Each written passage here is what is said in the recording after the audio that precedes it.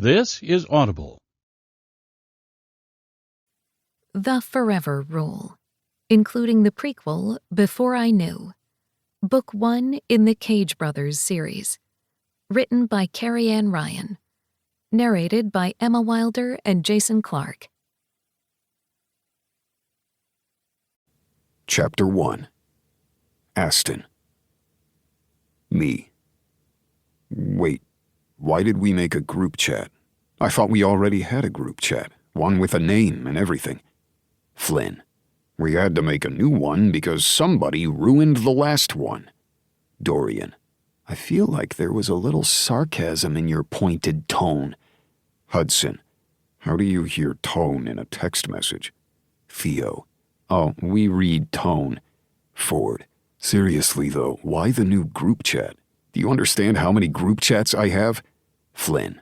It's not our fault that you decided to marry two people who had large families. Hudson. Greer's is a large family with 3 brothers and a bunch of spouses. Noah's family?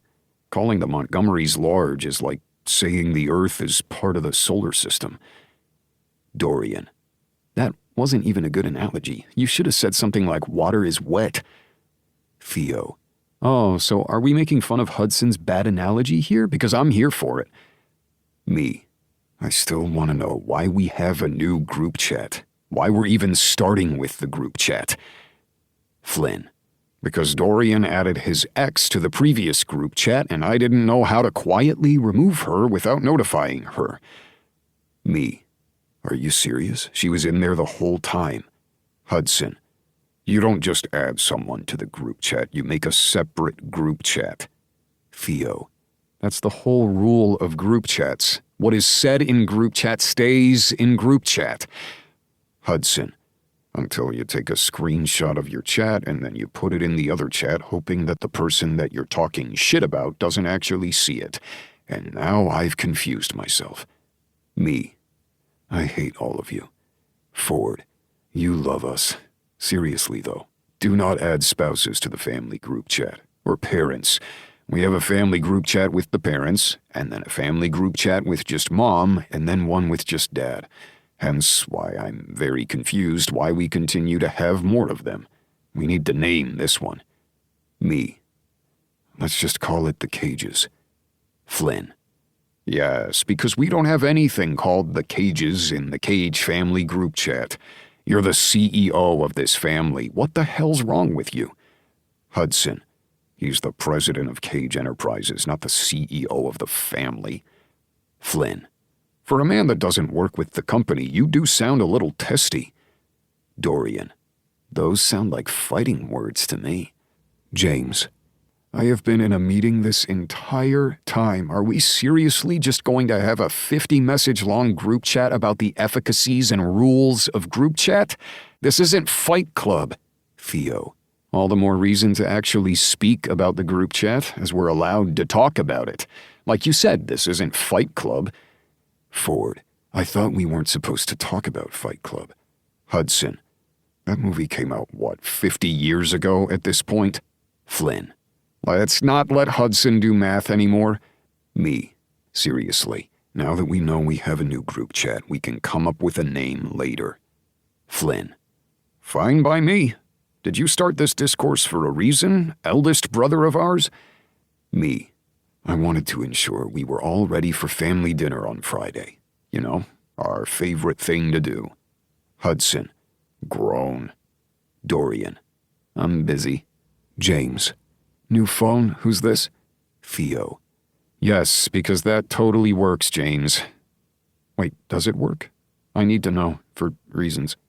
Ford. I will probably have dinner with the Montgomerys. In fact, I'll make sure I'll have dinner with the Montgomerys. Me. Dad won't be there. He's on a work trip. Theo. I'm in. Hudson. Friday night at 6 again? Dorian. I might not make it until 6:30. James. I'll be there. We can hitch a ride together, Flynn. Flynn. What if I have a date? Dorian. You guys, I can't laugh so hard that I pee myself in public. Flynn, a date. Flynn. Your urinary tract problems aren't my problems. Ford, I might have a Montgomery dinner, but I'm going to try to make it. Me, dinner is at 7, drinks begin at 6. I suppose it's my turn to host, unless we'd like to go to the Teal Door. Theo, do not ruin my restaurant with a family dinner that will surely be loud and rowdy. James, we are elite businessmen. We are not rowdy. Dorian, I'd rather go to the restaurant. Theo, you are not allowed to date any more of my waitresses. One quit already. Me, Dorian, what the hell did you do? Dorian, I didn't do anything. Laura said she was moving to be near her mom because she got sick. I may like women, but I don't fuck with them. Hudson, sure, Dorian, whatever you say. Dorian, I'm offended. Theo, you really aren't. James, you really, really aren't. Me, we'll pick the place soon. But Theo, is it okay if we use your place instead? I'd rather not have to deal with a caterer. I could cook, but I don't have time. Theo, fine. However, just know I'm going to charge you out the ass. Me, charge the company. Dorian, wait, you're not even going to cook for us, Aston? Me, I'm not in the mood to search for a middle finger emoji. Flynn, my God, how old are you? James, we don't ask those types of questions. Unknown number. Hello? Do you know how to exit a group chat? Not that this hasn't been enlightening, but I don't think I'm supposed to be here. I leaned back and stared at my phone as if it were a snake ready to strike. I did not recognize the number. It wasn't Dorian's ex, and now I was wondering why we had a complete stranger in our family group chat. Damn it. I picked up the phone as soon as it rang, Flynn's name appearing on the screen. Do you know who that is? Flynn asked, his voice sounding slightly panicked. Is it weird that I hope it's someone that Dorian met and accidentally put her number in? Because having it be a complete stranger would be worse. At least we hadn't shared company and family issues with the chat. So far. We don't know if it's a her. That was true. We didn't know if it was a her. And here I was, acting as if it could be. Weird. Hell, no one else is texting, so they're probably waiting for me to handle it, I ask, pinching the bridge of my nose. Sounds about right. But you are the big brother. It's what you're used to. Handle it. At least we didn't discuss company secrets. No, we just said our names often enough that now someone has our numbers. Hopefully it's not the press. Or a rival. Fuck. I could practically see Flynn pace his office. We weren't working in the same building today. Flynn was off in the small town that we had purchased over 2 generations ago, while I was in our high-rise in the city of Denver. I liked running Cage Enterprises. Our grandfather, and later our father, had built it from the ground up, and while they had made some questionable business choices along the way, we had changed the game. We worked with gaining financing and worked with ethical and environmentally friendly building. Hence why we worked with Ford's family, the Montgomerys, so often. We worked with real estate development, small business backers, and environmental research, meaning we had way too many NDAs to begin with, and people were constantly trying to reach us. And now we were adding random people to group chats. Again, the group chat went completely silent, and I copied the person's number before starting a new chat. Me. Sorry about that. Wrong number, I assume? The 3 little dots flared for a moment before they went away, and I had to hope that that was for the best. Unknown number. I wouldn't know. You're the one now texting me outside the group chat. Where did you get my number? I studied the number, then quickly went through my contacts and cursed under my breath. It was 1 away from Dorian's, meaning when Flynn had made the group chat, he had somehow typed in Dorian's number, which didn't make any sense to me because you could just go through the contact list. I quickly called up Flynn again. How did you make the group chat? My phone was giving me problems, so I just typed in everyone's numbers. I have them all memorized. I rolled my eyes. Of course you do, but you added one more you shouldn't have. Flynn cursed under his breath. Apparently I was tired. Apparently I have to clean up your messes. It's a chat. We'll delete it. Breathe. I rolled my eyes at the fact that it was Flynn telling me to calm down. That was rich. You were the one panicking before, because now this person has our numbers, our names, and where we'll be on Friday. Yes, because she could be a sniper. We've just alerted our own demise where we'll be. It'll make it easy for them, but hopefully I'll have wine beforehand. I hate when you get all quick-witted after you're done panicking, because you know I'll handle it. It's like you know me. Gotta go. Meeting's starting. I sighed, then gestured for James to come in as he walked across my office and set down a stack of papers. He raised a brow, and I sighed, gesturing toward the phone. I'll handle it. It's not anything to handle, but I'll see you soon. Yeah, you will. I liked the fact that James and Flynn worked with me. I didn't feel like I was constantly searching to find my large family. I had way too many brothers to count. Okay, I had 6 brothers, with Flynn and Hudson as twins. Ford was the youngest, and I was the oldest. And yet Ford was the one who was married and happy and settling in his life. The rest of us were figuring out what we wanted. That was fine, though. It wasn't as if my end of days were here, but I was busy with work. Far too busy to deal with something like a relationship. Flynn and James worked hours just as long as I did. And I knew Theo, as a chef and a restaurant owner, worked off hours to the point that we rarely got to see him. Dorian was on the same hours as Theo since he owned a bar and grill that went for high-class clientele, even though the place was called The Cage, of all things. I rolled my eyes at that. Hudson and Ford were the only two that really didn't work for the company anymore, with Ford working for a security company that he owned with his spouse and his spouse's family, and Hudson painting for a living. It was odd to think that there was even an artist in our family, since it wasn't something that our father had really subscribed to. But Hudson had always gone his own way. After all, he had done his stint in the army, spending far too many years overseas where we couldn't get a hold of him. But now we were all here, doing something as casual as family dinner, and apparently had just invited this stranger. Me. We're sorry for bothering you. You can just remove yourself from the group chat by hitting the information button. Unknown number. I should have thought of that. Sorry, it's been a long day. But you guys sound hilarious. Brothers, I take it? I frowned, wondering why this person wanted the information and why I wanted to answer. Me. Yes.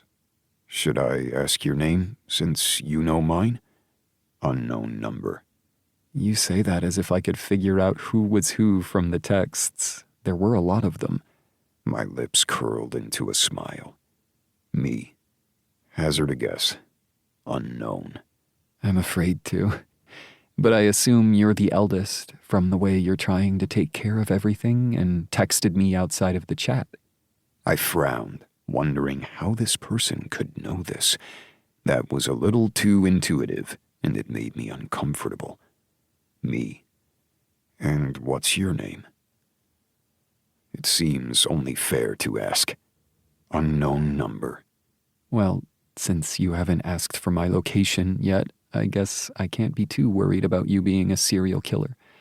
Me. I feel like I should be the one worried. Blakely. My name's Blakely.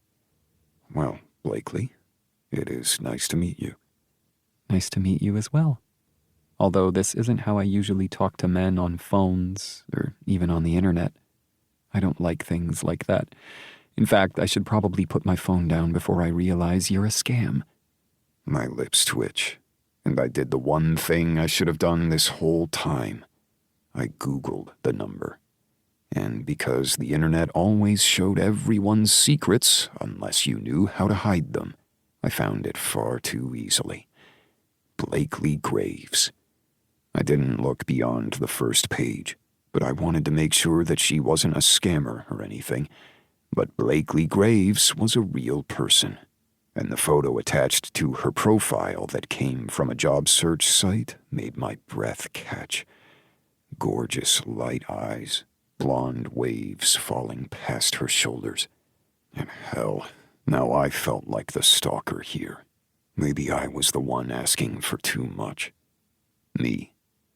Anyway, I have to get back to work, but sorry for interrupting your day. Blakely. I've had a long and tedious day, so thanks for making me laugh. And you should totally cook for them, not just do catering. At least one time. I rolled my eyes. Me. Did you see how many of them there are? No thanks. Plus, I don't want to poison them. Blakely. Good to know. Have a good day, and I'll remove myself. I looked at the chat and saw the notification that she had indeed removed herself from the chat. I didn't know why I felt a little sad about it, but I ignored it, and ignored the rest of the group chat as the brothers continued to talk now that they felt a bit safer after she left. Instead, I went back to work, my gaze looking at my phone every once in a while. I didn't want her to text back. I didn't even know this person. I was just a little too tired. I had been working too many long hours and knew the chaos was because I was trying to clean up a few messes my father had set to the side when he decided to retire. He was good at that, making big promises and working on a few of them so they shone and then letting everything else fall by the wayside. And I cleaned them up, along with Flynn and the others, but it was mostly me. And it wasn't as if Mom wanted anything to do with the company or anything that came along with owning the town, because the cages didn't just work in downtowns and across the world in high-rises. No, we owned a whole town, one in the mountains of Colorado that was just for the cages. I had always thought as a child it was fun to have a town named after us, the one that held our legacy. I just hadn't realized how much paperwork came with such an accolade, because we were not small-town people. At least, I didn't think so. My brothers, on the other hand, they fit in a little bit more. Me, though? I needed my suit and tie and martini. I wanted my Mercedes and not the off-roader. I didn't want to deal with snow where we also had to be the ones who plowed. I had too many other things on my mind. Didn't that make me sound like a pompous ass? I picked up my phone again, knowing I was distracted. Me. So do you think it's going to snow tomorrow? I set down the phone again, wondering why I was even asking. It was ridiculous, but I couldn't get those eyes out of my head. Blakely. Probably.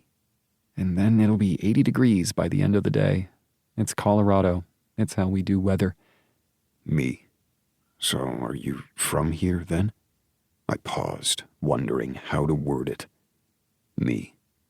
You have a Colorado number, so I just assumed you were local. But that doesn't mean anything anymore because we all have cell phones all over the world. Blakely. As soon as I typed my response, I realized the same thing. I don't even know why I replied. But no, I'm from here, born and bred. I wouldn't know where west is if I left. I need the mountains. As the Rocky Mountains in Denver were always on the west, you always knew where north was. It did help with directions. Me. I got lost when I was in central Pennsylvania once. We were in a valley and I couldn't figure out where north was. It didn't help that it was overcast and I couldn't see the sun. Blakely. You know our phones have compasses on them and GPS. Yes, but I couldn't look down when I was driving, and I couldn't figure out the rental car. It was a thing. Now I felt embarrassed, like an idiot for even saying anything. I ran a multi-million-dollar corporation and several businesses, and I couldn't figure out a rental car. Or at least that one day had been a nightmare. I never showed weakness. That's how people took advantage of you. But apparently it was easy to do so over a single chat where neither of you knew the other in real life. Blakely. No, it's okay. I'm the same way. I have to get into a meeting, though, okay? Talk to you later. Or not, since we're strangers. I smiled then, typing right back. Me. Talk to you later. But we didn't. At least, not that night.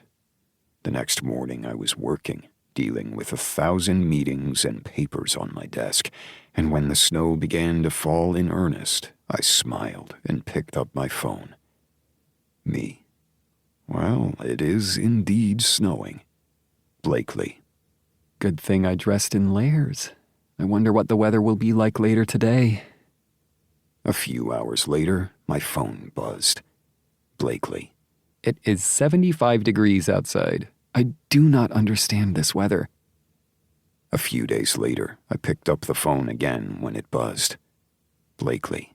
Did you see that score last night? Me. Only a few glimpses of it. I didn't see the last save. The Avs are my team for a reason. Well, brand loyalty helps, although I used to be a Penguins fan as well. I can't believe you just said that.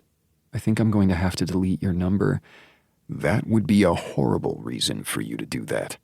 Okay, true, but tell me you're at least a Broncos fan. I can neither confirm nor deny, but I do like going to the games. We had box seats for the Avs as well, but I only got to go to those when we had to bring in partners and clients. I rarely got to enjoy myself with things like going to games and having fun. Maybe I did need a weekend out in the town. Cage Lake had a little inn where you could rest and relax, though Flynn was the only one of us who had stayed there as of yet. The Cages owned the resort and many of the buildings in town, but we didn't tend to live there. We each had homes along the lake, though, so I could just head there. Though I knew Flynn was renting his out right now. Maybe I needed a break. Maybe I needed to go to a game. The next day, I was the one who texted first. Me. Did you see that game? Blakely. No, I missed it. Deadline. I didn't know what she did for a living, nor was I sure she knew that I was Aston Cage. It wasn't that I was famous or anything, but in certain circles, people knew who our family was. That's why we were always careful about who we let in. Dorian may have played around, but he was still damn careful. Hence why a group chat could change things. Me. It was a good game. I wish I could have gone. Blakely. Maybe someday. The next day, I texted again. Me. Let's meet for coffee. I hadn't even realized I was typing it until the bubble exclaimed it was sent and there was no going back. I just wanted to know who this woman was. I could have Googled more. I could have asked someone to look into her. The information was at my fingertips, but I couldn't get past my curiosity about the woman who made me laugh with just a few text messages. Blakely. I'm still not sure you're not a serial killer. I grinned, grateful she was at least a little cautious. I sure as hell wasn't right then. Me. Public place and all. I promise I won't take you to a secondary location. I wasn't sure if that sounded creepy or like a come-on, but when she gave me a laughing emoji, my shoulders relaxed. Blakely. I shouldn't. Me. We should do it anyway. Blakely. Okay, that sounds like a good argument. I straightened in my chair, my hand tightening around my phone. Me. Okay then. Tomorrow? Just coffee, no murder. Blakely. Okay, I can do that. Not the murder thing. Although, all I know about you is that you live in Colorado. You could be hours away. Me. Meet me at Taboo. Do you know that place? It's downtown. I could see the chat bubble light up again before she answered. Blakely. I know the place. And I work downtown. Coincidence. Yeah, coincidence. Or maybe she was a serial killer. I had a date with a wrong number. And I didn't want to be wrong about this. Chapter 2. Blakely. I'm definitely going to be murdered, right? I asked as I paced my bedroom. My best friend Isabella stared at her phone while perched on the edge of my bed, her legs crossed and a small frown on her face. When she didn't say anything, I cleared my throat and asked again, "Am I really going to get murdered if I do this?" Isabella put down her phone and looked up at me, a small smile playing on her face now. I had known Isabella for years, and she was one of my best friends. She was also one of the most beautiful people I knew. Her whole family was, if I were honest.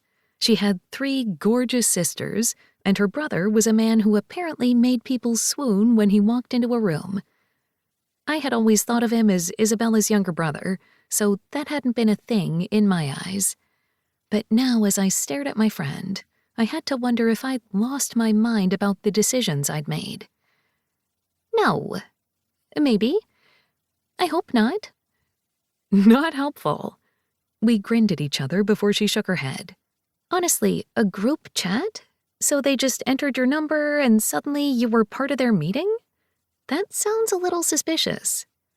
I know, right? But it does happen. You've heard of it happening. There was that whole viral moment where a grandma texted the wrong person inviting him to Thanksgiving, and then it turned into this heartwarming thing. I remember that. It's just all that happened with a group chat. You usually have to add contacts. Maybe he typed it in. Who knows? But I was in there, and all of the people sounded like they were joking around, and they were a family who cared about each other. A real family with sarcasm as their love language. And so the real family is why you're going to go on this coffee date? I ran my hands down my dove gray slacks and immediately went to take them off, knowing I needed to wear something different. Maybe a skirt. Yes, a skirt would be good. Are you getting naked for me for a reason? Isabella asked, and I flipped her off before putting my pants back on. I was thinking about wearing a skirt, but then that seemed a little too forward. You mean one of your A-line pencil skirts? No, that wouldn't be too forward. And we're going to be late and hit every ounce of rush hour if you don't make a decision. You look gorgeous, Blakely. Live in it. Be in it. I held back a smile since she sounded like the trainer in the classic Miss Congeniality. Thank you for coming over. I know you're busy and you don't have time to deal with my insecurities and the fact that I'm going on a blind date with a man I'm randomly texting about the weather and Avalanche games. I still can't believe he said he was a Penguins fan. Isabella held up her hand. It's okay. We all have a thing for Crosby. I gave her a wry smile as I met her reflection in the mirror. I'm sure there are other guys on the team you know. My best friend shrugged. Well, I don't really pay attention to them unless they are my team. It's not like I have time. You work more hours than I do. Maybe, but it's what I do. It's life. Now, you look wonderful for work and for a simple coffee. I like Taboo. They have great sandwiches and I go in for a different type of coffee every time. They seem to fit my moods. It's a little creepy, actually. I'm going to a creepy coffee place to meet a serial killer, I blurted, and Isabella let out a deep breath, calming herself while I did the same. She knew I was on a downward spiral, and I needed to lift myself out of it if there was any way for me to make it through the day. You've been to Taboo. You like their coffee. You also like the look of the very hot tattoo artist next door. I bit my lip and inhaled before letting out a long breath. That is true. And there's a bookstore that I love nearby. In fact, I love that whole street. It's like a little oasis in the middle of downtown. This is fine. It's just coffee. It's a public space. Do you know his name? She asked. I froze, realizing that I didn't. That seemed like a little oversight, and yet I knew it was for a reason. Being strangers in a text chain was easier to lean into than knowing who this man was. However, I was about to meet him. I don't even know what he looks like. I'm just going to meet some guy holding a phone in a coffee shop. I could sit next to anyone. This is so unlike me. Just Google his phone number and figure out who it is. Isabella reached for my phone, and I snatched it back, feeling a little protective of it. When she raised her brows, I winced. I don't know if I want to know. What are you worried about? That he is married? Someone you know? A 90-year-old man? I put my face in my hand and groaned. This is ridiculous. I should just look up his number. You should have done it weeks ago. However, I did what I should and typed the number into my search engine. Do you really have it memorized? Isabella asked, and I tried to ignore the humor in her tone. I didn't look at her face, my cheeks burning. We've been talking. It's been nice. And I've been looking at the number instead of a name because I couldn't add him to my contacts. Yet everything changed with a single page load on my browser. I shouldn't have been surprised that the world was a little ironic, because as soon as the page loaded, I stood in my room, mouth agape as Isabella sucked in a breath. Aston Cage? I blurted, my voice going high-pitched. Aston Cage, of the Cage family? Cage Enterprises? Your voice is getting a little high-pitched. My hands gripped my phone so tightly my knuckles went white. It should be Aston Cage. I know this man. Isabella's eyes shot up to mine. You've met him before? I shook my head. No, my boss just hates him, because a lot of times we go for the same developments and they win. Because the Cages are a little savvier than your boss. You know that. That's why you work for your boss. You're always fixing everything he messes up. I held up my hand. I don't have time to worry too much about that. But look at him. Look at him. I held up my phone to her and waved it around. What am I supposed to be looking at? He looks like a dude, with hair, that seems to be a little dark. Sometimes he has a beard in these photos, sometimes not. And he looks to do a lot of galas. That sounds boring. I turned the phone back to me and scrolled, realizing that he was indeed on the arm of a different woman in practically each one. Gorgeous, statuesque women and a variety of color of dresses. All for galas. Oh, this is so stupid. This is Aston Cage. That means I was in the group chat of the Cage family. They aren't gods, though your boss would have loved that. My gaze shot to hers. He can never find out. No wonder they all ghosted the chat right before I left. They had to be freaking out. It's not like they're going to divulge family and business secrets in a group chat. At least I would hope not. They seem smarter than that. But it's Aston Cage. Is he a playboy or something? I'm an accountant. I don't know these things, Isabella said with a sigh. You're a brilliant accountant, and no, I don't think so. Maybe. That doesn't matter. He's gorgeous. He's a man. I laughed at that, shaking my head. Maybe you're the one who needs to go out and meet somebody. The next time I get added to a family group chat, maybe I will. But I have enough in my life to deal with, especially because we're going to be late. Now go to this coffee thing. Let one of us live a little. You're going to be fine. I can't believe you, of all people, are the one pushing me into this. I'm living vicariously through you. Your job is more fun, your life is more fun, and you're going to meet a CEO who could take over the world. I don't see the problem here. I see a very big problem here. What's the worst that can happen? She asked, sounding so much unlike Isabella, I was afraid we had somehow switched places. Are you kidding me right now? I have your phone tracked, and I'll put an AirTag on you. I'll know where you are at all times. That sounds a little more like the real Isabella, I said with a laugh as I hugged her tightly. She patted my back and then pushed off me. Now let's go. I'm not in the mood to deal with assholes on the highway, which is every day. Thank you for getting here before the sun even rose. It's because I love you, and I needed to make sure that our tracking is going well. I laughed at her, and we made our way to our respective jobs, that tension riding the back of my mind the entire time. Work seemed to go at a slog all day. I enjoyed my job. I enjoyed strengthening businesses and figuring out which player was best for which position. But my boss of Howard Enterprises didn't play well with my ideas. But it was my job to make sure that we didn't go under and break the rules. I wasn't a CEO. I wasn't a CFO. I was someone who had to have my hands in 1,000 pots at once. And I enjoyed it.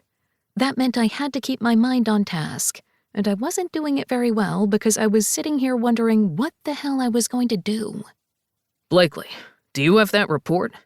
Mr. Howard said from my doorway, and I smiled at him. The man didn't specify which report and could have just emailed me. He didn't have to walk across the office just to ask me about a report that was probably already in his inbox and printed out in triplicate because that's how he liked things. Who needed to save trees? Which report? I asked. He scowled at me, and I knew that was probably the wrong thing to say. You know, the report, the one I've been waiting on. It should be in your inbox.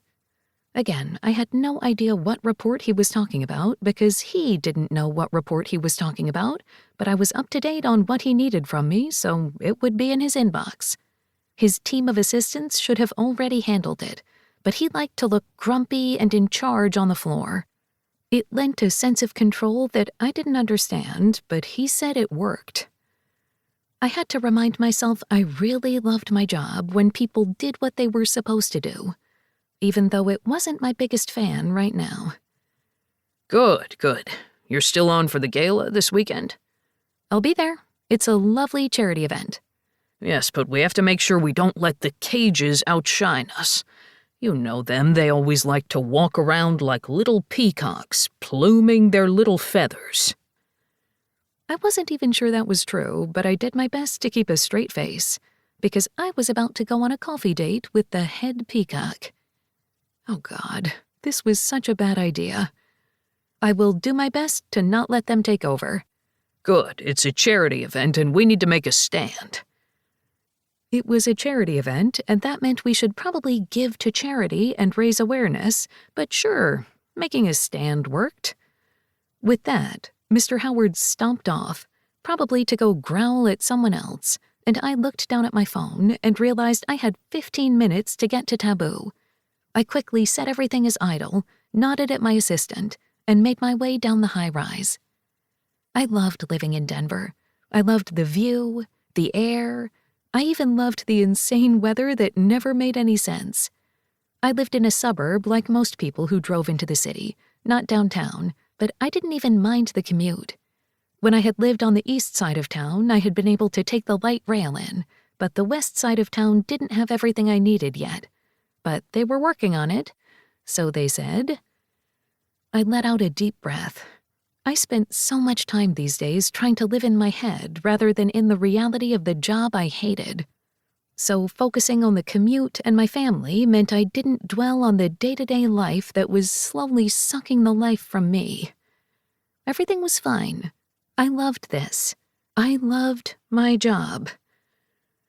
The fact that I kept having to say that worried me, but it was a dream job. I sort of made it up as I went along and excelled in a business that stressed me out, when the powers that be allowed me. And now I was meeting with my boss's rival. This was going to go lovely. But he didn't know who I was. Unless he Googled my number like I should have done this whole time. That seemed like a very big lapse in judgment. I walked the 2 blocks toward the center of town and finally made my way to the main street that I loved. There were little cafes and small businesses everywhere. Nothing looked too commercialized or downtrodden. People seemed to like each other on this particular street. It was always surprising, since most of the time people tended to ignore each other. Taboo had been located here since before I started working, and probably years before that. I loved the coffee and the pastries and needed to come down here for sandwiches more often, but I ate at my desk more than I should. I looked down at my gray pants and soft pink top and realized I looked like a business professional, not someone off to get afternoon coffee with a man I didn't even know. Except for the fact I knew his name and what he looked like. This was insane. "Get over it, Blakely. It's a cup of coffee," I muttered to myself before opening the door to walk in. There could have been tables around or even cute decorations. There could have been 1,000 people in there begging for coffee and pastries, but I didn't see them. Instead, I only saw him. Aston Cage. All 6-foot-something of him in a dark gray suit that fit him to a T, clearly bespoke or tailored perfectly for him. His piercing blue eyes caught me in a web, and I couldn't stop looking at him. He was built, broad-shouldered, but it narrowed down at the waist, so almost like a swimmer's body. His hair was dark, longer on the top than the sides, and perfectly coiffed as if he spent far too long in the mirror. Or maybe he just woke up like that. Perfect and amazing. Somebody bumped into me, and I moved to the side, realizing that I was blocking the door. "I'm sorry." "It's okay. If I had someone looking at me like that, I'd stand there too," the stranger said before she waved her fingers at me and him and moved back. I moved to the side then as Aston came forward. "Hi," I whispered. "Hi," he said right back, his voice deep, intoxicating. What was with this? We hadn't even said anything. When his lips quirked into a smile, I blinked, telling myself to snap out of it. "I see you also Googled me," he said softly. "I'm sorry. Hi, I'm Blakely," I said, awkwardly holding out my hand. Aston looked down at it, that smile still on his face, and slid his hand over mine. "Aston, can I get you a cup of coffee?" "That would be lovely," I said with a laugh, and then he did the silliest and most attractive thing ever and lifted my hand to his lips, and I knew there was a problem. "Oh, wow," another woman said as she walked by, fanning herself. I blushed and took my hand back. "Now that I'm done making a scene, I'd love coffee, though I am more of a latte girl." "We can do a latte." "Should I ask if you do this often?" "I feel like I should ask if you do this often." "I have never asked a wrong number out for coffee before, though I have been here before. Not with another woman, though." "Oh, that's good." "It is." We ordered our coffees, talking of weather and sports like we were good at, and I had to wonder if we would talk about anything else. But it was just coffee, after all. The place was full, so we ended up sitting outside at a little table, nerves running through me. "So, I would ask what you do, but I sort of know what you do." "My brother who works in security would probably want to know if you knew that before you Googled me." I blinked. As in, I somehow entered myself into your life through a random text message? Like, I'm the one who typed it in? "That's what he would want to know. I assumed that you didn't somehow secretly break into my other brother's house to type in your phone number." My lips quirked, my shoulders immediately relaxing. Yes, it was all an accident. And I actually didn't Google your name until this morning. Heat crossed my cheeks, and Aston leaned back and blinked at me. "Really? So you didn't know my name this whole time?" "It was an oversight. But you didn't ask why." "Because I Googled you that day," he mumbled, looking a little contrite. "Should I have waited?" "No, you were the smarter one. Plus, you have the whole family business you need to protect. But I'm not going to be a danger to any of that." Though I did work for a man who hated him. However, that wasn't going to be a problem. This was just coffee, and Mr. Howard didn't care. They ran in different circles, after all. I feel like I really should have asked your name. "Maybe, but it was fun figuring out who you were just through text messages. I mean, I know that you don't like the Penguins." I rolled my eyes. "I don't not like them, but you have to have loyalty. You're from here." "I am, but sometimes I travel, and I can't get to an Avs game or a Broncos game." "That is true, and honestly, I have no idea how you even got time away to have lunch today. You have to be too busy to have coffee today. What I know of your business is insane. You guys do so much." He shrugged, tapping his finger on his mug. True, and I have a good team and family that works with me. However, I'm allowed to have coffee with a beautiful woman. I rolled my eyes. That's a lie. It is not. I'm sorry to say, but you are beautiful. Well, I could say the same to you, but I'm pretty sure the two women that literally swooned next to you while we were talking in there answered that for both of us. He snorted and finished his coffee. I can't say that happens often. No, you just don't notice it. So you didn't notice the man looking at you? I only noticed you.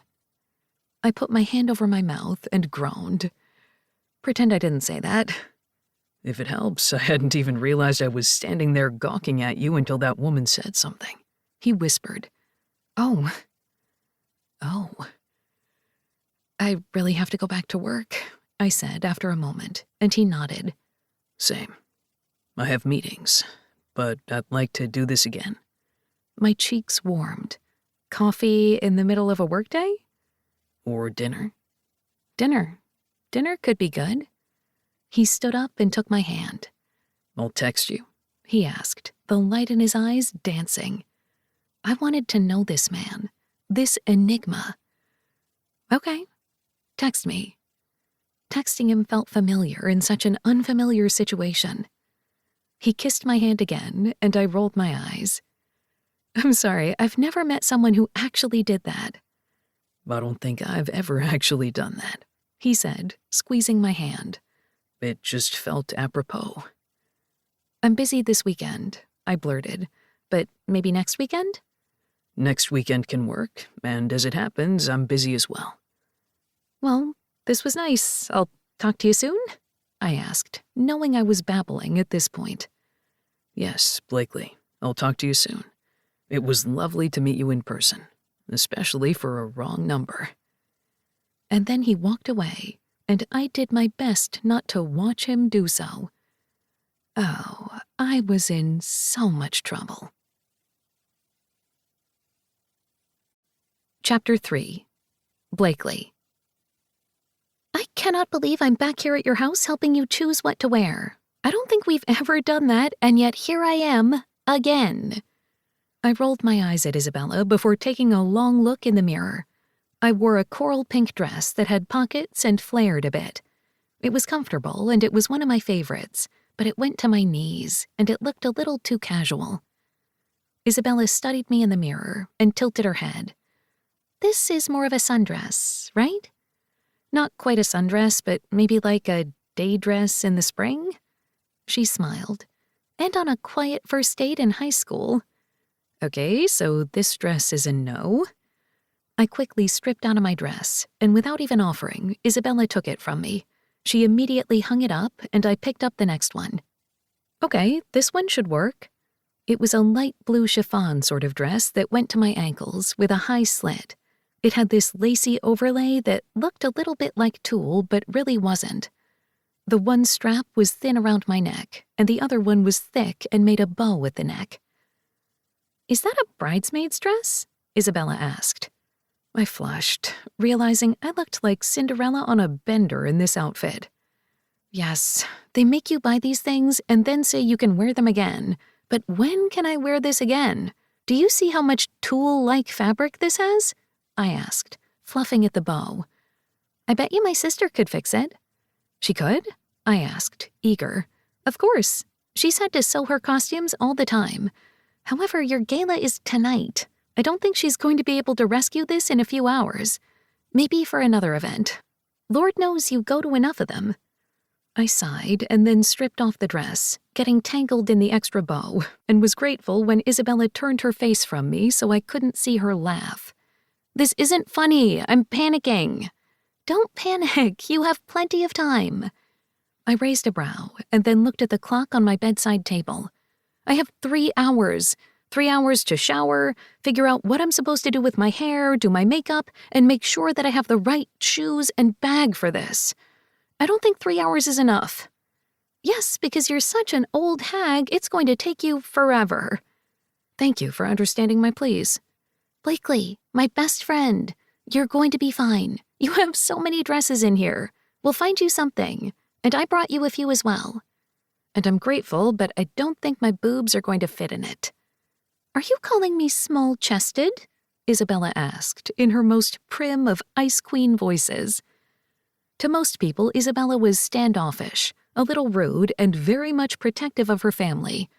She was literally called the Ice Queen by people at her job, and straight to her face. They didn't even bother to whisper the nicknames behind her back. However, my best friend reveled in it, because it kept people at a safe distance, and they treated her with respect at work. Maybe a little fear, maybe a little reverence, but respect. I didn't mind that about her, and found it more real and endearing than anything. "Okay, what about this one?" I asked, picking up an A-line sage green dress. "Now, the slit's too high, and I think there's a stain on it. Damn it, I thought I went to the dry cleaners with this. Maybe I forgot? Maybe. You are busier than me most days." I crossed my eyes, a little annoyed. I have to remind myself that I like my job, but some days it's so hard. "You don't like your job. You like what you're doing, and you just don't like the place of business. Hence why you had to work late today even though your boss wasn't there and everyone's expecting you to be there tonight, all dressed up and fancy-free." "What does fancy-free mean?" I asked, staring at her in the mirror as I held up my stained sage dress. "I'm not sure. Let me look it up." "Oh, good. We can get lost in this. We can forget that I have to meet with humans tonight." "You're great meeting with humans. I mean, you're always so personable and everyone likes seeing you. Don't stress. You've got this." "I have to go and schmooze so that way the boss can get more clients." "That's what these events are for. But you've got this. We'll find you something to wear. You're beautiful, you have things to work with, and like I said, you're not too much of an old hag." Seriously, the love I feel from you, I don't think I can hold back my yearning. One day we'll finally take each other wildly in the barn and no one will know our secrets. We met gazes before each bursting out in laughter, and she handed me a soft pink dress. "What's this one?" I asked. "It's mine, and it might not fit you in the boobs, mostly because you have a lot more than me." "You're no slack there," I teased. "You can talk all about them in the barn later," she whispered, wiggling her eyebrows. "It's beautiful," I whispered, holding up the soft pink dress that would flow down to my ankles, barely brushing the floor if I wore the right heels. "I've never seen you in this." "I bought it for an event I never went to, so it's just been sitting in my closet. I should have given it to one of my sisters since I figured they would wear it more than me, but I just haven't. So I get to give it to you, my other sister." Calling me your sister after saying you'll take me in the barn adds a whole new level to our fanfiction. She cringed and gestured for me to try it on. "Let's see how it is on you, hag." I flipped her off, even as I began to slide on the dress. It fit perfectly at the waist, a heart-shaped neckline that accentuated my breasts. It had tiny straps that held the dress up, and for that I was grateful. "Well, it seems the dress was meant for you," she whispered. I met her gaze in the mirror and swallowed hard. "It's gorgeous, but I don't want to take away the first time you ever wear it." "It didn't look as good on me. We have different coloring. Honestly, no, it should just be yours. I might have to take the sage green dress, though, and see if I can get out the stain." "You don't have to do that. It's my nemesis. Now go take off that dress and take a shower." "Oh, I thought you were asking me to take off the dress for other reasons." "We do not have time to learn all about our hidden places, Blakely. We have to get you ready for a gala. So do you think Mr. Cage will be there?" I tripped over my own 2 feet, and she raised a brow at me, and I shook my head. "I'm sure a Cage will be there. His family does own one of the largest corporations in the city." "I don't know too much about them, to be honest." "Well, they run in my circles, or at least in my boss's circles, and he hates them." "Really?" "I don't know why, but he always gets annoyingly growly about them and he wants to beat them." "So I take it you're not going to do lunch with him when he asks officially? Or dinner?" "My boss or Aston?" Isabella snorted. "Yes, Aston." "I don't know. He's only texted a hello, but we've been busy. Nothing more. Well, that's not fun. We have lives. I tried not to let the disappointment pepper my tone. He had said that he was busy all weekend, and so was I, hence this event. It wasn't like I wanted to continue to flirt over texts with him. I didn't even know if I was going to go out with him. Although it had already come up as something we were going to do, a week from now. Well, just have fun. And what will you do if he is there, though? She asked, her voice soft as I stripped and got into the shower. I let the hot water run over my body as I thought about what I would do, and I didn't have an answer. That should have worried me more than anything. I'll say hello and be cordial, but this is a work event. So socializing with the cages isn't in your repertoire? I washed my hair quickly, looking for more answers. He probably won't even be there. If he was, would he bring a date? I nearly slipped in the shower and glared at her as I looked around my shower curtain. Really? She winced. Sorry, I'm in a weird mood. Are you okay? I asked, worried. She waved me off and smiled. I'm just fine, promise. We were talking about you. If he's there, you should dance. You said there was a spark. And my boss would absolutely hate it. So a win-win, she teased. I shook my head. Not so much if I want to keep my job. He can't fire you for flirting with a cage. I'm sure he'd find a way about competing interests or just any other way. He's not a nice man. My contract was year by year, and though I was one of his best employees, I also outshone some of his yes men on occasion. I stood up to him, but there were always company politics. Therefore, we had a dance and charity gala this evening. None of the others on staff were required to go, but the boss wanted to show off his employee in a dress so he could show the world how modern he was.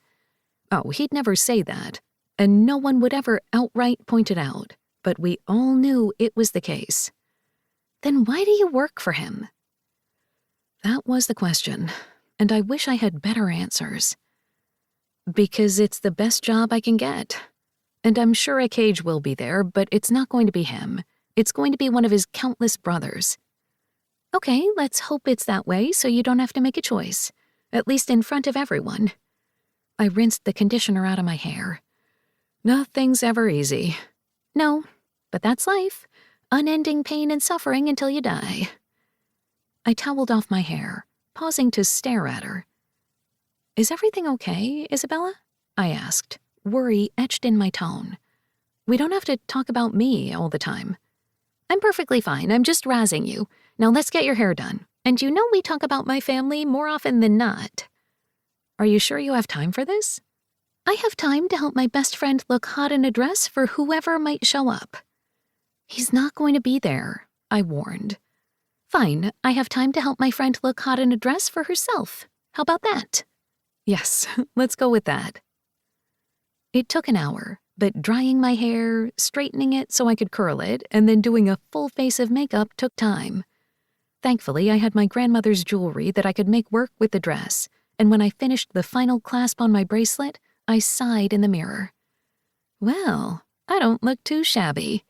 You look beautiful, and don't stain my dress. I thought that I was being gifted this and you were taking the sage one. She smiled far too sweetly. No, I'm just fixing the stain and we can share both dresses. How about that? You are a riot. I try. Now go knock 'em dead. Or at least try to win over clients. All in the name of finance, I said, sighing when Isabella rolled her eyes at me. I drove myself to the event because I was planning on only having one glass of champagne, if that. I didn't want to deal with a rideshare or wait on anyone else. Thankfully, there was a valet at the hotel, so I didn't have to find a way to park in this dress.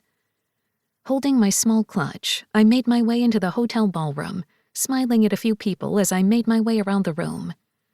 I saw a few familiar faces, though it was mostly strangers. When I caught the eyes of my boss's wife, she smiled softly at me and waved. I did not know how that sweet woman was married to that monster of a man, but then again, maybe he was only an asshole at work, and saved all his goodness for home.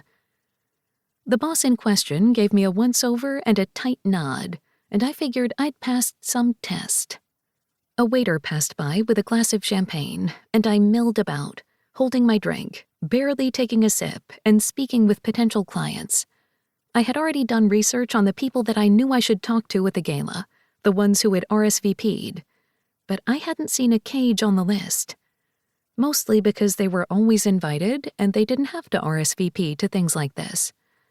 That wasn't ominous at all. Well, small world. It was indeed a small world. My hand squeezed on the stem of my champagne flute, and I turned around slowly to stare into the eyes of Aston Cage. "Oh, you're here." He tilted his head and gave me that smile, the one that made my thighs clench, and I had to count backward from 10 so I could catch my breath. Yes, I'm here.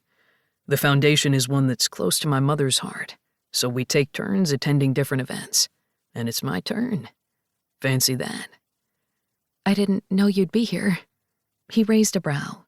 And I didn't know you'd be here. "Is it okay?" I shook my head.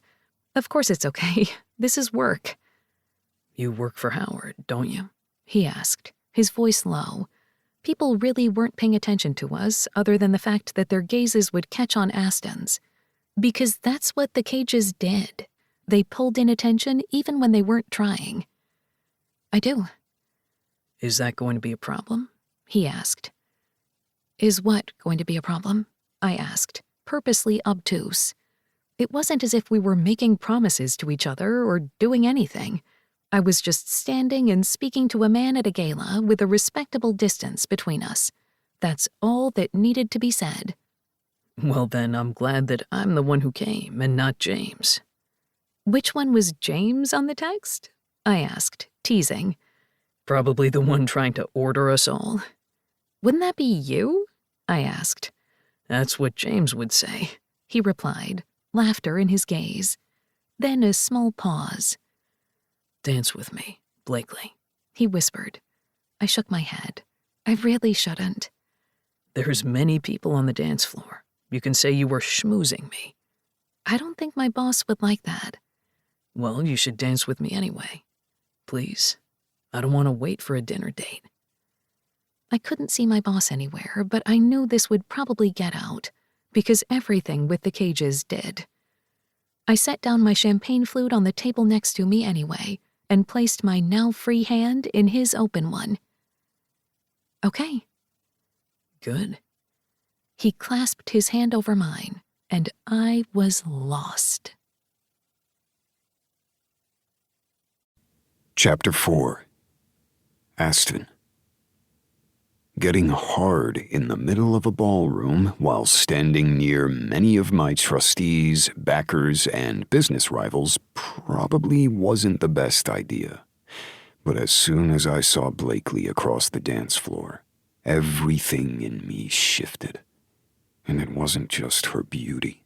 Those sharp cheekbones, those light eyes that shone underneath the soft lighting of the room. She'd even put her hair up in a half-do thing so it framed her face, but still looked elegant. I used to be better about knowing what those were called, or even what kind of dress she wore. It had been a long time since I had been with anyone, for that matter. But no, it wasn't any of what she looked like. It was the aura that seemed to surround her, and others could feel it too. She may not have even realized they did. They stopped what they were doing to glance over at her, as if they wanted to know her. She'd catch everyone's attention, whether it be to judge her or to admire her. Or, in my case, to barely hold back from falling down on my knees in front of her. And now she was mine, if only for this dance. So, I didn't realize this is what you would be doing this weekend, she said softly as we glided across the dance floor. She had her hand on my arm, her other clasping my own, and I smiled down at her. I hadn't done this much smiling since my brother's wedding, when they had all danced and partied and looked as if they actually were going to have a great time. It was a little odd to think I was doing so now. We try to represent the family. Are you the only one here? I shook my head before I looked over hers to see both of my brothers raising their brows. Flynn and James had curious expressions on their faces, nearly identical, even though neither one of them were the twins. It must be odd to see me dancing with someone, since I usually did not dance at these things. I smiled, spoke to those I needed to, did a speech if required, and wrote a check. I never got out on the dance floor when I came alone. And yet here I was, with Blakely, losing my mind. 2 of my brothers are here. They're behind you, staring at me and wondering why I'm dancing. You don't dance? You seem to be good at it.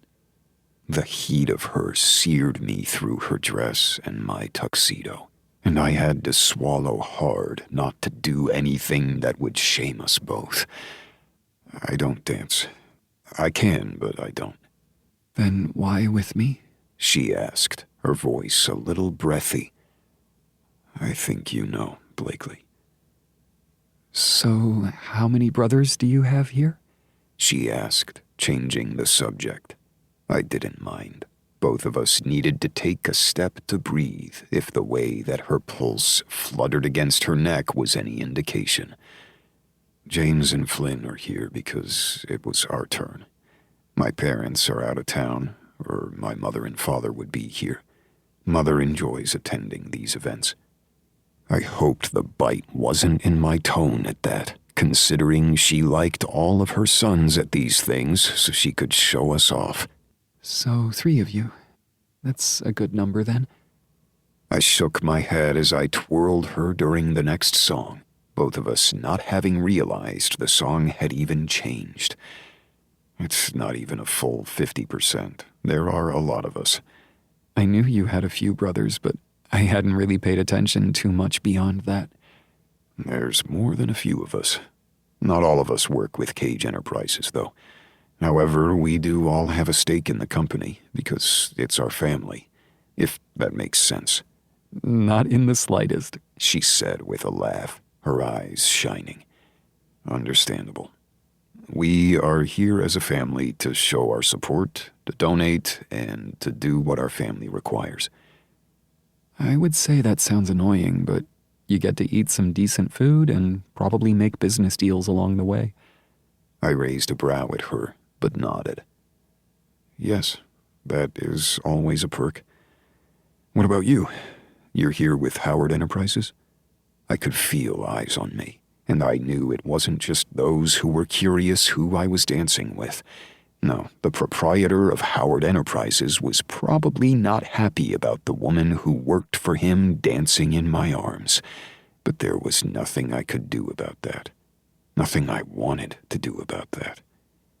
Yes, dancing with you is probably a mistake. He doesn't hate me that much, does he? I asked, honestly curious. No, I don't think so. I think he just wants to one-up you. So, does you dancing with me have anything to do with that? I asked, oddly curious.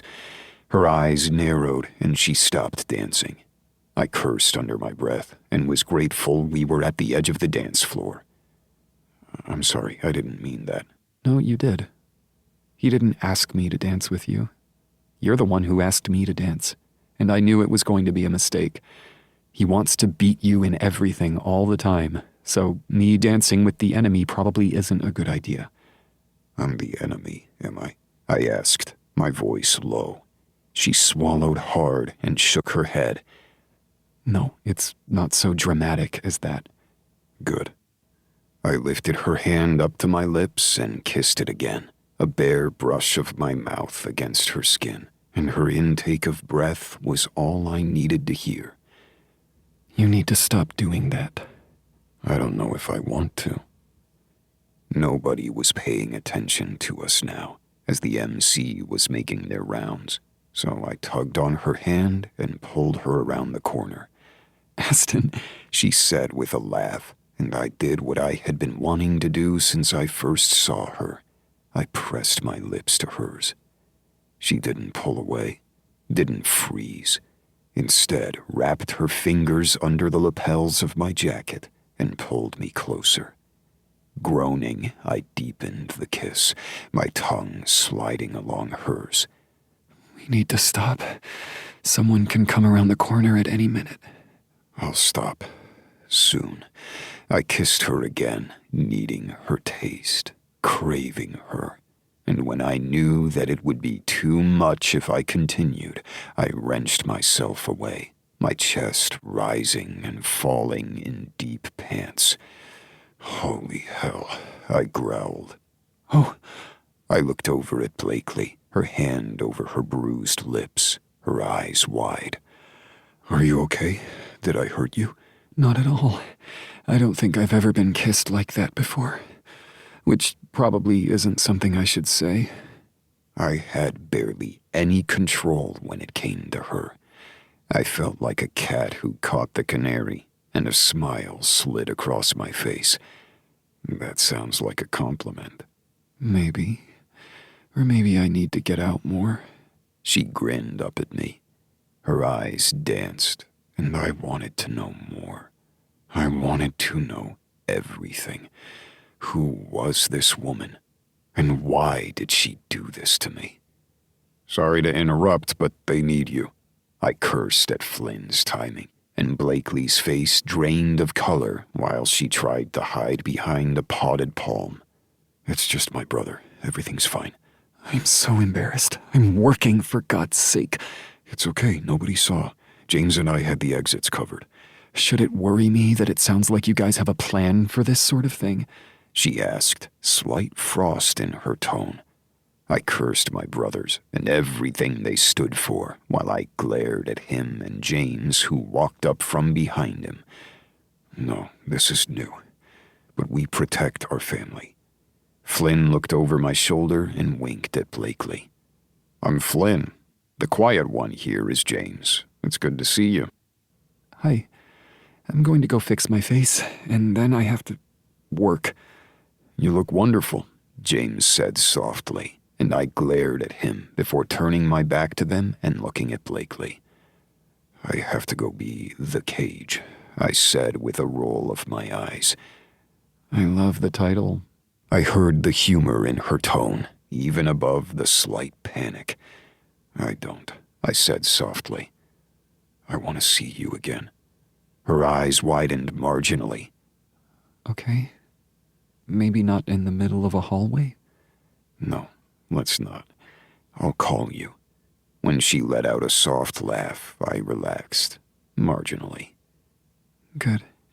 And then I'll have my wits about me. I need to go. Long before this. He really does, Flynn called out.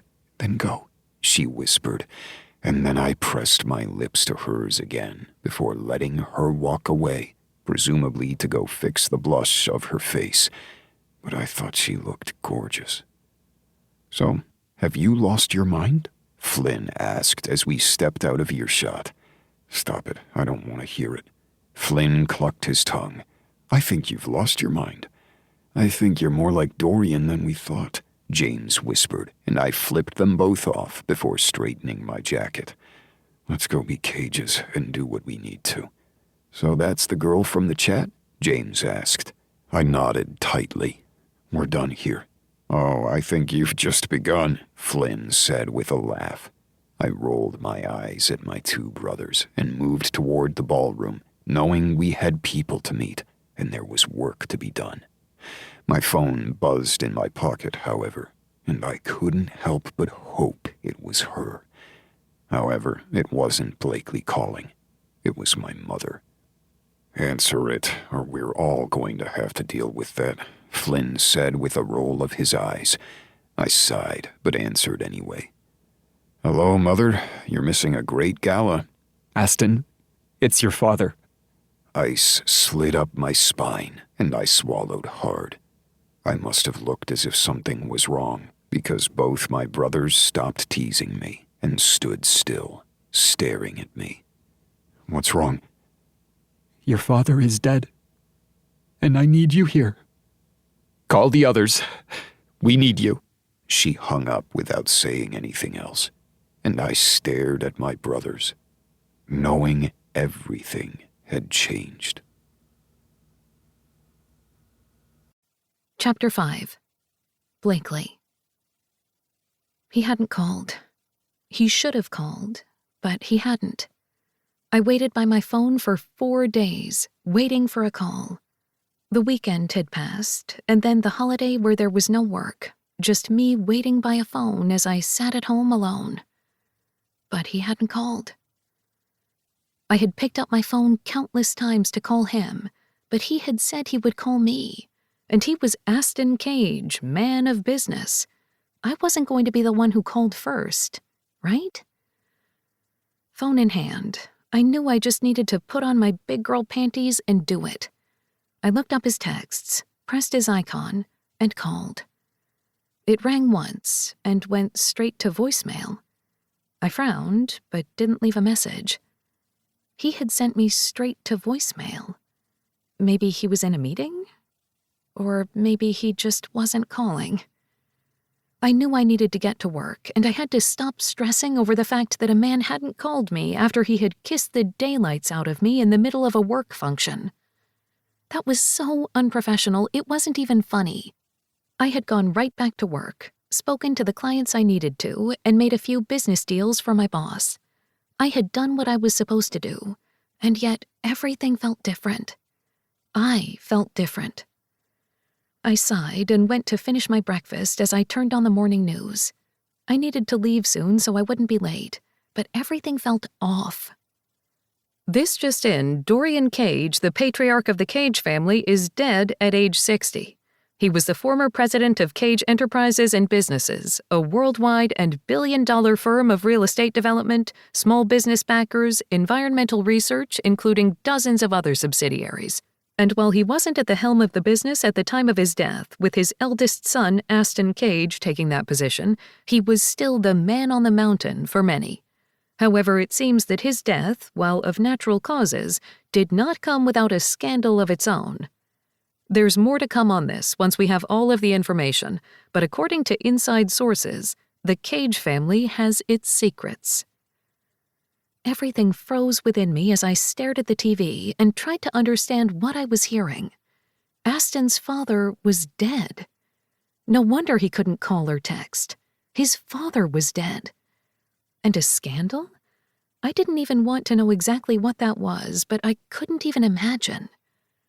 I picked up my phone again and knew that he was far too busy for me, but I needed to text, needed to say something, anything. Me. I'm so sorry, Aston. I can't imagine your loss. My thoughts are with you and your family, and if there's anything you need from me ever, let me know. I'm sorry. I sent the text, hoping it was enough, even though it would never be. Maybe he would see it and remember. But I was just the girl from the texts, a woman that he saw on the dance floor and kissed. No wonder he hadn't called. Tears pricked my eyes as emotions washed over me, but I knew that it was silly. This wasn't about me. He had the most obvious reason not to call. I gathered my things and headed to work, and knew that I was going to have to find a way to either get over Aston Cage or make sure he wasn't alone. Because from what I could tell, as the eldest, he had the weight of the world on his shoulders. Or maybe I was thinking too hard, and I had nothing to do with it. It was all just a dream, before I knew who he was. I walked into work, and I realized that people were staring at me. It was odd to feel the weight of 1,000 stares, but I ignored them and made my way to my desk. Blakely, come inside my office, Mr. Howard ordered, his voice deep, commanding. I slid down my back, but I swallowed hard, sitting my bag on the table and wondering why he was here so early and why he could want me first thing. I lifted my chin and ignored the stares of others as I made my way to his office. Hello, Mr. Howard. Good morning. What can I do for you? You're fired. I blinked at him, caught off guard. What? You're fired for working with the competition. We lost the Meridian account to the cages, and that happened right after your little dance with him. We can connect the dots and have done so. I schooled my features, hoping my racing heart didn't beat out of my chest. What? I have nothing to do with that. Oh, so it's just a coincidence that we lost the biggest account that we have to the cages right after you went on a little dance break and whatever else with the head of the company? What else did you say when you were sleeping with him? He spat before his lawyer shut him up. Rage filled me as bile crept up my throat. I didn't do anything. We have evidence to say different, one of the lawyers said, and I glared at him and realized that they were going to find any reason to get me out. They were going to lie and twist the narrative, and I wouldn't be able to fight back. I could sue, I could plead my case, and yet no one would listen to me. Because I had danced with Aston Cage, and I had apparently made a fool of my boss. I didn't do this, I repeated. And I don't believe you, Mr. Howard said before gesturing to his lawyers and security to escort me out. People continued to stare as I realized this was my reality. I had made one mistake, dancing with a gorgeous man who made me smile. And even though I could find my own lawyers and I could find a way to get out of a wrongful termination suit, they would find another way to push me out. Out of a job I hated, out of a job that broke me. And somehow this was Aston Cage's fault. Because this was before I knew him, before I knew how much I could feel, and before I knew how much I could break. Aston Cage was out of my life. Only the scars of that one dance with a cage would shroud my life and my future. I hoped he never called. I had made enough mistakes when it came to Aston Cage, and I would never make them again. Chapter 1. The Cages are the most prestigious family in Denver, at least according to the patriarch of the Cage family. And the Cages have rules. Rules only they know. Aston. I always knew that one day my father would die. I hadn't realized that day would come so soon, or that the last words I would say to him would have been in anger. I had been having one of the best nights of my life, a beautiful woman in my arms, and a smile on my face when I received the phone call that had changed my family's life. The fact that I had been smiling had been a shock because, according to my brothers, I didn't smile much. I was far too busy being the Cage of Cage Enterprises. We were a dominant force in the city of Denver when it came to certain real estate ventures, as well as being one of the only ethical and environmentally friendly ones who tried to keep up with that. We had our hands in countless different pots around the world, but mostly we centered in the state of Colorado, our home. I had not created the company, no. That honor had gone to my grandfather, and then my father. The Cage Enterprises were and would always be a family endeavor. And when my father had stepped away a few years ago, stating he had wanted to see the world and also see if his sons could actually take up the mantle, I had stepped in. Not that the man believed we could. My brothers were in various roles within the company, at least those who had wanted to be part of it. But I was the face of Cage Enterprises. So no, I hadn't smiled often. There wasn't time. We weren't billionaires with mega yachts. We worked 70-hour weeks to make sure all our employees had a livable wage while whining and dining with those who looked down on us for not being on their level. And others thought we were the high and mighty anyway, since they didn't understand us. So I didn't smile. But I had smiled that night. It had been a gala for some charity, one I couldn't even remember off the top of my head. We had donated between the company and my own finances. We always did, but I couldn't even remember anything about why we were there. Yet I could remember her smile, the heat in her eyes when she had looked up at me, the feel of her body pressed against mine as we had danced along the dance floor. And then, when we ended up in the hallway, bodies pressed against one another, needing each other, wanting each other. And I had put aside all concepts of business and life to have this woman in my arms. And then my mother had called and had shattered that illusion. Your father is dead. She hadn't even braced me for the blow. A heart attack on a vacation on a beach in Majorca, and he was dead. She hadn't cried, hadn't said anything, just told me that I had to be the one to tell my brothers. And so I had, all 6 of them, because of course Lauren Cage would have 7 sons. He couldn't do things just once. He had to make sure he left his legacy, his destiny. And that was why we were here today, in a high-rise in Centennial, waiting on my father's lawyer to show up with the reading of the will. "Hey, when is Winstone going to get here?" Dorian asked, his typical high energy playing on his face, and how he tapped his fingers along the hand-carved wooden table. I stared at my brother, at those piercing blue eyes that matched my own, and frowned. He should be here soon. He did call us all here, after all. I still don't know why we all had to be here for the reading of the will, Hudson whispered as he stared off into the distance. Neither Dorian nor Hudson worked for Cage Enterprises. They had stock with the company, and a few other connections because that's what family did, but they didn't work on the same floors as some of us, and hadn't been elbow to elbow with our father before he had retired, though dear old Dad had worked in our small town more often than not in the end. In fact, Hudson didn't even live in Denver anymore. He had moved to the town we owned in the mountains. Because of course we Cages owned a damned town.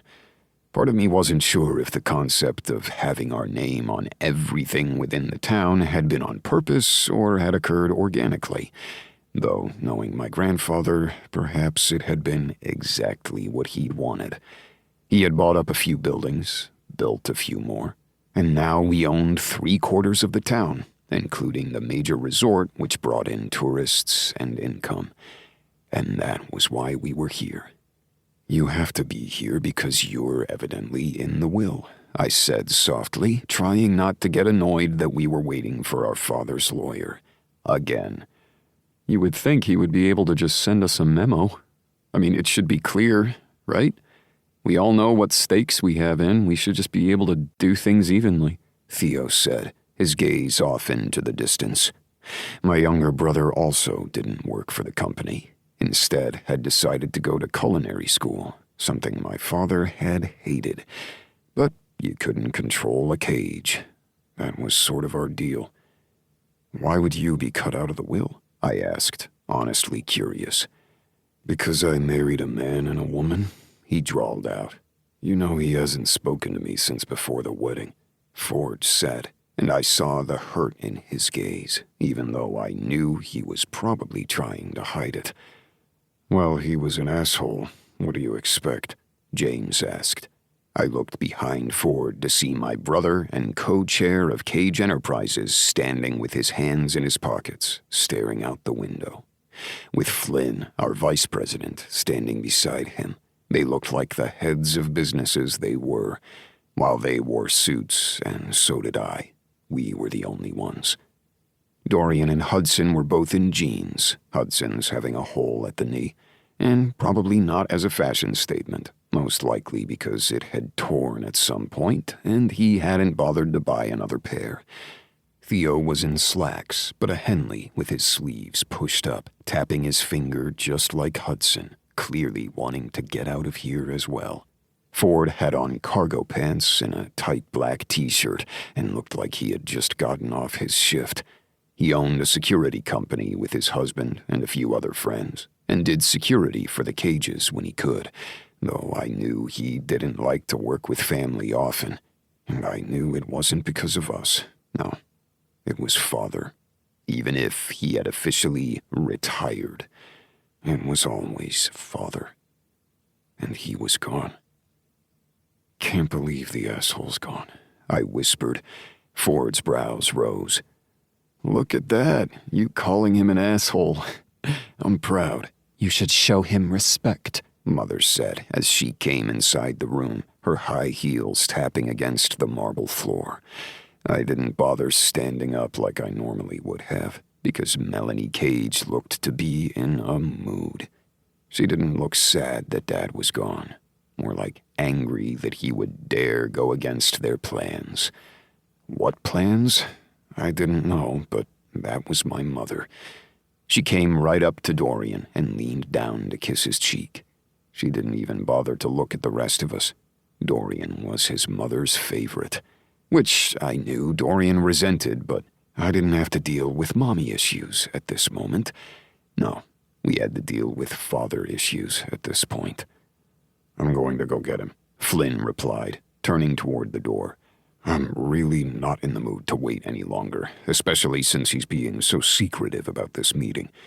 As I had been thinking just the same, I nodded at Flynn, though he didn't need my permission. However, just then the door opened, and I frowned when it wasn't just Mr. Winstone walking into the conference room. I stared as an older woman walked through the door following Mr. Winstone, and 4 women and another man with messy hair and tattered, cut-up jeans that matched Hudson walked behind them. The guy looked familiar, as if I'd seen him somewhere, or maybe it was just his eyes.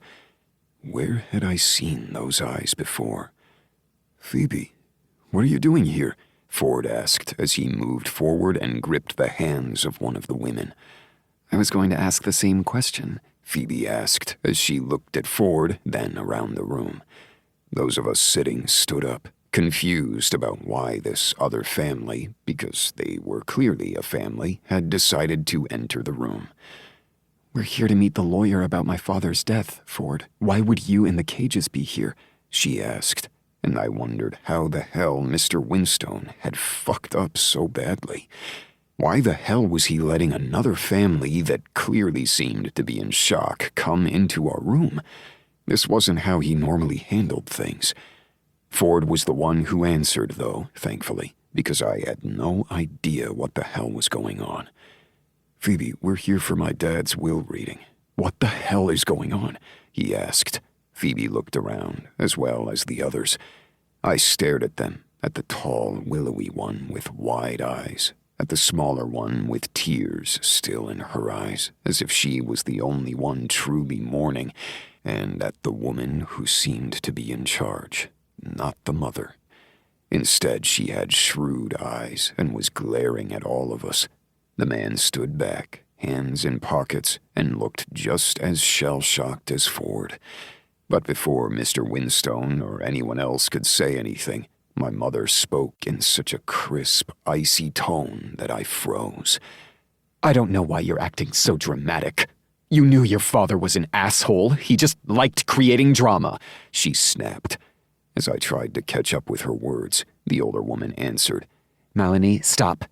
This couldn't be happening, because things started to click into place. The fact that the man at the other end of this table had our eyes and that everybody looked so fucking shocked. I didn't know how Ford knew this Phoebe, and I would be getting answers. "We had a deal," my mother continued, as it seemed that the rest of us were just now catching up. "You would keep your family away from mine. We would share Lauren, but I got the name, I got the family. You got whatever else. But now it looks like Lauren decided to be an asshole again." "What are you talking about?" the shrewd sister asked as she came forward, her hands fisted at her side. "Excuse me," I said, clearing my throat. I was going to be damned if I let anyone else handle this meeting. I was the Cage now. "Will someone please explain?"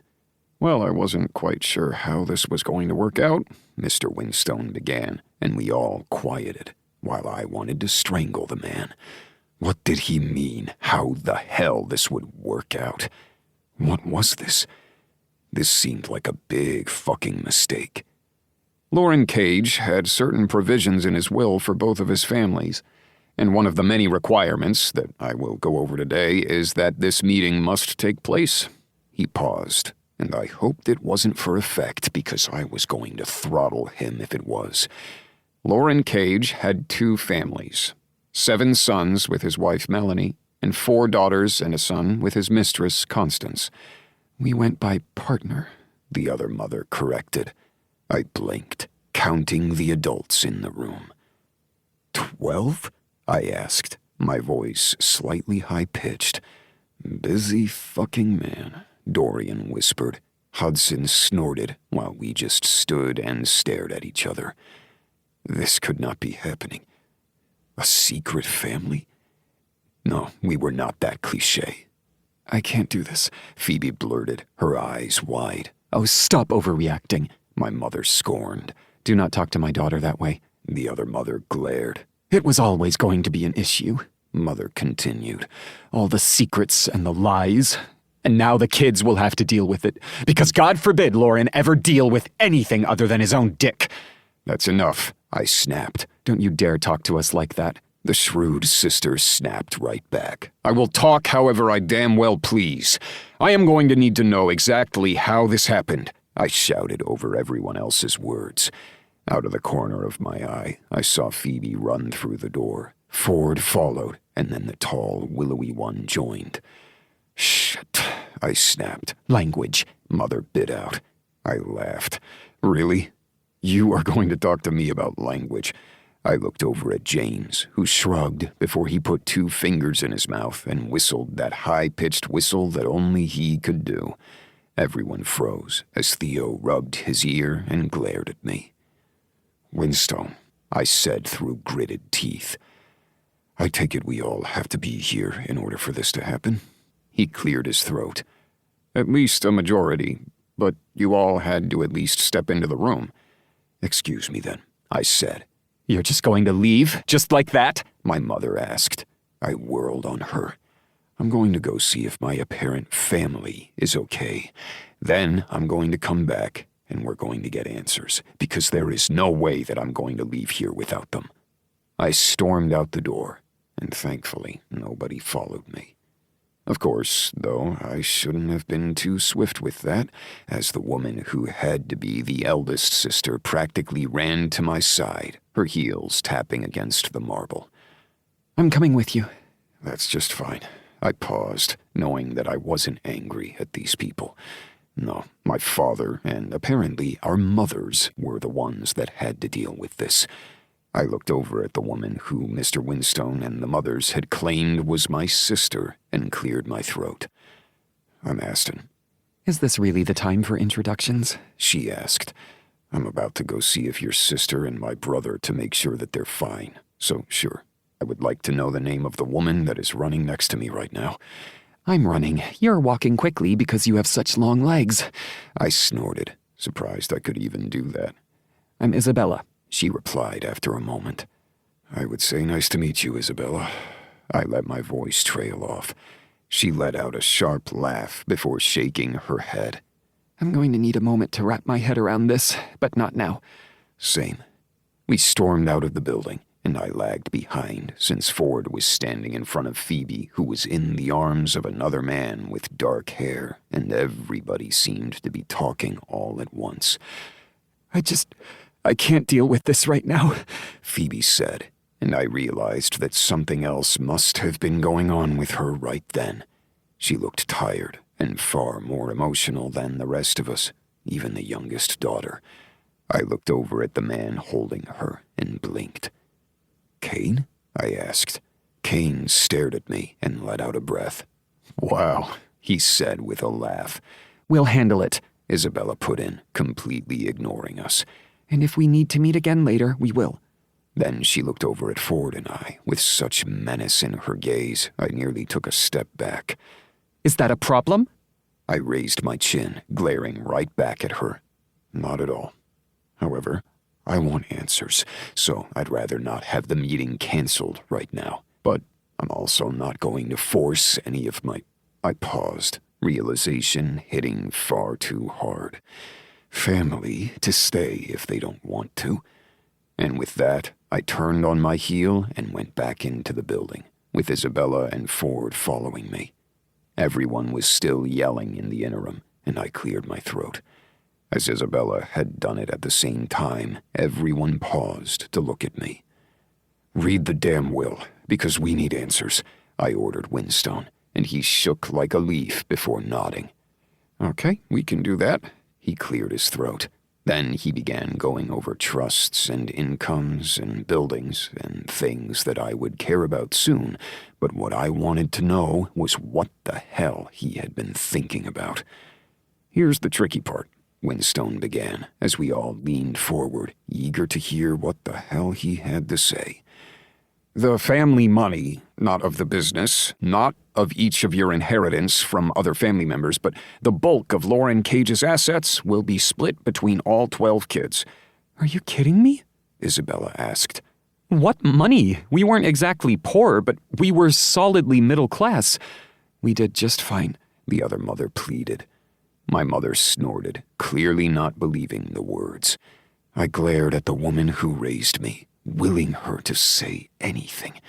She would probably be pushed out of the window at that point. Not by me, by someone else, but she probably would have earned it. The lawyer continued.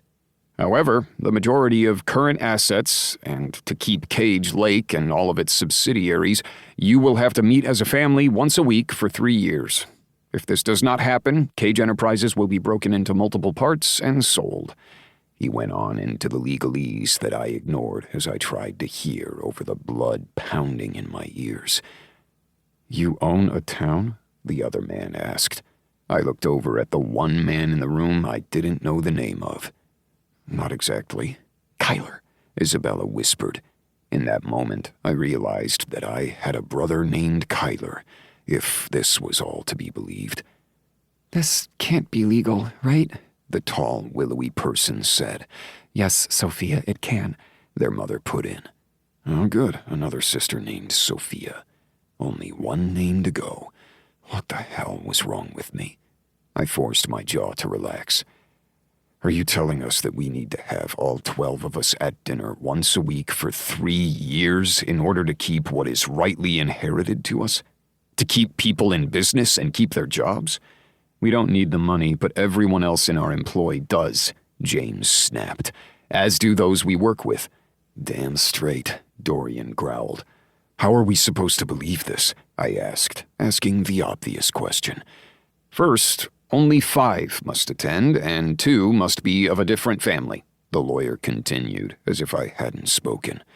"Of course, you are all family. Again, how are we supposed to believe this?" I asked. "Here are the DNA tests already done." "Are you fucking kidding me?" Isabella asked. I looked at her as she had literally taken the words out of my mouth. "Isn't that sort of like a violation?" Kyler asked, his face pale. "We need to get our own lawyers on this," James whispered. I nodded tightly, knowing we had much more to say on this. "There's no way this is legal," the youngest said, and I looked over at her. "What's your name?" I asked. Emily Cage Dixon," she said softly, and we all froze. "Your middle name is Cage?" I asked, biting out the words. "All of our middle names are Cage," Sophia said, shaking her head. "I hated it, but Dad wanted to be cute because our father's name was Cage Dixon, or maybe it wasn't. Is he also a bigamist?" she asked. Her mother lifted her chin. "We never married. And no, your father's name was not Dixon. That was my maiden name." "What?" Sophia asked. "All this time. Are our grandparents even dead?" "Yes, my parents are dead. The same with Lauren's." The other mother's eyes filled with tears. "I'm sorry we lied." "We'll get to that later," Isabella put in, and I was grateful. I let out a breath. "In order to keep our assets, in order to keep the family name intact, we need to have dinner," For 3 years. The small lawyer nodded, his glasses falling down his nose. At least 5 of you. And it can start 3 months after the funeral, which we can plan after this. This is ridiculous, Hudson murmured under his breath before he got up and walked out. I watched him go, knowing he had his own demons, and tried to understand what the hell was going on. Why did he do this? I asked, more to myself than anyone else. I never really knew the man, but apparently none of us did, Isabella said, staring off into the distance. Leave the paperwork and go, I ordered Winstone, and he didn't even mutter a peep. Instead, he practically ran out of the room. James and Flynn immediately went to the paperwork, and I knew they were scouring it. But from the way that their jaws tightened, I had a feeling that my father had a way to make this legal. Because we would always have a choice to lose everything. That was the man. It's true, my mother put in. You all share the same father. That was the deal when we got married, and when he decided to bring this other woman into our lives. I'm pretty sure you were the other woman, the other mom said. I pinched the bridge in my nose. Stop, all of you. I stared at the group and realized that I was probably the eldest cage here other than the moms. I would deal with this. We didn't have a choice. Whatever happens, we'll deal with it. You're in charge now? Isabella asked, but Sophia shushed her. I was grateful for that, because I had a feeling Isabella and I were going to butt heads more often than not. I shrugged, trying to act as if my world hadn't been rocked. I would say welcome to the cages, because DNA evidence seems to point that way. However, perhaps you were already one of us all along. Kyler muttered something under his breath I couldn't hear. You have my eyes, he said. I nodded. Noticed that too. The other man tilted his head. So what? We do dinners and we make nice? I sighed. We don't have to be adversaries. You say that as if you're the one in charge, Isabella said again. Because he is, Theo said, and they all stared at him. I tried to tamp down the pride swelling at those words, along with the overwhelming pressure. Theo continued. He's the eldest.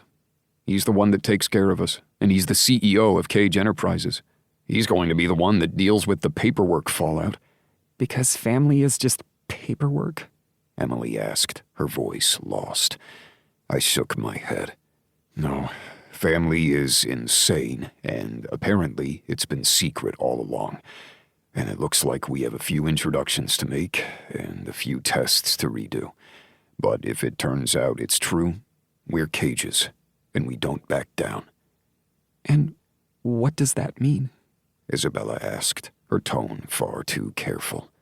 Theo was the one who finally answered. It means we're going to have to figure shit out. And for just an instant, the thought of that beautiful woman with that gorgeous smile came to mind, and I pushed those thoughts away. My family was breaking, or perhaps breaking open, and I didn't have time to worry about things like a woman who had made me smile. The cages needed me, and after today's meeting, there would be no going back to sanity. Ever. Chapter 2.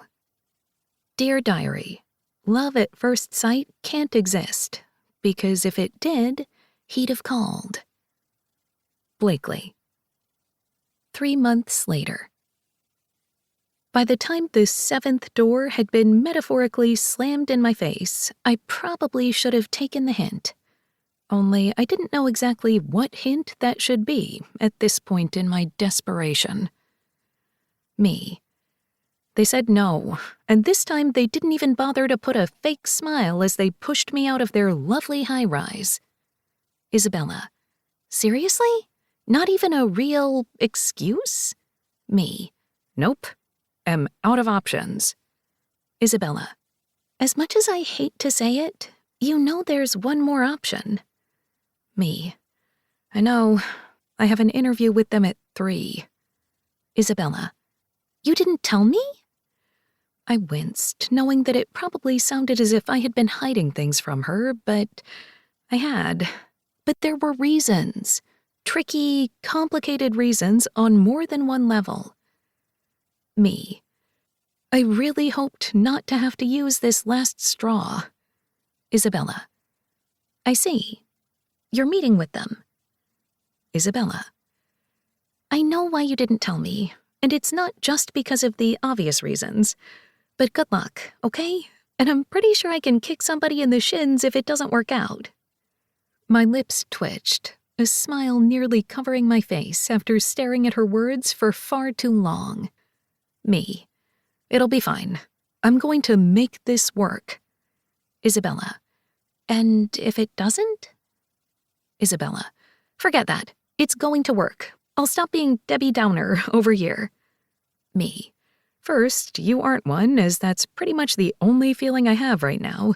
My own Debbie Downness. Is that a word? Isabella. We can make that happen. Me. Okay, I have to get ready. I love you. Have fun at work. Isabella. You know I won't, but you've got this. I believe in you.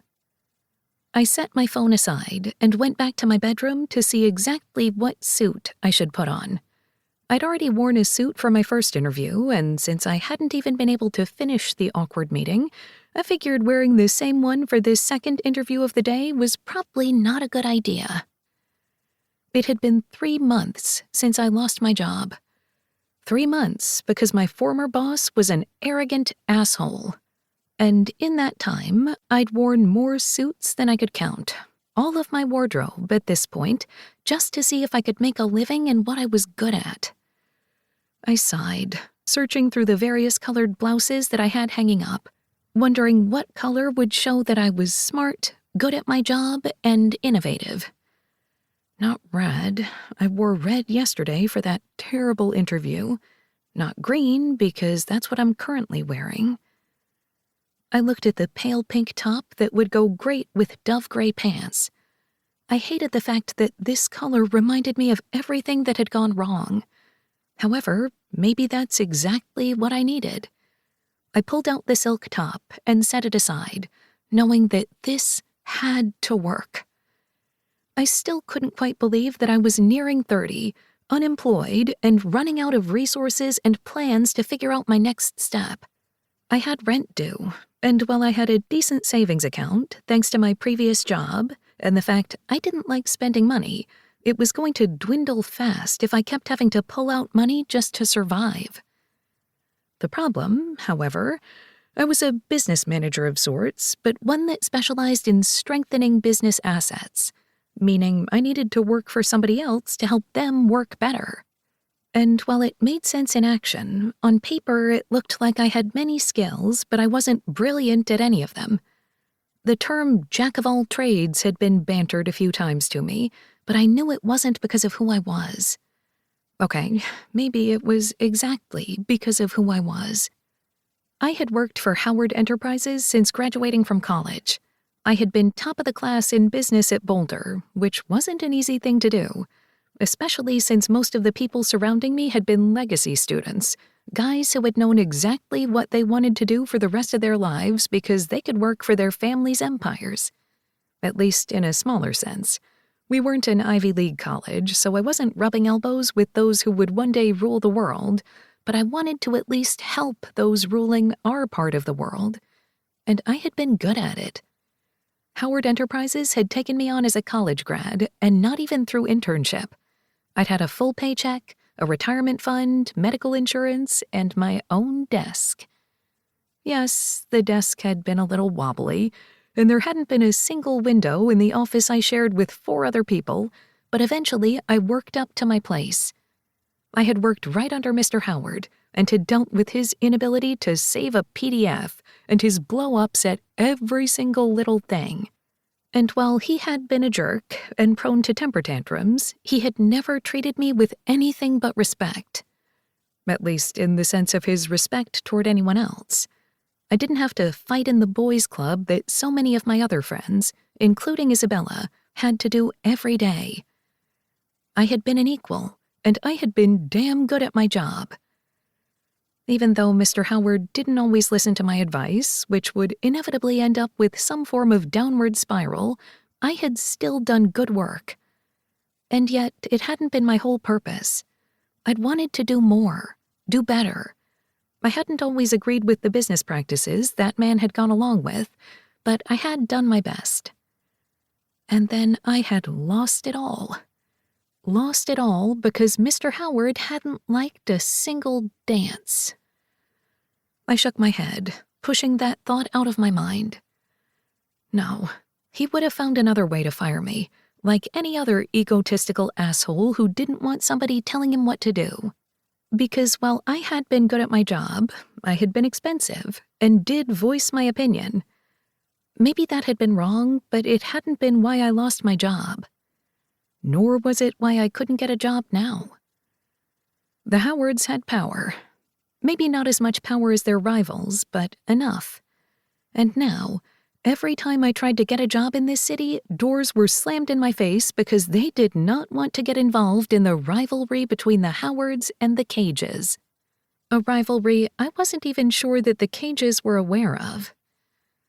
I quickly put my hair up, and then let it fall down again, not knowing what to do with it and feeling itchy beyond all reason. The problem was that I was an idiot. I had shared a single dance and a single cup of coffee with Aston Cage, the sexy and chiseled president of Cage Enterprises. And because I had dared to dance with him in front of Mr. Howard, he had seen it as disloyalty. One pink slip later, I had found myself booted out of the comfort of a job that I was damn good at but didn't love. And here I was, unemployed and really fucking annoyed. Aston Cage was not my enemy, and yet it surely felt like it. He probably didn't even remember my name or my face. It had been a kiss, a dance, a touch, and then nothing. No call, no text, nothing. He had walked away after promising to speak to me again and left me behind in shambles. Then again, I wasn't even sure Aston Cage was aware, because why would he be aware of anything that was beneath him? Just like Howard Enterprises and Mr. Howard himself was. Just like I was. But now I needed him to give me a job. I pinched the bridge of my nose and quickly took a deep breath, trying to remember the meditation that Isabella had taught me. Which was ironic, considering Isabella was way more high-strung than I was. But I wasn't going to dive too deeply into that. There was a knock on my door, and I frowned, going to answer it, wondering who could be here around lunchtime. And as if I had conjured her up, my best friend stood at the door, hair a little frazzled, with stress all over her face. "What are you doing here?" I asked, pulling Isabella into a hug. My best friend hugged me tightly, inside. "I figured you needed your person." We rested our heads on each other's shoulders and stood there, both women in business attire and with the weight of the world on our shoulders, even if it didn't always feel like that. "I love you." "I love you too." She pulled back and looked me up and down. "That's a good look. You're going to do great." "Are you sure it's not weird?" I asked, speaking of the giant elephant in the room. Or was it a gorilla? She cringed but shook her head. "No, it won't be weird. However, it has been 3 months." I frowned until everything clicked, because Isabella wasn't only my best friend, she happened to be the secret sister of the Cages. It seemed that Daddy Cage had been busy in his all-too-short life and had fathered 12 children, over 2 sets of families. And while apparently Isabella's mother knew of it, and actually knew Aston's mother, they hadn't told their kids until the reading of the will. That evening, my best friend had shown up to my house and raged for a good hour before breaking down into tears. Tears I knew she wouldn't have shown anyone else in the family. And that was when I blurted that I had made out with her brother. Things weren't awkward at all. "So you have to have the big family dinner soon?" I asked, knowing the 3-month reprieve was now over. I don't understand how this will is legal, but it is, and I have to have dinner with that side of the family once a week for 3 years. She said each word with such fierceness that I worry she was going to have an aneurysm or something. But it doesn't have to be you each time, does it? I'm not going to force my family to do it if I can't. Are they all that bad, though? I asked, hating myself for even asking. Isabella scowled at me. Ford seems fine. He knows Phoebe, at least, she said, speaking of her sister and apparent brother. It was very confusing. I still can't believe that the cage I went on a coffee date with happens to be your cage. I don't like the fact that our Venn diagram has become a circle. It's very annoying. My lips twitched at that. Isabella just rolled her eyes. The cages, I hear, are decent with business. They're not going to push you out of the office just because you worked with Howard. In fact, I'm pretty sure they owe you. I cringe. I probably shouldn't put that on my resume, right? You damn well should. It's all Aston Cage's fault. My heart did that little twisting motion that I hated so much whenever I heard his name. It wasn't as if I really knew him. There had just been heat and chemistry and then nothing. Not a single communication. Not even a pigeon to send over a note. I would have preferred an owl or something, but no, there was nothing.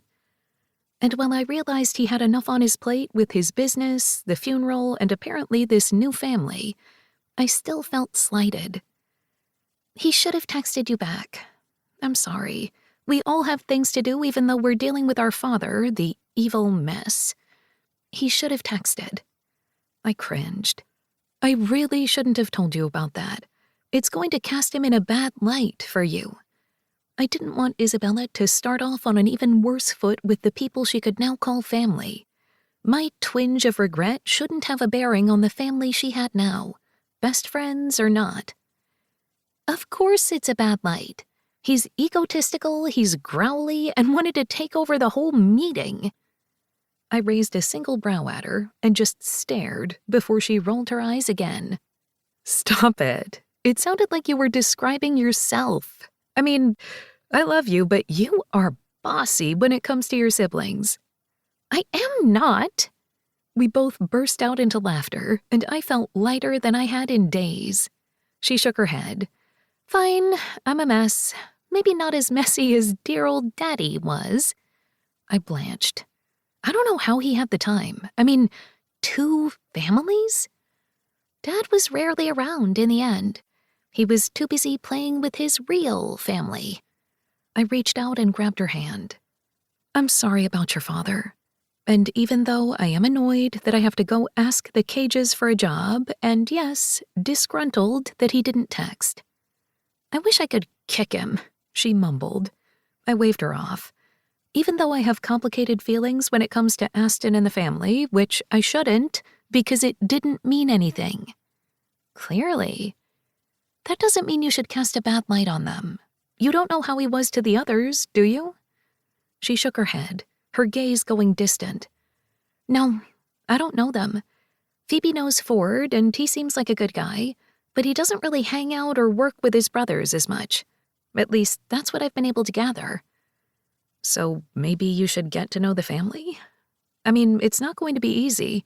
They could all be horrible people for all I know, but you won't know until you try.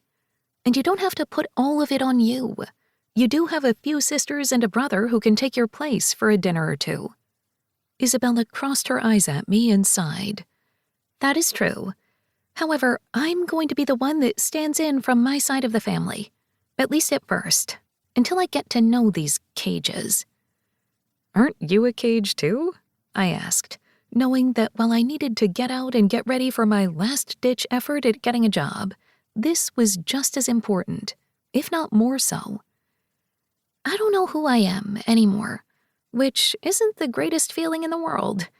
However, this isn't about me. I took a lunch break, which I never do, so I need to head back to the office. And you need to go get this job. And if they don't give it to you, I'm going to hate them even more than I probably will. Don't hate them. They're family. Family you don't know yet. You have amazing parents, and I'm happy that you do, but apparently I didn't have the parents I thought I did. And with that, we hugged it out. She helped me pick out my jewelry, and we each headed out in different directions.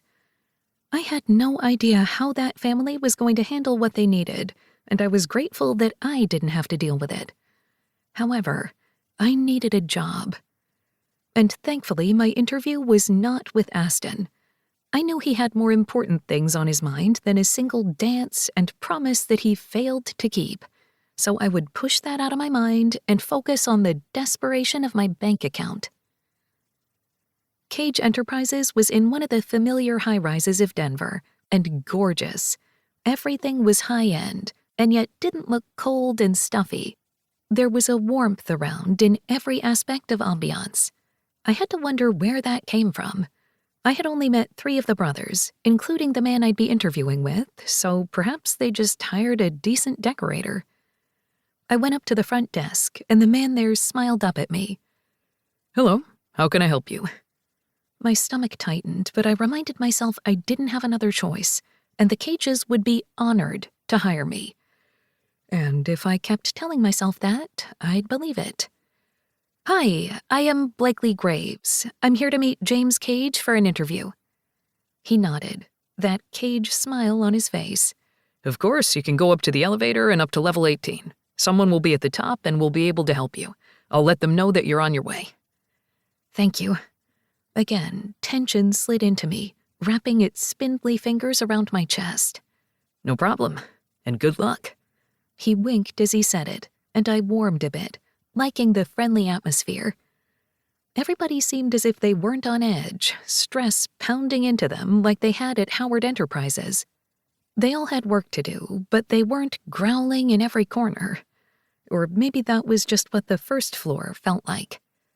I made my way up to the 18th floor and rolled my shoulders back as I walked out into the upper lobby. The person who met me there smiled softly and gestured for me to go to one of the offices in the corner. I really wanted this to work. I needed it to work. But I tried not to look around too much, soaking in my surroundings. I didn't want to like this place too much and have to walk away. I kept having to do that every time. I sat down in the chair opposite a large desk and sat my bag next to me. Thank you so much, I said to the woman who had taken me to the office, and she smiled softly. No problem. Can I get you some water, some tea, coffee? I'm fine, thank you so much. No problem, Mr. Cage will be here soon. Do you call them all Mr. Cage? I asked, and then could have kicked myself. I'm sorry, forget I asked that. The woman laughed and shook her head. Sometimes. Usually we go by first names here, but I was trying to sound a little more professional since it's an interview. I held back a laugh, feeling as though I might not have stepped in it after all. I'm so glad I could put my foot in my mouth for that. You didn't even come close to that. Don't worry. He'll be here soon. She winked and walked away, and I had to hope no one else overheard. While that was a friendly exchange, it probably wasn't the greatest way to start an interview. I looked around the office, at the usual fare of dark furniture, the full glass wall behind it, and knickknacks and awards all over the bookshelves. It seemed like a typical office, and I was wondering why I was trying to figure out if I could sense something about the Cages from knickknacks. Honestly, this probably wasn't even a main office. It could just be a meeting space that they had interviews and small meetings for. Yet I couldn't help but be curious. The Cages had always interested me, even though I hadn't really focused on them too much until that fateful date. And now they were Isabella's family. Like it or not, the connections remained. A familiar man in a dark gray suit and bright blue tie walked in, and I stood up quickly, holding up my hand. Hello there, the man said as he shook my hand and tilted his head as he looked at me. Good to see you again. I held back a cringe, letting my hand fall. Hello, James, Mr. Cage. The last time I had seen him had been when he had walked in on me and his brother making out in a hallway. Oh, good. Maybe I could just hide somewhere underneath this chair and the interview could end quickly. Call me James. There are way too many cages here.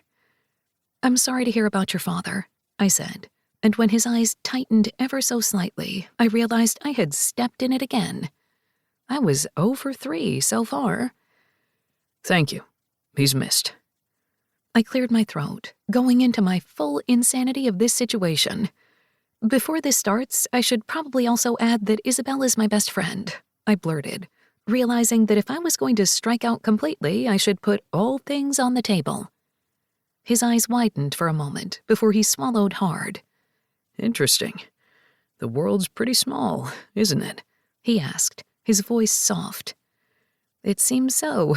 I think the first time we met is when you added me to a group chat? His eyes filled with laughter then, and he shook his head. I'm not the one who added you. Didn't they blame you? I asked. No, that might have been Theo. He waved it off. Theo is a chef. He owns the Teal Door. My eyes widened at his comment. I've never been able to get into that restaurant, and I've tried.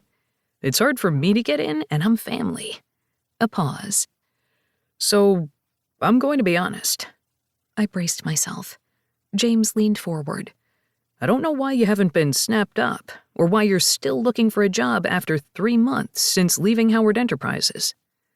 That made me blank. That's not what I thought you were going to say. I figured we should lay everything on the table since you did the same. The truth? That would be nice. I cleared my throat. Mr. Howard didn't like the fact that I danced with Aston. That's it. He found a way to get me out and has used everything in his power to make sure I can't get a job in this city. I don't understand why exactly, because I never did anything to that man other than try to help his business, which I did. But if you talk to him, as you probably should since he's my former employer, he fired me. He found a way to do it so it was legal, but the real reason is because I danced with your brother. Do you want me to kill him? He asked, his voice low. I was a little worried he was serious. Mr. Howard? Or your brother? He burst out laughing, and I relaxed marginally. We can fight that, you know. You shouldn't have been fired for a single dance, and it's not like we're in a rivalry with the Howards. A smile covered my face, and he gave me a quizzical look, raising his brow. I thought to myself earlier that I wasn't sure you guys were aware you were in a rivalry, and it seems that I was right. He rolled his eyes. I'll never understand some business practices, but here we are. Blakely, we need you here. You're good at what you do, and we wanted to snap you up before, but you were a constant at Howard Enterprises. Now you're not, and we want you. Are you going to be okay working here? It felt as if everything skidded to a halt, and it took me far too long to catch up. We had sat down as we had begun talking, but I stood up then, confused. Just like that? I'm hired? He shrugged as if he hadn't just changed my life. We can go over salary and benefits and hours and everything, but we want you. And I know you need the job. And to be fair, I was a little worried that you weren't going to want to take it because of, well... And the other elephant in the room raised its trunk. You don't have to worry about that. I haven't spoken to him since that evening. Confusion covered his face. He didn't call you? I winced. I don't know if that's any of your business in an interview, but no. He flinched. I think we are past the point of not allowing any personal things into this interview. I apologize. I shook my head, wondering why I'd snapped back as I had. No, you're right. I'm the one that blurted that Isabella was my best friend. And that's the second thing. Is she going to be okay with you working here? This time I smiled. I think she promised to come and kick shins if I didn't get hired, so thanks for that. He grinned then. I think I'm going to like this sister of mine. She's my best friend, and one of the most amazing people I know, so I hope you do. And I'm really sorry all of this happened, and it's such a mess. But we do not need to talk about that. And I'm sorry that I know so much about it. It's actually kind of nice that someone else knows outside of the family. I mean, the media pretends they know, but they don't.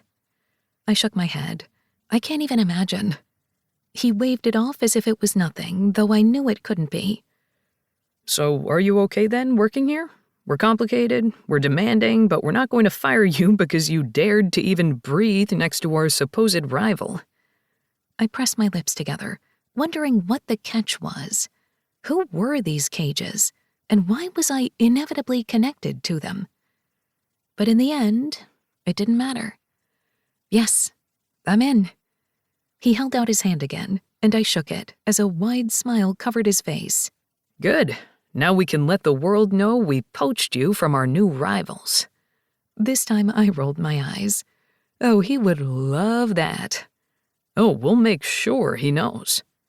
As long as it doesn't blow up in our faces. We can handle the embers. He looked over my shoulder, and from the way he stiffened ever so slightly, I froze. I knew exactly who was behind me in that moment, and who I knew I would inevitably see here. However, James was my boss, my new boss. And as I turned to see Aston Cage there, I was afraid of what I was going to see. And afraid of what I wasn't. Chapter 3. In case you're trying to catch up, the cages are now as follows: Ashton, Flynn, Hudson, Dorian, Isabella, James, Theo, Sophia, Kyler, Ford, Emily, and Phoebe. Aston. She was even more beautiful than I had remembered, and considering the memory of her still haunted my waking dreams, that was saying something. She wore a pale pink top with some kind of silk bow thing, as well as gray pants, and I couldn't help but think of how that top looked exactly the same color as the dress I had last seen her in. The dress that I nearly crumpled in my hands in my haste to have her. It had been 3 months since I had seen her. 3 months since I had ignored her text and had never called her back. I wasn't always a complete asshole, but when it came to Blakely, apparently I could not help it. "Blakely?" I asked, surprised my voice had come out as coherent at all. Considering it was only one word, though, I should not put the cart before the horse. I should not give myself too much praise. I looked past her, realizing that she was in my brother's office, and James just gave me a knowing look. Although what he could know confounded me. "Hello, Mr. Cage," she said. Mr. Cage. Well, I probably deserved that. I didn't realize you would be here today. Why did it sound like I had a stick up my ass? Probably because just the sight of her felt as if I'd been hit with an anvil.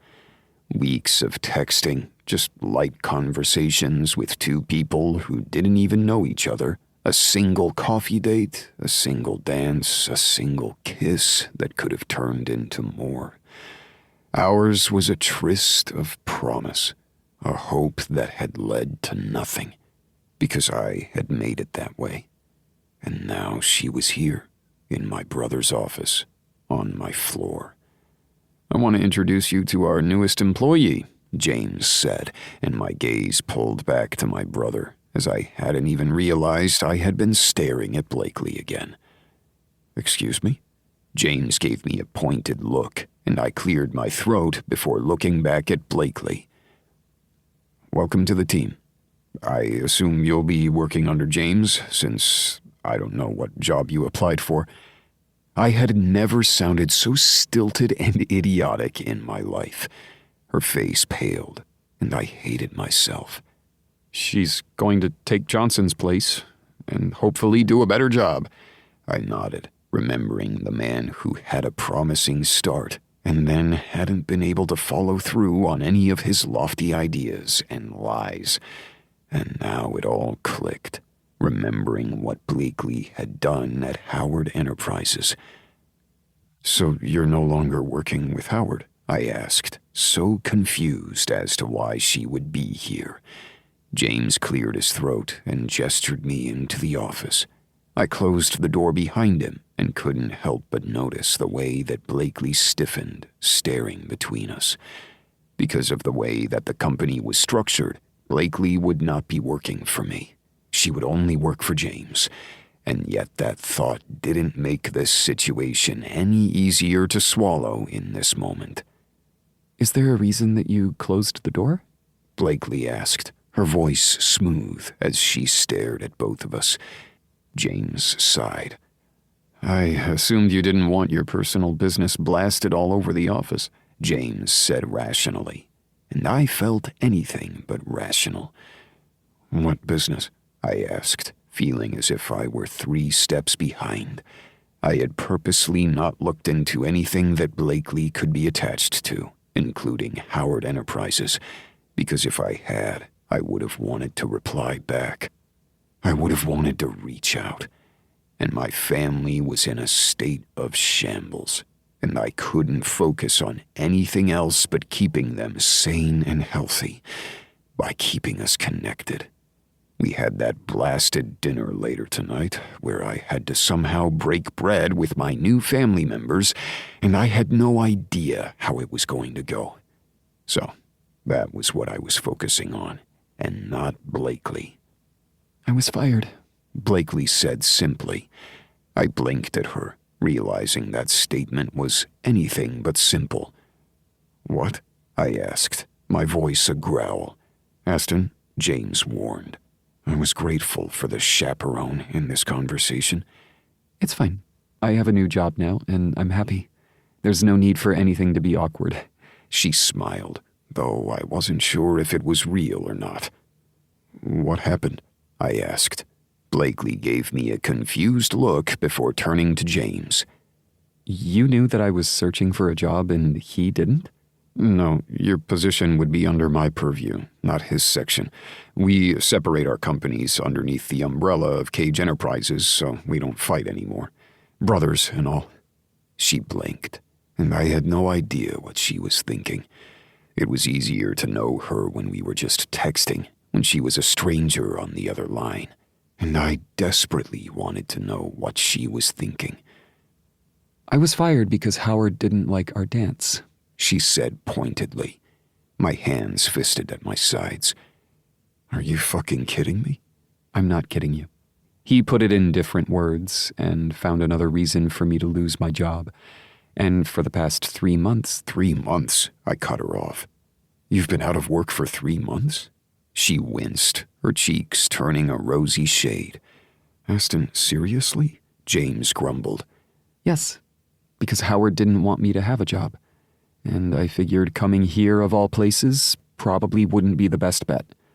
I'm going to kill him, I growled. You are not, Blakely said, her voice strong, that same strength that I had liked 3 months ago.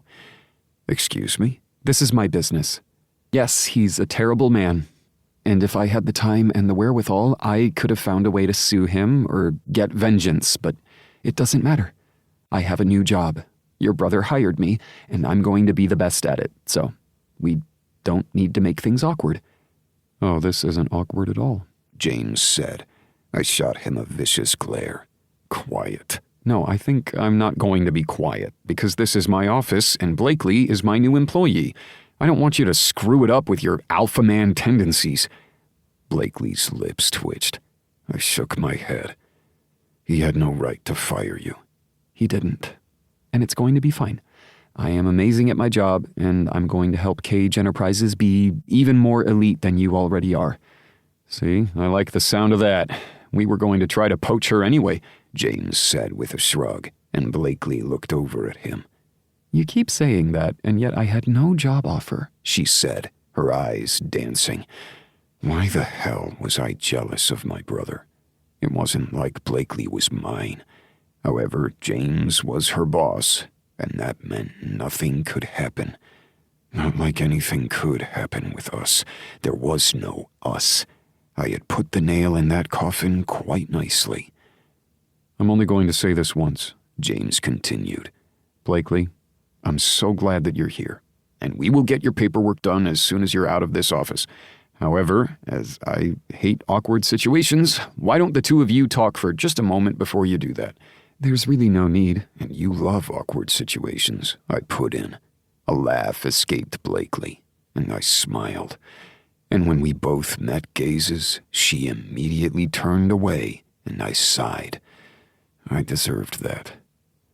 "I will be in the office across the hall," James said after a moment, hands in pockets. "When you're ready, Blakely, you can go over your paperwork and everything with my admin and myself, and you can start on Monday." "Thank you, Mr. Cage." "Call me James." He moved forward and held out his hand. Blakely shook it, and for some reason I wanted to rip my brother's arm off. Okay, maybe I was acting like an alpha male. I really needed to get control over myself. James opened the door and left it open, giving both of us pointed looks before walking out. That meant I wasn't about to close the door again. "You don't have to worry. I'm not going to make this any more awkward," she said after a moment. "There's not going to be an issue. I am just sorry that you were forced out of your job to begin with." "Honestly, I was going to try to find a new place anyway. He wasn't a good man to work for." I sighed. "My brother's the best." "So I won't be working with you at all?" she asked and winced. "Mostly because I don't want it to be awkward, not because of anything else." I sighed and really wished James had closed that door. "I'm sorry." She stared at me then and let out a hollow laugh. "I was a little resentful of you for these past 3 months, which is like no time at all, but we're both adults, and I realize that you have a life of your own, one that has changed so abruptly I can't even imagine." I swallowed hard, knowing I didn't deserve her niceties. "I'm sorry I didn't call," I repeated. "And I'm sorry about your father." Ice slid over me, a reminder of exactly why we were in this situation. "I'm the head of the family now, and though we aren't in Regency England, where I have to protect the estate and livelihood of my siblings, it's exactly like that," I said with a laugh. "And now you have more siblings," she said softly. "So I see you're watching the news," I asked dryly. Blakely sighed and picked up her bag, clearly ready to go speak with James. "Sometimes, but not about you. You should know that I've already told James this." "What?" I asked, uneasy. "My best friend in the world is Isabella." And with a snap, the door finally clicked closed on anything that would have happened with Blakely. There was no way it would have ever worked out to begin with. "I see," I said icily, and Blakely just laughed in my face. "You and Isabella are so alike, it's a little scary." I wasn't sure what to make of that. "I don't know her, so I guess you are going to be the expert in that." "You're going to like the other cages. I promise." "How can you be so sure?" I asked, my voice softer this time. I didn't hate them. I didn't know them. I hated my father and my mother, for that matter. I hated the situation we were in, but no, I didn't hate these new siblings of ours. "I know because of that group chat.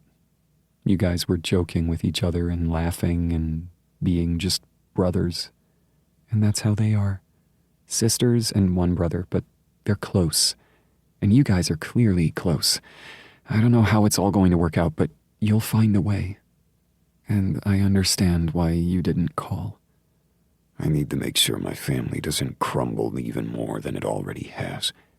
Her eyes softened for the barest moment before becoming unreadable once again. "That's all that you can ask for, honestly. I know it's hard and will continue to be, but I suppose you never calling ended up being the outcome we both needed." "And why is that?" I asked, dread in my stomach. "Because I'm working here. And we're already awkward enough, so it was lovely to see you, Aston, and I'll see you around the office. But no resentment here. Promise." I wasn't quite sure that I believed her, but I stepped out of the way when she passed me without another word. As I ran my hand over my face, a familiar voice echoed behind me. "Well, this is going to be fun." I whirled on Flynn and narrowed my gaze. "Don't worry, you guys were discreet," Flynn said, and I moved past him, annoyed as hell. My office was on the other corner of the building, and Flynn followed me along, nobody really paying attention to us. If they needed us, they would call out, because we weren't the domineering bosses that didn't want to hear from anyone beneath us. But everybody had a job to do, and they were working cohesively. That didn't always happen. I walked into my office, really wanting a drink, but realizing that it was far too early in the day. I would have a drink at dinner. Probably many drinks at dinner. Flynn closed the door behind him and raised a brow at me. "So, you never did text her, did you?" Of course I didn't. When would I have had time for a personal life? Between the endless media calls, lawyer visits, or secondary DNA testing, when? You didn't have to do it all yourself, you know. You could have asked for help. You all did what you could, but you have lives. We did the funeral as best as we could, and that was a farce. Flynn rolled his eyes as we both remembered the immense funeral held for a man of power and a man of lies. We had invited our father's friends and acquaintances, and they had told stories that I hadn't listened to and grieved with us, even though everything felt empty. The problem was people from both sides of his life had come. People who knew him as Phoebe and Isabella's father, and people who knew him as our father. There were countless connections in the state alone, and it wasn't as if he could hide so many lies from every single person around him. Denver isn't that big of a city. More people must have known, I mumbled under my breath. Probably. But you know, boys will be boys, Flynn said as he flopped into the office chair. That's my chair. Get up. No, I don't think I will. Are you going to be okay working with Blakely? Of course I am. It wasn't like we were anything, but you could have been. I liked her. You saw her for all of 5 minutes, I said dryly. Yes, but I liked the way that you smiled every time you secretly texted her. I narrowed my gaze at my younger brother. How the hell did you know we were texting? Because you practically giggled like a schoolgirl when you thought of her. I did not, I said, aghast. Yes, you did. But that's fine. If nothing's going to happen, make sure that you don't go pining around her. From what I heard of her skills, she's going to be great for our business. We need someone who can organize 10 things at once without breaking down, I said dryly. Well, you're usually the man for that. Right now, I'm doing 100 things at once, and that's just fine. She's going to help James, and you don't even have to see her. She's going to be working on the same damn floor, Flynn, so it shouldn't be a problem. You know what's going to be a problem, though, he said, his voice trailing off. I pinched the bridge of my nose, really needing a drink. Dinner. So, do we have our special flow chart yet of who's going when? He asked with a laugh. No. I'm sure Isabella will have a pie chart of some sort with a color-coded wheel for us, I said with a laugh. That does sound like our sister, doesn't it? Sister. Is she older or younger than you? I asked, a frown on my face. Younger. So she's a little sister. Flynn shrugged. Yes, which I don't really think matters in the end. We're all so close together that I'm pretty sure our moms were probably pregnant at the same time with a couple of us, he said, before giving a full-body shudder. I really don't want to think about that. Same. But there's not much we can do about it. I raised a brow. I think the point of these dinners is we do have to do something about it. Then we make nice.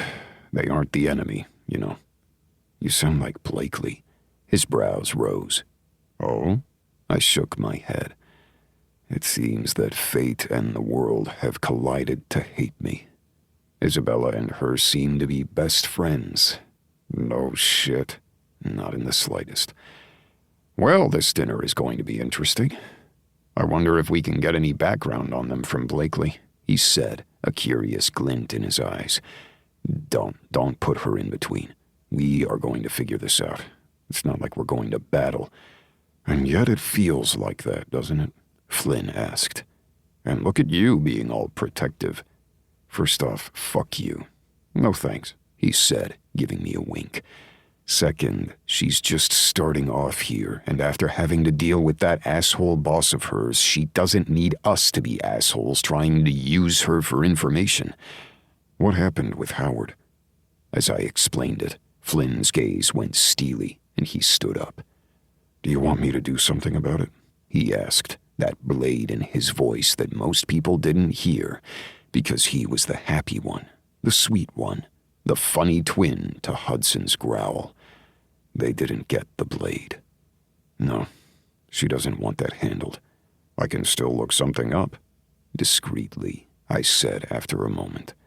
But we're not going to put her in the middle of anything. Meaning stay away from her? Flynn asked. I know you're joking with me, but let's not. I snapped. You're going to need to get a rein on that temper of yours, especially if you're going to work next to her. It'll be fine. It's not like we were anything. And isn't a loss of something that could have been just the worst then? Stop being philosophical and go back to work. And don't forget to be at my house by 5:30. I thought dinner was at 6:30, he asked. And you're going to help me cook? You're cooking? I can cook. I know you can cook. I just assumed you'd have this catered. They don't need to think of us as the assholes who get things catered on our first dinner. Next time we can order pizza. Flynn sighed, but nodded. You're right. We want to make a good impression. Because Dad really messed us up, didn't he? Understatement of our lifetime. And with that, Flynn went back to work, and I tried to ignore the fact that Blakely walked by my office, smiling as she talked to James. This was going to work. Everything was going to be fine. And as I looked down at the broken pen in my hand, ink spilling everywhere, I realized that no, I wasn't fine. Chapter 4. Rule number 2. Never lie to your family. Aston.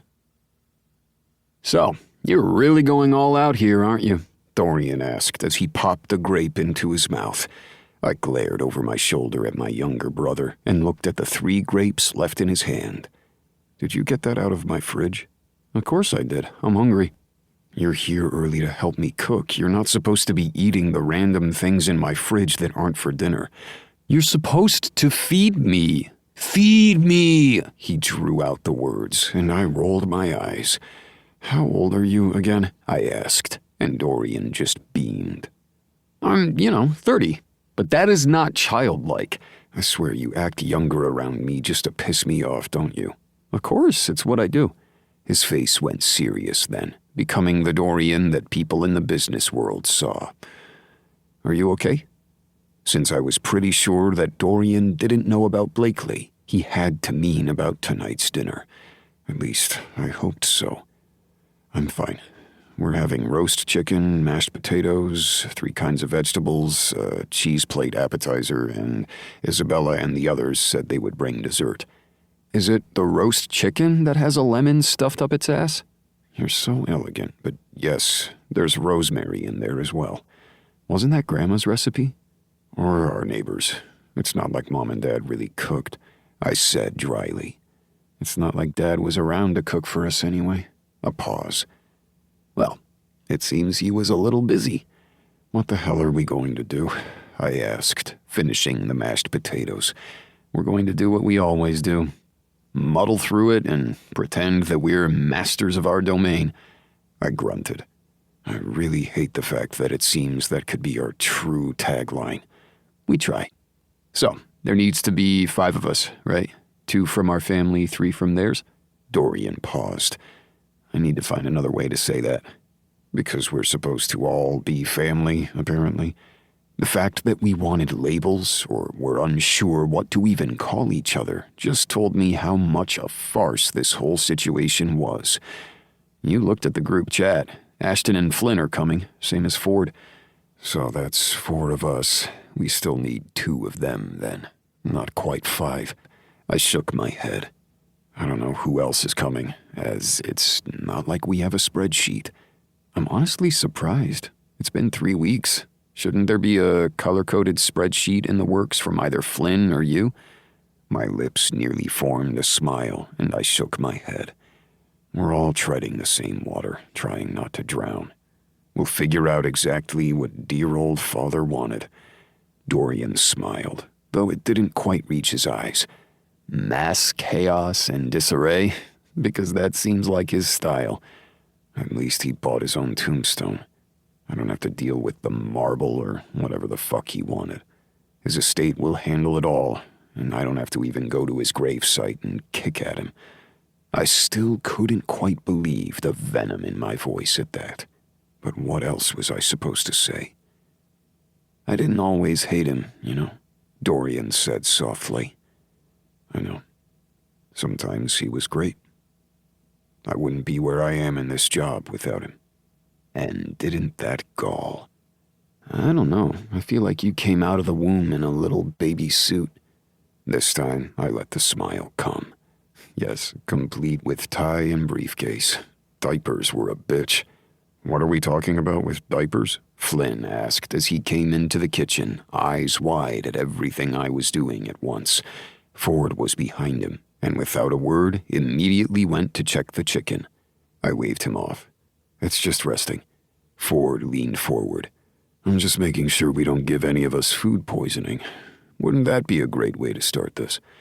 I really want us to actually get along to spite that man. Is that weird?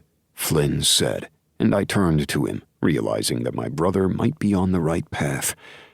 Meaning we all get along and become one big happy family and we can look down at father and kick him? I asked. Ford burst out laughing, Dorian joining him as Flynn just rolled his eyes. You really believe he's down in hell? Flynn asked. I don't even know if I believe in hell, but if there is, he's burning down there. There's got to be a few carnal sins that he broke. More than a few, Dorian said with a laugh. The doorbell rang at that moment, and my spine tensed once more. They aren't the enemy, Ford whispered. I met my brother's gaze and nodded. As the only one of us settled down and married, sometimes I felt that Ford knew exactly what he was doing with his life.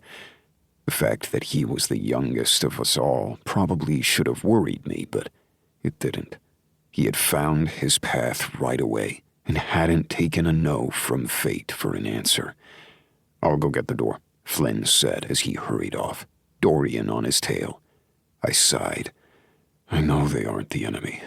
We keep reminding ourselves that. Ford squeezed my shoulder. At this point, Dad's the enemy. But I've felt that way for a long while. I looked over at my youngest brother. I'm just glad that you know Phoebe, at least. That's at least a touchstone. And I know she's not going to be here tonight. She's out with Kane, he said, speaking of Phoebe's boyfriend. I groaned, sad that someone I actually knew wouldn't be there. Well, at least we can get the introductions over with. I don't know them either, and I want to. Because Flynn's right. I want to spite Father. So fuck him. Damn straight. I made sure all the burners were off, things settled in their serving dishes and still warming, and made my way into the living room. Isabella stood there, wearing a soft blue dress and wide eyes. A surprise. Sophia stood next to her chestnut hair in curls down her back. She had straight hair when I had seen her before, and I didn't know which one was natural. I didn't know anything about our family, it seemed. Welcome, I said, not bothering to hold out my hand. I didn't want it to seem too formal. Of course, my house was a little more formal than most. Your home is lovely, Sophia said, as she held out a covered dish. I immediately took it from her and looked down at it, feeling awkward as hell. It's a Boston cream cake pie thing. She winced. It's like a Boston cream pie, but has cake in it? I'm not quite sure how to describe it. That made me smile. I don't know exactly what you're talking about, but if it has chocolate and Bavarian cream, I'm happy.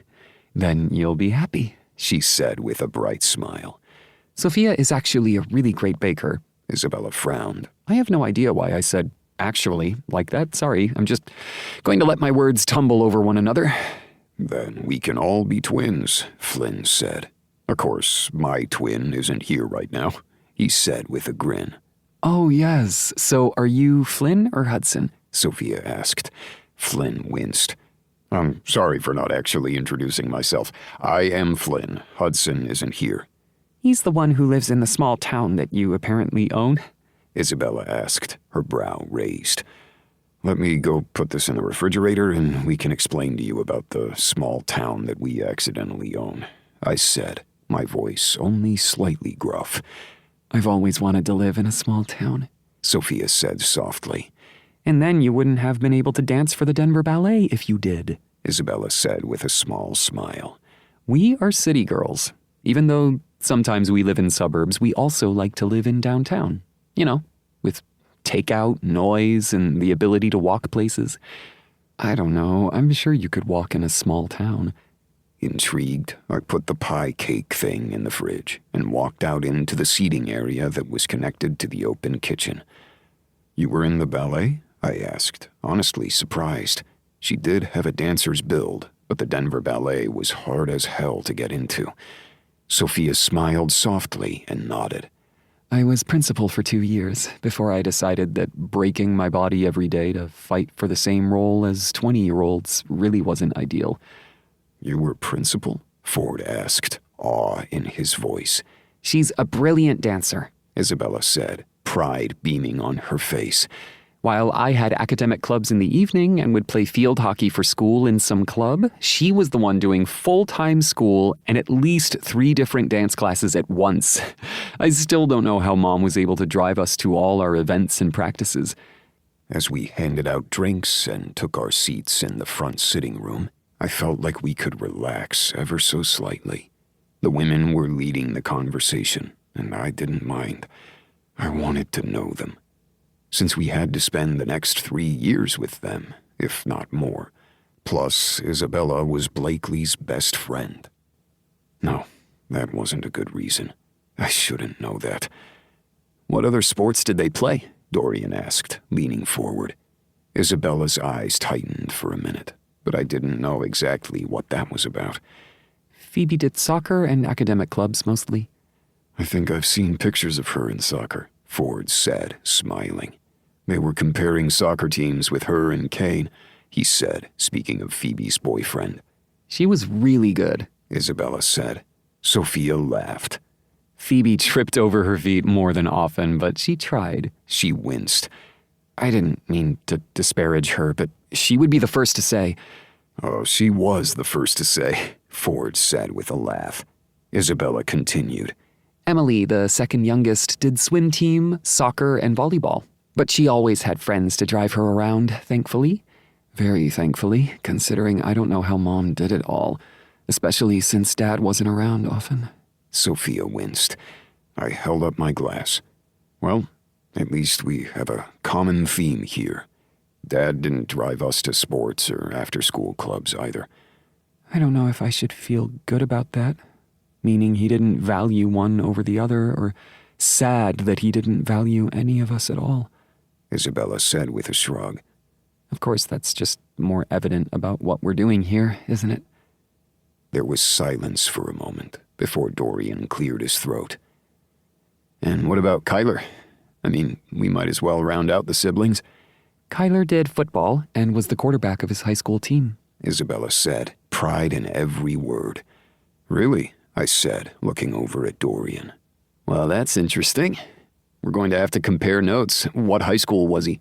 She named the school on the other side of town that we wouldn't have played. And then again, Kyler and Dorian, our other QB in the family, were enough years apart in age that they would never have been in high school simultaneously. Kyler also started a band in high school, much to Father's chagrin, Sophia added. He didn't mind the sports, didn't mind the academics, but dancing and football, not his favorite. Well, Kyler's doing a damn good job for a guy who wasn't allowed to practice too often then, Flynn said, and I realized that I hadn't looked up Kyler's band.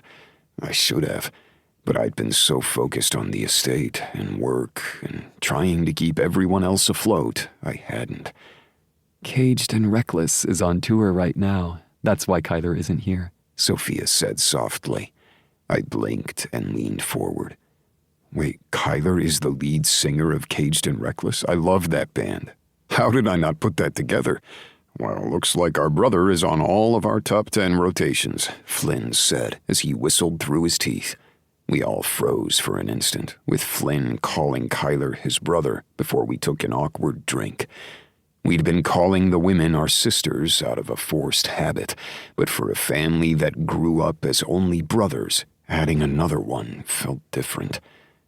I don't know how the timestamp of who's going to be at dinner next month or where it's going to be, but most of us live in Denver, so I guess it makes sense it would be us who meet more often, Isabella said.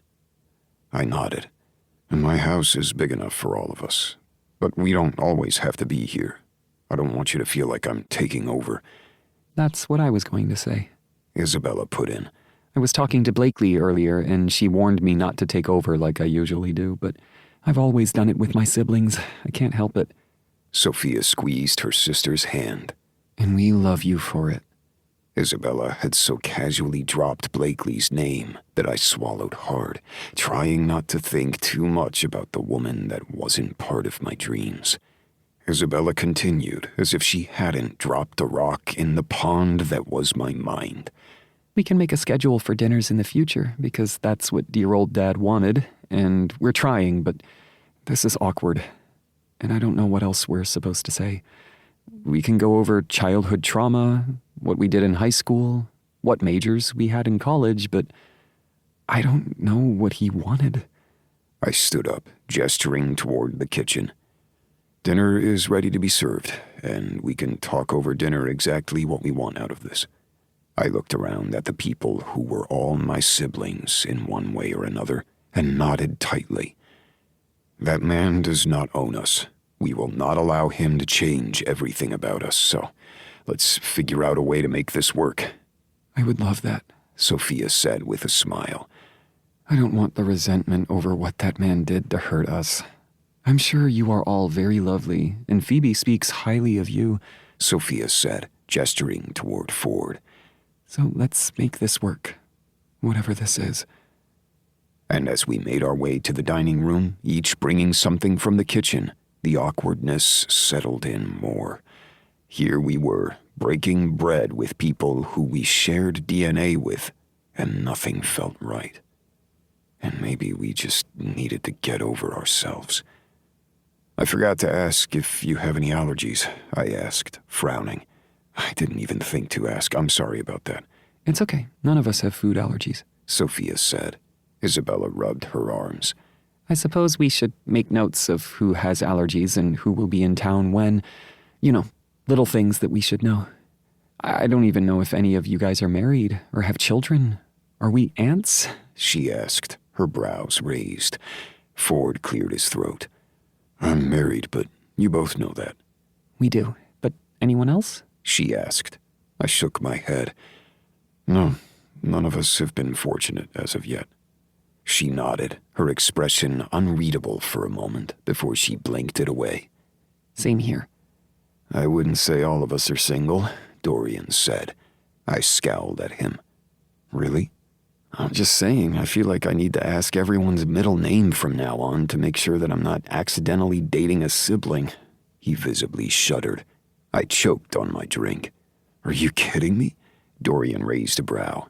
Don't think it hasn't crossed your mind. We were very lucky. I mean, there are horror stories out there about children who were donation conceived, finding out that they're married to their sibling. That's just one less thing I'm going to hate Dad for. Thank you for that lovely image that is never going to leave my brain. Isabella said it so matter-of-fact that we burst out laughing, trying not to, and I did my best not to throw a roll in Dorian's direction. Should I ask for Kale's family tree? Sophia asked, blinking. I mean, I feel like this is pertinent information. His name wouldn't be Cale Cage, Isabella said, her eyes dancing. I leaned forward. I take it your boyfriend's name is Cale? Yes, and I should probably ask him, You know, if he knows exactly who his parents are. Great. We're going to need a questionnaire from now on for anyone we sleep with, Flynn muttered. And while Sophia laughed, Isabella just shook her head. Hopefully it's just the 12 of us. Sophia paused, shuddering again. 12. I held up my drink, knowing that this was probably as good as it was going to get, at least for the first dinner. To the 12 of us, and spiting that man. Everybody held up their glasses and toasted, and I figured that was at least one way to get the ball rolling. By the time everybody left, and we had a plan in place for the next month, I was tired, grumpy, and felt off. I just wanted to go to bed and pretend this hadn't happened. But we couldn't. I had rules and a life put before me. At this point in my life, I honestly thought I'd already be married, maybe a father, starting the next generation of cages. Instead, I was single, looking at a vast family tree that exploded in front of me, and thinking about a woman that I couldn't have. The doorbell rang, and I frowned, a small part of me hoping it was Blakely, which would be idiotic because she didn't know where I lived. Of course, Isabella could have told her. Yes, Isabella could have told Blakely where I lived, and Blakely was here to make everything far more complicated. No, that would break the rules. Not that I knew what this rule would be. I opened the door and cursed at myself for not checking who it was at first. A blonde woman stood there in a white suit and red lips. The suit was form-fitting, a soft blouse that billowed in the wind. I knew she had at least a $6,000 purse on her arm, because I had bought it for her, and bright green eyes that shined under the moonlight. Meredith. She leaned forward and pressed a kiss to my cheek, and I did my best not to push her away. That scent of Chanel Chance slid over me, and I knew the only reason I had an inkling of what it was called was because, yet again, I had bought it for her. I took a step back and realized that was a mistake, because it looked as if I was letting her inside. She took one step forward, and I blocked her entry. She raised a perfectly manicured brow and pouted those bright red lips. Aston, it's so lovely to see you. What are you doing here, Meredith? I just wanted to say once again I'm so sorry for your loss. I know you were close to your father. I thought I had been, but clearly I hadn't. So you said at the funeral, I said through gritted teeth. And I wish I could have said more that day, to reach out to you like we once had been. You did so much for me when we were together. You were so caring, and I regret to this day that I broke off our engagement. I held back a snort at that, because she might have been telling the truth. We had been engaged for nearly a year when she had broken it off. Suddenly, for no reason. I didn't know if it was for another man or that she just didn't love me. It had been a blow like no other, and I hadn't wanted to see anyone else until that dance with Blakely. Thank you for your condolences, but it's getting late. She stared into my face, those bright green eyes filled with something I couldn't understand. Just know if you need a shoulder to lean on, I'm here. I was on my way home from another event, and I couldn't help but drive down your lane like I used to. Muscle memory, I suppose. But I miss you, Aston. I hope we can still be friends, and I hope you know I can be that shoulder. Especially with so many changes in your life. What with secret siblings. I couldn't even believe it when I heard. Oh yes, her gossip circles had run wild with it, but I just shook my head. Thanks for your condolences, I repeated.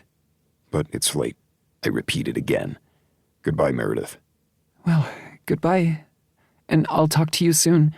I didn't say anything in answer, instead closing the door in her face. I didn't love Meredith anymore. I didn't want her. I wanted the one woman I couldn't have. And yet, Nothing, it seemed, went my way. Chapter 5. Dear Diary, sometimes plans change, and sometimes they change you. Blakely.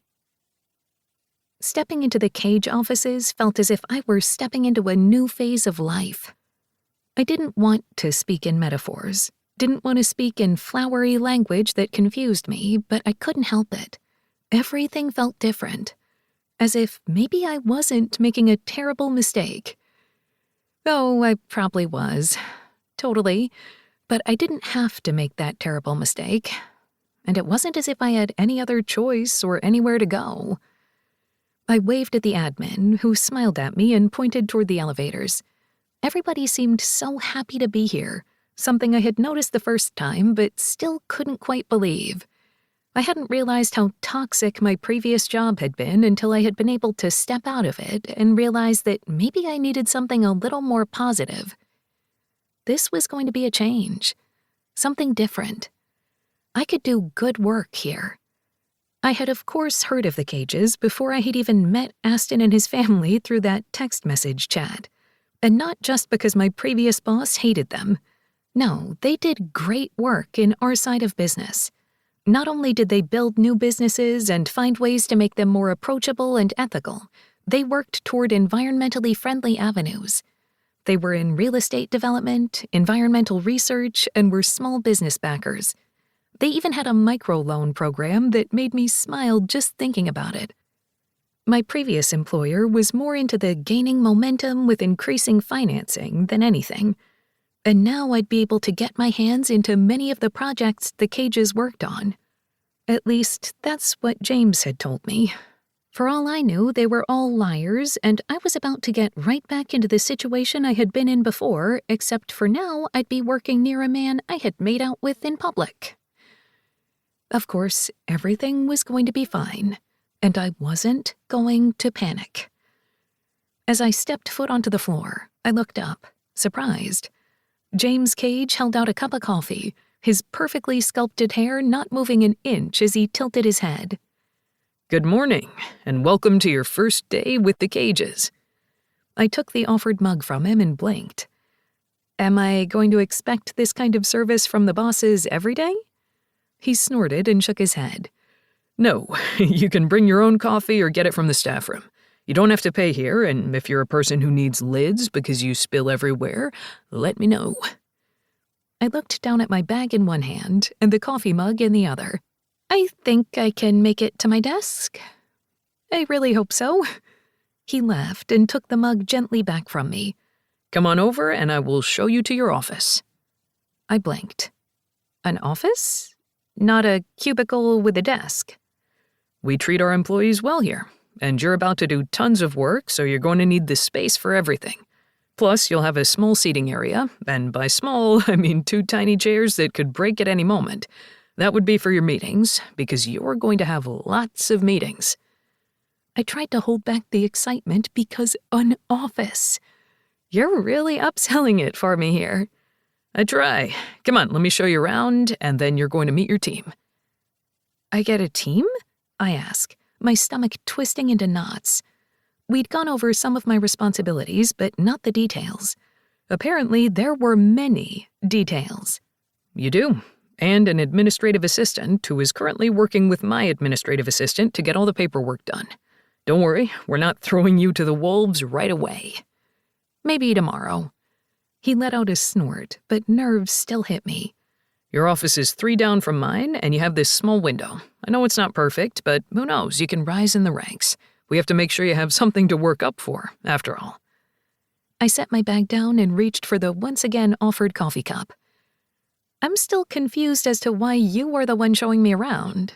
Do you do this for all employees? I asked, a little uneasy. James studied my face before nodding. I do. Anyone in my department. Same with Flynn and Aston. It's not just because we accidentally scared you with our group chat one time, and I do apologize. I bit my lip. It honestly wasn't too bad, though I still don't know who was who. Eventually, you might be able to figure out some of it once you get to know us, but we'll keep it a mystery for now. So we went over some of the responsibilities and duties that we'd want you to have and our schedule for meetings, but I'm going to go over it again as we introduce you to the staff. Sound good? It sounds great. I took a sip of the coffee and smiled because it was light and sweet and exactly as it had tasted that first day after James had shown me around. Perfect. I should be honest to say that I did not remember. My admin did. Sorry. That made me smile. Then I'll have to thank them. Well, you're going to get to know them well as your admin as soon as they get in.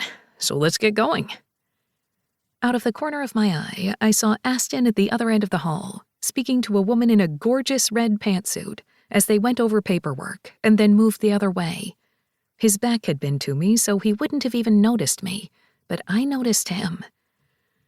This was going to be a problem if I let it. So I wasn't going to let it. I was going to pretend that everything was fine, as always. Blakely? James asked, and I pulled myself out of my reverie and smiled. I'm ready. Thankfully, he didn't question it. It turned out that I loved this place. I had only been working for a few hours, and I already felt as if I belonged. Garcia, my admin, grinned at me over paperwork. Actually grinned. It's going to take a while for you to get used to all the ins and outs and acronyms, but I've got you. I'm really excited to see how you can manage this next project of ours. I nodded, a little nervous because I was being thrown into the deep end, even though this was exactly what I had wanted. We were going to try to maximize our output for this small business that the Cages had invested in, without losing any staff or creating panic. It was my job to make that work, meaning I would work with the Cages themselves and this small business. On top of that, I'd be working on the microloans program. I had 4 other people on my team in addition to Garcia. Jeanette, Ruby, JR, and Max all worked with me on projects, but also bounced around with other team leaders so that way they could gain the experience and make sure that we weren't missing key elements in our connectiveness. I liked the fact that the Cages seemed to think about the whole and not just their small part. It was weird to think that after so many years of trying to find ways to improve and not cheat my way through business like the Howards wanted, I might have found something that seemed far too good to be true. By the time I finished my first meeting, truly feeling that I had been thrown into the deep end with a small life vest, James stood in my door. Doing okay? He asked, that brow raised. I swallowed hard. Sure? Was that a question or a statement? Definitely a question.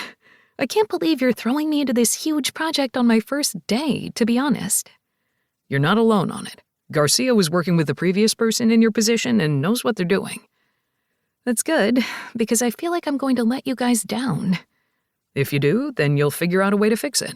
And it's not like you're making major decisions on your first day without a safety net.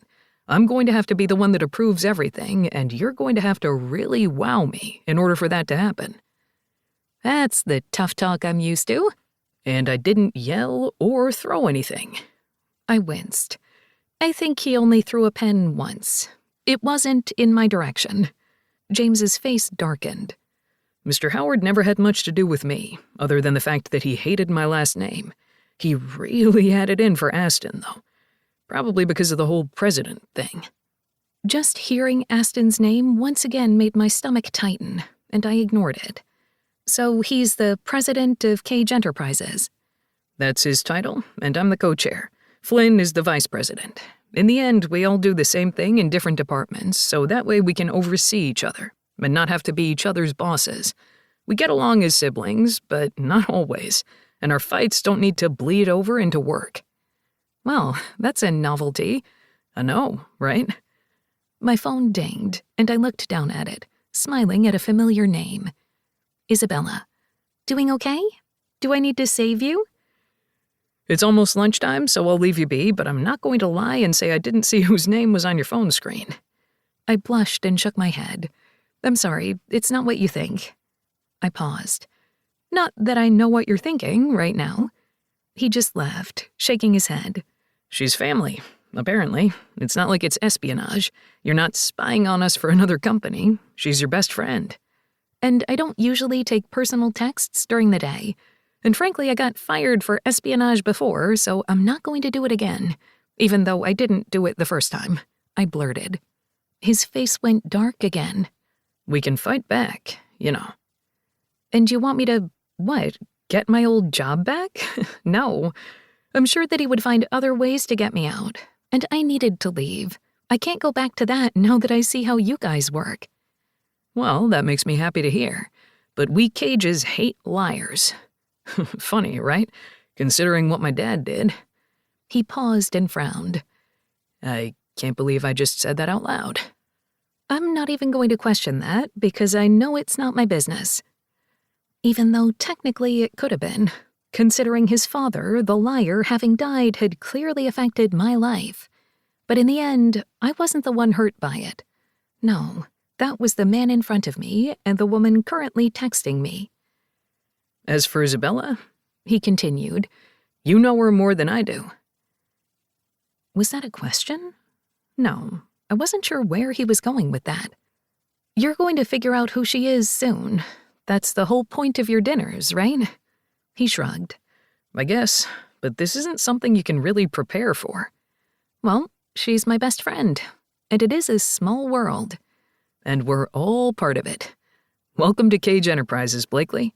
We're really happy you're here, even though things are a little messy. I shook my head at that and went back to work after I texted a quick check-in with Isabella.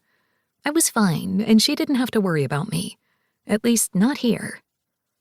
When lunch rolled around, I went to the company cafeteria, grateful that the company served food.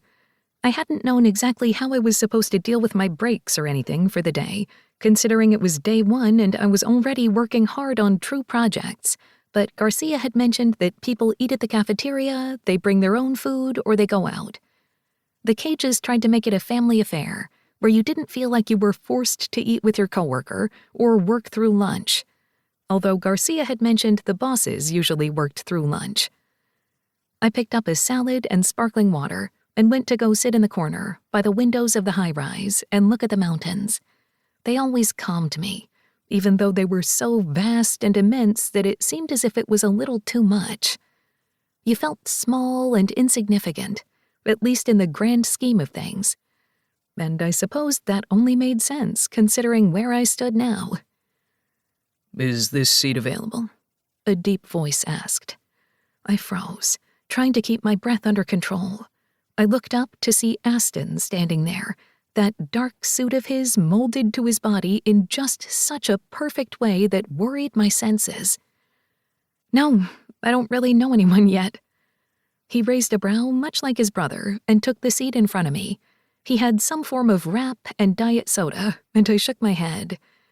This is all surreal. Pretty much, but I don't always work through lunch like Garcia said. I blushed. You heard that? I hear everything, he said with a laugh. I'm not a growly boss. He paused. I'm not your boss, actually, he said softly. I couldn't feel any eyes on me as people were talking among themselves, moving in and out of the room. When Flynn came in to sit with another group, I realized that though the Cage brothers sometimes worked through lunch, they also sat with their teams. So maybe this wasn't unusual. And yet, I couldn't help but wonder if it was. So how's your first day? He asked as he unwrapped his sandwich. Busy? You guys sure are throwing a lot of trust at me. After he swallowed and took a drink, he cleared his throat. James must like what you do. We didn't hire you because of who you are, who you know. We hired you because you're damn good at your job. And James wanted to hire you before. I didn't know that, but then again, things were interesting at that time, weren't they? I did my best to hold back my blush, but I knew I had failed. I guess things are a little weird. I mean, I don't even know how exactly everything works here, but gossip always runs through businesses and floors. It doesn't matter where you work. They're going to talk. And they do that. They all want to know exactly what's going on with the cages, but they don't outright ask. Surprised he'd even said the words, I frowned at him. And do you want to talk about it with me? I asked, only being slightly sarcastic. Yes, I do. I blinked, confused. Why? I have no idea. But that's probably a mistake, after all. Probably, I said, playing with my salad, no longer hungry. If you want to talk about it, about everything that happened, I'd love to hear. And I won't burden you with it?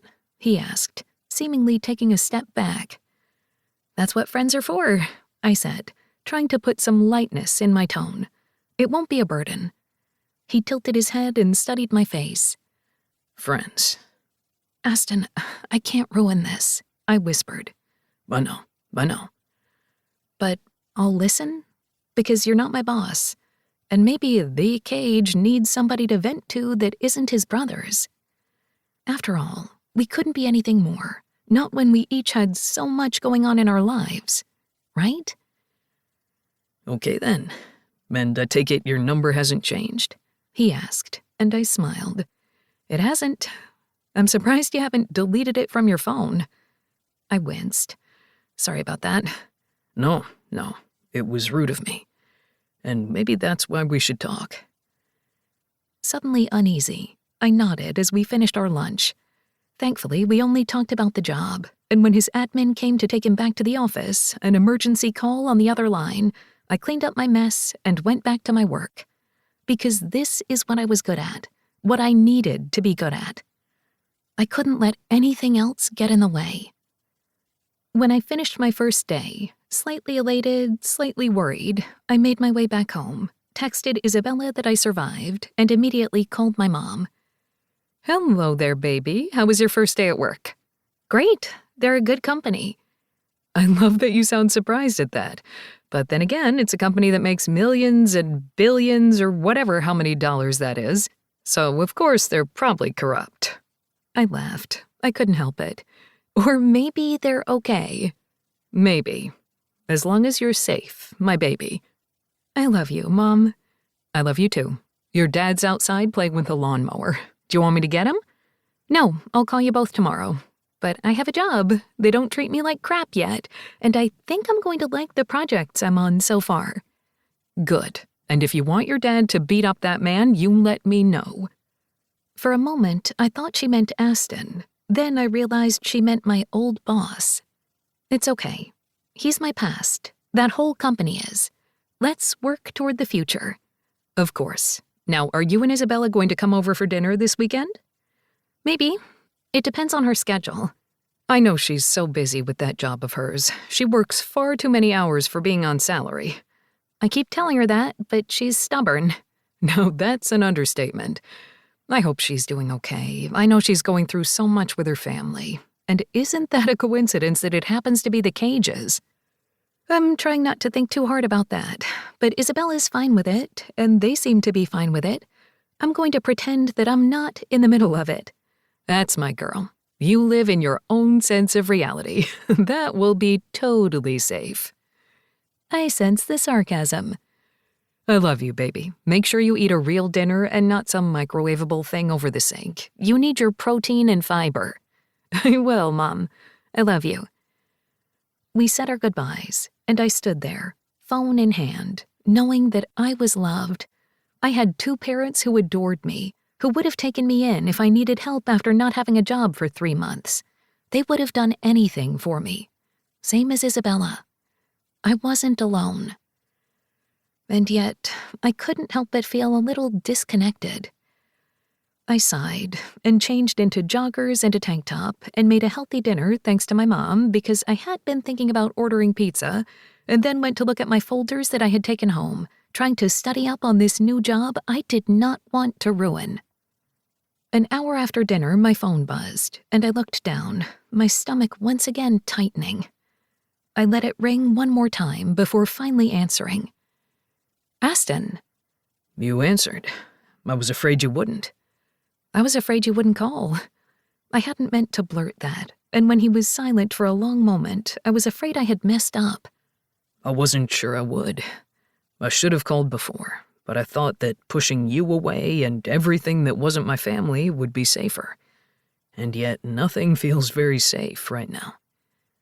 I don't know what that means, Aston, I said honestly. I don't think I do either. Let's do coffee.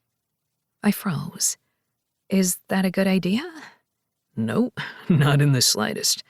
But let's start over, before everything.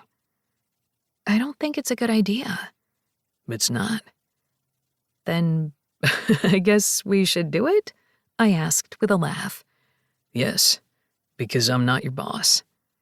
You keep repeating that as if you're trying to remind yourself that. I'm trying to remind the both of us. Tingles went up my spine, and I knew this was a mistake. But instead of saying no, instead of hanging up, I let out a breath. Tomorrow? I asked. Tomorrow? After work? Coffee after work? Well, I'm addicted to caffeine, so we should. I let out a breath. Okay. Good, Blakely. I missed you on my phone. Then you should have called, I whispered. I should have. And with that, I hung up, but I knew I would see him tomorrow. At work, and then after. This was totally a mistake. And yet I was going to make it anyway. Chapter 6. Dear Diary. What if he's not a mistake? Or what if I'm his? Blakely. I'm so glad that you have the time to take this walk with me. I reached out and gripped my mom's hand and pulled her out of the way of a passing biker who was not using the bike lane. I'm glad you're here too, but let's not get run over. My mom looked over her shoulder, and I could sense the glare on her face even though I couldn't see it. I love riding my bike. I love people who are riding to save the environment and to help their bodies and just for fun, but I hate actual bicyclists. Same, but if I say that, I feel like a jerk. I will be the jerk for both of us. It's like they didn't see the huge sign that bicyclists were supposed to be on the bike path, not the walking path. She elevated her voice for that last part, and I held back a smile since another bicyclist nearly ran into us. That guy just flipped us off, and my mother grinned and flipped him off in return. Such a relaxing walk, isn't it? Mom said with a laugh. I took her hand and once again pulled her out of the way of another bicyclist. Okay, next time I'm just going to walk out in the middle of the road. I'm less likely to get hit by a car than one of these idiots in a helmet, I grumbled. My mom let go of my hand to wrap her arm around my shoulder. I love you so much. I'm really glad you got my temperament instead of your father's. I rolled my eyes. Really? Dad's the calm one. I thought you would want me to be the one who can actually sit through stress-inducing moments and not want to wring their necks. While that's true, it's really good for you to know your worth and to hit back. Plus, you see your father at CU games. He's a menace. Go Buffs, I said with a laugh as someone else cheered the same thing back. It's like a cult. No, Denver Broncos fans are a cult, even though it's been a while since the Elway days. I'd much rather be an Avalanche cult member. Have you seen the thighs of hockey players? Mom rolled her eyes.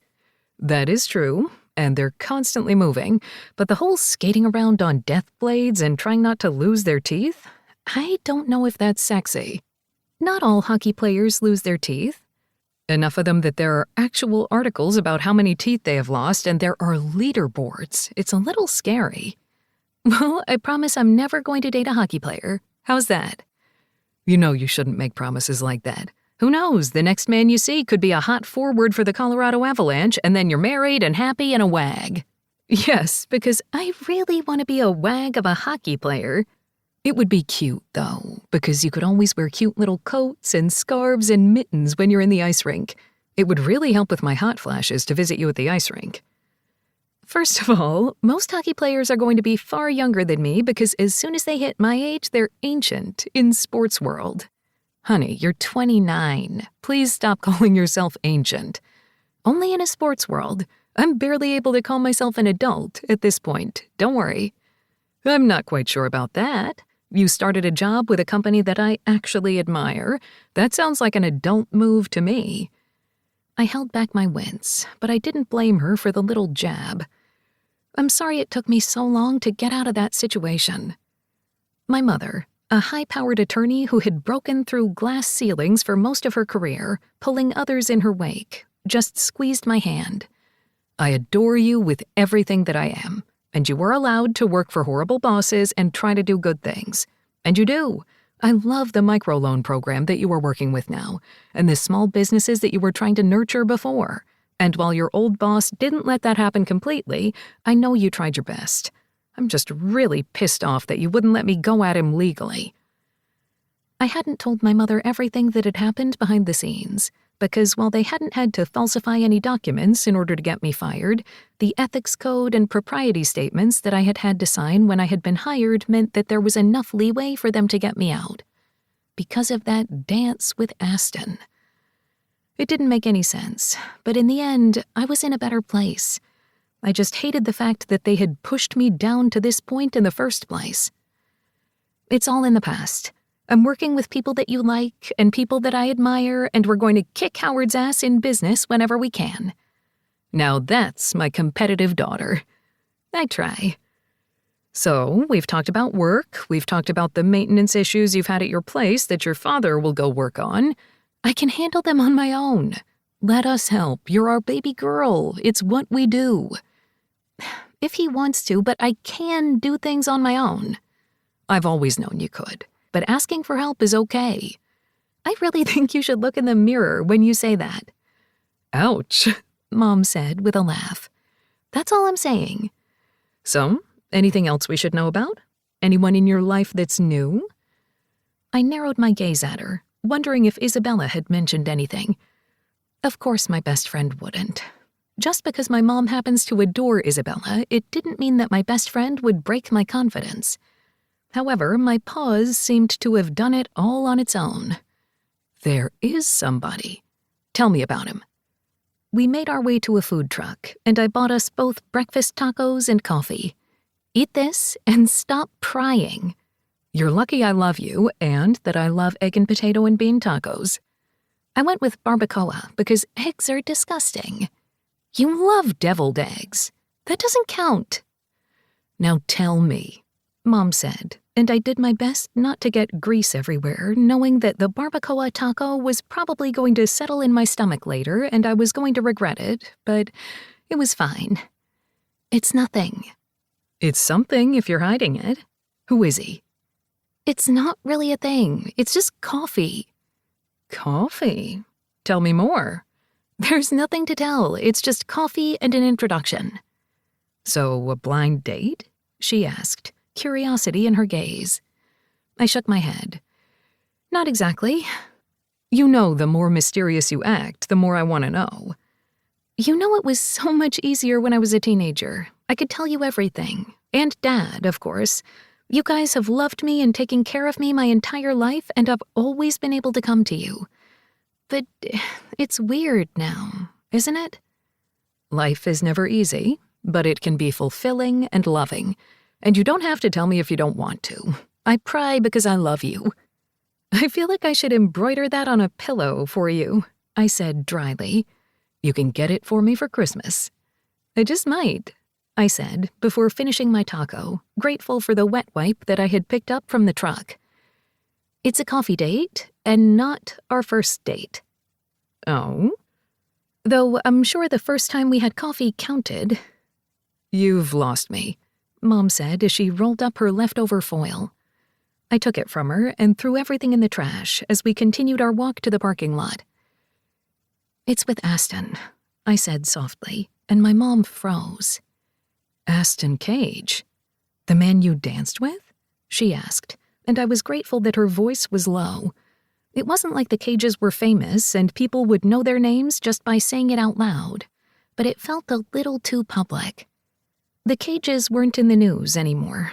There were countless other things going on in the world, but they had been for a time thanks to the whole secret family thing.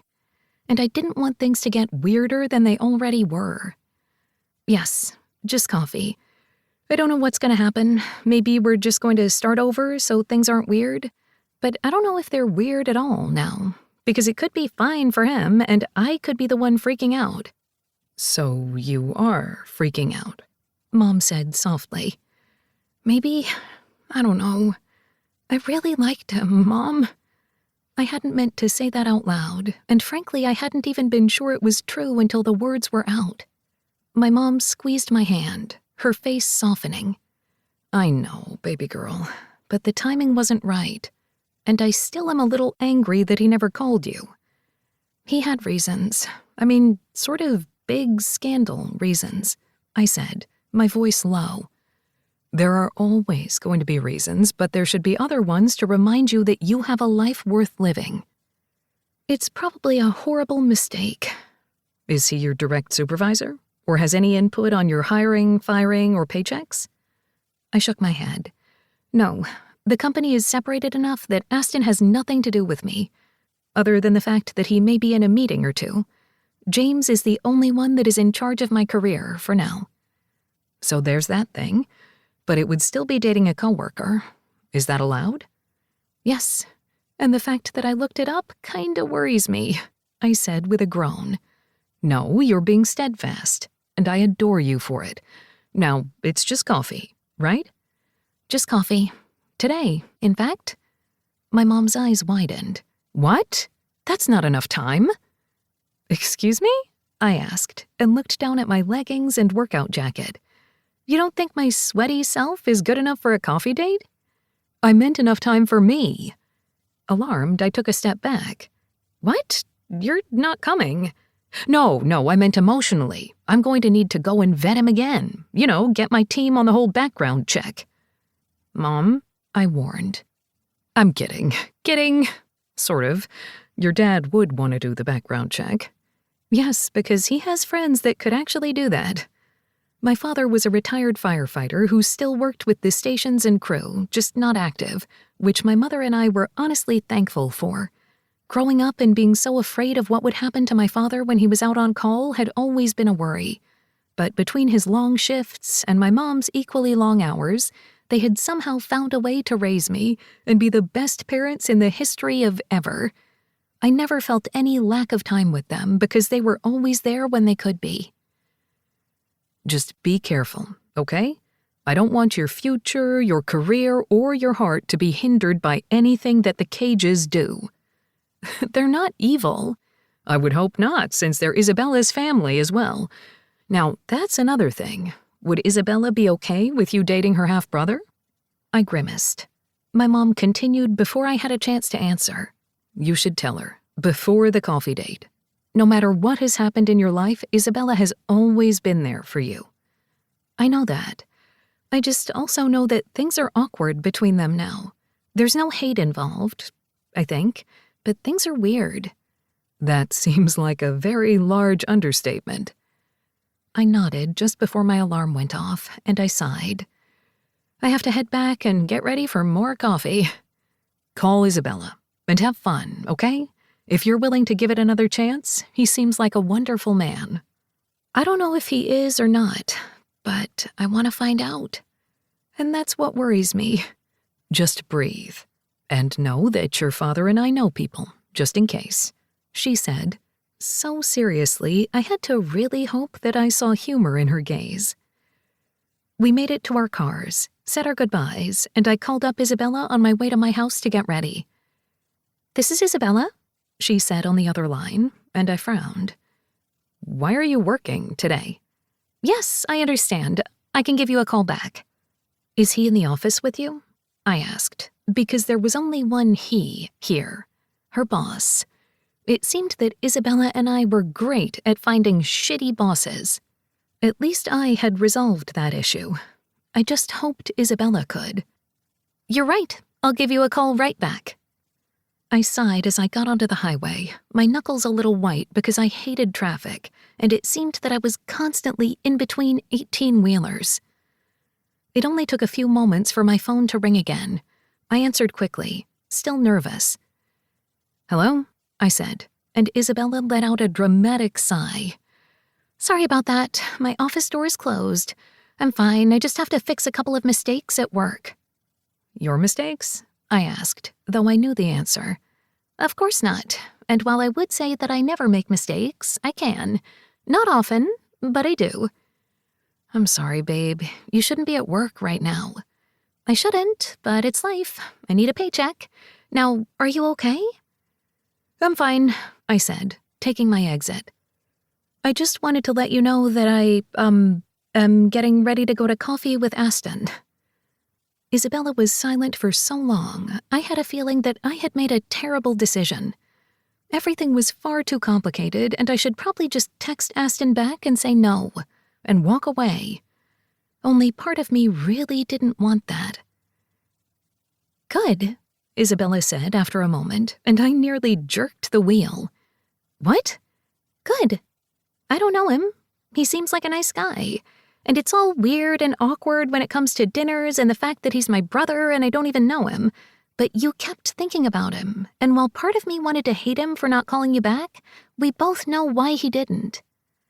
I sighed and pulled into my neighborhood. I know. Maybe it's just going to be coffee. I don't know. But if there was something, and I'm afraid that if I let this go, I'm going to regret it. And I already have so many regrets. Well, don't be me and live in those regrets, okay? And just know that if he hurts you, I am his sister now, so it means I will have more access to him to kill him. Don't tell me things like that, I said, laughing. It's true, though, and if things don't work out with you two, it won't be too awkward because I don't even know him. That just means I won't have to get to know him. See, that means I shouldn't do this. I want you to know your family. Well, I'll figure it out. You should get to know him too.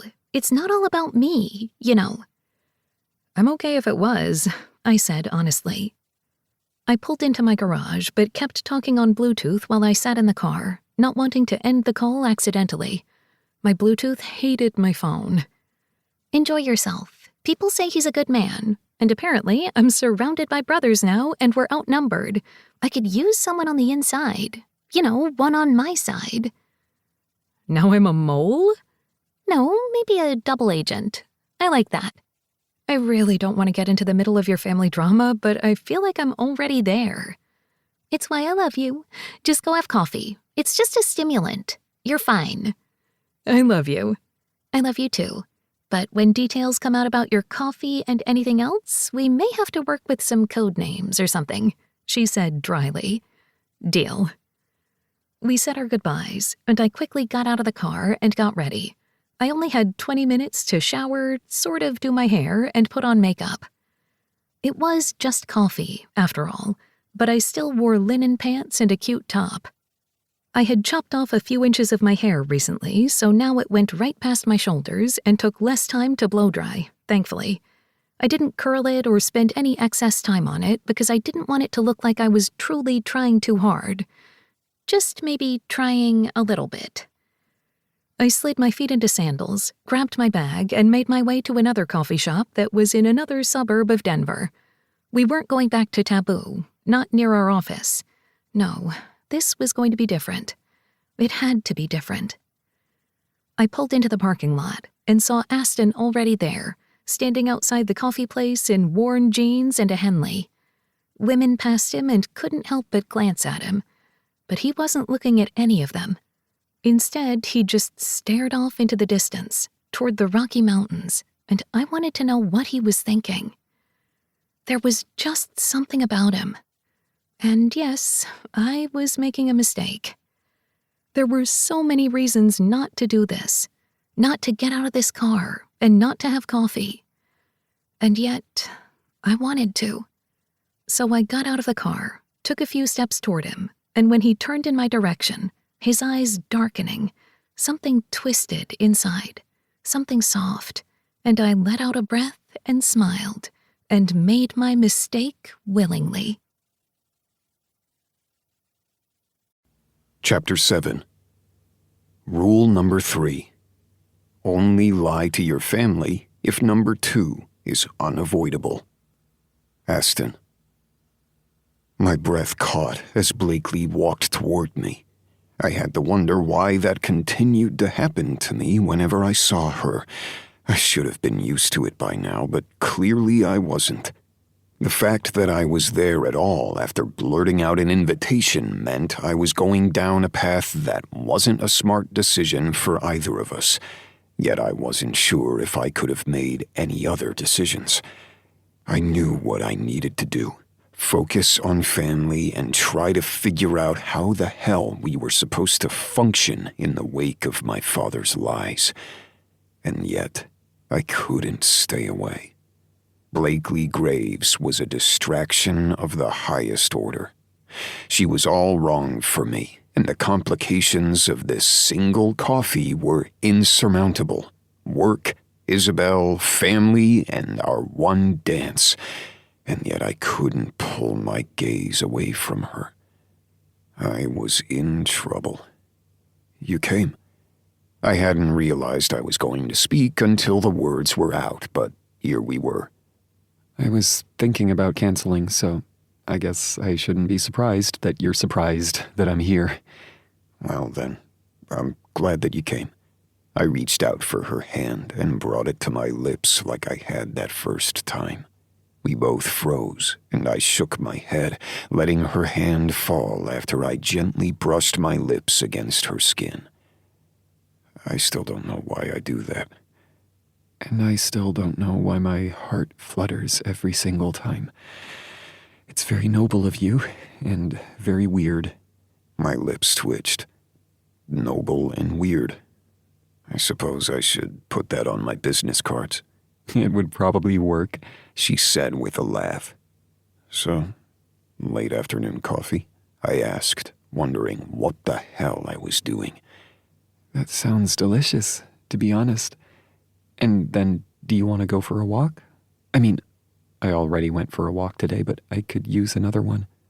I tilted my head. You did? With my mom, not with another man. She paused. I don't know why I said that. I suppose that it's good that you didn't have another date this morning, I said, that odd sense of jealousy dissipating. So this is a date, she said softly. I nodded. A coffee date. I'm not good with labels, nor am I acting very smooth, but sure, let's go for that walk. We made our way inside, and I pressed my hand to the small of her back, letting her walk in first. Once again, the action felt normal, as if it was something that I did often. I wasn't sure why the feeling continued, as if we'd done this countless times before. Somehow it was as if it were a mix of anticipation and comfort at the same time. We ordered our iced coffees and made our way to the other side of the cafe to wait for our order. So you're an iced coffee guy? She asked, a smile on her face. It's warm outside, and I felt like it. What, is iced coffee not real coffee? There was this guy that I dated who said black coffee was the only way to drink it. Maybe espresso if you were in Italy, but adding cream or sugar would just desecrate it. And iced coffee? That was just something that it was so millennial coded that it was a disgrace to all coffee. I snorted. That sounds like he's compensating for a few more things, if he's that adamant about coffee. I wouldn't know. By dated, I really mean I went on 2 dates with him, and then walked away very quickly. Where did you meet him? At the gym. She grimaced. My lips twitched. Really? The gym? What line did he use on you? What? I met you through a text message. I suppose one should be cliché, the other should be really random. I guess so. But for the record, drink your coffee however you damn well please. Thanks for the permission. She rolled her eyes, and my smile widened. So you met this guy at the gym. What did he say to lure you out to a condescending date? I think he mentioned something about the TV show that happened to be on in the background, and we laughed. I don't really remember much.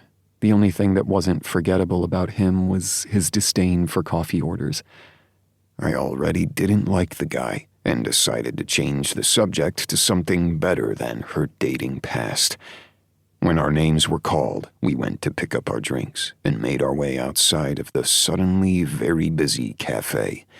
We bumped into a few people, and I noticed the way men's gazes went straight to Blakely. There was just something about her, and it was with immense pride that I stared every single one of those men down. She was with me, if only for the moment. Yes, I was in trouble. There's a park around here, I think. We just have to walk a block. No problem. I'll follow you. I live a few streets down, but it's not walkable. I used to come here to do some work on my laptop when I was able to find a seat. You worked from home sometimes? I asked, curious. She snorted and gave me a look. Do you really think that he was that enlightened about working from home? No, but I always had to bring work home, and sometimes I didn't want to sit in my house and work until way too late. So I spent Saturday mornings at my laptop in the cafe. It was like a retreat. That sounds like he's an asshole. I sipped my iced coffee with some form of milk and sweetener. I hadn't been too descriptive when I ordered, but it tasted just fine. Is working from home something that you're interested in? I asked, oddly curious. Maybe. I really like the office. She paused. Should we be talking about work? I'm not your boss, Blakely, and we do tend to spend a lot of hours on work. It's your name on the side of the building, at least metaphorically. I laughed. No, we don't have our names plastered on the side of that building. That building? I winced. We may have a few buildings in that small town that I mentioned. Cage Lake. Well, if you're not going to be plastered on the side of the building, you might as well be on the town name, she said with a laugh. I didn't name it, if that helps. I don't know if it really does. A smirk played on her lips. I shook my head and took another sip as we finally made our way to the small park. People were walking around with strollers, little kids on bikes, but it wasn't too busy. It was that time in between lunch and dinner where people were already at their afternoon activities, so it made sense. I tend to bring work home because I can't help it, and I know a few of my employees like working from home. Others do this hybrid sort of thing. I don't care as long as the work gets done. Although there are a few things that do work better when you're in the building. I get it. I really want to get to know everybody so I can figure out what path will work for me. So I like coming into the office, but I have to say, being able to work in my pajamas, that would be amazing. And now I was trying not to imagine what Blakely wore to sleep. Well, that wasn't helping. I cleared my throat so I wouldn't have to adjust myself in public and gestured toward her coffee. So, how's the coffee?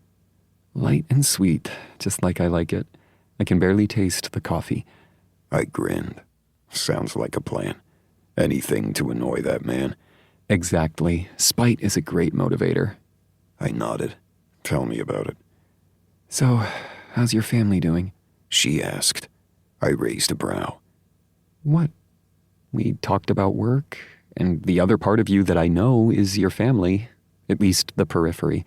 And I'm running out of topics without putting my foot in my mouth, except for the fact that I think I just did that. I sighed and put my hand on the small of her back again to gently push her out of the way of an oncoming bicyclist. We're fine. Just working often. Isabella said that your first monthly dinner didn't blow up, so that's a good thing.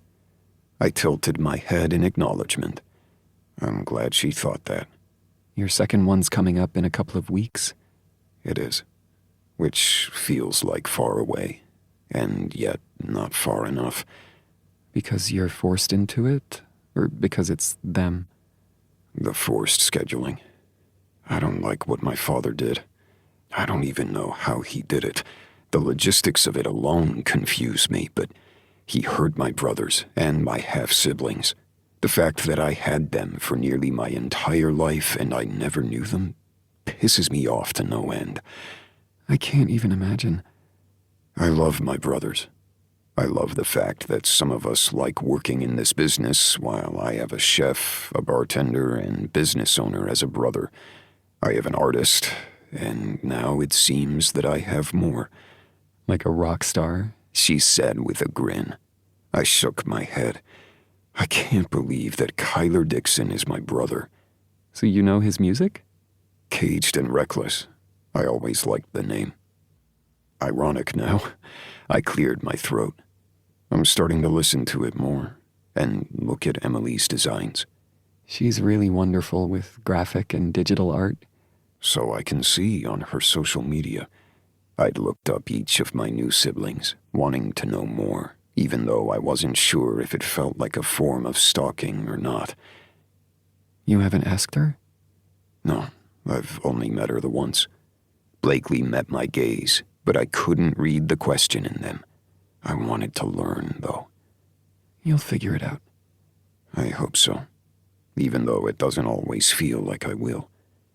If we're talking too much about your family, we can stop. I just really don't know what I'm supposed to say. It's a big part of my life right now, so I get that. I paused, trying to come up with what I wanted to say. When it came to business, I was the man of words, the man of action behind those words. But these days, with family and now Blakely, I couldn't seem to find them.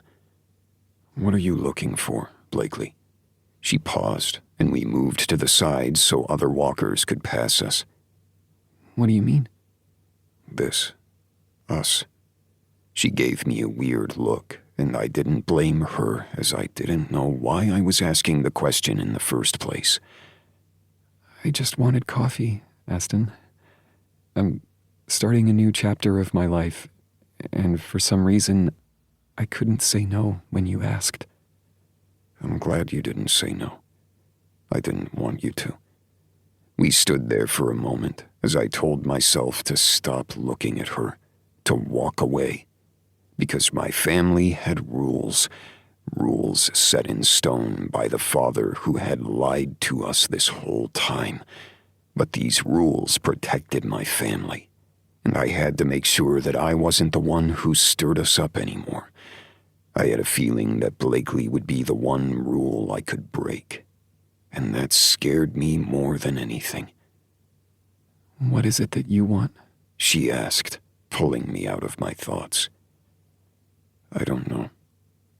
And that scares me because I'm not usually the person in the unknown.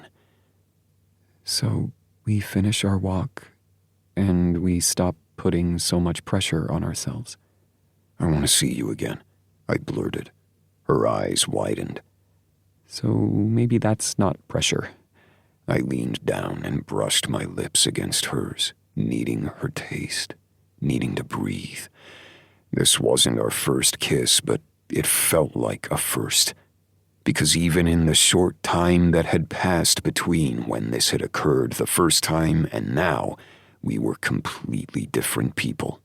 An eon had passed in a moment of time, and it was all I could do not to need her. I pulled away, and she smiled up at me, her pupils wide. Oh. Oh. So just a walk? Just a walk. And maybe one time I can take you out for dinner, and not just coffee. I do like coffee. And so, knowing that this was far too complicated and against the rules, I slid my hand over hers, and we continued our walk. And I did the one thing that I never did. I just lived in the moment. After our walk, I didn't have time to dwell on if and when I would see Blakely again outside of work. No, because tonight was the Cage family dinner, and not the one interested in the will, but one for an equally obsessive and emotionally manipulating reason. Thankfully, it wasn't at my house tonight, but rather my mother's. As I walked up the path, my steps faltered. Mother's. Not mother and father's. Not my dad's at all. Because he wasn't there anymore. Had I really given myself time to grieve? No. The answer would always be no. But who was there left to grieve? The man that I had put on a pedestal even though sometimes I hated him, hadn't been that man at all. He had been a liar, a cheat, a manipulator. No wonder he had been in and out of our lives for so long. Not because he was hard-working or wanted to spend more time in Cage Lake than not. It wasn't that he was doing overseas trips that hadn't happened at all. It was because he was living a second life, one under the radar that none of us knew about. And I didn't know the man who had raised me or had claimed to raise me at all. I had watched them lower his casket in the earth, and I hadn't felt a damn thing. Ice over flesh, and nothing but determination to fix his wrongs. But how was one supposed to fix the wrongs he was unaware of? And how was one to fix the wrongs that they made in his stead? Is there a reason you're standing out here and looking broody? Dorian asked as he threw his arm around my shoulder and pulled me in for a hug. Dorian was slightly taller than me, and wider, mostly muscle and all bruteness. Of course, he used that in his business to win over the high-class clientele at his bar. He owned the Gilded Cage, because of course our family needed to put our name in everything, every fucking thing around us. Just thinking about how Mom lives here all alone now and probably will never visit Cage Lake. Dorian snorted. Of course she won't. She is not about that small-town life. Dad only ever played at it because Grandpa liked it. I nodded, wondering if Dorian felt the same about me. Is it weird that we spent summers away in the mountains and living a completely different life? I wouldn't necessarily call it completely different. It was just our life. I don't know. Running barefoot in the woods, cutting open our feet, and letting our dad put Band-Aids on our wounds felt a little more idyllic than anything. You must remember a different summer than I did, Dorian said dryly. Because Dad wasn't the one that bandaged our wounds. You were. I frowned. How is that even possible? I'm only 4 years older than you. Yes, and in those 4 years, you got to be the big brother. And I'm only 2 years older than the twins, I corrected, speaking of Flynn and Hudson. Yes, and 5 years older than James, and 7 years older than Theo.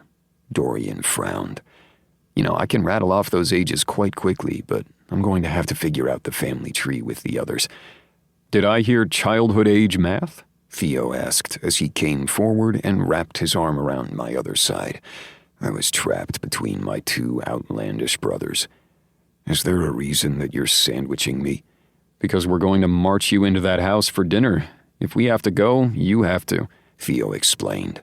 Now, are we going over ages again? I don't like the fact that I'm continually being pushed down the ladder of ages. Ford is still the baby of the main siblings. Dorian paused. Okay, that sounds kind of asshole-ish to the others. Yes, because calling them half-sibs probably isn't the best thing to do, Theo answered. Let's not say that in front of them, because I'm pretty sure that it's going to be Phoebe that kicks our asses, I said dryly. Or Phoebe's boyfriend, who happens to work with Ford. Oh my God, why did Dad have to try to repopulate the Earth? Dorian pinched the bridge of his nose. He makes everything so complicated. Of course he did. He's Dad, Theo said, not bothering to explain that comment. And then they did indeed march me into the house, not bothering to let me finish my conversation, or my downward spiral of thoughts. Flynn and James were already inside, whiskey in hand, as Mother stood between them, glaring at them as she spoke. She was probably dressing them down for something, but who knew what it was going to be? I looked around, frowning, when I realized that we were missing 2 people. Where's Hudson and Ford? I asked, my voice barely above a whisper. But of course, my mother had ears like a bat. Hudson is stuck in that godforsaken town with a rock slide of some sort, so he couldn't even make it to see his own mother, Melanie Cage complained. Considering my mother's favorite phrase was, I don't mean to complain, it was a little ironic. Then her words hit me, and I moved forward. Is he okay? Did anyone in town get hurt?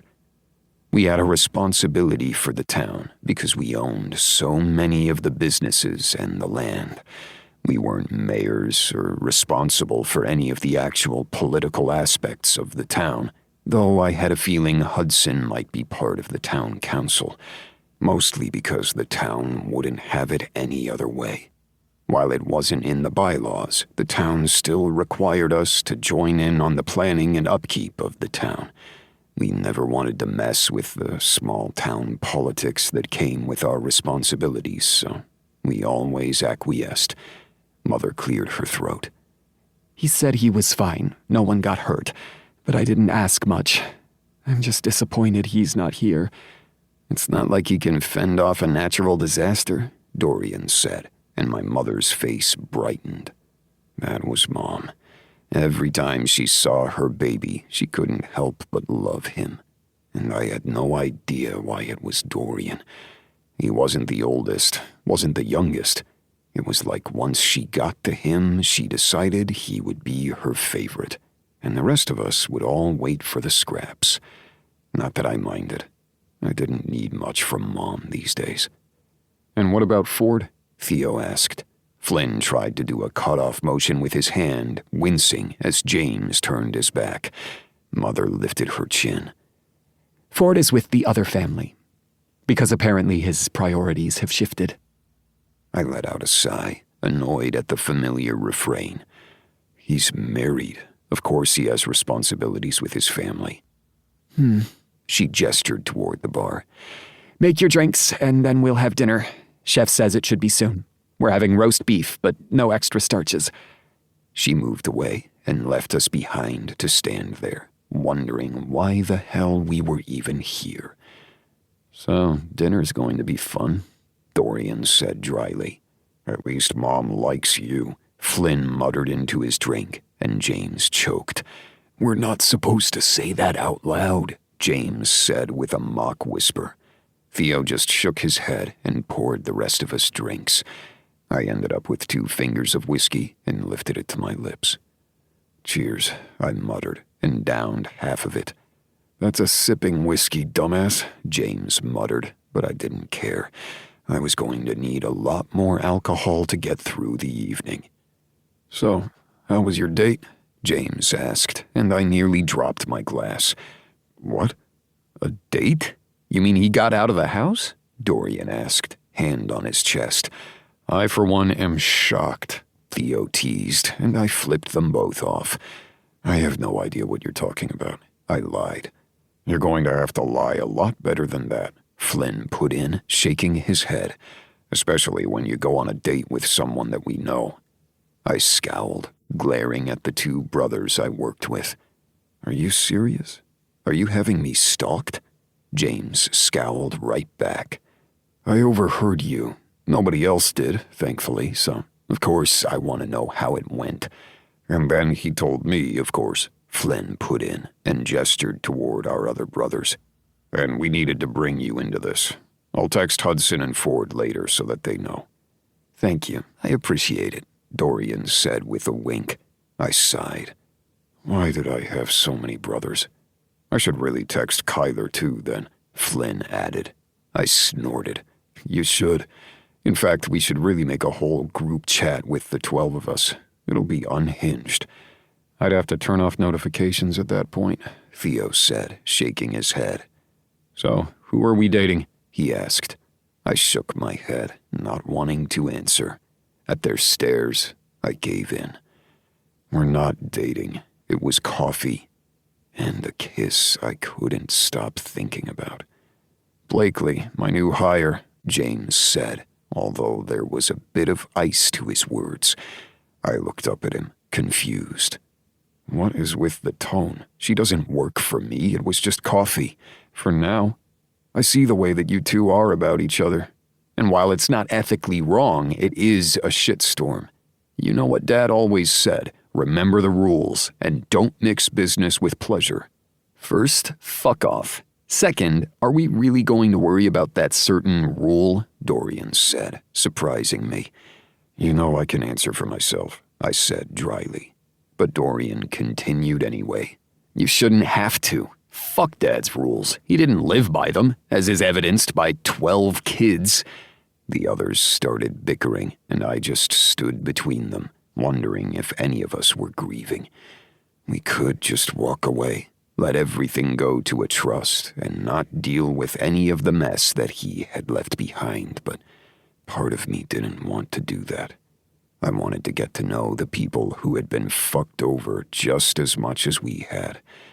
I just didn't like the fact that there were strings that came with it. You're not going to say anything? Theo asked, his voice soft. You guys are saying enough for me. And no, I don't know if I'm going to date Blakely. It was just coffee. And yet I had been the one to say I wanted more.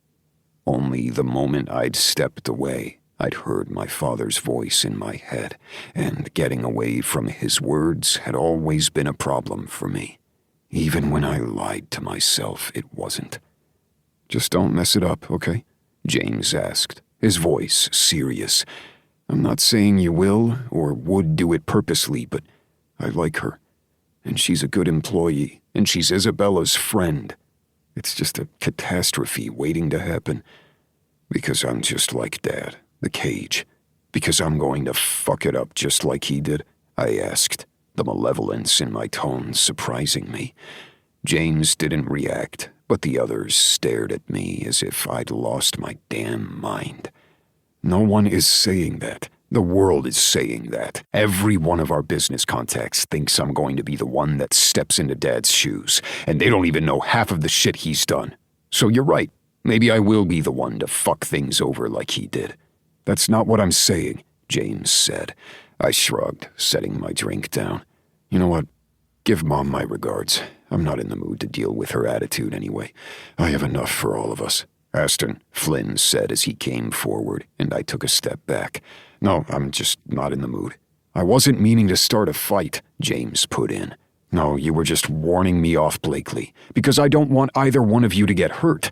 I snorted and then grabbed my things. I'm out. I have shit to do.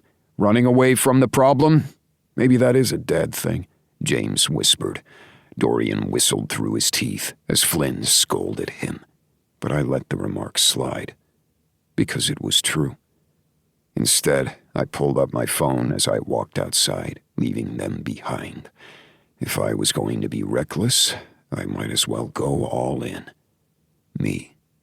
What are you doing? Blakely. Reading. Paperwork, mostly. Can I come over? ... Yes. And then I looked at her address, nodded, and figured I'd make another mistake, following in my dad's footsteps just like James thought I would. I might as well enjoy my time on the way to hell, all on the path to breaking every rule along the way. Chapter 8. Dear Diary, I have no idea what I'm doing. Blakely. I was done saying this was a mistake, as that would just be repeating myself. And maybe it wasn't one, after all. The moment that I texted my address, it felt as if I had had an out-of-body experience. So now here I was, frantically cleaning my house and wondering why I had invited Aston over. No, that wasn't exactly how that had happened. He had asked to come over, and I was freely giving in. That didn't mean anything other than he would be in my house. But it meant more than that. It had to. I swallowed hard and tossed my throw pillows on the couch and tried to make my blanket look casual on the corner, but I wasn't a decorator. I had no idea what I was doing. I ran to the bathroom and pulled my hair out of the bun I had put it in when I had gotten home and fluffed out my hair and tried to look somewhat normal. I hadn't bothered to take off my makeup from earlier in the day, so there was at least that. I slid on some lip balm, put my bra back on, and decided he was just going to have to deal with the real me. The same linen pants, but I'd put on a double tank top with a cardigan. and every mess that I made, including this evening. When my doorbell rang, I nearly jumped out of my skin, grabbed my phone so I could turn off the alert that someone was at my door, and did my best not to run to the front door. It still felt as if I was doing this whole adult thing wrong. When I opened the door, he stood there, in all of his 6-foot-something, broad-shouldered, thick-thighs glory. The fact that I was even thinking about his thighs told me that I needed to get a grip. And not a grip on Aston himself. He stood there in dress pants and a button-down shirt, looking so poised and professional, and a far cry from what I currently looked like. His gaze swept mine. I feel like one of us might not be dressed for the occasion. And then I blushed, wondering exactly what this occasion could be. He raised a brow, and I swallowed hard, trying not to let him see more. I just left a horrendously annoying dinner with my family, and Mother always makes us look slightly presentable. So you're saying I don't look presentable? I teased before taking a step back. You're just letting me walk into that one, aren't you? He asked dryly. I try, but why did you leave your dinner? Was it terrible? He shrugged, his gaze going around my place, and I tried not to feel slightly awkward about it. I had made a decent living and had only gone through some of my savings after losing my job. But it wasn't like the house a cage would have. We clearly had grown up in different tax brackets. I had grown up in a normal household, at least as normal as anyone could be this day and age. I had gotten student loans, had made my way through college, and now was here, trying to earn a living. It wasn't grand, but it was home, and I wanted it to stay that way at least for a little bit longer. I think I might have overreacted with my brothers, and I just needed to get out of there. That doesn't sound like you, I said softly. And you can tell exactly how I would react already? He asked, and he didn't sound condescending. He sounded honestly curious. Of course, he was right. I had no idea who he truly was. In essence, I had no idea who I was to this man, nor did I truly know him at all. He had been a figment in my mind, something that began with conversations in which we had never even known each other's names, into something far bigger in my mind than it was in reality. And that was something that I needed to understand, to cling to. I wanted to know who he truly was, beyond who I thought he was. I wanted to know why every time I thought about what we could have had, my heart ached, or why I couldn't stop thinking about him, even though I knew it would be better to walk away. I didn't mean to overreact. We were just talking about nothing and everything, and then as usual, someone said something stupid and somebody else overreacted. It's just the fact that I'm usually not the overreacting one. Maybe it was your turn? Maybe. Or maybe I just feel a little off-kilter. His gaze met mine, and I swallowed hard. Why was he here? So you didn't eat, then? I blurted. I can make you a sandwich. He smiled. You don't need to make me a sandwich, Blakely. You didn't eat. Let me feed you. Please? I asked, wondering why I was begging him to let me feed him. I had no idea what my brain was doing, but I was just going with the motions. Whatever motions those may be. Okay, I could eat. Honestly, I don't know why I left before dinner was served. Mother usually has a decent roast beef. So your mother cooks? I asked, wondering about the tone in her voice. Of course, I really only knew about the other woman from Isabella's single meeting, and it hadn't been pleasant. My mother doesn't cook, he said, that deep chuckle from his chest oddly attractive. Oh, but I thought you said... I trailed off, and he shook his head. My mother has a great chef, or she has had a few great chefs in her lifetime. She gets tired of them after a while and fires them. I scrunched up my nose as I pulled out ingredients for a sandwich. Well, I do have deli meat roast beef. How about that? That sounds perfect. You really don't need to make me one. No, I'm doing it. Just going to have to get over it. Okay, if that's what you want. That's what I want, I said after a moment. So what was it like growing up with a chef? I asked, feeling only slightly awkward. Not as fancy as it might sound, He said with a chuckle. I'm sorry, but the fact that you call your mom mother in that upper crust tone and you have a private chef? Sorry, you're a little higher class than you're trying to believe. He rolled his eyes. Okay, true, but it wasn't always like that. The family only started making the money that they're making now recently, at least in the last 12 years or so. So you didn't grow up with that silver spoon? Not really. I mean, we had the town, but that wasn't exactly how it sounds. Yes, because having a town named after you isn't unique at all. I thankfully still had a baguette and cut it in half and pointed to the condiments. He tapped the mayonnaise and mustard, and I was surprised because it was what I liked too. Most people in my life happened to hate mayonnaise, so this felt like a perfect match. Or maybe I was thinking too much about condiments. I quickly finished setting up the sandwich and pushed it toward him, and he just shook his head. What? I asked, slightly crestfallen. I can't believe I just made you make me a sandwich. You didn't make me. In fact, I'm making you eat one. Can I get you something to drink? Water's fine. His stomach growled, and I swore he blushed. Okay, thank you. I'm really in need of this sandwich. I poured 2 glasses of water because I was suddenly parched with him at my kitchen island and stood across the granite with him as he ate. So, town? I asked. He wiped his mouth on his napkin and shrugged. The story goes that my great-grandfather helped found the town, although that story doesn't really make sense in terms of actual time and history. I laughed. Okay, so someone rewrote history. I'm pretty sure what is now Cage Lake was called something else. My brother Hudson would know more, since he lives there full-time. I wanted to ask more about that, but I held back, wanting to hear about Aston himself.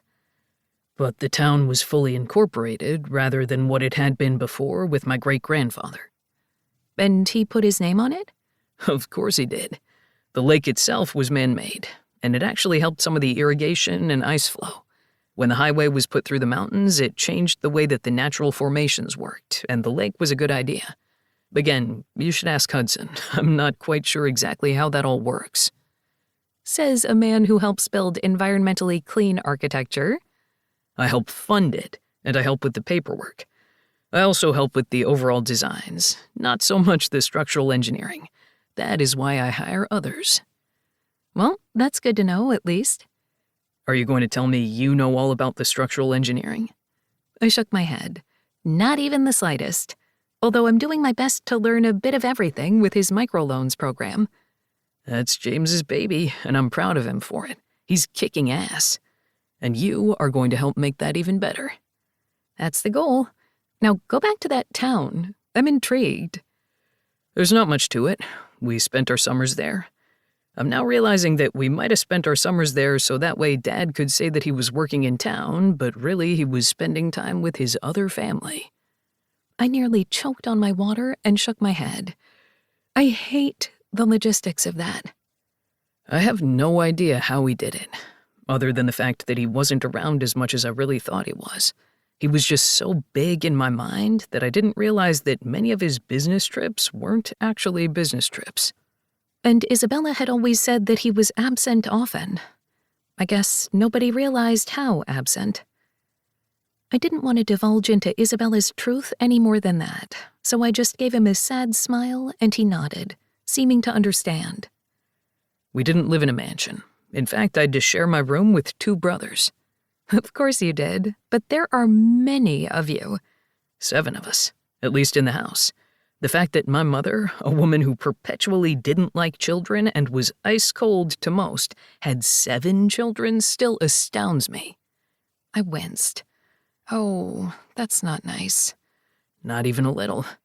We didn't have nannies, we had mother. And yes, she makes us call her mother. Dorian gets away with calling her mom, and I bet the others do as well. I just got in the habit of it, and frankly, I do sometimes add that little accent to it just to annoy the fuck out of her. The curse surprised me, and I beamed. Oh, look at that. See, you don't always follow the rules. Something slid over his face, but I didn't know what exactly that meant. I try to follow the rules, he whispered. Then he cleared his throat. The town is far west of Denver, up in the mountains, but not the high, hot elevations where the side of the mountain will make part of the area perpetually dark. I've driven by those places where there's always snow no matter what. Except during fire season, he said with a shudder, and I joined in, remembering the fires that had crested over the mountains throughout the years. Well, considering that Isabella and her family grew up east of the Colorado Springs suburbs and moved up north later, it sort of makes sense that you guys didn't cross paths. I guess so. Still, though, the miles that man must have put on his car. He rolled his eyes as he said it, but there was still an anger there. Well, I'm glad that you didn't have that silver spoon, even though you do have a town named after you. Not after me. After my great-grandpa, the land baron. I laughed at that. You should look more into that history. I should.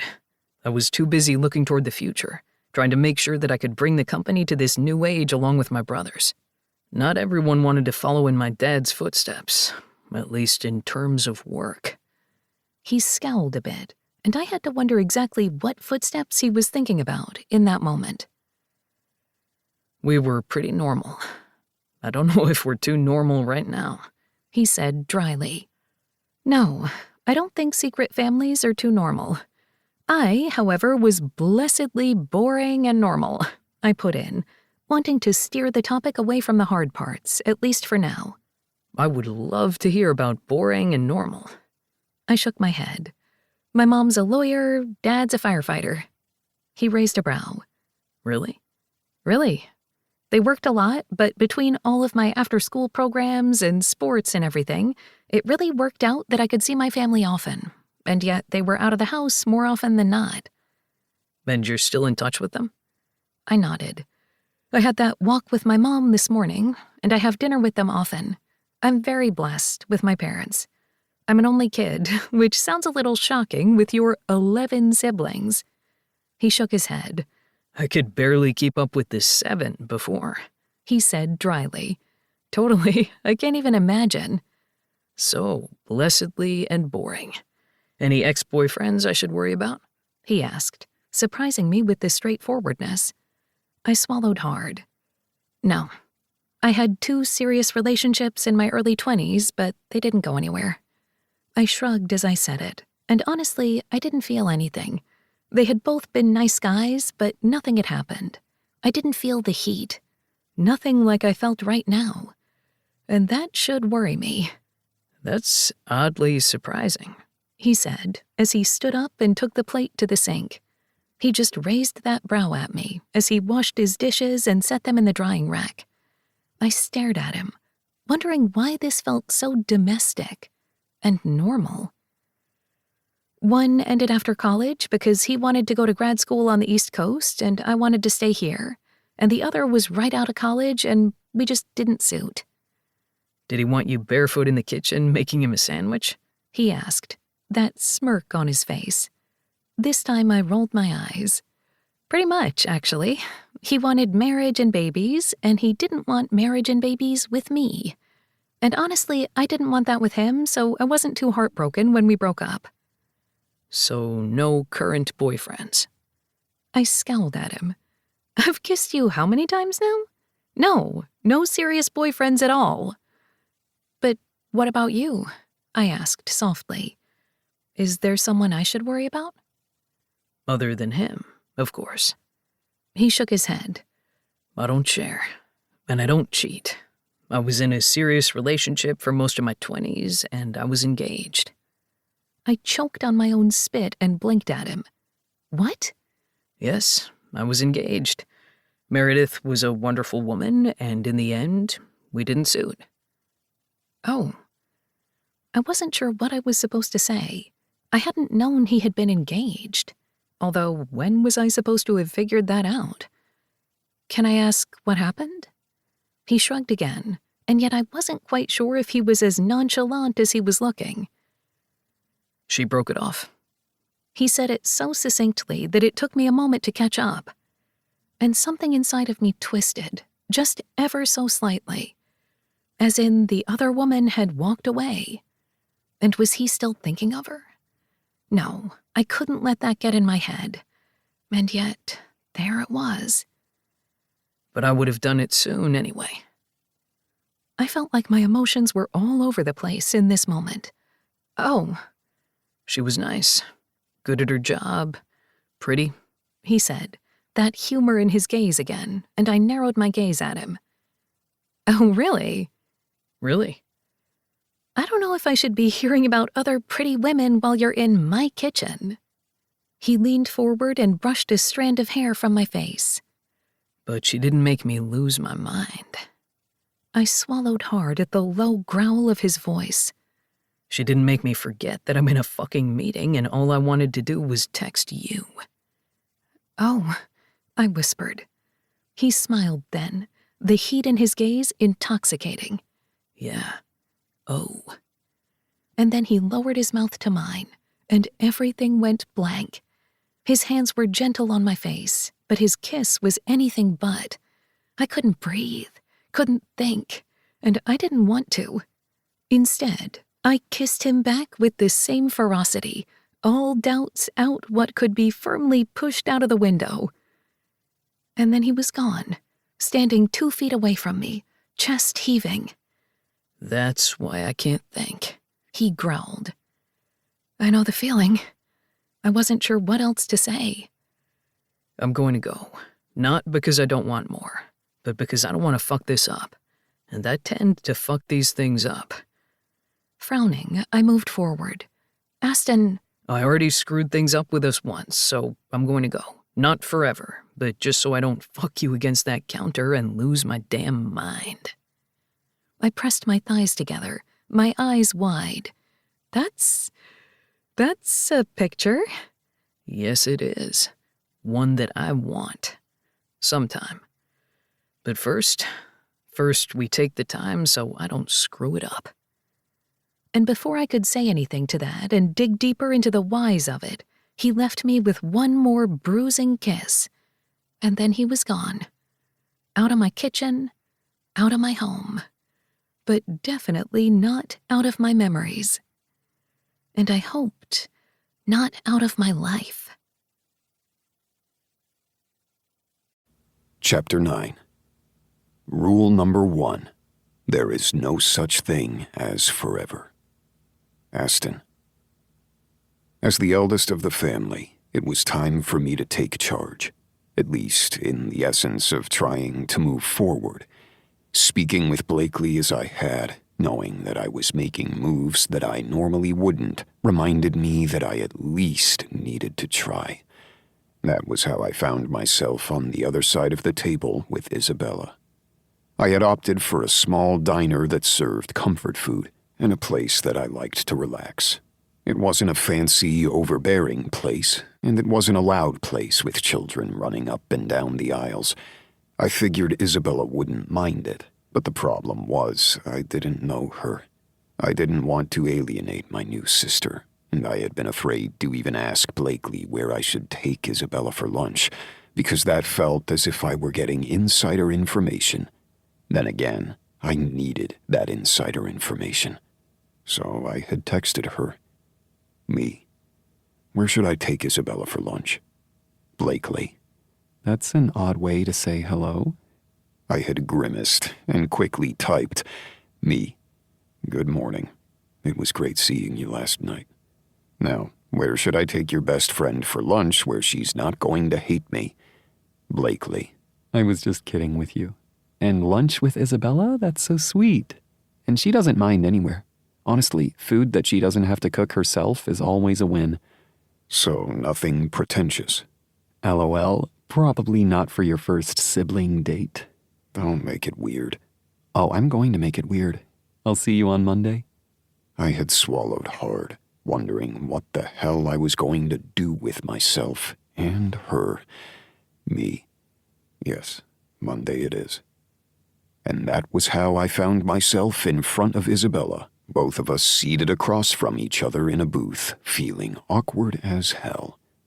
"Thank you for joining me for lunch," I said, tapping my fingers on the table. Isabel's gaze went straight to the motion, and I stopped. Now I was developing a nervous tic about this family. It seemed about right. I was honestly surprised that you asked me for lunch. And since it's just the two of us, I guess it doesn't count toward our monthly meal. I grimaced. Do any meals you eat with the siblings you knew about your entire life this month count? Touché. Here's the deal, I began. Isabella just grinned. I was waiting for that. I continued as if I hadn't heard her. I liked her biting tone.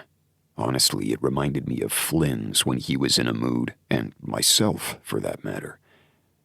I'm seeing your best friend, and we're newly found siblings. I think we should just deal. Isabella spluttered in front of me and shook her head. You're seeing Blakely? That's the label you're using? I shrugged, knowing that label might not have been correct, but it was something. I wasn't completely jumping off the deep end. Or maybe I was.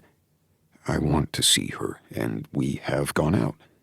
I'm not quite sure what other label I should be using, and frankly, that's a discussion Blakely and I need to have. Isabella smiled so sweetly, I had a feeling I said the right thing. You're right. I am usually very bad at those conversations, so more power to you. So you're not seeing anyone? No. There's really not time for boyfriends and dating with my current job. And that seemed like a decent segue. From what you've said, and what Blakely has mentioned, she cut me off. So you and Blakely talk about me? There really is no good way to say this, because if we never mentioned you, it would feel like the elephant in the room of not doing so, because it is a very large part of our lives. And if we did talk about you, it would feel like talking about you behind your back, wouldn't it? I don't like the fact that you have answers for everything. And yes, I'm being obstinate because I'm annoyed about this situation. I'm not always annoyed with you, I promise. That made me smile. Well, that's always a good way to start. The waitress came over, and we ordered 2 different types of closed sandwiches with fries and handed over the menus. Before we get into the other awkwardness, I was surprised you chose this place. I've driven by it a few times, but I've never been. I shrugged. I used to sit in that booth over there with my homework after school and do as much as I could before I had to go home. I'm almost afraid to ask what your childhood was like. It wasn't terrible. I can only complain about the way Dad treated us, and my mother for that matter, but it wasn't terrible. Everything was always loud at the house because there were so many of us, and I just wanted to pretend I was an only child for a minute. She nodded, understanding in her gaze. As the eldest, I get that. And honestly, I thought my house was loud with the number of siblings. Yes, the numbers are a little worrying. Her lips twitched, and it felt as if we'd been speaking for hours, though it hadn't been that long. We were jumping from topic to topic, speaking of numerous things as if we'd known each other for years. The comfort in the interaction should have been unsettling, but it wasn't. And perhaps that was the unsettling part of the entire situation. Seriously, though, do you like your job? I pressed. She sighed. I don't know if it's any of your business, but no, I hate it. I work too many hours. I deal with too many people who have no idea what they're doing, so I have to do their work for them as well. And if I'm not perfect, I get yelled at, and I'm just not in the mood to deal with it anymore. Have you been looking for another place of employment? I asked, honestly curious. From what I could tell, Isabella was competent and was steadfast in protecting her family. I would have assumed she'd have found a job that she liked, but then again, not everybody liked their jobs.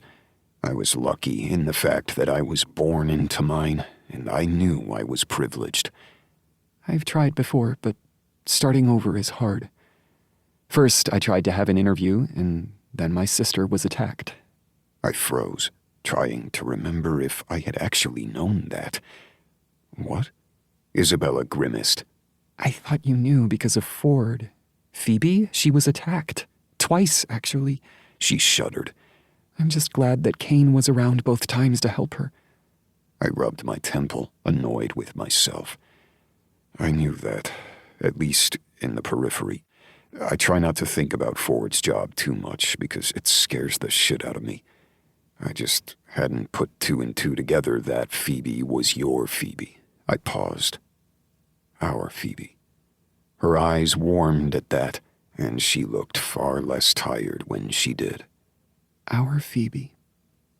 This is going to take a long time to get used to. And we're going to fuck up a lot, I muttered. Oh, yes, we are. I fight with my siblings all the time because it's what we do. And I love them. Same with my brothers.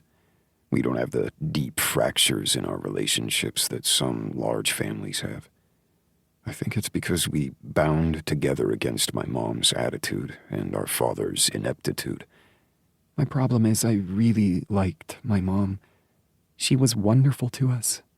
And the way we grew up, Dad was in and out of our lives, not just for work, but because we thought they separated.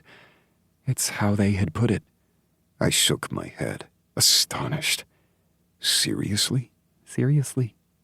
So in my mind, my mother was a strong single mom who was working to keep us all afloat. And I don't even know if that's true. So Dad wasn't supporting you guys at all? I don't know. I can't talk to my mom about it because she's mourning a man that I apparently didn't know. It's not like I haven't met our father. He ate dinner with us. He was there on Christmas morning. Busy day since he was also there at our Christmas mornings, I said dryly. Because he always had to work and would leave early. So I don't know the man that you know. And I didn't know my mother this whole time. Sadly, my mother knowing about a secret family and being icy cold about it doesn't really change my view about her.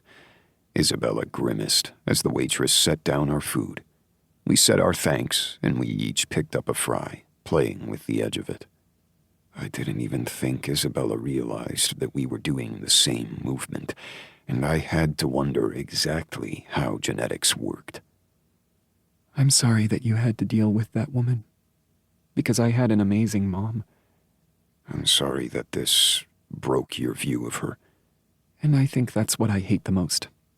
I never liked Dad. And that's a horrible thing to say about a dead man who happens to be your father. Dad was an asshole. I don't like him very much either. But we all had our certain relationships with him. I went into accounting with large corporations because my dad helped me with numbers when I was little, and everything just clicked. And it was all a lie. Not all of it. We have to believe that. If it's all of it, then nothing makes sense. And that's the problem. Nothing does make sense. But then again, this is a very weird situation. I can't believe that I didn't really know it was Phoebe that was hurt that whole time, I said, bringing me back to the beginning of our conversation. And the fact that Ford, a man that I met, happens to be my brother as well. I always thought he looked familiar, but I didn't realize that it was because all of you guys have Kyler's eyes. I sighed and bit into the fry.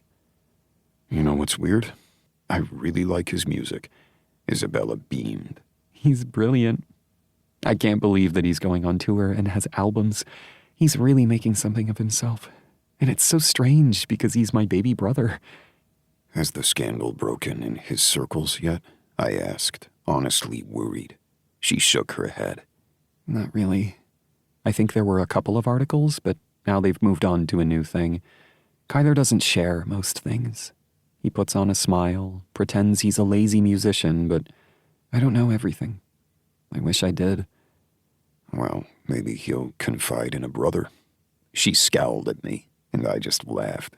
I was kidding. But you never know. I grew up in a house of just boys, so I feel like Kyler's situation is probably completely different than the rest of ours. Oh, no, I didn't even think about that. He was stuck with all of us girls, and now you guys outnumber us.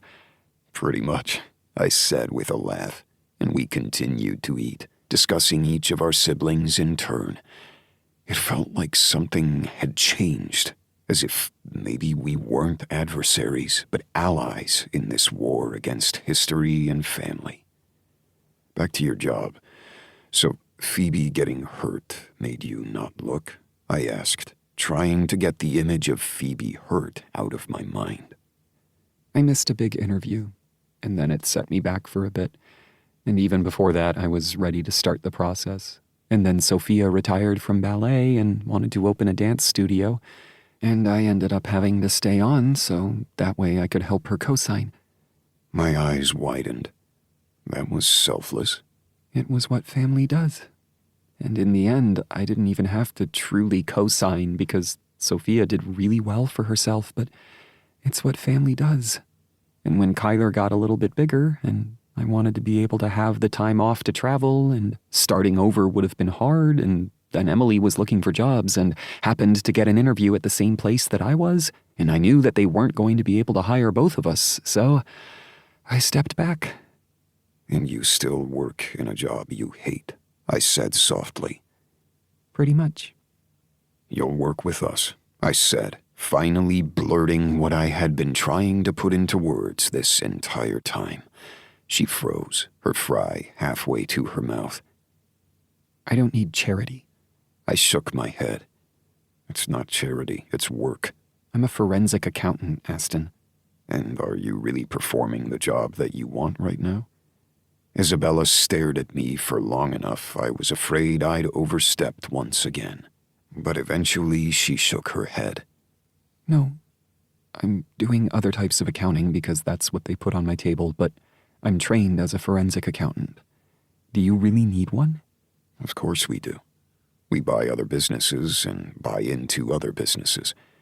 Blakely's job is to help organize those businesses underneath James's purview, but we need another forensic accountant on the team. So I would work for you, or James, or Flynn? I shook my head. With us. I'm not quite sure that is how it works. It's how we'll make it work. I don't work for my brothers. Yes, Blakely works for James, but she's not family. I cringe. I'm not doing this right. No, you're right. I'm just surprised. You shouldn't be. One day the will's going to be split 12 ways evenly, beyond the holdings we already have. My brothers and I, at least everyone but Kyler, all made our own income outside of what Dad left us. And Kyler is doing damn well. We aren't billionaires. We're not even truly multi-millionaires. She raised a brow. We're not. The company does well, but we don't take huge salaries. We aren't the megalomaniacs with the monocle laughing over our heaps of money. And here I thought you were Scrooge McDuck diving into his vault of money. Diving into coins does not seem sanitary, and honestly, it's just asking for a broken bone. She laughed at that, and I finished my sandwich, knowing I wouldn't have much time to eat later. Take the job. Do something you want to do. Or hell, work with us for a little bit, get something else on your CV, and then find another place. If it doesn't work out, it doesn't work out. But we have the space, the needs, and why do something you hate? She sighed and shook her head. You really are the eldest, aren't you? So says the other eldest. She grimaced. I'm no longer even close to being the oldest sibling anymore. Most of you guys are older than me by a couple of years. You know, I think you and James are the same age, like a couple of days apart. Isabella grimaced. Don't remind me of that, because that means, well, I don't want to think about it. I shudder.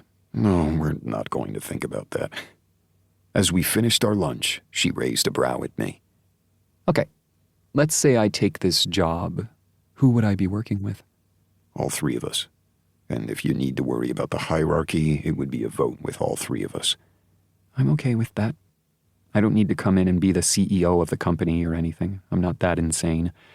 There's a lot of places to work, and you don't even have to work in the same building. Because you guys own so many buildings and a town? I sighed. Yes, I mean, I only personally own a house that I rent out most of the time. Hudson lives there. That's why it's so hard for him to get on the schedule for the monthly dinners. Same with Kyler. I don't mind, though. Them having to travel so far to us seems a little ridiculous for dinner. That's what I was thinking. Also, because the town was founded by our great-grandfather, at least in his mind, things were passed down. And then my brothers and I bought some more of the land from a company that Dad sold to. She frowned. What do you mean? I ground my teeth before forcing myself to relax. Dad was on his way to selling it to a company who wanted to build a strip mall in the small town. Her eyes widened. Are you serious? Yep.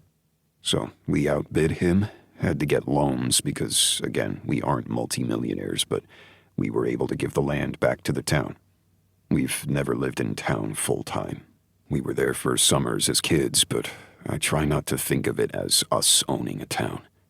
Dad really was an asshole. He was.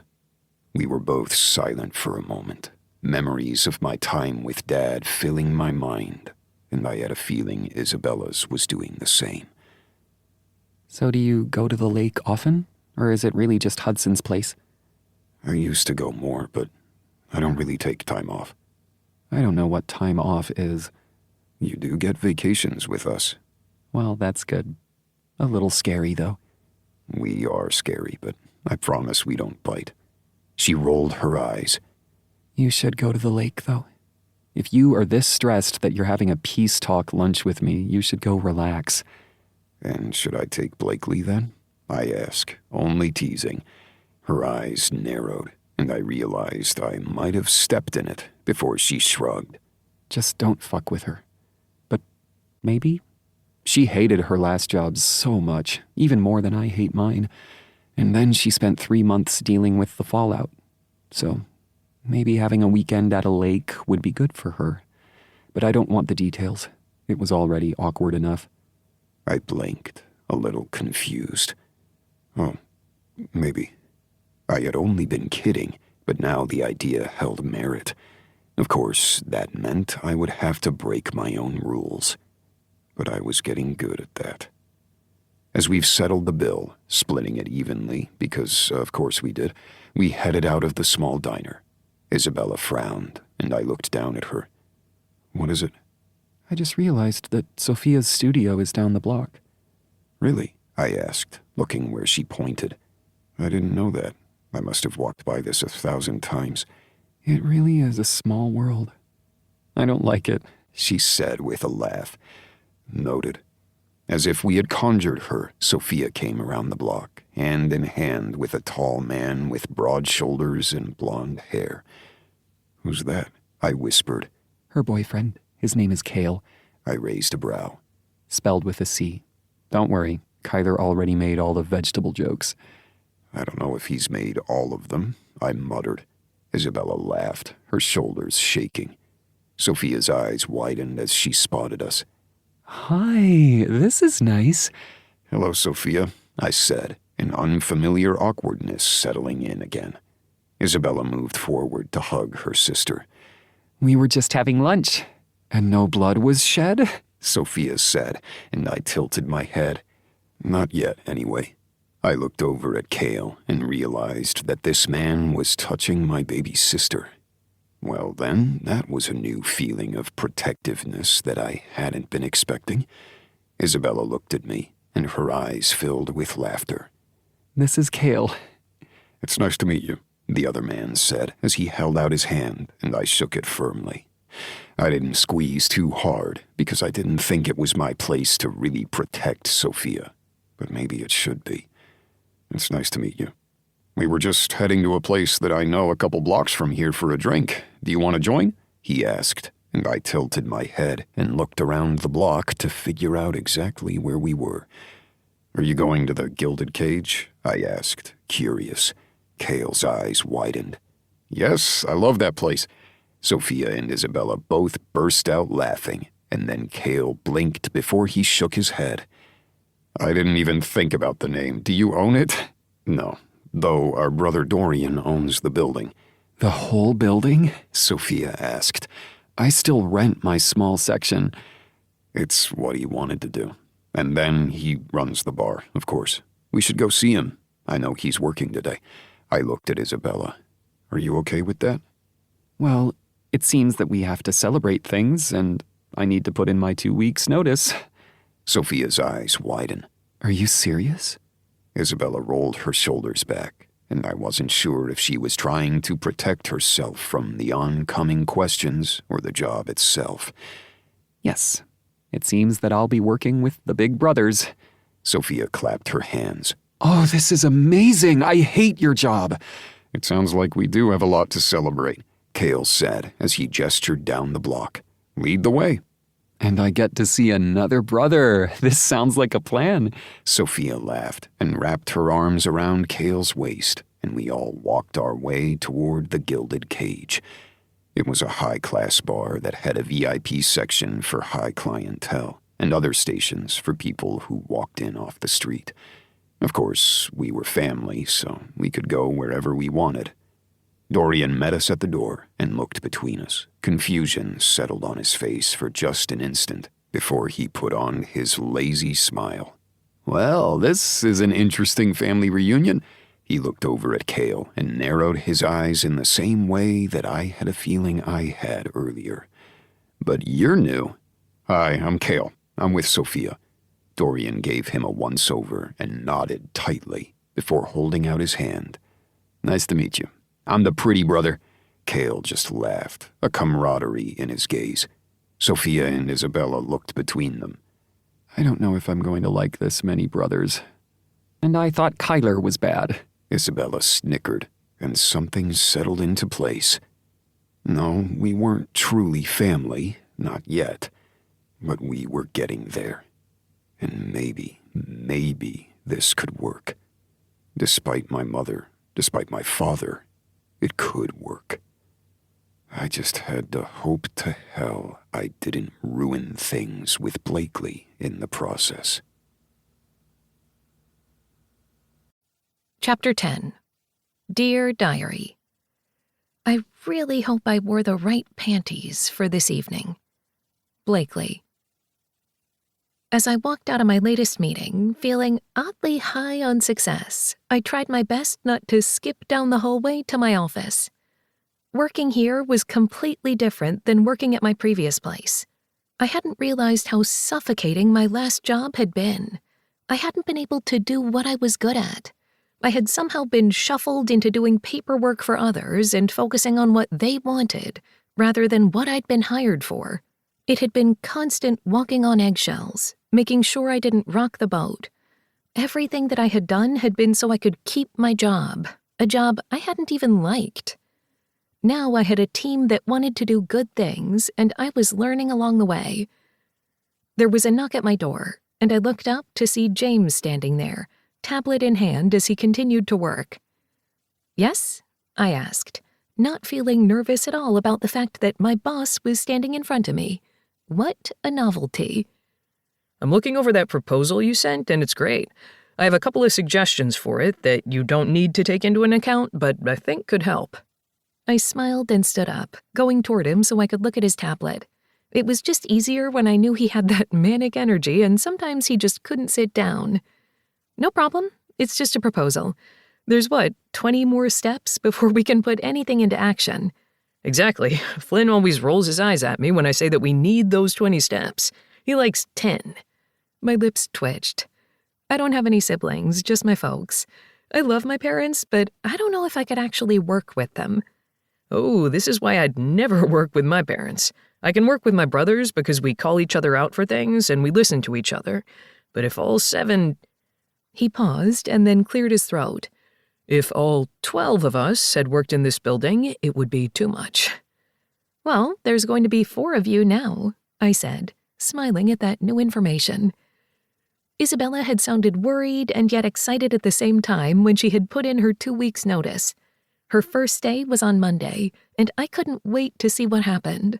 I was nervous for her and the rest of the cages, but it was going to be nice to have my best friend working nearby. It was Aston's idea, but honestly, Flynn and I should have come up with it too, James said with a shrug. Hell, I realized I just said that working with everybody would be too much, but if people have the skills to make this work, why not? Anything to make the company even better than what Dad thought it could be. I heard the bitterness in there, but he smiled so brightly, so much like Flynn in that moment, I couldn't say anything. Do you know if she's going to work in this office or another? She has the option of working at either one of our buildings. I don't actually know where she lives, and Aston is handling all of that. We have more than one accountant on our team, and since she's going into forensic accounting, she'll be working more with Aston than me. It's going to be nice, though, right? You'll get to know her. Yeah, more than just at dinners where things are awkward and we're doing speed dating for siblings. He paused and cringed. In a not really weird incest way that I just said. I sort of understood, I said with a laugh. Anyway, I like the proposal and I'll send over these notes. No problem. And you don't have to stay for the whole day, You already did the work that we wanted. You can just head home and do more work there, but we're not going to force you to work late tonight. My teeth bit into my lips slightly, and I let out a breath. That would be nice, because I sort of have to get ready for a date tonight. James tilted his head before he sighed. I really hope it's with my brother, because I do not want to deal with his grumpy ass if it's not. And that's not awkward at all, I teased. What? He was a complete grump for more than one reason when the thing with you guys didn't work out the first time. For obvious reasons that had nothing to do with me, I said, a little shocked about his words, considering his father had died as well. We Cages are doing our best not actually leaning into our grief and pretending it's not real, so you don't have to worry about that. I'm pretty sure he was grumpy about the other thing. I shook my head, not knowing if he was telling the truth or not. But anyway, yes, it's with him, and I don't really want to talk about it at work. No problem. I don't want to have to deal with HR. Anyway, I will go home and finish work. Thanks for the option. It's what we do. We want you to stay here and not find a new job after we help you train up all of your skills. Is that a problem often? I asked, honestly curious. More than you would think, he said, as Flynn called him over. See you in the morning.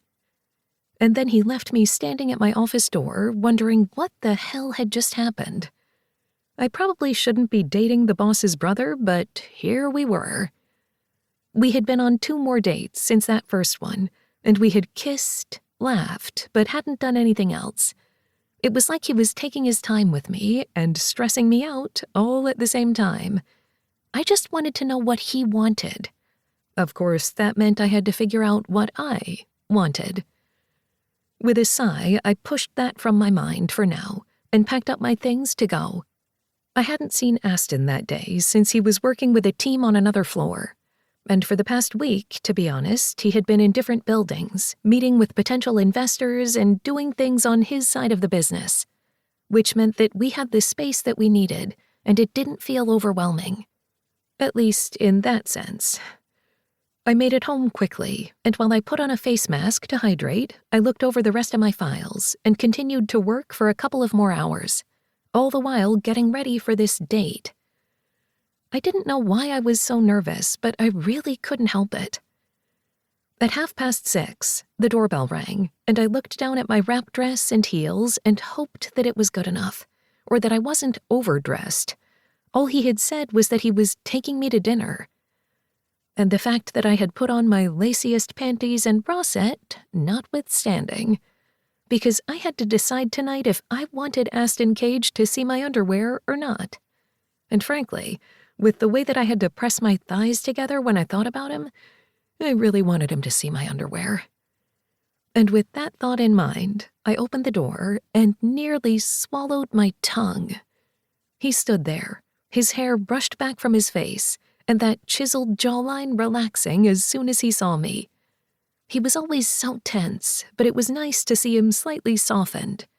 He had on a dark blue buttoned-up shirt, but he had rolled the sleeves up, and dark pants. He looked edible, and that was going to be a problem. You look amazing. Then he shook his head, and I frowned. Amazing isn't a good word. Delectable, edible, fucking sexy as hell. How about that? I grinned and shook my head. You can keep adding words. I don't mind. Let me grab my bag. Seriously, though, I love that dress on you. I blushed, grabbed my bag before walking out and locking the door behind me. Thank you. I'm not going to lie and say it was the first thing that I picked out. Please don't look at my closet because it might appear as though a tornado went through there." His lips twitched, but he reached around to press his hand to the small of my back, leading me to his car. He was so warm, so big, and I needed to rein in whatever the hell was going on with me. I didn't ask where we were going, which in retrospect I probably should have, considering, clothing. You look beautiful and appropriately attired for Le Petit Pearl. My eyes widened. Fancy French food? Look at you go. Not too fancy. I didn't have to wear a suit jacket, and gasp, I'm showing forearms. I wiggled my brows as we got in the car. I mean, forearm porn is a thing. He paused in the act of starting his car. What? I didn't say anything, I blurted, my voice slightly high-pitched. No, you're going to have to explain what that means. He'd started the car and pulled out of the driveway as we made our way toward the restaurant. I gave in, knowing he'd persist. It's just that when a man pulls up his sleeves to show off his forearms and we can see the muscles there and sometimes the veins, it just does things. I can't explain it. He looked at his arms and then at me before looking back at the road. Forearms. I guess you learn a new thing every day. Our conversation moved on to easier topics, and thankfully not just his forearms by the time we made it to the restaurant. There was an actual valet in front, and I just shook my head, a smile playing on my face. What? Aston asked as he helped me out of the car. You said it wasn't fancy, and now there's a valet. Because this parking lot is terrible, so they need 16 to 18-year-old kids to park our cars for us. I don't know if that actually helps my nerves or not. Tell me about it.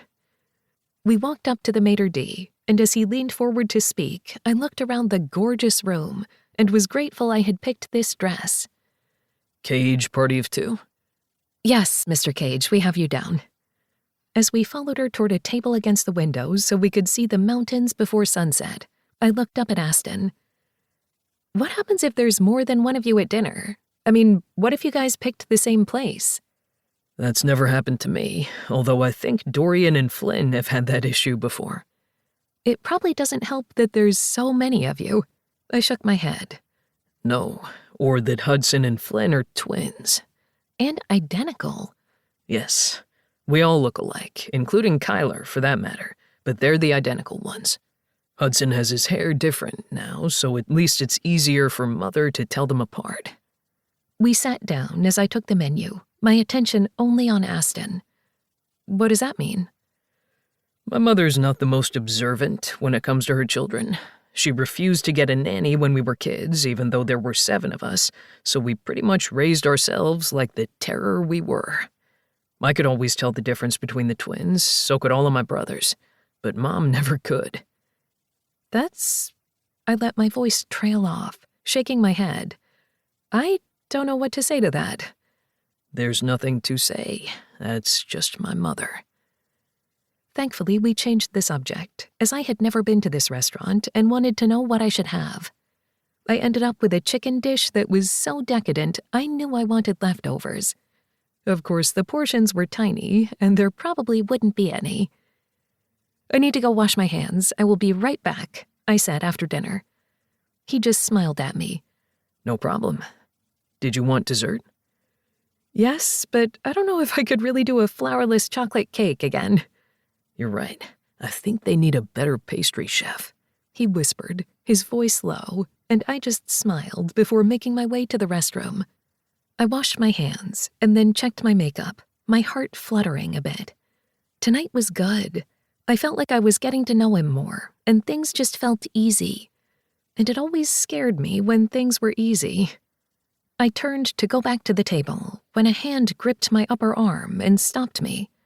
I froze, confused, and looked over to see a blonde woman with bright red lips and gorgeous eyes smiling down at me. But there was nothing nice in that smile. "Excuse me?" I asked, looking down at her hand on my skin.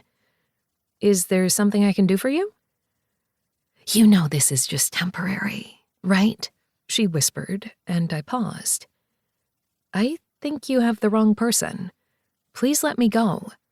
He was mine. Aston Cage was mine, and we're just taking a break, so don't get comfortable in that seat.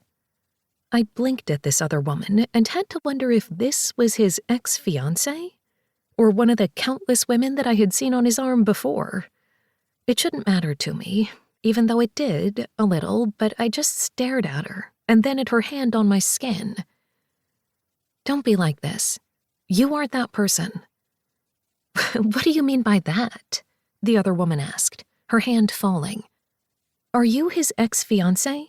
I asked, knowing that I just needed to get the facts right before I left. My heart raced, but she just stared at me, eyes widening. So he told you about me. I swallowed hard, realizing that yes, this beautiful woman was the ex-fiancé. And even though he had said she had broken it off, she didn't seem over it. But I wasn't that person. I wasn't going to just stand here and take that. I don't know why you're here or why you're talking to me, but Aston loved you. Her eyes widened at my words, but I was going to tell the truth. Meaning there has to be good in you. Don't pit yourself against me. Don't lower yourself to fighting me in a bathroom. We're both above that. The other woman's eyes widened again before they narrowed into slits. Then just don't get in my way. I sighed, knowing I wasn't going to get through to her in that moment.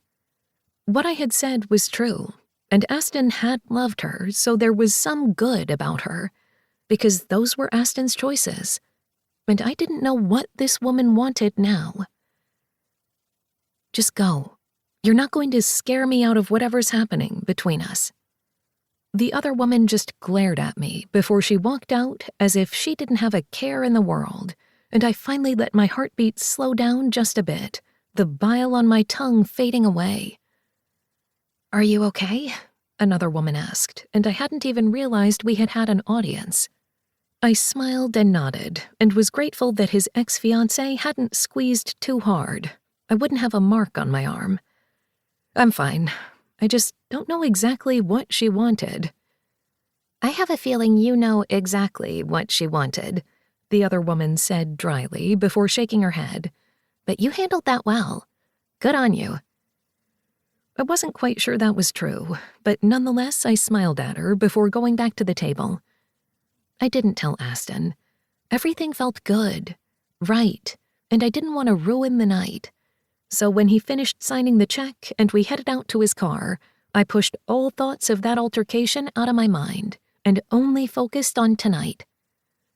So, where am I taking you? He asked, and there was so much promise in that question that I swallowed hard and looked directly at him. Let's go to your place. A smile slowly crawled over his face, and he nodded. My place sounds pretty good. And as we drove there, I focused on the now, because that was the only thing that mattered in this moment. Nerves settled over my skin as soon as we were inside his place, and he handed over a gin and tonic. I only have diet tonic for some reason. I hope that's okay. Oh, that's fine with me. I usually can't tell the difference. I sipped the crisp drink and noticed that Aston had added the perfect amount of lime. It's wonderful. Well, it's an easier drink than mine, he said. I looked at his Manhattan. I don't know if I could drink cherry and bourbon. Well, they are a match made in heaven, he said, as he brought the tumbler to his lips. I did the same with my glass, and then licked my lips as a drop of my drink slid out. His gaze latched onto my mouth, and I swallowed hard. I think I'm done with my drink, he said, his voice low, and I set my drink down with a nod. And then he was on me, and I couldn't think. He cupped my face, his mouth pressing against mine with such ferocity I could barely breathe. He tasted of liquor and sweetness, and I wrapped my arms around his neck, kneading him closer. When he reached around me and gripped my thighs, I let out a shocked gasp. And then he lifted me up off the floor, and I wrapped my legs around his waist. I want you on a bed first. I'll take you on a couch, against the table, anywhere later. but I want to see you sprawled out over my bed. I nodded, my pussy pulsating. Yes, that's what I want to. Good. He kissed me again and led me to his bedroom. I didn't know which direction he was going, if we went upstairs or anything. I was so focused on him and his taste, it was like I was out of reality. Aston set me on the bed, and I let out a moan as he gently tugged on the tie to my dress. I've been wanting to unwrap you since I first saw this damn dress. I swallowed hard, knees going weak. Oh. Damn straight. It's all I've been thinking about since I first saw you. But now I get to see exactly what I'm unwrapping. My breath caught as I stood up, and he finished undoing the knot at my side. When my dress fell to each side of my hips, I felt as if I were completely naked in front of him, though I was still wearing clothing. The hungry, dark look in his eyes nearly sent me over the edge. And when he studied my body, I felt as if I were enraptured, treasured, his. He reached out and ran one knuckle underneath my breast and then over my nipple. It immediately pebbled, and I sucked in a sharp breath, the sensation of his touch going straight to my cunt. Aston. He looked up at me then, that familiar smile on his lips. I love it when you say my name. Just my name. I swallowed hard again as he cupped my breasts, and my head fell back. Aston, I repeated. He tugged at my dress, and it pulled at my feet on the floor. You're so beautiful. You take my breath away. I opened my eyes then, studying him. It's really hard to think with you touching me, or with you even in the room for that matter. I'm going to take my time with you. I shook my head. Maybe not the first time. I don't think I can wait that long. He laughed then, a deep laugh that went straight through me. Oh, this is going to be fun. And then his mouth was on mine again, and I was tugging at his shirt. He let me take it off him, one button at a time, and then my hands were sliding over his skin, over the slight hair over his chest. I can't breathe, I'm so hot. Yes, you are. I laughed. That's not what I meant. And when he slid his hands between my legs and cupped me, I sucked in a breath. Yes, you are. I swallowed hard, and then he tapped 2 fingers over my pussy and my knees went weak. Before I could breathe again, I was on my back, my heels still on, and he was kneeling between my legs. I need to taste you. Blushing, I let my thighs fall to the side as he gently tugged on the edge of my panties. Did you wear these for me? And for me, I said truthfully. Such a good girl, he whispered, and then he slid my panties to the side, bearing me to his face. He studied me slowly, gently sliding one finger along my swollen folds, then the other. He was taking his damn time, and I moaned, my hips lifting without thinking. He pressed his arm over my hips, keeping me pinned, and when I opened my mouth to protest, he leaned forward and took me in his mouth. I buckled off the bed as his tongue lapped at me, gently, slowly, as he continued to eat me out. I couldn't breathe, couldn't think, and then 2 fingers were spearing me and my knees went weak. Aston, he hummed against me, curling his fingers just right to play with the sweet bundle of nerves inside me. I nearly shot off the bed like a rocket, my thighs clamping around his face as I came, my hips rocking along him. He continued to move his fingers in and out of me, 2 and then 3, and not stopping, as my wetness covered his hands and his face. I should have been embarrassed about how hot I was for him, how drenched I was making him, but I couldn't think. The sound of ripping hit the air, and I realized that he had torn my panties off me. I could have complained, as those were nice panties, but I didn't care. Instead, he had his arms wrapped around my thighs as he continued to lick at me. I can't. Not again. You will, he growled against me, and then he continued to feast, like a man starving in the desert. And miraculously, I came again, my toes curling in my heels, the sounds I was making echoing off the walls. And when he finally stood up between my legs, I looked at him then and nearly came again. His mouth was wet from my orgasm, and he was licking his fingers one by one, and then licked his lips. So fucking sweet. I swallowed hard, and then he hovered over me, kissing me.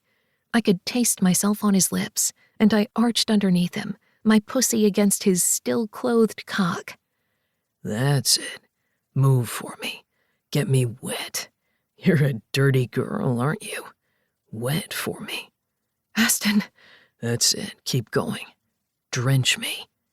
I was blushing, as I wasn't usually into dirty talk, but there was just something about Aston Cage that did everything to me. He shoved off my bra, unclasping it as he did so, and then he was sucking on my nipples, licking and squeezing and biting my breasts so I knew that I would bruise in the morning, but I didn't care. I need to be inside you. He growled, and when he stood up, I swallowed hard. Yes, Aston, same. I need you inside me. I slid my hand between my legs, playing with myself, and he smiled. That's it. Play with yourself as I get this cock out for you. Okay, I whispered, not sure what else I was supposed to say. I couldn't really think. But before he took himself out, he undid my shoes, gently rubbing his thumb on the arches of my foot as he did so. I moaned, wondering exactly what I was feeling. When he stood up again and undid his belt and shoved down his pants, I nearly wept in pleasure. He was hard, thick, and he sprung out of his boxer briefs, looking as if he were ready to come right there. Are you ready? I nodded, reaching for him. In me already. I can't think. I need to get a condom. I shook my head. I'm clean. I'm on birth control. I paused, wondering what the hell I was saying, but I didn't care in that moment. His hand around his dick, he paused and nodded slowly before he swallowed hard. I've never had sex without a condom before. We stared at each other, the moment pulsating between us heavy. I'm safe. Same. And for some reason, I trusted him. It made no sense, but it did. I just wanted to feel him. I want you bare. He growled, and I nodded tightly, needing him. I lay on my back, with Aston between my legs, and as he kissed me slowly, his hand over mine between my legs, he worked my fingers inside of me. I couldn't breathe, the connection so fierce, and when he gently probed my entrance with his cock, I swallowed hard. Aston. That's it. Keep repeating my name. And then he shoved deep inside me. He was buried to the hilt in an instant, his thick cock stretching me to the point of pain, and I didn't care. He was so thick, so deep, that it took me a moment to catch my breath. Are you ready? He asked, pausing. Yes, please move. I need you to move. You feel so fucking good. I can feel every inch of you. And then he began to move, slowly pounding in and out of me as I reached for him, my fingernails clawing at his shoulders. He bit down on my flesh again, biting at my breast, sucking, and I couldn't think, just moving with him thrust for thrust. When he moved again, I wrapped my legs around him, trying to keep him close, deep inside, but he pulled out of me, leaving me bereft. Hands on the wall. He growled, and he flipped me over on my stomach and gripped my hips. I crawled forward with him behind me, and I put my hands on the wall, my knees shaking. That's it. Feel me. And then, without any warning, he shoved deep inside of me, and I groaned, arching for him. To keep myself steady, I nearly clawed at the wall, and he had one hand on my pussy, playing with my clit, the other around my throat. You're so fucking beautiful. I can't think. I swallowed hard and came again, not even realizing that his voice could do that to me. That's it. Squeeze me. I'm almost there. Aston. I knew I needed to say something other than his name, but that was the only thing on the tip of my tongue. But when he pulled out of me again, I was afraid it was over, and yet I knew I could barely move. but instead he sat so his back was to the headboard, and then he pulled me over him. Finish me. Ride me. Take control. You've got this, Blakely. At the sound of my name on his lips, my eyes filled, and I lowered myself over him, knowing this would take him even deeper. This was the most intimate I had ever felt. We were face to face, my breasts pressed against his chest. He gripped my hips and nodded slowly. I've got you, Blakely. You're safe with me. Tears slid down my cheeks, and I rolled my hips, slowly setting the pace. He just nodded and kept going, his jaw tensing as he was nearly there. And when he lowered his lips to mine, and I cupped his face between my palms, he came, groaning my name, and I let the tears fall. I hadn't meant for tonight. I hadn't meant for any of this. And I was truly afraid with this one moment, with the tears running down my cheeks, I was well on the way to falling in love with Aston Cage. And that would be my sweetest mistake. Chapter 11. Rule number 4. Cage first. Always. Aston. For the second monthly dinner, we were once again at my place. We would begin to alternate locations, as well as perhaps even go to restaurants in the future. But for now, my home had the most room. I'm not quite sure I enjoy the fact that we have a spreadsheet for meals, Dorian grumped as he poured himself a drink. I shrugged and looked over at Sophia and James, who were looking over the cheese board and figuring out what was what. If we don't, we'll miss something. And what, we have to check in with the lawyer once a month with a selfie or something?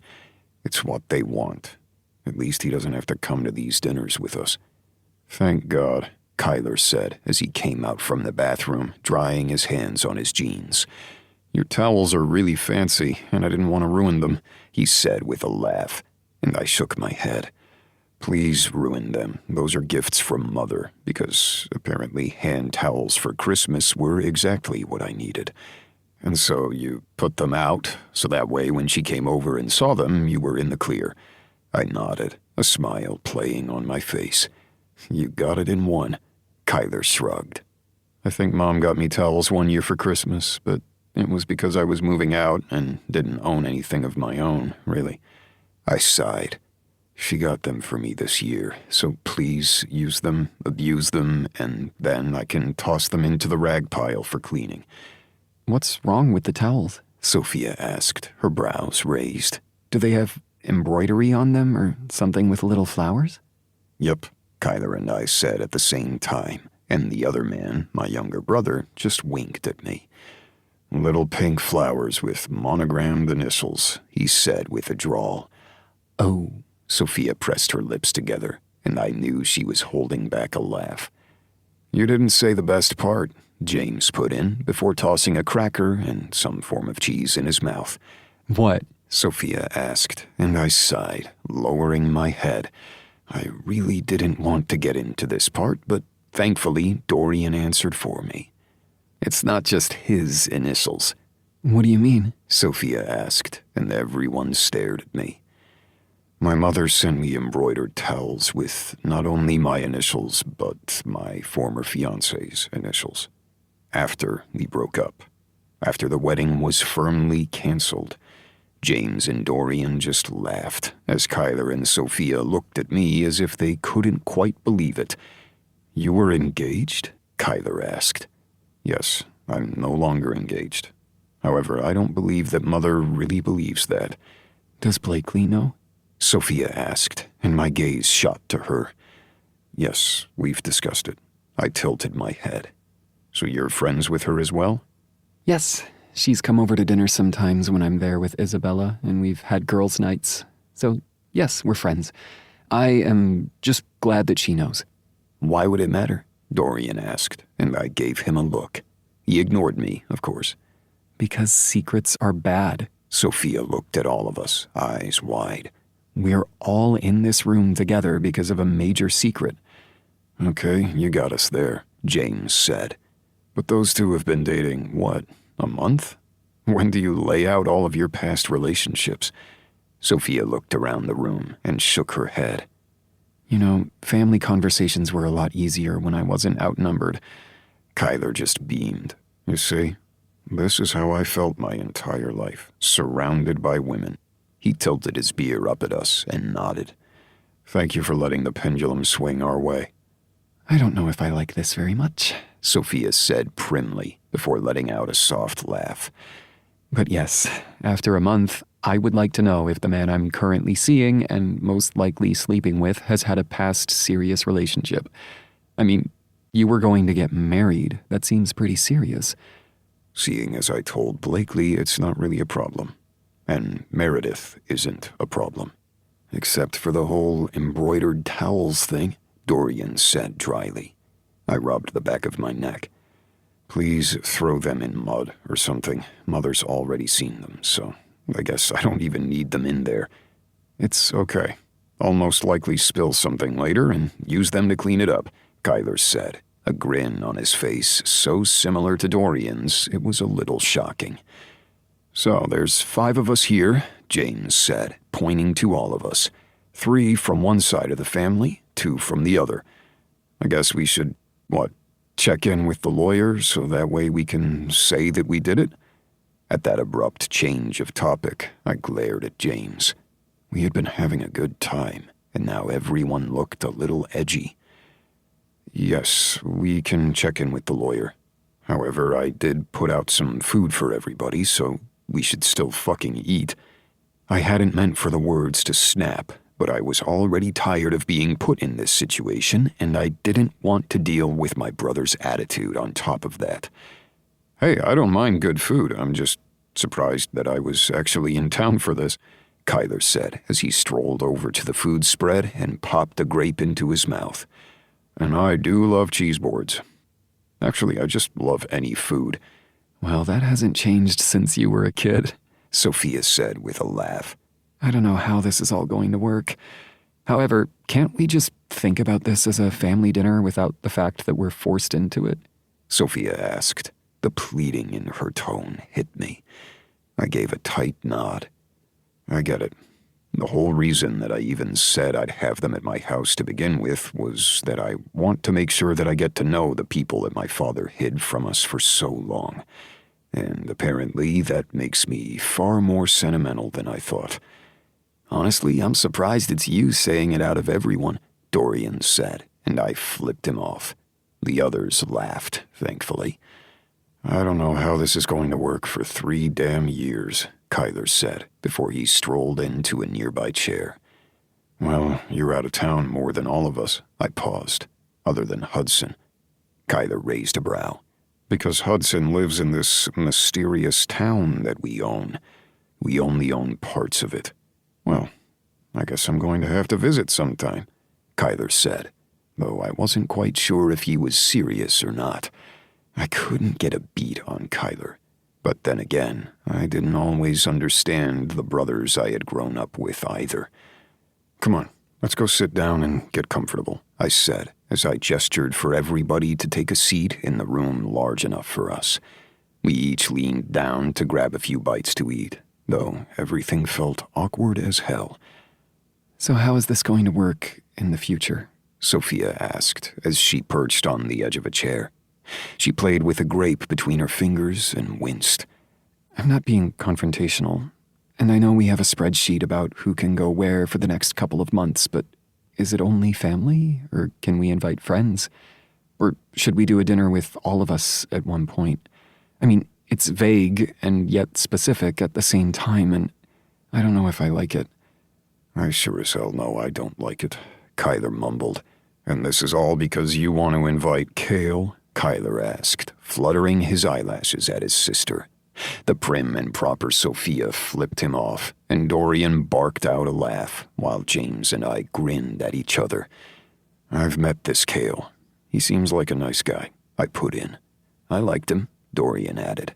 Kyler sat up and frowned. Wait, they've met him and I haven't? Sophia rolled her eyes. They were in town. You're never here, little brother. Kyler glared. I really wish you would stop calling me that. I can't help it.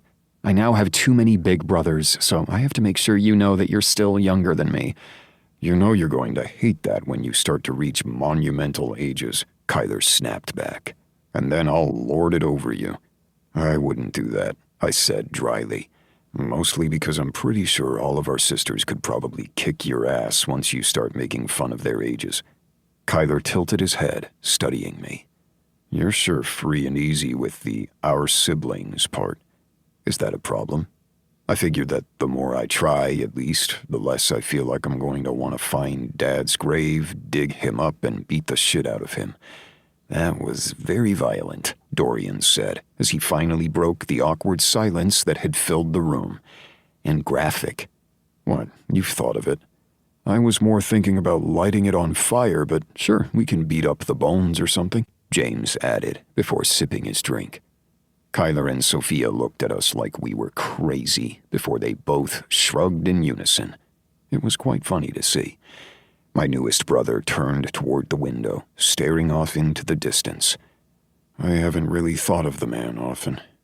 Mostly because I don't want to. I could give two shits about him. I let out a breath. I don't want to continue to do this for that man. I want to do it for us, for our legacy. Dorian studied me. Really? You really think that we have a legacy anymore? We should make our own. I paused. I don't want Dad to fuck up our lives any more than he already has. Kyler growled something under his breath, but I couldn't quite understand what he said. I do like the fact that we're trying. I don't want the money. Sophia paused as we all looked at her. I don't. I did well enough when I was a dancer. I saved everything that I could. And my studio is in the black, thank God. She knocked on the wooden seat. I smiled. That's always good. And I bet it helps that your sister's an accountant. Always. I'm sure you're great at business, and this is being completely patronizing, but if you'd like us to ever look at anything for you, we do this for a living, James put in. Kyler just shook his head, a smile playing on his face, and Sophia beamed. Totally not patronizing at all. Because one day, if I do want to expand or change things up, I would love somebody who actually knows what they're doing. I really just lucked into this career of mine. So says the woman that tortured her body and broke toes and spent far too long learning dance and making connections in order for it to happen. You know enough, Kyler mumbled. Sophia melted. You know, sometimes you are nice. Only sometimes, Kyler joked. Whenever you're ready to expand or franchise or do whatever you want, we're here, I said. And frankly, I get it not being about the money. I just don't want him to have any say in our business. I don't want him to have the power to break our enterprise in 1,000 pieces just because he can, and do it from the grave. My hand tightened around my glass, and I forced myself to calm down. Well, he does like control, even when he said he walked away from the business. How did that work, anyway? Sophia asked. What do you mean? I leaned forward, drink in hand. So, I understand all of the positions you, James, and Flynn have in the company, but Dad just walked away? Not exactly, James said with a sneer. He said he would, but he ended up trying to handle things a little backhanded, much like he did with the will, Dorian said as he drained his drink and went to pour another one. Kyler gave him a look, and Dorian nodded. I assumed that meant that Dorian would be getting him a drink. I was amused at the fact that the two didn't have to speak. Maybe we were getting something out of these mandatory dinners. I honestly feel like we had two different dads, Sophia said, and I frowned. I'm pretty sure the whole reason that we're here is because we had the same dad, James added. She bit her lip, thinking. I meant the way he treated us. I have no idea how he even made the logistics of two families work. See, that's what I've been trying to figure out, I said, shaking my head. Sophia leaned forward. When we were younger, he was constantly traveling for work. Same with us. And we believed because Mother decided to lie for him, I added. It's just weird that we knew our dad as one thing, a traveling salesman of sorts who was home sometimes, but then we thought that Mom and Dad were just going through marriage problems, Sophia said. Kyler didn't say anything, but his face darkened. Sophia continued. We were told that they needed time apart and were separating, and they would come back together. When in fact he was probably with our mom, James said with a sigh. Either way, he's a damn liar, Dorian growled. I nodded and drained my drink. When Dorian raised a brow, I shook my head. You may be the resident bartender of the family, but I didn't want to drink. Not now. But how do we not know he was the Cage? Sophia asked, exasperation in her voice. That I don't know. But it's not like he was in the news or anything. He was big in his business circles, but he wasn't famous. And he shunned the media, James said slowly, which I always thought was odd for the ego on that man. It turns out it was for a reason, I said with a snarl. Because the face of the company was grandfather, then me. Father always found a way out of it, and spent far too much time at Cage Lake. I paused. Or at least he said he did. When I was younger, I thought it was because Dad wanted to do better for the company, to focus on what we were doing, but I was wrong, James said, his voice low. He didn't shun the limelight for too long, Kyler blurted, and then he looked at all of us, the anguish on his face surprising me. And that's when it clicked. The reason I couldn't get a beat on Kyler. You knew, I whispered as everyone went silent. When did you find out?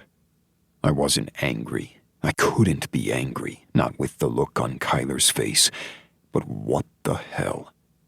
Kyler just set his drink down, squeezed his sister's hand, and then walked casually out of the house.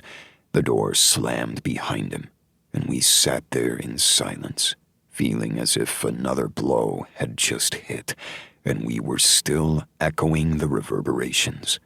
Sophia stood up, her hands shaking. I should help him. She looked at all of us, tears in her eyes. I knew he hated Dad, but I never knew why. I'm sorry. I stood then, Dorian and James following me. Without thought, I pulled Sophia into a hug, doing the big brother thing as if we had all along. Go help him. We'll figure it out. Remember, Dad's the liar. She nodded against me, pulled back, and then wiped her face. I'm sorry we're not staying for dinner. Well, if the lawyer asks, you did. After all, we already sent him proof, James said dryly, and then Sophia fled after Kyler, and I stood there with my brothers, wondering what the hell was going on. So, baby brother knew. Dorian tipped back his drink before setting the glass down on the side table. No wonder his music gets a little angstier every once in a while. Dear old Dad sure liked to fuck with all of us. I want to be angry and a little annoyed that he knew and didn't tell anyone, but then again, what did Dad do to make sure he kept quiet? James asked, and my gaze shot to him. I have no idea. But I have a feeling we're just scraping the surface of Dad's secrets. James sighed and gestured toward the table. Let's eat, since you have everything out and we can discuss business. Dorian blinked. Oh, joy, I'm excited. You are welcome to leave, I said, since it seems that our second dinner is going to be a little shorter than the first. No, there's food. I'll stay and listen. Maybe you're going to need my expertise. James laughed, and Dorian flipped him off before I took a seat at the table, my brothers following. You know you have to head to Cage Lake next week, James said after a moment, and I sighed, knowing he was right. Going to go visit Hudson? Dorian asked. Yes, and I have to meet with the resorts. A few business dealings. I could just go there and back in one day. Or you could take a couple of days off. I stared at James as if he'd lost his mind. Excuse me? Go on a Friday. Enjoy the weekend. Why are you telling me to take a vacation? You know we're busy. It's just a weekend. And maybe you could take Blakely. Dorian choked and slammed his fist against his chest. That was so subtle. But yes, you should totally take Blakely on a weekend trip. I have no idea why you two think that my relationship, whatever it is, with Blakely has anything to do with the two of you. You're going to be wrong there, James added with a sigh. However, maybe you should just enjoy yourself. Where is this coming from? I asked, honestly confused. Because Dad keeps ruining everything. Look what he did to Kyler. We don't even know the half of it. You need to go up to the town in order to get work done, and I know something weird is going on in your head about this relationship with Blakely. I have no idea what you're talking about, I said, my tone icy. You don't have to lie. You could just stay silent, but we both know you've got something in your head about being the leader of this family and whatnot. I don't know what that has to do with me and Blakely. I just don't want you to fuck things up like Dad did. James winced at his words, and Dorian cursed under his breath. I looked between the two of them, wondering if they had been talking about me behind my back, or if I was just seeing things. Well, it's good to know exactly what we all feel about Dad and what we do with him and his legacy. That's not what I meant, but there's something going on in your head. So take this time. You're allowed to, you know. So you want me to take Blakely and show her our small town and what? Make her fall in love with me? I asked, not liking the tone of my voice.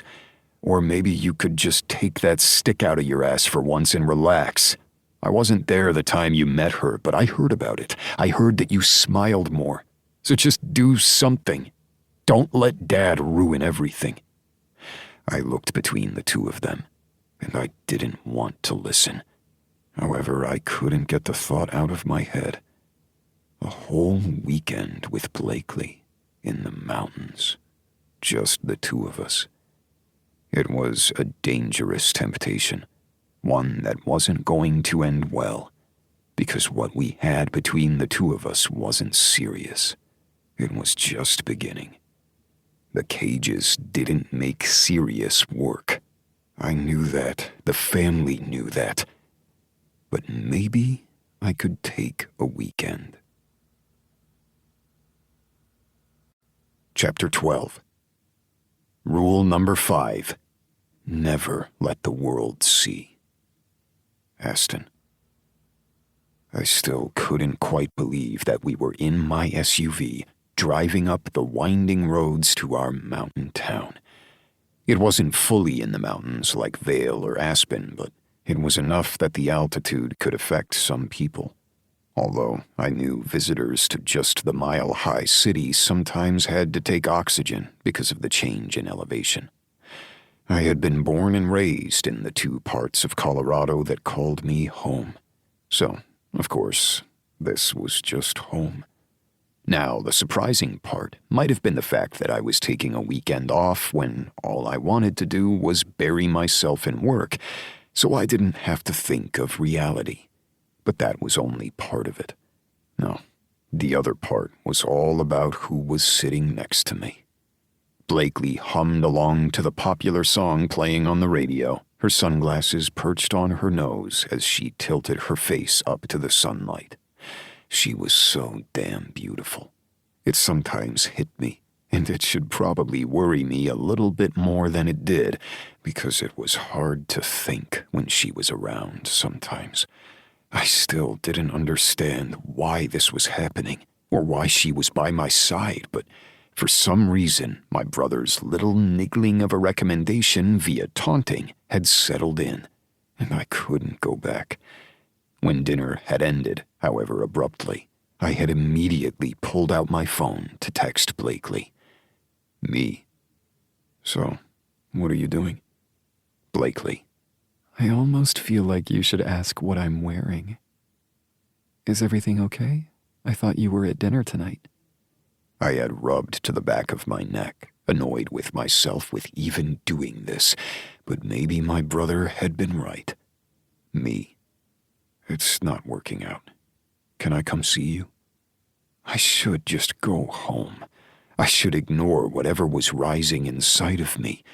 Blakely was a complication. I knew that. She knew that. And although we had been equal in pursuing each other both times, Blakely. Of course. Although I'm having girl dinner. Me. Do I want to know? I have rotisserie chicken, a baguette, some bread, grapes, and a handful of mini Oreos. You make the decision. It sounds delicious. Do you have enough for two? I can pick something up. I'm sure I can scrounge something. You're welcome to come over. And so I had arrived at her door, my stomach in knots for some reason, and she had just smiled up at me. And of course, my lips had brushed against hers, and then the door had closed, and suddenly I had been on my knees in front of her, eating my way through our appetizers.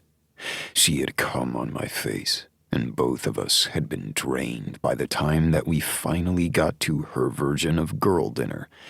We had been sitting in her kitchen, me in just my slacks, her in my button-down shirt and panties, the hottest fucking thing I had ever seen, when my brother's idea popped into my head. I'm being forced to take a vacation next weekend. Blakely had blinked up at me. Oh? Do you not take them? I had shaken my head. Never. Which is probably an issue, but I'm heading up to Cage Lake. I paused, trying to collect my thoughts as I popped a grape into my mouth. Blakely smiled, her fingers playing with an Oreo. You do work an insane number of hours. Of course, all of you guys do. You should go up to this infamous family town where you guys are kings. I snorted, shaking my head. Not even in the slightest, but you should come with me. See what the town's really like. She had frozen ever so slightly and stared at me. You want me to come with you? That's an overnight trip, Aston Cage. I had just stared at her, my eyes narrowing. It is. A little scary, isn't it? We haven't exactly discussed what this is between us. She gestured between the two of us. I am not quite sure if I should be flattered you want to take me to your town with your name slapped on it, or should be scared. I frowned right back at her. I don't know what it is between us. Rushing into labels and wanting to figure out exactly where I am ended up pushing me into an engagement I wasn't ready for. Something flashed over her face. Just an instant, but she blinked it away so quickly I couldn't tell what it was. That makes sense. I don't want to push you, but I also want to see the mountains. My chest had warmed at that, and I know. I have a place up there. In fact, we all do in some way or another. I paused. At least the brothers I grew up with. Hell, I wonder if any of the new ones want something up there. I have no idea how that's going to work. I don't even want to go into the ins and outs of that will. Just seeing Isabella's eyes go blank when she tries to go through the paperwork makes me want to run away. I don't blame her. I still don't know what the hell my father was thinking. I had waved that off. Sorry. As for this weekend, come with me. We'll do what we're doing now. Eating practically naked in my kitchen? We can do that. Or we could eat completely naked. I don't think that's sanitary. Touché. And as for what we are to each other, I don't know. But I'm exclusive. I blurted out that last part, wondering why the hell it felt as if I were a teenager trying to figure out the rules. Her teeth had bitten into her lip, and I had swallowed hard at the sight. Me too. And I don't know what this is or where it's going, if it's going anywhere. Everything's changing so quickly, and I'm just going to go with the flow, which is very unlike me. 2 peas in a pod there. So you'll go with me? What time will we be leaving? Well, we may have to ask your boss if you could leave early on Friday. She cringed. Okay, that's awkward. No, it's not. We're allowed to work remotely. Just take that day. The boss isn't going to care. I had made sure that wouldn't happen. And when Blakely had finally said yes, I had reached over the table to grip the back of her neck and pulled her into a deeper kiss. She had moaned into me, and we had indeed gotten naked in her kitchen. However, the laughter that had burst from her as we had both cleaned up after had made the hard tile underneath my ass worth it.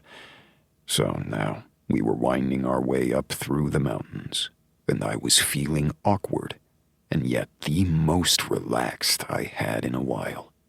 Didn't know what that meant. Maybe it was the fact that we were going back to Cage Lake. Cage Lake was situated between two large peaks. There was tons of hiking, fishing with a large tributary that was practically a full river, carving one side of the town boundaries and the lake on the north side. Okay, after this ridge, we're going to hit Cage Street. Blakely slowly lowered her glasses. Really? How many of these places are called Cage? I don't want to discuss it, I said, my lips twitching. All of them, right? Enough of them that it's actually a little embarrassing. For a man in real estate, staking your claim sure does make you blush. I shook my head as we rounded the curve.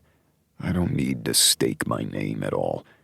Before I could say anything else, though, Blakely looked out the window and gasped, and a sense of ease settled over me. The beauty of the town was breathtaking. Yes, the town came with its own burdens and its own memories, but for a man who wore suits every day, I was comfortable here. Hell, I was wearing jeans and a flannel. When Blakely had first seen me, her eyes had practically bugged out of her head, and then she had just reached around and slid her hands into my pockets. I like it. Well, you in jeans grip your hips? It's going to be very uncomfortable with zipper marks on my dick this whole drive. And now she has seen the town that I loved. I wasn't like Hudson, who could live here full time, but I loved to visit. There was one main road into the town, and that got you to the lake. It was, of course, called Main Street. It was very long and windy. To the west of us, there was a large forest with tons of trails, with the resort settled against the most northern mountain. On the south side, that was the main river, and there were other trails and fishing spots. And branching off Main Street were multiple streets filled with homes and businesses that had grown over time.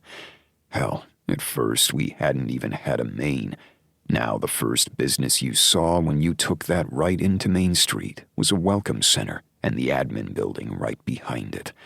There was also a clinic, a coffee shop, an actual mercantile, a hardware store, bakeries, and more. It was your typical small town that was anything but typical, because most of the places had our names all over it. It was embarrassing, but hell, it was our family legacy. We were fighting for it for a reason. This is adorable. How many people live here? The population changes all the time because of tourist seasons, and there's a lot more homes and townhomes than there was when I was growing up. I pause. I don't even know the population anymore. Hudson might. He lives here, right? His home is on the west side of the lake, but nearly on the opposite end of mine. For a reason? She teased. I shook my head. No, we just each split up the land and built our own places. There's still spots for the others that we can make work, which isn't going to hurt the land. Then again, there's places that we could also add that they might like. I like that you're thinking about them. I do too. It's weird, but we're making it work. Somehow. At least, I hope. I have to have hope. My best friend is your half-sister. That is very true. We passed by the streets that bisected Main Street, and I found a parking spot near one of the small restaurants that had popped up over time. This one was an Italian place, and I had never been here before. However, it had our name on it. Cage really isn't Italian, is it? I don't ask these questions. I'm not in charge of the town. I don't believe that at all. I rolled my eyes, though she couldn't see it through my sunglasses, and we got out to finally stretch her legs. Well, as I live and breathe, an older woman said. I looked over at a very familiar voice and smiled such a wide smile that I had a feeling I even surprised Blakely. "Hello there, Miss Patty." The woman with bright red hair and even brighter red lips opened up her arms and hugged me tightly, and then I leaned down so she could press those bright red lips against my cheek, inevitably leaving her mark. Isabel's eyes filled with laughter and a little fear as the boisterous woman pulled back. "I didn't know you were going to be here today. Did someone come out and clean your house and freshen up everything?" I nodded. "Hudson took care of it. You know him." The older woman just waved that off. "Who knows with that brother of yours? And I hear there's more brothers and even sisters, Cage women. It's about time we start to add more to the pool." Then her eyes filled with curiosity as she looked at Blakely. "Is this one of your sisters? Or perhaps a new Mrs. Cage?" Her gaze went right to Blakely's left hand, and I had a feeling this small-town life wasn't going to settle in for long. "This is Blakely, not a sister." I held back a visible shudder. Blakely full-on laughed. "It's nice to meet you, although I do know his sister." "Oh, really? I need all the gossip." Blakely met my gaze, and I saw the wince she tried to hide. My whole life was under a microscope these days, all about gossip, and perhaps coming to this small town where everybody knew the Cages and all of their mess wasn't the best idea. "I don't know about that. I'm just really excited to see the town. Maybe you should be the one to give me all the gossip." "Oh, I have a lot of it. I've lived here since I was a little girl and got married right up at that resort up there. The Cages take good care of us. My husband's the mayor, you know." "And he's not a Cage?" Blakely asked, and this time I laughed. "No, somehow we're not the mayor of this small town, although I think Grandpa was at one point." "He was, and I'm sure one of you guys will be again. We're really easy here, and we all make sure that whatever businesses pop up are good for the economy, and all of the land here is owned to a point that nothing can be built up that we don't want here. We want to keep this feeling like it always has, with a little bit of flair." "You took the words right out of my mouth, Miss Patty." "Now you head into the restaurant right here and have a great lunch special. Although Cage Italiano, you guys could do better." "I don't know who made that up. Probably Dad," I said. I tried not to speak through gritted teeth. Miss Patty grinned. "He did love branding the place, but it's what gives us character." People were walking past us, calling out their greetings, and I did the same. Because while tourists came and went, the people who had lived here all their lives stayed the same. They got older, got married, had kids, but they were the ones that had been here when I had visited, had never quite lived, which maybe was the problem.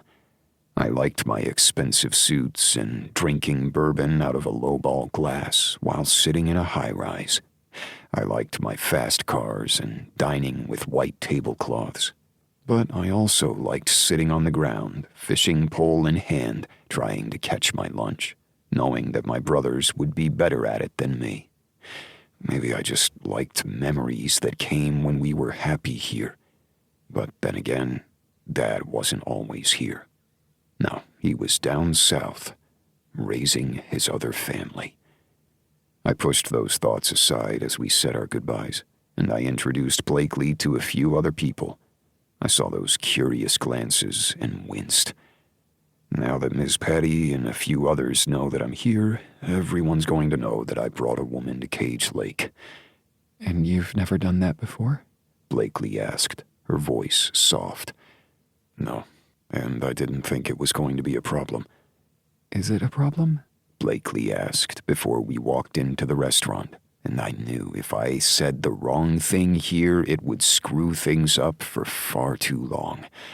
I reached out and pushed a strand of her hair away from her face, ignoring the curious looks from onlookers. It's not a problem at all. It's just something I'm getting used to. Okay, then. I'm getting used to it, too. Well, good. Now, let's go see what this special is, and then I'll show you my town. Your town. I meant because I spent summers here, not because my dad branded it. Just a little bit of a problem. She teased and slid her hand into mine. I didn't want to think too hard about it, because I knew for a fact that things didn't work out. My family was living proof, but I can enjoy the time we had together for now.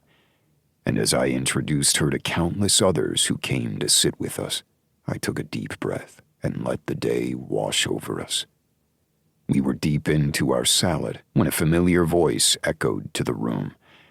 "And you don't even say hi," Hudson said as he came forward, waving at the hostess. "I'm not going to stay. Have to pick up an order. However, I'm just here to razzle my brother." Have fun, the manager said, and Hudson came forward. I didn't bother standing up, but Blakely smiled over at him, and I did my best not to feel jealous. I didn't know why the hell I would. "We were going to come to you after we ate. It's a nice place. Yeah, Dad started it up well, but the manager knows what they're doing and has good food. I'm sure that Flynn takes care of it. You know him." "I do." And I frowned, gesturing toward Blakely.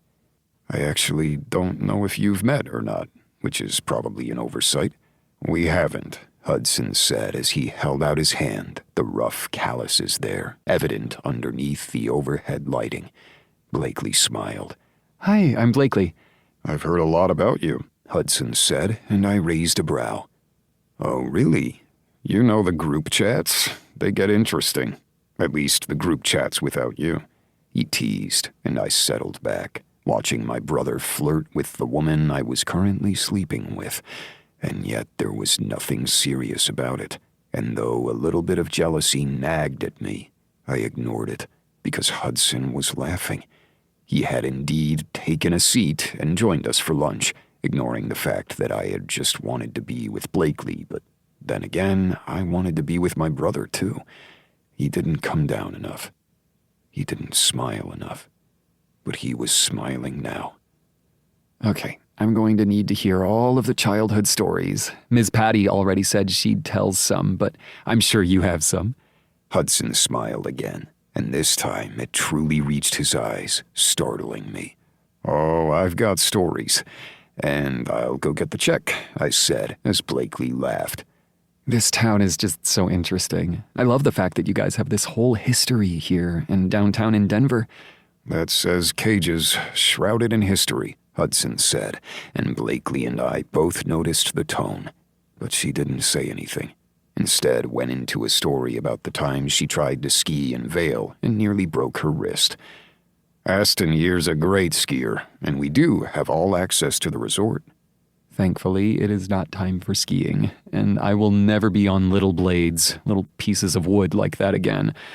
"Maybe snowboarding?" I teased. God, no. That's just asking me for a broken nose or something. "You know, Aston could teach you. It's just pizza and French fries," Hudson said. "We can go down the bunny hills," I said, laughter spilling out. She glared between us. I thought Hudson and I were supposed to gang up on you, she said pointedly, and I shrugged. "We're brothers. We can't help it, but I can teach you to ski if you want." Let's not take that up as a challenge. I like my bones where they are. "Well, a woman who knows what she wants. I like that." Hudson turned to me. "Your house is all aired out for you, and I put some groceries in the fridge, though I know you're going to be eating in town often." "Thanks for that, Hudson. You didn't have to do that." "I don't mind. Needed something to do when I'm trying to ignore work." I knew Blakely had questions about what Hudson did, but she didn't ask. Instead, my brother's gaze went distant, and he said his goodbyes abruptly before leaving. "Did I do something?" Blakely asked, as I put money down for the check and we headed out of the restaurant. "No, that's just Hudson." "That's not ominous at all." "We cages have baggage. Some of us more than others." I shrugged like it meant nothing, but maybe it meant everything. I'm glad you brought me here, though. It's beautiful. I'll show you around some more. Really? Of course. Do you want to see my house first, or a little bit more of the town? She was so beautiful, and it took me a moment just to breathe it in. I had to be careful, though, and I couldn't let it get too serious. As long as we kept things calm and casual, there would be no broken hearts when it ended. Show me around. And tell me one embarrassing story from your childhood. I sighed. As long as you do the same. I just told you about the skiing. Oh, no, you told me and Hudson that story, and it wasn't part of our deal yet, so I'm going to need another story. I took her hand in mine as I said hello to a few other residents, and we made our way down Main Street. You go first, she said quickly, and I sighed, but couldn't help the smile spreading on my face. Okay, I think I can come up with something. After all, the cages had their secrets, but a slightly embarrassing story from my childhood wasn't one of them. Thankfully. Chapter 13. Dear Diary, I'm not quite a small-town girl, but I could get used to this. To him. Blakely. With Aston's arm around my waist, we walked down the block toward the other businesses. A few of these are new, like I said, so I don't know exactly where everything is. I looked up at him, knowing that he would make sure that I didn't run into poles or trip over a curb.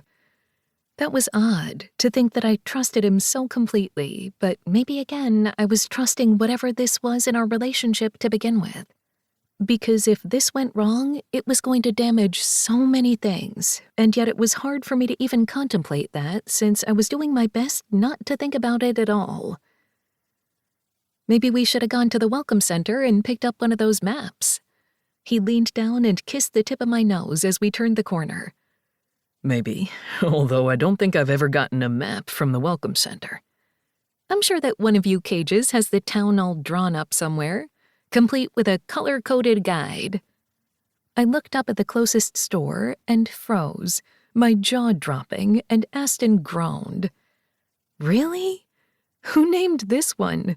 I asked as I looked at the adorable coffee shop, complete with the beautifully scripted sign of the name of the place. I have no idea. It's apparently changed hands since I've last been here. With a laugh, I pulled him into the caged bean and couldn't help but look around, elation sliding through me. I hadn't known how today was going to go. After all, I should have been at work. I should have been working with my team, going through paperwork. But as most of my team was off today for their own reasons, I had somehow found myself on a weekend trip with the man that could be considered my boyfriend. However, it wasn't as if we used those labels. A man that, if we broke up, it wouldn't only damage my heart, but it could damage the relationship he was making with his sisters and my relationship with a business that I was falling in love with. Me making these choices was probably the worst thing I could be doing, and yet here I was, continuing to make these choices. You must be a cage, an older woman with short black hair, full-sleeve tattoos, and a nose piercing said as she came forward. I'm Melody, the manager here. She held her hand out to me, and I shook it, before she did the same to Aston. Yes, I am a cage. How could you tell? Aston asked, his voice deep. The other woman laughed, as others turned to look at the tableau in front of them. You all look the same, but I don't think I've met you. Aston Cage. This is Blakely. The other woman grinned at me. It's nice to meet you, both of you, and welcome to my establishment. I have to ask, did you come up with the name? I asked, laughter in my tone. Once again, Aston groaned. Melody gave a good-natured laugh. Of course I did. You don't think the cages come up with all of these names, do you? Honestly, I was pretty sure my dad did most of it, Aston said dryly. Melody waved him off before gesturing toward the bar. There was an actual bar with stools in a coffee shop, along with small tables scattered around. It was quite cute in here, with black and wood furnishings and embellishments. It looked a little rustic, a little modern, and yet welcoming at the same time.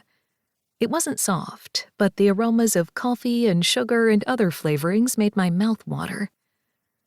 Your dad did some, but this one was all me. She winked. Honestly, I really enjoyed trying to think of something ridiculous, but your name helps. I feel like I should be offended by that, Aston said as he helped me onto my stool. Don't be. It'd be worse if your name didn't allow for so many cute little titles. I can't wait to learn them all, I said, sort of enjoying the way that Aston looked slightly uncomfortable, mostly because the man was always so rigid and focused. When I had seen him in those comfortable jeans and flannel, I had nearly come on the spot. He was so damn sexy and different than what he usually looked like. Don't get me wrong, I loved looking at him in the suit because he looked fantastic in one. But in jeans, it was just a new level. And now watching him learn to relax around people he didn't know and wasn't trying to work with was an all-new appreciation. We just opened in the past 6 months, but we've been doing good. Your brother Hudson has been wonderful. He painted that mural back there. My eyes widened as I looked over at the back wall at the beautiful abstract photo that looked as if it was a tree reaching for the sky, and yet possibly a woman weeping. I couldn't quite tell, and I had a feeling if I studied it for hours, I would see more and more details that stood out. I didn't know he was a painter, I whispered, and Aston cleared his throat. He is now. He was always good at it, but I'm glad he has time to breathe up here and settle into it. He's doing good work, though I think he's working on a project up at the resort. Aston nodded as I settled in to look at the menu. Yes, and I'm glad one of us is here now to work in person. You guys take care of the town, and you're not tyrants. A man with dark hair and a big beard snorted behind us, and I turned. Sure, the prodigal son arrives, and the world is going to bow down at the cage's feet. Weston, Melody said with a sigh, stop being a grump. The other man grinned, and it brightened up his face completely. At first, I thought he had been an older man, slouching and annoyed with the world, but instead he was much younger, his eyes bright, and with a humor there that I wouldn't have expected from that gruff introduction. I can't help it. It's just my nature. Weston here is our local mechanic. He makes sure everything around here is up and running, which is no small feat during winter. It's what I do. Thanks for the coffee, Melody, and it's nice to meet you, Blakely. He glared over my shoulder. Aston. Aston narrowed his gaze at the other man. I wasn't aware we actually were introduced. Weston just winked, though his eyes weren't filled with humor. I'll bring the twins by a little later, he asked. Of course. Now get to work, and I'm going to introduce this cage to what he's been missing. Weston grunted and headed out as everyone else went back to their coffees, and I finally took a look at the menu. You have an iced coffee tasting? I asked as I clapped my hands in front of me. We just had a very large pasta lunch, and yet I'm going to need this. I don't know if I've ever seen an iced coffee tasting, Aston said softly beside me. They're not that uncommon at smaller places. You're not going to see something like this at a chain. Of course, as soon as they hear about it and figure they can make money, they'll hop right on the train and ruin it. Melody grumbled. So you don't want the caged bean to be a nationwide phenomenon that spreads the name all over the country? Aston asked, and I bumped his side with my elbow. You know who can make that happen, I said with a laugh. Aston gave me a look, and I blinked innocently up at him.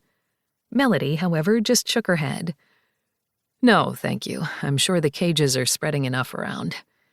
There was something in her tone, though, that worried me, but I couldn't tell exactly what she meant by that. Aston's laughter cooled ever so slightly, but then he cleared his throat.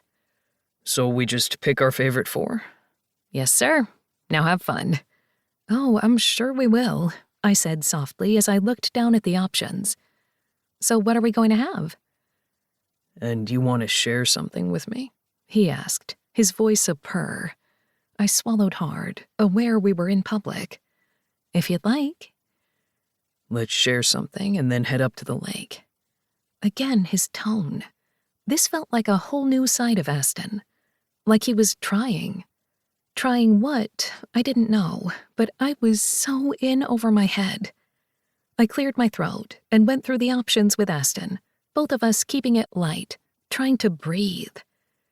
In the end, we had a toffee nut latte, a Belgian waffle latte, a Lucky latte that had actual Lucky Charms inside it, and a strawberry and rose-flavored latte that tasted much better than it sounded. After we left the place and said our goodbyes, we walked back to the car, and I felt beyond full. I have way too much energy now, thanks to all that caffeine, and I probably shouldn't have had the breadsticks and then a tray of coffees. Aston kissed the top of my head, and my stomach fluttered. Well, looks like we're going to have to work that off. I blinked up at him. Is that the line you're going with? I asked, although something did tighten deep inside. It's not a line. It's a promise. And then he pressed his lips down to mine, right where everyone could see, and I felt claimed, needed. I took a step back, my breathing quickening. Show me your house? We can look at the rest of the town and the lake later. And with that promise sizzling between us, we practically ran to his SUV. I might have been able to notice the beautiful architecture, the trees, and path around the lake. But my pussy throbbed, and I pressed my thighs together, trying to focus, and yet nothing was coming. We'll show you the area, the trees, the resort, everything later. I'm okay with that. Good. And then he dragged me inside, the doors slamming behind us. His lips were on mine, and I couldn't breathe, couldn't think. The luggage is in the car, I whispered. It's in the garage, safe from bears. I paused. What? Don't worry, I'm going to be the only one pawing you tonight. That he could have such humor in a time like this surprised me. Again, a whole new side of Aston. And it worried me because I was getting to know different facets of him that made me want him even more. And that meant there would be no going back soon. But then his hands were on my shirt, pulling it over my head, and I couldn't think about anything else but him and his touch. He pulled me into his bedroom, and I would probably notice the decor later. I didn't even know what color the walls were because all I could do was look at the color of Aston's eyes, the deep blue pools of them bringing me in as we stripped each other. Soon we were naked, hands roaming all over one another. He gripped my ass and spread my cheeks, his cock hard and thick against my stomach as he rocked. You're so beautiful, he growled. I can't think straight, I whispered, my mind going 1,000 different places. Then don't think.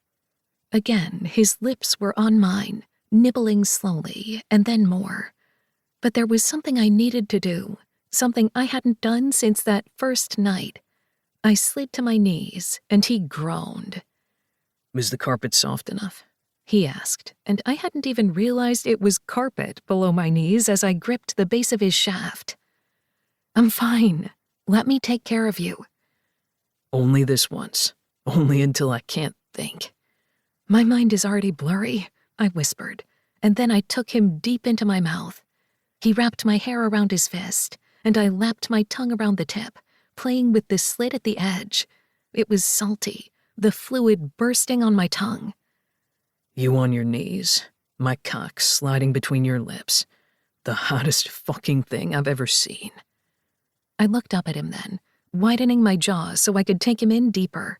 He groaned and then gripped my hair hard enough to keep me still. Are you ready? He asked, his voice low. In answer, I hummed against his dick, and he smiled. That wicked smile that nearly sent me over the edge, and yet I was the one gripping him. I slid one hand between my legs, sliding over my clit. I was already so wet, that little bud swollen just from his kisses. I pulled away suddenly, needing to catch my breath, and he frowned down at me, worrying his gaze. Are you okay? His voice was like a shot of warmth directly to my core. How could a voice do that? Yes, I just needed a moment. And then I was back at it, my head bobbing as I slid over his cock, needing him, needing this slight control in a situation that I never had control. When his balls tightened in my hand, He pulled away suddenly, and it was all I could do not to gasp. He was somehow on his knees, his hand around my waist, and then he was rolling us, him taking the brunt of the action. My back hit the carpet, and it was indeed soft as his lips trailed over mine and then down my neck. Hands on my breasts, he plucked at my nipples and then kissed between them, underneath the globes, and then slid his mouth over the tips. So beautiful. His voice was a caress, just like his hands. He continued to trail kisses down my skin, gently, a little more, to the point that it was all I could do just to breathe. And then his mouth was on me, his tongue sliding between my lips. When his tongue lapped against my clit, I arched up, the sensation far too much. My toes curled, the arches of my feet aching. That's it. That's it. He groaned against my pussy, and then I was coming, riding his face as he continued to eat me out. As reality started to clash back down, warmth in my extremities as my legs literally twitched, I found myself lifted into the air. I hadn't even realized he had stood. "Aston!" Mine. He claimed, and then my hands were on the wall and he was sliding into me. I gasped, the intrusion hard, sudden, and everything that I needed. That's it. Take me. I pressed back into him, meeting him thrust for thrust as he pounded into me, and both of us gasped into each other.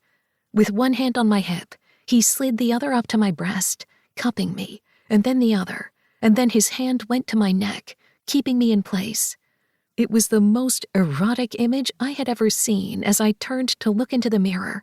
He was so strong, so big, it was all I could do not to fall in his arms, and yet I trusted him to keep me steady. And then he pulled out, and I turned in his arms, wrapping my own around his neck. He lifted me, and then I was on him again, his cock even deeper this time. "Aston!" That's it. Take all of me. "Always." I nearly came again, but before I could, I was on my back and he was lapping at me again. This time the orgasm hit full force, and I wrapped my thighs around his neck, needing it to stop, needing it to begin, needing it to continue. It was a circle of time, and I never knew where I was. When we were on our sides again, he slid behind me, his cock between my thighs as he gently lifted my leg up. He cradled me in this position, his body so big, and yet it felt like the safest place in the world. Tell me when to stop. He whispered, a sheer need and desperation mixed with worry in his tone. Tears slid down my face, but had nothing to do with pain, and everything to do with him. "Don't stop." And then he took my mouth and worked in and out of me. It wasn't hard. It wasn't fast. He was taking sweet time with me, sweet care, as if I were the most precious thing in the world.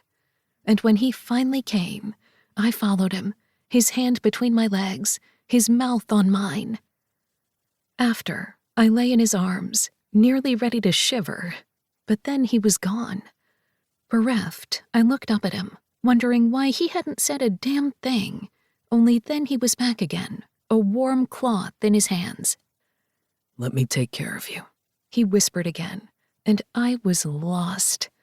And the man I was falling in love with, far too fast, far too deep, took care of us both, and then held me, as I finally came down from whatever high we had taken each other to. It felt like the same exhilaration from our first dance. That right high that felt as if the world was ready to burst around us. Yet the fall had come far too hard the first time. It might break me. Or maybe it was exactly what I needed. Chapter 14. Rule number 5. Never let the world see. Aston. In the months since we had returned from our weekend away, things had shifted. I wasn't quite sure how it had happened, but here we were, somehow in a relationship. Things now felt perhaps not settled, but firm? No, that wasn't the right word either. More like steady, which, for a man who wasn't sure he even wanted a relationship, sounded far more unsteady than the word represented. In that month, Blakely had gelled with her team and her admin, Garcia, already her #1 fan. The entire team was already on their 3rd project, with the microloan program enhancing even more.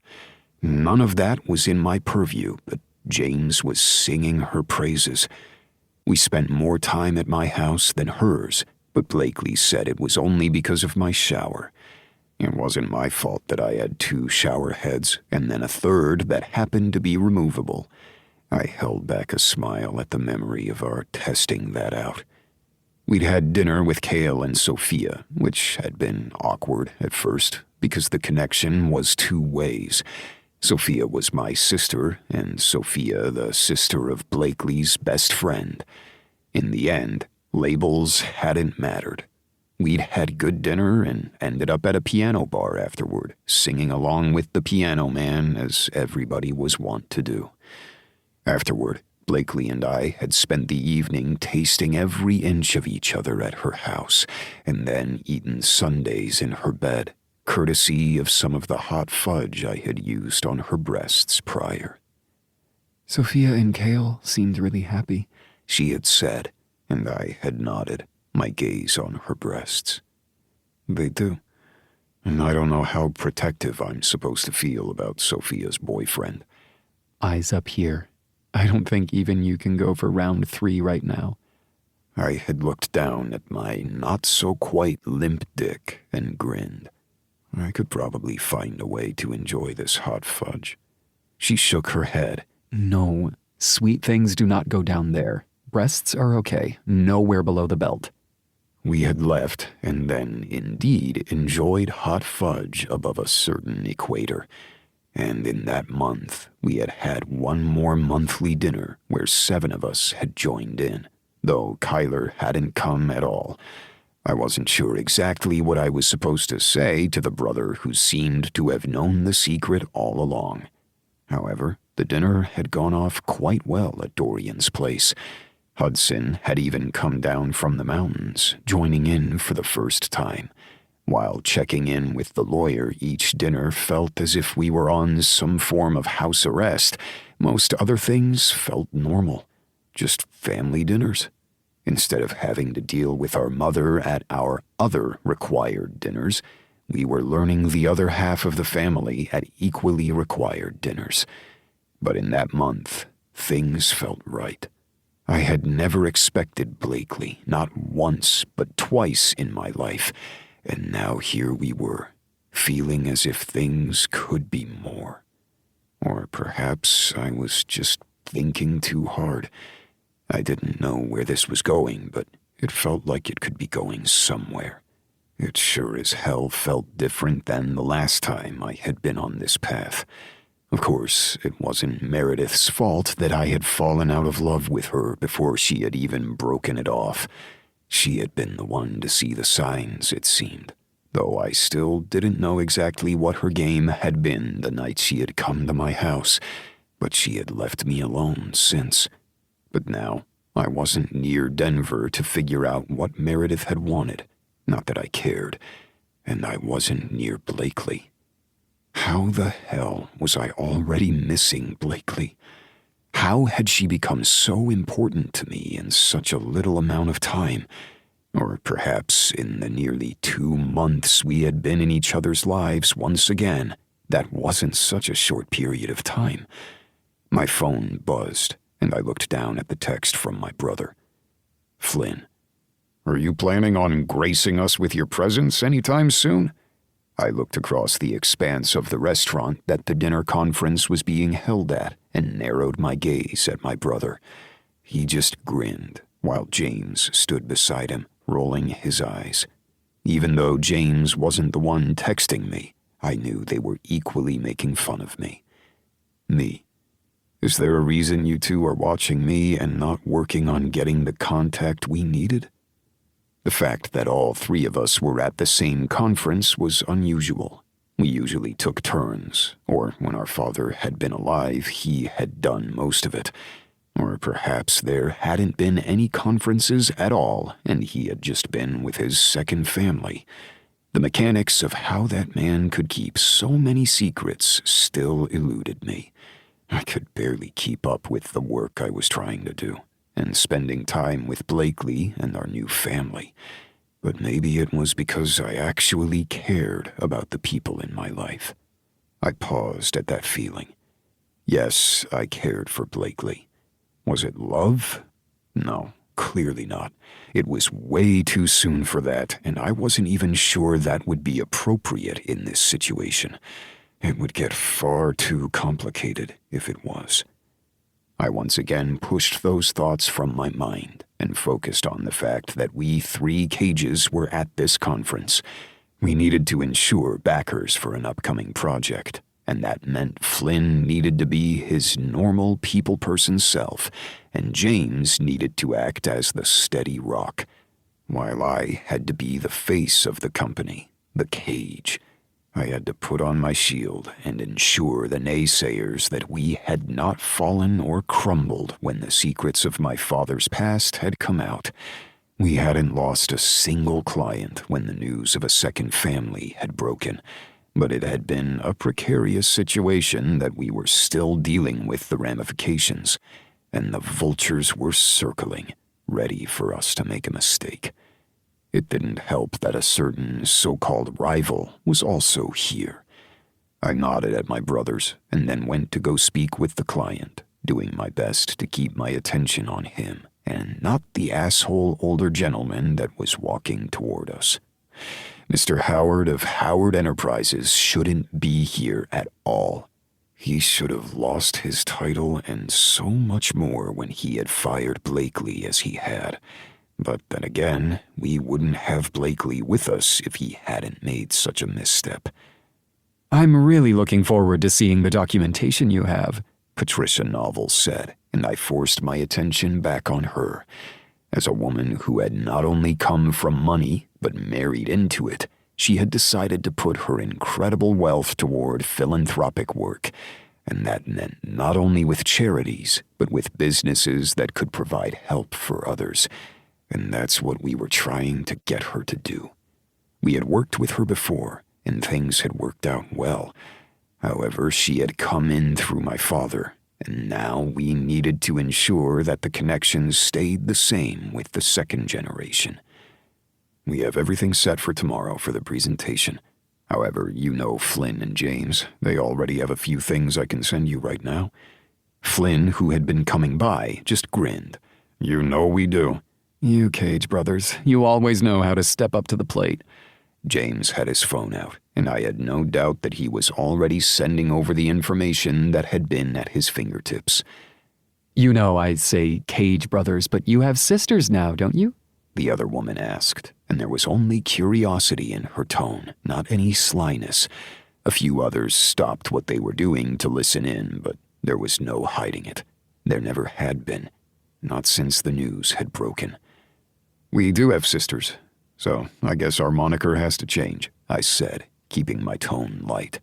I would think so. You needed more estrogen in your household anyway. I don't know how your mother did it. I had a feeling my smile added a slight bitter edge to it, but I masked it quickly. She persevered, somehow. And we were perfect angels, Flynn added. The older woman threw her head back and laughed, and the tension was on us once again, but this time for a different curiosity. I've always liked you, Flynn. And I've always liked you. I'm really sad that you're married, though. I can't whisk you away. You're lucky that you golf with my husband and he knows you're kidding, she said with a laugh. And I know you're just buttering me up because you want to work with me, and I get it. But I've always really liked you. And I don't joke the way that I do with just anyone, Flynn added, and I had a feeling that he felt bad about teasing the way he had. We had to schmooze and put on fake laughs for most people, but not for her. We do like you, you know, I said softly, and the other woman's eyes softened. I know you do. So you 3 cages work together. This company is still thriving, despite what that old man of yours did, she said, the biting tone making us all stand up a little straighter. Are any of the others going to work with you? I don't need to know the details of the will or inheritance, she said, waving off any speculation. I just know how family can be. Her smile went wistful, and I remembered in that moment that she had 4 children, 3 of them dying in a plane crash when they had been teenagers, on their way to visit relatives. Her remaining son was now happily married and had given Patricia grandchildren, but I couldn't even imagine the loss. We're figuring out the family part, I answered. One step at a time, James put in. Although we did hire one sister, he said. The other woman's eyes brightened. You did? Is she here? She asked, looking around. I shook my head. No, she's a forensic accountant. This isn't really her scene. Though I didn't know Isabella's scene completely. I had a feeling a meeting like this wouldn't be it. Well, when I come down to Denver, I'm going to have to meet her and the rest. I really like you Cage brothers, and I should meet the rest of them, including that rock star, she said, this time the laugh full out. I sighed as both James and Flynn chuckled. It puts our meager standings in Forbes and other circles to shame, doesn't it? I asked wryly. He does have good music, and my granddaughters love him. Maybe you can get me an autograph? Make me the best grandma ever? I'm still competing with their mother's mother. That old biddy got them horses for Christmas, actual horses. I pressed my lips together as James assured her that we would get Kyler's autograph. I wasn't quite sure how we were going to do that, but we'd find a way. If anything, I would ask Blakely. She was on better terms with him than we were for now. We finished up our conversation, laughing along the way, and we went to go speak with a few other people. As James and Flynn went in opposite directions, each on a mission, the hairs on the back of my neck stood on end, and I looked over to see Mr. Howard walking toward me. I knew she was working for you the whole time. Espionage, really? The other man asked. His voice was low, but deep enough that it could carry. I was not about to have Blake's reputation or the Cage's impinged with this asshole. You know she wasn't. You know that you're just jealous of her talents and our business. We aren't rivals, Howard. We never were. Only in your mind. I'll have her arrested. The other man snapped, and I smelled the bourbon on his breath. You can try, and I will take you for everything you're worth. Howard's gaze narrowed. So you're fucking her as well. I knew you were. It couldn't just be one dance like I said. Fucking the help? I should have known. I moved forward, hands clenched, but then James was between us, my usually quiet brother literally growling. You're going to want to step back. Blakely works for me, not Aston, and if you say a single word about her again in front of me or anywhere that I hear about, I'll sue you for all that you're worth. Then I'll let Aston have what's left of you. The other man gulped, and I glared over James's shoulder. We were creating a scene. The exact thing I did not want, but as the older man seemed to realize what was happening, he finally left, and James let out a breath. You okay? He asked as Flynn came toward us. I'm fine, but I need a breather. I'm going to go out on the balcony and just get some air. Don't worry about it. We've got it. No one overheard, by the way. They were trying to, but you were in the corner enough, Flynn reassured. I'm going to have to tell Blakely about this, I whispered. Yes, you will, because secrets suck, James put in, and then my brothers left me alone to my own devices, and I walked out on the balcony. We were in the Hamptons, of all places, and I really just wanted to go home and deal with the altitude and the crisp air there.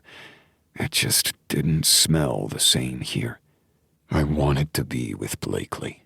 And that should have scared me more than anything. That she would be the first thing that came to mind. But then again, maybe it shouldn't have scared me. I knew you were here, a familiar and very unwanted voice said from beside me, and I stiffened, wondering why the hell this night was out to get me. I turned to see Meredith walking toward me, or rather staggering. She had a martini in hand, her dress fitted to her like a glove, but not overly ostentatious. Instead, she just looked as if she had walked off a catwalk into the event. "Meredith, can I get you some water?" She shook her head and then seemed to think better of it and reached out. As I didn't want her to fall, because I wasn't that much of an asshole, I gripped her elbow, keeping her steady. "Let me get you some water, Meredith." However, I knew touching her was a mistake, as she set the martini glass down in the same moment that she plastered herself to my front. "Meredith, seriously?" I asked, trying to gently pull her away from me. There were others on this balcony, and we were creating quite a show. "I miss you," she whispered, her words slurring. I'd never seen Meredith drunk before. What the hell was going on with this woman? "You broke up with me," I reiterated. "We haven't been a thing for a long while. Let me go get you some water, and we can forget this ever happened." "I made a mistake. I was scared before." This woman had an MBA and was brilliant at what she did. And yet right now, I couldn't see any of the Meredith that I knew before. Something was wrong, but I did not need to be in the middle of it. "I'm with Blakely now," I said softly, knowing our voices were carrying no matter what we did. "But I love you," she blurted. I closed my eyes for a moment, hating this. My chest tightened, and I realized that I would have loved those words before. Maybe it would have triggered something for me when I had needed it, and yet they did nothing for me now. "You're better than this, Meredith." Her eyes narrowed to slits, and I tried to step back. "Don't you think I know that? I made a mistake, please." And before I could say anything, she pushed herself closer to me, arms wrapped around my shoulders, and her lips were pressed to mine. Chapter 15. Dear Diary, sometimes you just have to break things before they break you. Blakely. "I'm so glad that you're here with us," Emily exclaimed as she wrapped her arm around my waist. I did the same, and we leaned our heads together, waiting for the others to arrive. "It's been a hot minute since we've been able to just take a night off and have girl time," I answered. In fact, I wasn't sure all of us had been together for a girls' night since before their father had passed. It had been a few months, and I knew they were all breathing in their own ways, but having this moment just to breathe felt wonderful. So much had happened since that night, and not just with our promotions. There were different relationships, so many secrets revealed, and new jobs. And not just for me. Isabella came forward, her gaze on her phone, and I scowled at her. "You better not be working," I teased. She looked up at me, eyes wide. "Of course not. It's kind of bizarre that I get weekends off, to be honest." "It's because you're working with a company that actually supports you," Sophia replied as she came forward, Phoebe at her side. "I kind of hate the fact that they do run a smooth business," Isabella said as she crossed her eyes. The door opened, and our last member of our group of 6 entered. Greer waved at us, looking a little nervous. I didn't blame her because this was her first time in our girl group. However, as she was married to Ford, technically she was now their sister-in-law. Phoebe ran over to the other woman and hugged her tightly. Greer smiled at all of us. "I'm sorry I'm late. I was delayed." From the blush on her cheeks, I had a feeling we all knew exactly how she was delayed. "I don't really want to know more about Ford's love life, sorry, but I'm not related to your other husband, Noah," Phoebe said, her voice filled with laughter. Greer rolled her eyes. "Well, having 2 husbands does mean it takes forever to get out of the house." She held up her hand. "And not just because of that," she said with a laugh. Everybody joined in as we made our way to the front desk. Tonight, we were doing a smash room before we headed to dinner. It was something that none of us had done before, and I had a feeling that some people in our group had a little more rage than others, so tonight would be good for them. "Your admin couldn't come?" Sophia asked as she came to my side. Isabella and Emily went to the front desk while we stood back. We were a larger group, and we didn't want to be in the way. I shook my head. Garcia has a date tonight that she did not want to cancel. Sophia let out a content sigh. I'm really glad that you're making friends with people at work. I realize that work friends and real-life friends are a different connection, but it's good that you have that support system. I looked at Sophia, at her bright eyes and blushing cheeks. She looked so damn happy. Of course, Isabella always looked as if she were going through 1,000 emotions at once. She had been a talented dancer, and still was, and worked with children and young adults daily. But teaching others how to dance wasn't what was making her eyes bright, I didn't think. I do have a good place to work, and I enjoy the people I work with, much like Isabella seems to be doing, but I want to know why you can't stop smiling, I teased.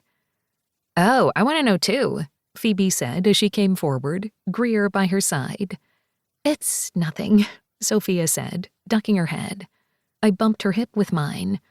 So things with Cale going well? She blushed even harder. Yes, he's just so nice. I mean, he's not perfect. None of us are, but he just does things that make me feel cherished. And he's hot, she blurted, and I burst out laughing. I beamed. As I met him, I totally agree. Sophia hugged me tightly, her smile widening. You know, I was going to ask how things were going with your man because you can't stop smiling, but then I realized he's my brother, and I don't know if I want to know all the details. I ducked my head, my teeth biting into my lip. We're just taking it slow. After all, it's a little complicated. I lifted my head, looking at each one of them. For many reasons. That just means we have more of a reason to kick his ass if he hurts you, Isabella said, her voice prim and proper. I rolled my eyes. You really shouldn't say that as we're about to go get a sledgehammer or something. Do we use sledgehammers? They're going to have all the instructions for us, Isabella explained. And I don't know about you, I could really hit something right now. I lifted a brow, and she shrugged. Past resentment. Don't worry, I don't hate your boyfriend. Everybody laughed, and it was Greer who squeezed my elbow. I looked over at the other woman, and she smiled softly. I really like Aston. You don't have to say that because I'm dating him. Though, now that I think about it, you've known him longer than all of us. I have, and I would tell you the truth if I felt like there was something different about him, or if I thought you weren't a good fit. I smiled, feeling oddly at ease with that promise. We're just taking it slow. I mean, a lot has happened in the past few months. The other woman's hip bumped me. That's an understatement, although you did get to see Cage Lake. Isn't it beautiful? I really want to see this infamous small town that happens to be branded with our name, Emily said as we waited for the attendant to explain things. I really don't know if it exists, Isabella said, and I knew she was just teasing me. I mean, maybe you photoshopped all those lovely images of that mountain. Yes, I spent all of my free time to add in random Cage landmarks just for you, I said dryly. That sounds like something you would do, Sophia added with a laugh. The attendant came over, and the woman with bright purple hair styled in some form of mohawk, 2 nose rings, and a full sleeve tattoo smiled at us. Hello there, and welcome to Break It. Thanks for having us, Emily said, bouncing on her toes.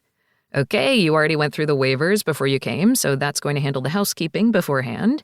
When we get into the room, you can choose from baseball bats, sledgehammers, crowbars, and even more. You guys also added on a few items, so in addition to your own personal crate of things to smash, we have a few special things for you. You're allowed to throw things against the wall, stomp on them, crash them, do anything you'd like. Isabella here also sent over a playlist, so we're going to fill the room with the music of your choice and have fun. I looked over at Isabella and shook my head. Really? You picked a playlist? I can do music. I helped, Sophia whispered, and Isabella flipped us off. Laughing, we headed over to the locker room, each of us pulling on coveralls, a face shield, gloves, boots, and loop earplugs so we could still hear the music and each other, but we'd be able to protect our hearing just a bit. You'll have exclusive use of the room and about an hour and a half just to smash to your heart's content. Afterward, we do have pizza and soft drinks, but I know you have dinner. Pizza is always an answer, though, I added, feeling elated to be able to smash something. Okay, let's go through a few more instructions and then have at it. By the time we were ready, I was amped up. Metallica was already blaring through the room, and I bounced on my toes, the others looking as if they were just as wired. While things seemed to be going well in my life, being able to let through all the resentment for the past year felt good. Yes, I was falling in love with a man that made me smile and put me first when we were together, but I didn't know what would happen after this. I didn't know who we would be together. Or maybe I was thinking too hard about what that meant, what we meant. While I loved my job and my team, I still hated the fact that every once in a while I had to see news or paperwork over my former team. It just reminded me of every single thing that I had been put through and hadn't even realized that I had been ignoring. I had lowered myself and my talents in order to fit in the box they had placed me, all because I had been too scared to take a chance. But now here I was, taking all the chances, and I had to hope that I wouldn't break in the end. Isabella took the crowbar first, as I picked up a baseball bat, and we each took our weapons, grinning at each other. "Okay, let's break things," Emily said, sounding so much like a cheerleader it was a little disconcerting. So, we broke things. The exhilaration of smashing random objects with other objects shouldn't feel this good, but I felt like I was on that Office movie where they were beating up a printer that annoyed them. In fact, I was enjoying beating up a piece of office equipment, just remembering the fact that my old printer never used to be able to connect to the network. No matter what I did, I swore the printer had it out for me. Sophia and I took turns with a barrel, though I knew Sophia wasn't really putting her all into it. She was there because we were there, and I didn't mind. In fact, it only took about 30 minutes for me to realize we were just having fun laughing with each other, although Isabella kept hitting a little bit harder. I wanted to tell her everything was going to be okay, even though I didn't know exactly what was going on in my best friend's heart right then. But she kept smashing things, kept hitting, and when she finally stopped, her shoulders heaving, we all looked at her. She looked at us and shrugged. "I was just imagining my old office. I'm okay. Promise." I raised a brow, and then Isabella blinked away tears so quickly I nearly missed it. "And maybe I thought of Dad." Everybody was silent for a moment, as Emily let out a long breath. "I thought I was the only one. I don't want to hit him. I just don't want to think about him," Sophia added. "I don't think about him, although I think about Mom more." "I'm not speaking about Mom," Isabella snapped, before she let out a deep breath.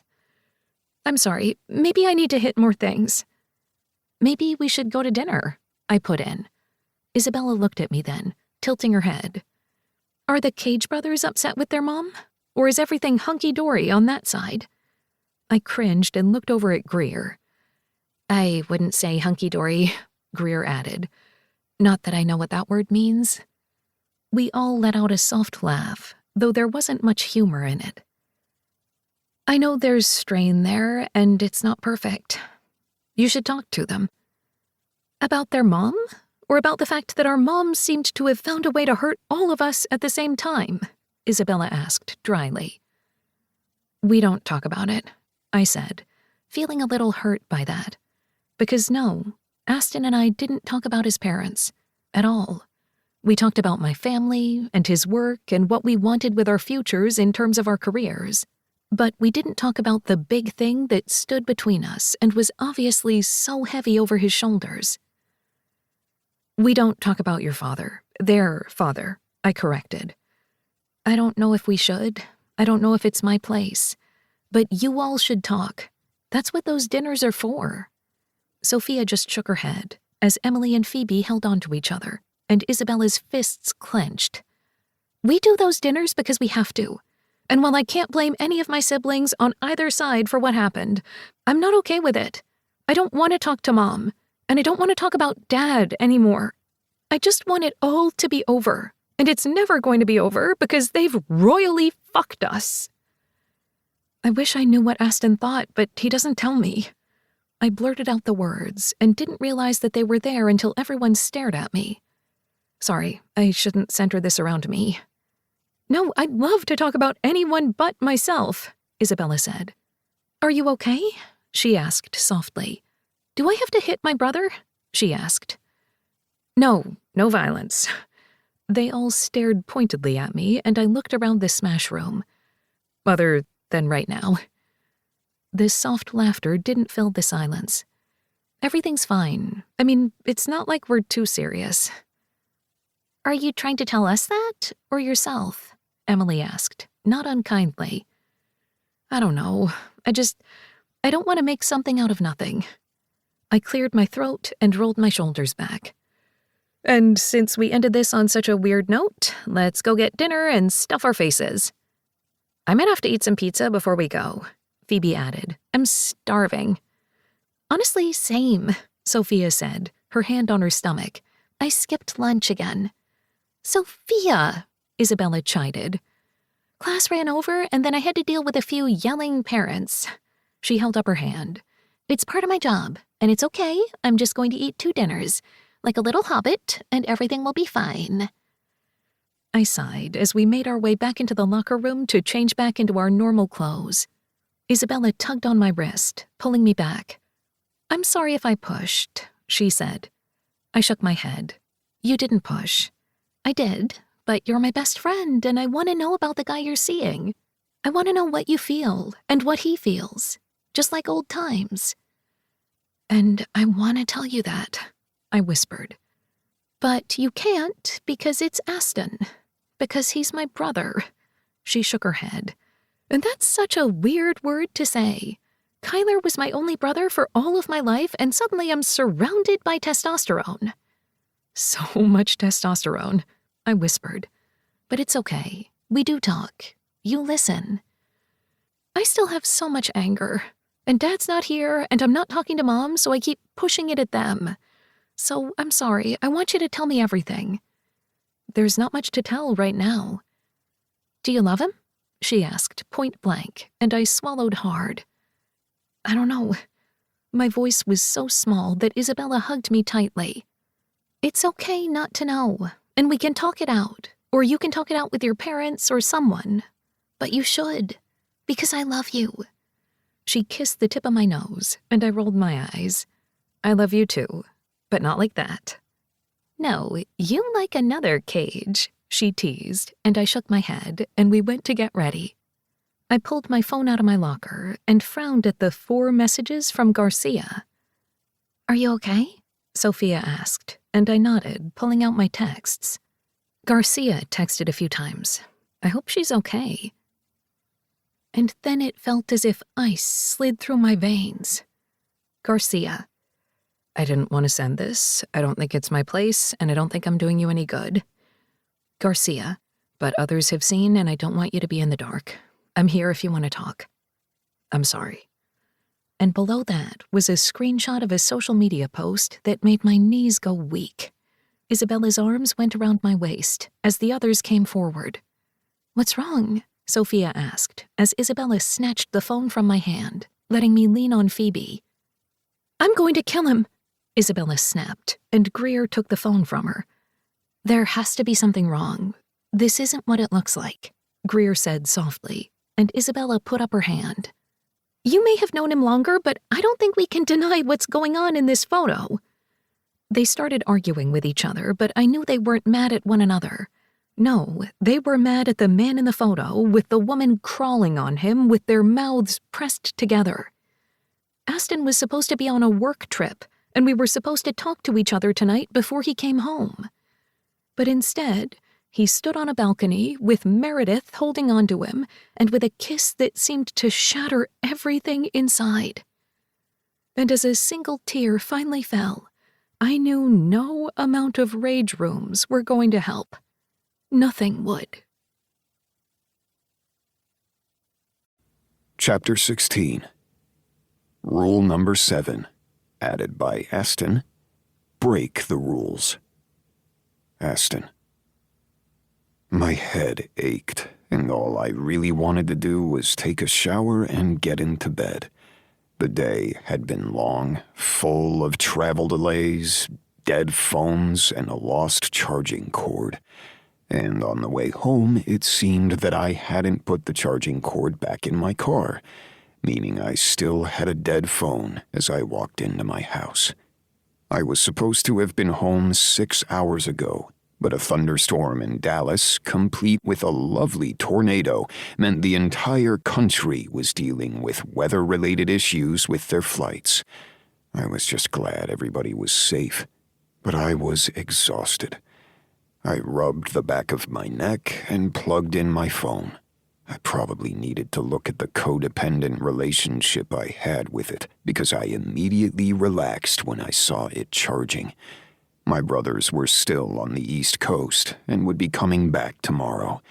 At one point, when I was on my layover, I was truly afraid they were going to make it home before I did. However, I was home, and I just wanted to talk to Blakely. I rubbed my hand over my chest, wondering why she was the first person I thought of. Things were happening quite quickly, and I knew that. But after the night before, I felt like I should say something. I had pushed Meredith away as soon as her lips had pressed to mine, and then she had wiped away her tears and shook her head.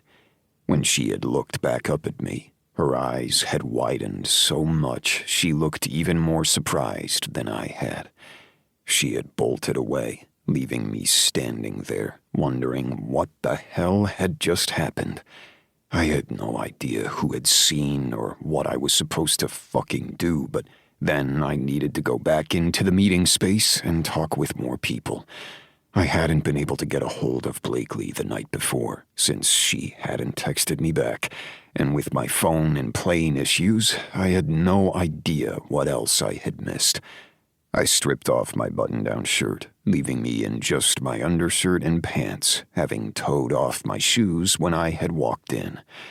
I hated traveling in a full suit, but I had had a meeting right before I needed to head to the airport. My phone finally turned on, and I pulled up my notifications, wincing at the number of texts and emails I had. I shot a quick email to the family group, minus Mom, letting them know that I was there. I was finally home. I paused after I did so, knowing that we probably needed to make a full siblings chat. That made my lips twitch as an unsettled feeling washed over me. Adding Blakely to the group, even by accident, all those months ago, was how we had met.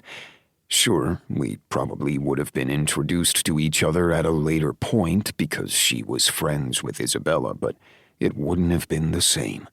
I hated when people said that everything happened for a reason, but maybe it did.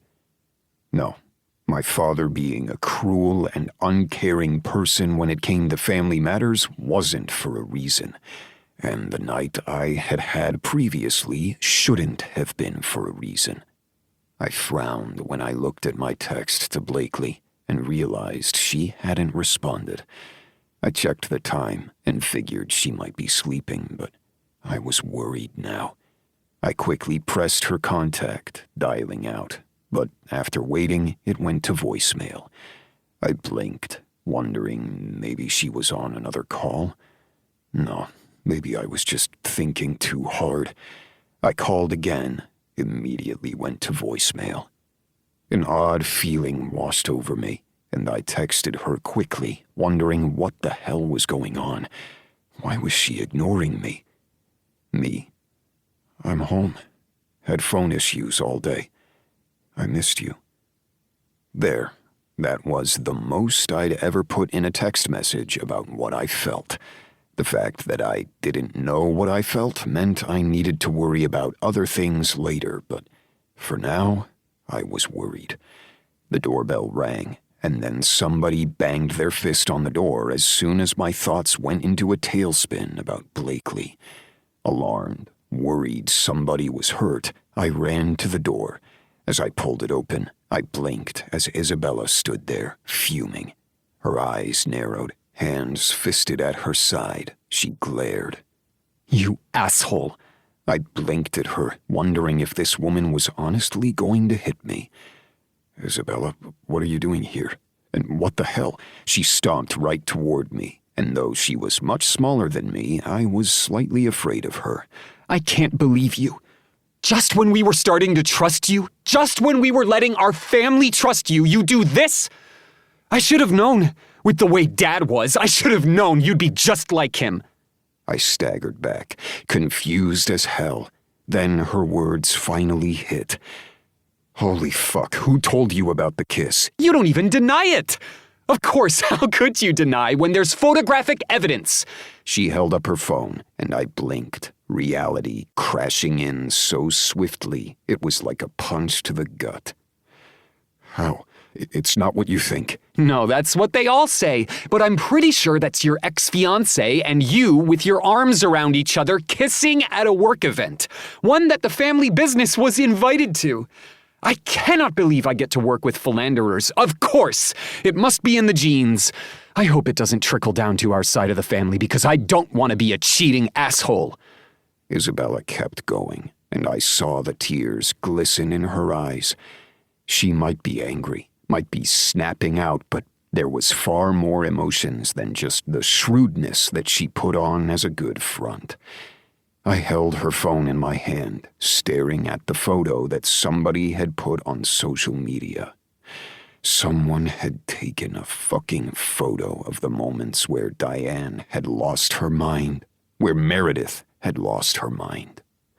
I shook my head, handing over the phone, now realizing why Blakely hadn't texted me back, why she was ignoring my calls. Did you show this to Blakely? I didn't have to. Her admin sent it to her because she was afraid that everybody else would know and she would be left in the dark. Because she actually cares about Blakely. Stop, just stop, I said as I pulled Isabella into my house. She tried to get out of my grasp, but I was stronger. Get your hands off me! I'd rather not have this fight on my porch. Considering I already dealt with a fight with not only Meredith, but also my mother on my porch at one point, I didn't like this becoming routine. It's not like that, I said quickly as Isabella pulled her arm from my grasp and shook her head. It's not like what? That you decided to be just like Dad and have another woman when you're on one of your work trips? She used her fingers to make air quotes, and I pinched the bridge of my nose. Meredith was drunk and she kissed me. I didn't kiss her back, and I pulled her off right away.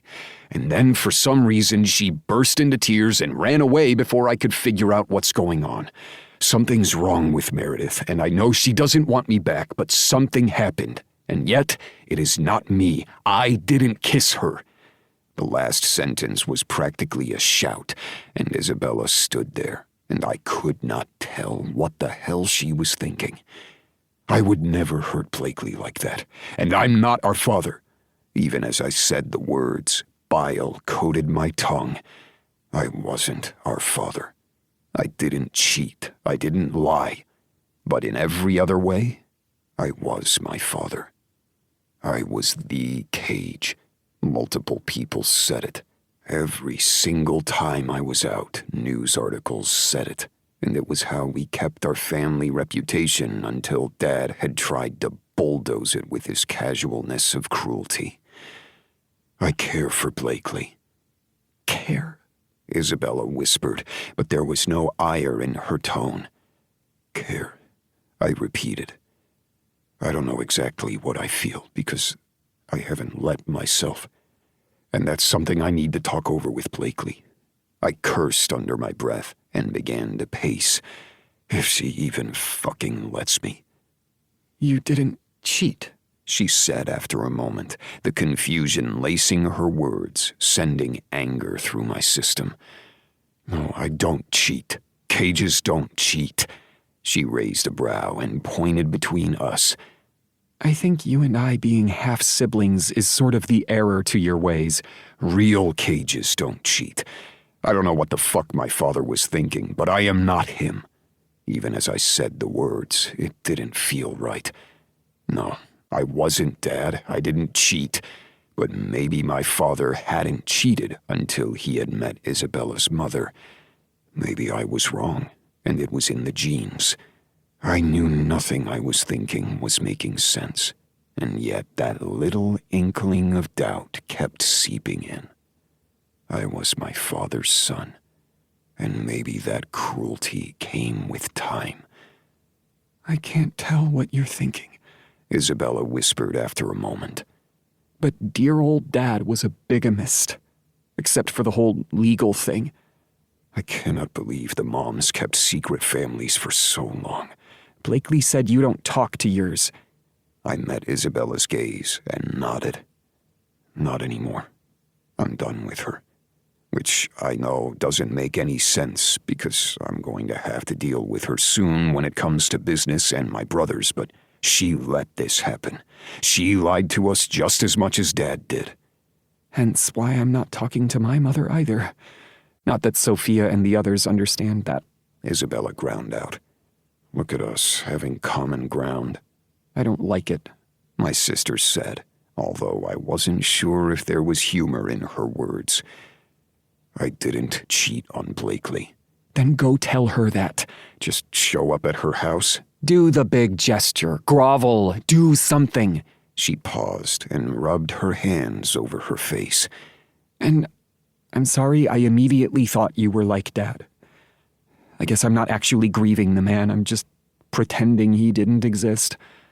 I moved forward and tentatively put my hand on her shoulder. Her hands fell, and she looked up at me. What?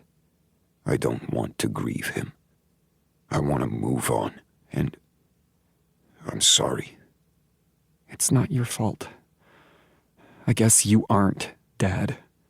Without thinking, I pulled her into a hug, and Isabella stiffened before hugging me back. This is weird, she said after a moment, and I laughed, even though there was barely any humor in it. Very. We're going to have to figure this out, Isabella. I know.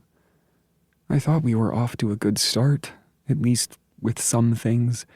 She pulled back and cleared her throat. But I guess there are a lot more potholes out there. I need to figure out how the hell I'm going to grovel. She studied my face. Tell her the truth. If she lets me. I let out a breath. If it's all right with you, I'm going to change, and we can deal with the family things later. I have a feeling there's going to be a few more obstacles in our way before we navigate how to live with this new reality. I'm not sure any of us are ready for that. Now, go to her and tell her the truth. Blakely is a lot calmer than I am. She added dryly. I've noticed that. I let out a breath. I didn't mean to hurt her. Were you going to tell her about the kiss? I nodded immediately. Yes, but I was going to do it in person. That way she could actually see my face. I didn't realize I had paparazzi. She cringed. Nothing is private anymore. I'll let myself out. Do good things, Aston. For some reason, I believe you can. And with that, my sister left, and I quickly changed, not knowing how the hell I was going to fix this. It took the entire car ride to Blakely's house for me to realize that I had no idea what I was going to do. I pulled into her driveway and was grateful that the lights seemed to be on in her living room. She was home. Hopefully she was awake, and hopefully she would listen. I knocked quietly on the door, not wanting to wake her in case she was actually sleeping, but she opened it quickly, and my breath caught in my throat. Her hair was piled on the top of her head, her eyes swollen, and her pajamas were of her comfy sort, her cardigan wrapped tightly around her. "Hi," I said, my voice cracking. What are you doing here, Aston? "I'm sorry." Blakely tilted her head and gave me a slow blink. Sorry for kissing your ex-fiancé? For leading me on? I shook my head quickly and reached out to her. She took a step back, and I held back the curse. Meredith kissed me. I did not kiss her at all.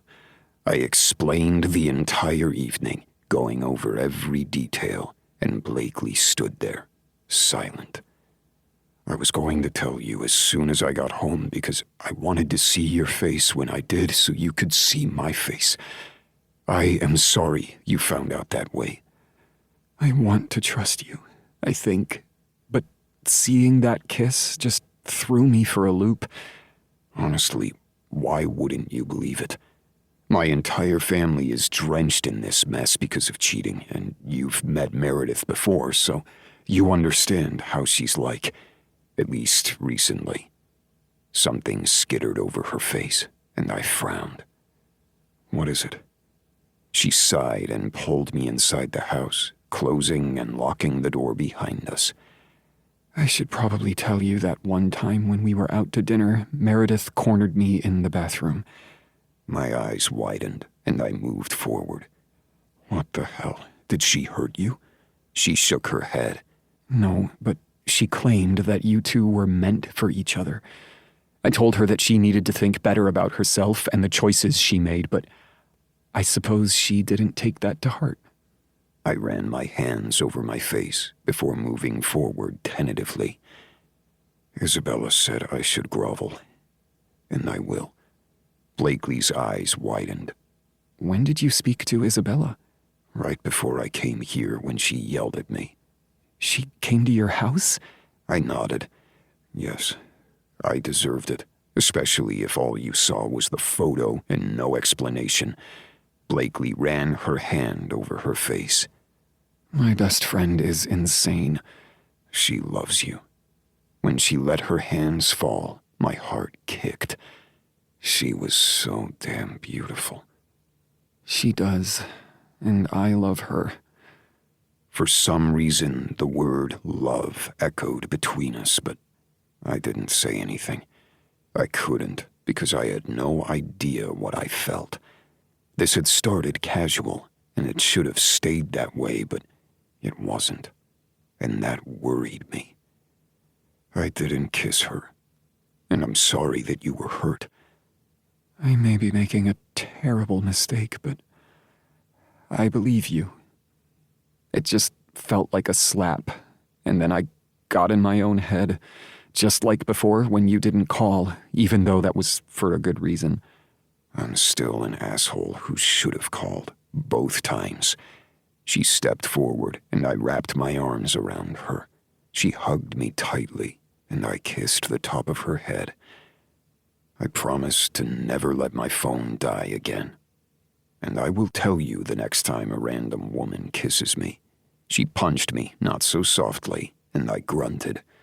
Too soon? Far too soon. What are you going to do about her? Isabella, knowing full well who she meant. Sure, her first. Isabella, I don't know. Meredith, I don't know. If something's wrong, maybe she just needs a friend. I pulled back, my eyes widening. And you want to be friends with her? She grimaced. Maybe not, but maybe she needs one. I don't know. Everyone keeps saying the way she's acting is out of character, so maybe something's wrong. I just hate feeling like this, and I never want to feel like this again. It was like a slap and a punch all at once, and that scares me because I've never felt this way before for anyone. And then the rug was pulled out from under me, and I was lost, and I don't want to feel that again either. Eyes settled over me, and I nodded, wondering if I would do it again. I might not cheat like my father, if you could call consensual relationships like that cheating, but I'd hurt her. Because I'm my father's son. Because I couldn't promise I wouldn't. Instead of saying anything, though, I just held her and got lost to my own thoughts. I wouldn't break my promises, not when it came to fidelity, but I hadn't called when everything had changed the first time, and I hadn't called the night before. So perhaps I really was my father's son, at least when it came to promises. And that worried me more than I thought possible. Chapter 17. Dear Diary, is it okay to believe in forever? Blakely. My parents were in love with my boyfriend. I was quite confident that I had never thought that particular phrase before in my life, nor would have even suggested it in the past. However, as we sat in my parents' living room, Aston smiled and my mother practically swooned. An arm wrapped around my shoulders, and I leaned into my dad's hold. He had that same forest scent that he always did, that mix of cologne and his deodorant that reminded me of my father. I knew I was lucky in the way that I had grown up. 2 loving parents who cared about me. Yes, Mom had worked long hours, and Dad had been gone for 48 hours at a time, and yet I had never felt the lack. I had grown up in my mom's office, and in this fire station. In Aston's family, parents had been there. Yes, his father had been away half the time, it seemed, once he had started his second family, but he had worked with 3 of his sons, had done some summer vacations with them in Cage Lake, just like he had with all of Aston's full brothers. I remembered Isabella telling me that their father would do smaller family vacations, but nowhere near the mountains.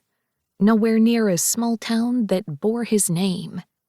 I wasn't quite sure how all 12 of the siblings had come out somewhat whole, or sane. Not that I knew all of Aston's brothers inside and out, but from what I could tell, they were good people.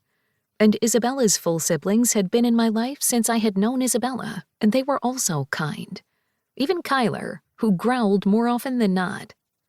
But then again, he had been the only boy growing up in a household of girls. I had been the lucky one, and I hadn't even realized it. Well, that's a sight to see, My dad whispered in my ear, and I sighed against his shoulder, watching my mother animatedly talk to Aston, her hands moving in the air as if she knew that if she had to sit on her hands, she probably wouldn't be able to complete a sentence. Aston looked fully engaged, leaning forward and smiling as my mother spoke. He was in the middle of the conversation, truly there, although something had felt off when he had picked me up. Or maybe I was just so nervous about this family dinner where they were meeting the parents that I had put undue pressure on myself. "What's a sight?" I asked, pulling myself back into the present. You brought a man home. This is a big deal. I was grateful that we were far enough away that I didn't think Aston had heard, but I still hissed lowly. "Don't let him hear you," I whispered. What? It is a big deal. You brought him over so we could check him out and vet him. I approve of your decisions, though I haven't approved of the man yet. I looked up at him, my eyes narrowing. "Excuse me, you are not here to vet him." Who says I haven't already? I did warn you I would. Oh, before what, your second date? My chest tightened and I took a step back. "Please tell me you didn't ask your friends." What, I could have. I didn't, but I could have. And you know your mom could have easily. Just a few click of the buttons. And then illegally do a full background check? No, neither one of you would do that. I paused. Would you? If I thought he was going to hurt you? In a second. The seriousness of my father's tone made me stand up a little straighter. "It's not like that. He's a good man." And I'm glad. I would hate to have to go to jail for murdering a cage. That made me smile, and I shoved at him gently. "If he hurts me, I will be the one who takes care of it." And while I believe you would try, you would have to get past your mother first. He paused. And Isabella. I pressed my lips together, both of us on the edge of laughter, because that was true. Isabella was always in our corner, even though she didn't always let us be in her corner. She's a good friend. And Aston's sister. Small world. I shook my head. So small it's a little worrying. But I'm glad we're here for dinner, although I am really nervous. That boy better be more nervous. That boy is in his 30s. I think you can call him a little more grown up than that. maybe. But since you're my little girl, I'm going to have to use the words that I want. Dad, I said, exasperated. What? You really can't blame me. I've never got to interrogate a boyfriend before. Excuse me? You interrogated that boy that came over to drive me to swim practice. A boy I wasn't even dating. But you could have been. I didn't know I needed to ensure that he knew he had precious cargo. I rolled my eyes. And that boy was not into girls. Remember, he's happily married to his husband. And I didn't know that at the time. All I knew was that some stranger was about to take my baby girl out in a car, all while we weren't there. Because he had a license, I didn't, and both of you worked way too many hours. I really don't like this logic of yours. You're starting to sound like your mother. That better not be a bad thing, Mom called out as she came forward, Aston behind her. Dad and I had been so engrossed in our conversation that I hadn't realized that the other two had joined us. Oh, hi, I blurted. My dad cleared his throat. I love you, Piper. My mom raised a brow. Okay, you say that as if you've done something wrong. Never, I promise. I don't know if I trust that, Mom said, her eyes dancing. Well, I would love to know who this swim club partner of yours was, Aston asked, and I groaned. Dad. What? It's a legitimate question. My dad looked at Aston and grinned. His name was Shane, and he did the 200 IM and 200 butterfly, meaning he was really broad-shouldered. Are you serious right now? I asked, this time glaring at my father. I just want him to get a full picture. I'm glad you interrogated him. It's the only right thing to do. I poked at Aston's side and glared. Oh, no, you don't. He was just a friend, nothing more. And as soon as I got my license, I drove myself. I always find it strange that swim team practice was so early in the morning and at a different location, so there was never any buses. It was always carpool and parents. Dad shook his head at Mom's words. But our little girl did pretty well. I pinched the bridge of my nose. Okay, let's go eat. I'm tired of this conversation. Oh, no, we're just beginning. I'm going to need to know every sport and club that you did, and see if there are photos. Aston, you really don't. He smiled then, but didn't reach out to touch me. He didn't wrap his arm around my shoulders, didn't smile in the way that he usually did. Was he distant? Or was I just thinking too much? He'd been so animated with my mother, but perhaps I was merely seeing things now. Okay then, we do have lunch on the way. I made Greek wraps, not fully heroes because I don't have the seasonings quite right, but I made tzatziki sauce. Mom beamed and my stomach rumbled. Aston's lips finally twitched into a semblance of a smile as my dad licked his lips. Don't forget the Greek potatoes and salad. Okay, I'm starving. Let's go. We walked into the kitchen and pulled everything off the warmers and took the salad out of the fridge. Of course, my father decided to tell a few more embarrassing stories, and I did my best to ignore it. Mostly because this is what you did with parents.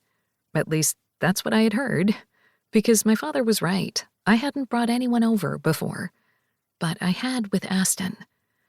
This was a big step. Something I didn't realize was so monumental until we were in the middle of it. I wasn't quite sure if I would ever get an invitation to a full Aston family dinner. Not with his mother, but I wanted to get to know his brothers more. And yet, sometimes it felt like we were moving so fast that it was hard to keep up. The olives don't have pits, so you're safe with your salad, Blakely, Mom said, and I winced. Is there a story there? Aston asked, and my dad laughed.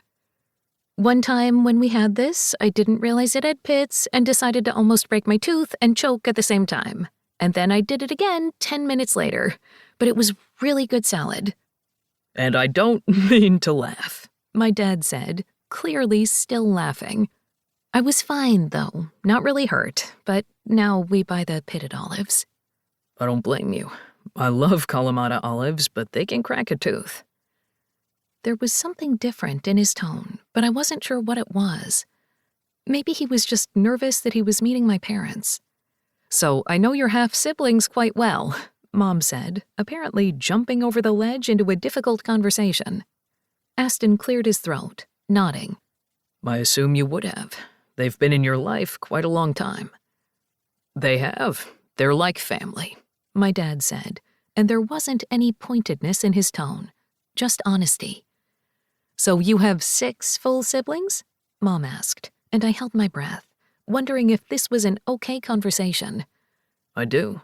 Flynn and Hudson are the twins, then it goes Dorian, James, Theo, and Ford. I don't know how any of your parents were able to handle so many of you. Blakely was enough. I snorted at my mom's words and shook my head. Thank you for that. It's the truth. Then again, our jobs took us out of the house often enough that any more of you would mean you'd probably end up taking over the world, Dad said, not unkindly.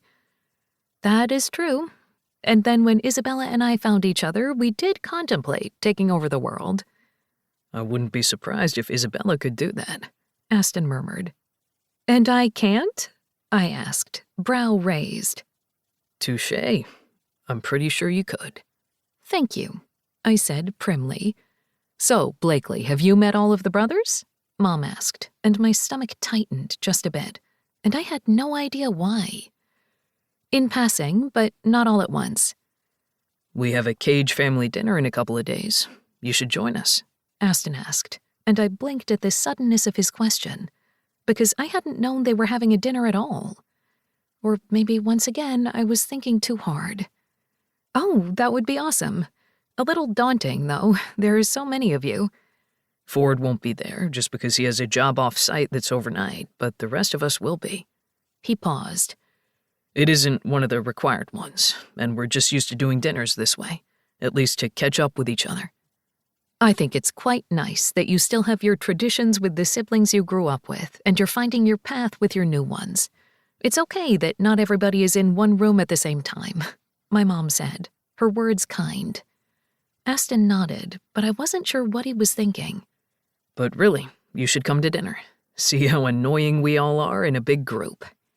I think I could handle that, I said, smiling at him. Before he could say anything, his phone buzzed, and he winced. I'm sorry, that's the emergency vibration tone. He pulled his phone out of his pocket, cursed under his breath, and apologized again before leaving the dining room. I frowned after him, wondering what was wrong, and not just with whoever was on the other line. So you get to meet the family, too, Mom stated, her voice low. I turned to my parents and nodded. Yeah, I mean, I've met them before, but I guess this will be different. Just like he's here. I'm happy for you, baby. The smile on my face was true, and yet that distance felt off. Before I could dive deeper into my odd feelings, Aston came forward, a grave expression on his face. Are you okay? Is it your family? I asked, standing up. I have to head out. I'm sorry, he said, looking over my shoulder at my parents. An emergency with a client. But I'll call you later, he asked. I nodded, and he reached out, squeezing my shoulder. He didn't kiss me, didn't say anything but a murmured goodbye. He didn't lean down and kiss me, not even a brush of lips against my forehead. It was so different, it nearly felt cold. But maybe it was just because my parents were here. Crap, I drove us here, he mumbled. We can get her home. Go help who you need to, my mom said, her voice soft. We've got our girl. Don't worry. Aston smiled at all of us then, the brittleness of it setting me on edge, and then he was gone, leaving me without a true goodbye. I hope whoever was on the other line is okay, Mom said softly. I hope so too, but Aston can handle it. He can handle anything. And then I took my seat again, but I was no longer hungry. My parents continued their conversation, and I answered back at the appropriate times, but my heart wasn't in it. I knew Aston's time wasn't his own. I knew he ran a very successful and demanding business. But something felt off tonight. And after my parents dropped me off and I got ready for bed, I held the phone in my hand, waiting for it to ring, waiting for a text. But the call never came.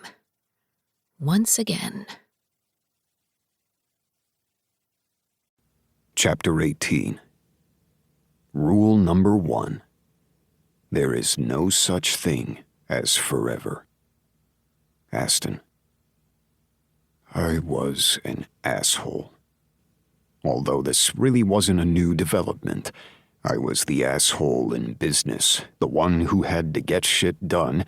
I was the asshole with my brothers, the eldest who had to rein them in, and according to my mother, I had been born an asshole. I didn't know what I had done as an infant to her, but things hadn't changed since. Now, I was the asshole for not calling. It had been late when I had finished dealing with my client, the same client who realized that they were potentially going to end up in prison because of money laundering, and I hadn't wanted to wake her. My head wasn't on straight, my thoughts on other things. I had texted the next morning and even seen her at work, but we hadn't had a full conversation since I had left her at her parents' house. I had no idea if they even liked me. I had hoped the event had gone well, except I wasn't thinking about my client. I wasn't thinking about the fact that my client's brother was the one who had tried to destroy their company, and now we would all be dealing with legal issues. No, I was thinking about the letter I had found in my mailbox before I had gone to pick up Blakely. The letter that had been addressed to me from my father.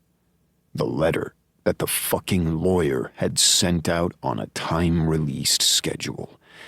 And according to him, a letter was going to be sent to each child. 12 letters, and I was the third. Phoebe and Ford had already gotten theirs, according to the lawyer, but that was all he could tell me. I didn't know when anyone else would get theirs, and I was a little concerned that I hadn't known that Ford had gotten one.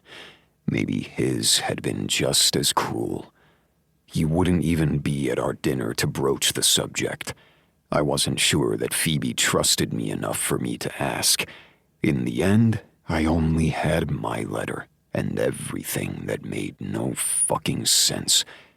Now I was in my own head, and not focusing on what I should, not knowing if I was good enough for the woman who looked at me with stars in her eyes. I had invited her to dinner, and so she would be there, because Blakely didn't run out on promises. No, that was me. I didn't call. I texted, but I hadn't called. And I had left her behind at her parents' house, and this was just after the incident with Meredith. I was surprised I hadn't gotten a text saying that Blakely was done with me. Then again, maybe I was expecting one because I wanted one. It would be easier if she left. I rubbed my temples and sighed as Theo got to work in my kitchen. "Why are you dancing?" I asked dryly, trying to push my own melancholy and self-deprecating thoughts out of my mind. "Because there's music on and I'm cooking. You have a classically trained chef in your kitchen making a family dinner when I could be actually making money on this. You're the one who offered. Any one of us could have cooked, and I could have ordered in. I'm tired of catered food. I want something that's ours. So what are you making?" "Well, a few things, because I was in the mood. We're going to have a miso butter roasted chicken with an acorn squash panzanella, and also, because I'm in the mood, we're having a cedar plank salmon." I blinked at the menu, wondering what Theo was dealing with at the moment if his menu was this complicated. 2 proteins? Look at you being all fancy. "Shut up. I'm also making a grande aioli, complete with vegetables and seafood we can dip in." "Okay, that sounds great. A creamy squash risotto that also brings in the miso, and of course a tomato tart with a chickpea crumble." "How many leftovers are you planning?" I asked with a laugh, feeling marginally lighter. "Do you think Dorian will like any of that?" "Dorian can go fuck himself." "I can do what now?" Dorian asked as he walked inside. Theo beamed. "Just telling you to fuck yourself." "Oh, that's wonderful, thank you. And I'll try anything once, you know that." I rolled my eyes as Theo continued to lay out the menu, complete with a mushroom and thyme mini pot pie to go with the individually baked mini fruit pies for dessert. How the hell are we going to eat this much food? I asked, shaking my head. Easy. You're going to want to stuff your mouths because this is going to be the best food you've ever had in your life. I knew I liked this guy, Dorian said as he reached over to grab a vegetable off the tray. Theo slapped his hand. I just grinned. Well then, at least you're beating up on someone else other than me. Theo ignored Dorian's pleas. I don't beat up on you, but stay out of my kitchen. You know it's my kitchen, right? I asked. It is mine when I'm cooking. Don't you need a sous chef? Dorian asked, and Theo raised a brow. It won't be you. You burned water. Dorian rolled his eyes. I burned the pan. I forgot that I was boiling water to make eggs. It happens. Oh, God, not the pan story again, Flynn said as he walked into the kitchen, James by his side. It was one time, Dorian spluttered. Hudson followed them and shook his head. Dorian trying to help cook again? It was nice to see him, since we barely saw him these days. I don't know why we keep bringing up the story. I'm sure you've all burned things yourself. Hush, Theo said as he tossed salt over his shoulder.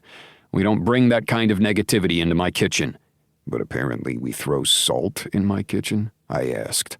Hudson, come help me cook. You're the only one I trust.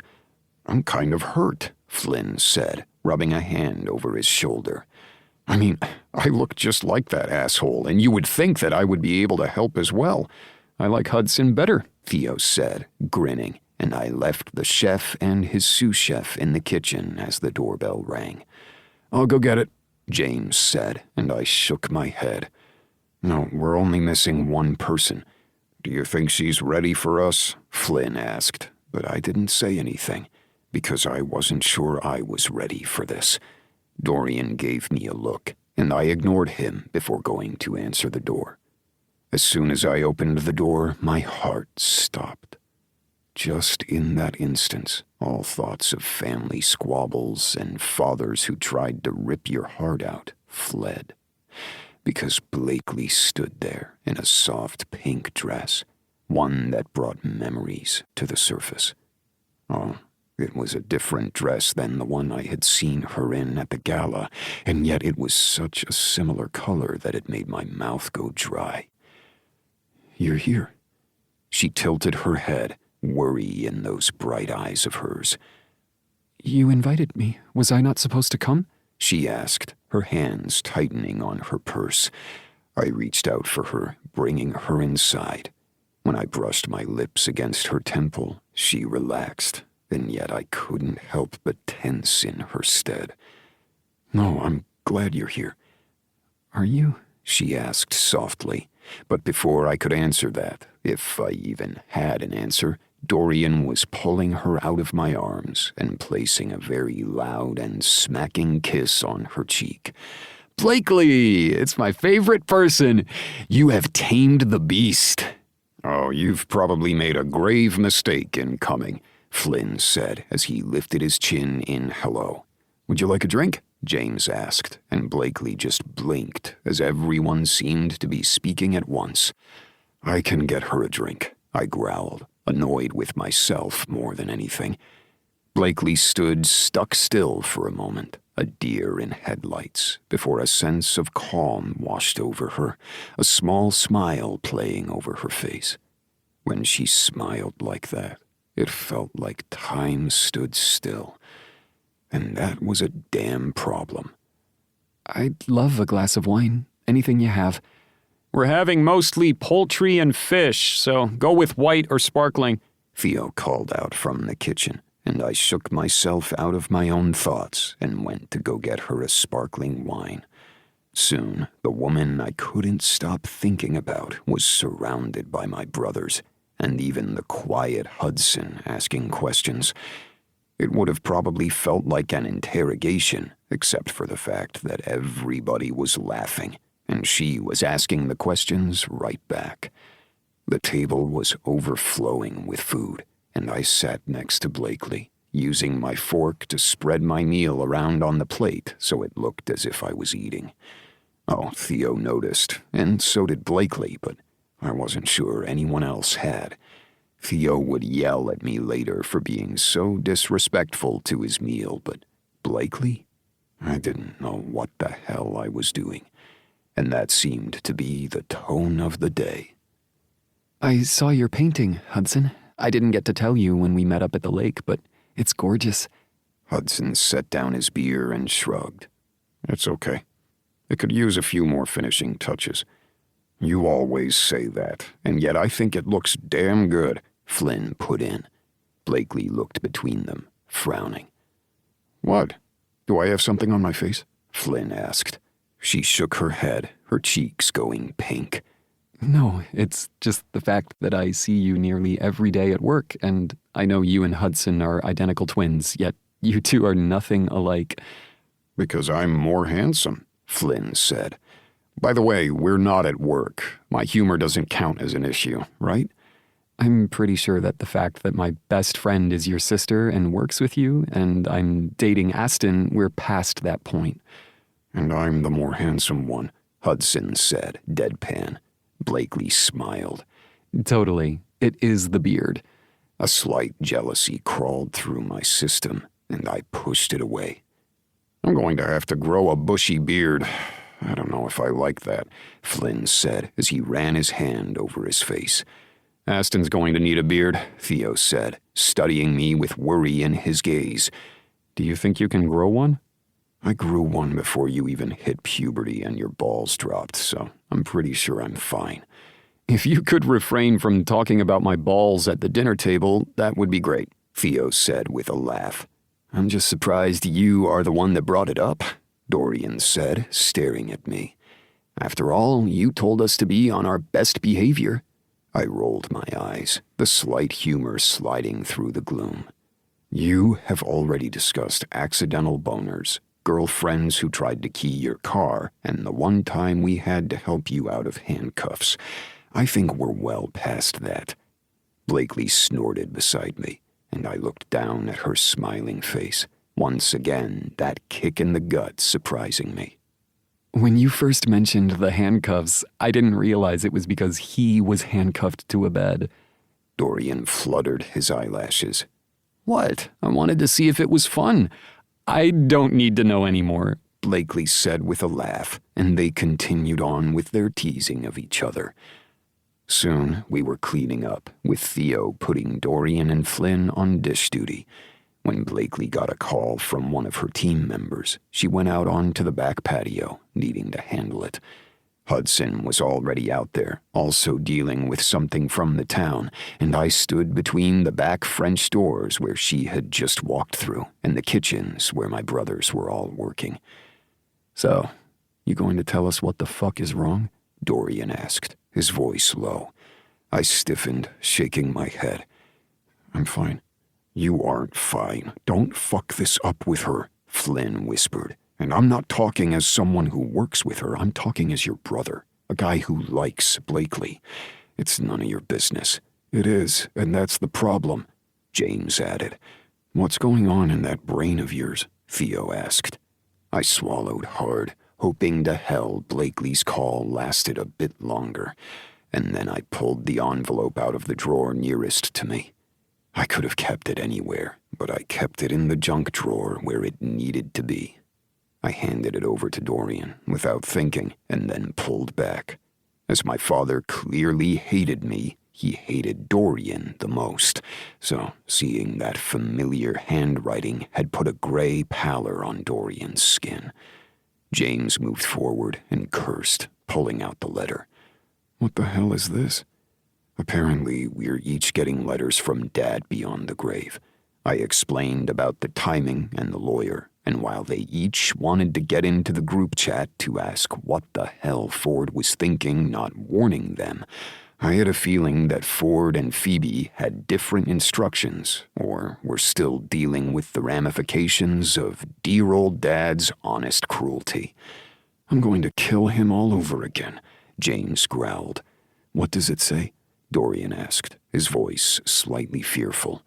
James cleared his throat. his hands tightening on the paper. "And do it fast," I said, nothing left in me at the moment. "Aston, if you're reading this, I'm dead. Or I've decided it was time to tell you.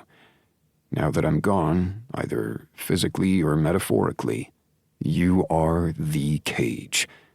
But are you really? You have always been a disappointment to me, never truly able to step up into the paths that your grandfather and I had chosen for you. If you would have been paying attention, you would have learned long ago about your other siblings, but no. You were so busy trying to move out of my shadow, you never could see what was right in front of you. It's your fault that your siblings will be hurt. Because if you had been smart enough, powerful enough, you would have known. I was the one who built this company to what it is, and the changes you have been making have been breaking my heart. You're so worried about keeping the environment safe, you're not thinking about what we could truly do with those plots.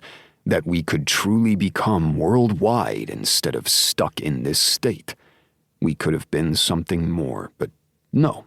Your job as the cage will never slide you out of the shadow of who your grandfather and I were. You know my rules. I pounded them into you far before you even tried to take my mantle. A mantle you will never have. But the rules I had kept our lives separate. It kept the secrets that needed to be. Do not let your brothers ruin this company. Do not let the other cages in. And while the will is forcing you to become acquainted, remember that you are the cage. Perhaps not the cage I wanted, but the cage. I was the small-town dad when I needed to be, and the elite father when you were around. And that's how it should have stayed. But with time comes reflection, and if you had been a better son, I wouldn't have had to try to make so many. I wouldn't have had to try with another woman. But you are my greatest failure. Well, my first failure.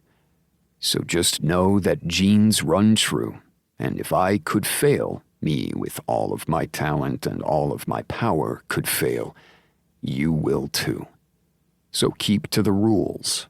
And when you inevitably screw up, remember that the rules could have saved you. Lauren. "Are you kidding me?" Flynn asked. "That is the rambling of a delusional man. You don't actually believe that, do you?" he asked, and I shrugged, my jaw tightening. "I need to go," Dorian said as he pushed past me, not saying another word.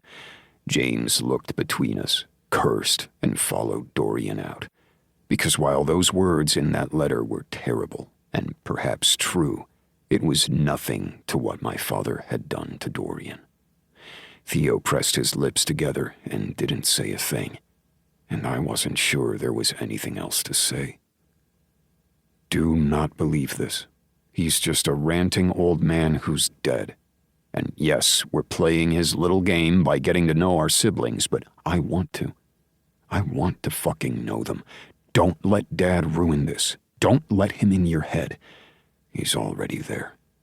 Do you know how much work I've had to deal with the company and dealing with the fallout of his mistakes? And when I fuck this up with Blakely, because I will, it's going to fuck things up with Isabella too. So no matter what I do, I'm going to hurt this family." "You're not making any sense," Theo whispered. "Just don't screw things up with Blakely. I see the way you two are. You love that woman. How do we even know what love is? We're cages. You don't believe that. Look at Ford. Ford was the one who got out. Maybe he was the smartest one of us all. Before they could fight with me any longer, the back door opened, and Blakely and Hudson walked in. The tension in the room was palpable, and I knew that everyone could feel it. But when Blakely looked at me, I didn't have any words to say. There was nothing. "I should head home," she said, her voice oddly shallow. What had she heard? What was she thinking? I hated that I couldn't read her mind, nor did I know what the hell I was doing. "I'll walk you to your car." She stared at me, her eyes pleading, but my brothers didn't say a damn thing. At least, not until she went to get her purse. Then they said their goodbyes, although we didn't explain why Dorian and James weren't in the room. As I walked her to her car, I knew I needed to say something to fix this. But maybe there wasn't any fixing. Maybe if I fixed things the way they should be now, it wouldn't hurt later. I leaned down and kissed her temple, and she stared up at me, confusion in her gaze. What's wrong? What happened? Nothing. You're lying. Something happened before dinner with my parents, and something just happened when I was out on the porch. What's going on, Aston? My throat tightened, and it took effort to grind the words out. It's a family thing. She nodded, swallowing hard. I get that.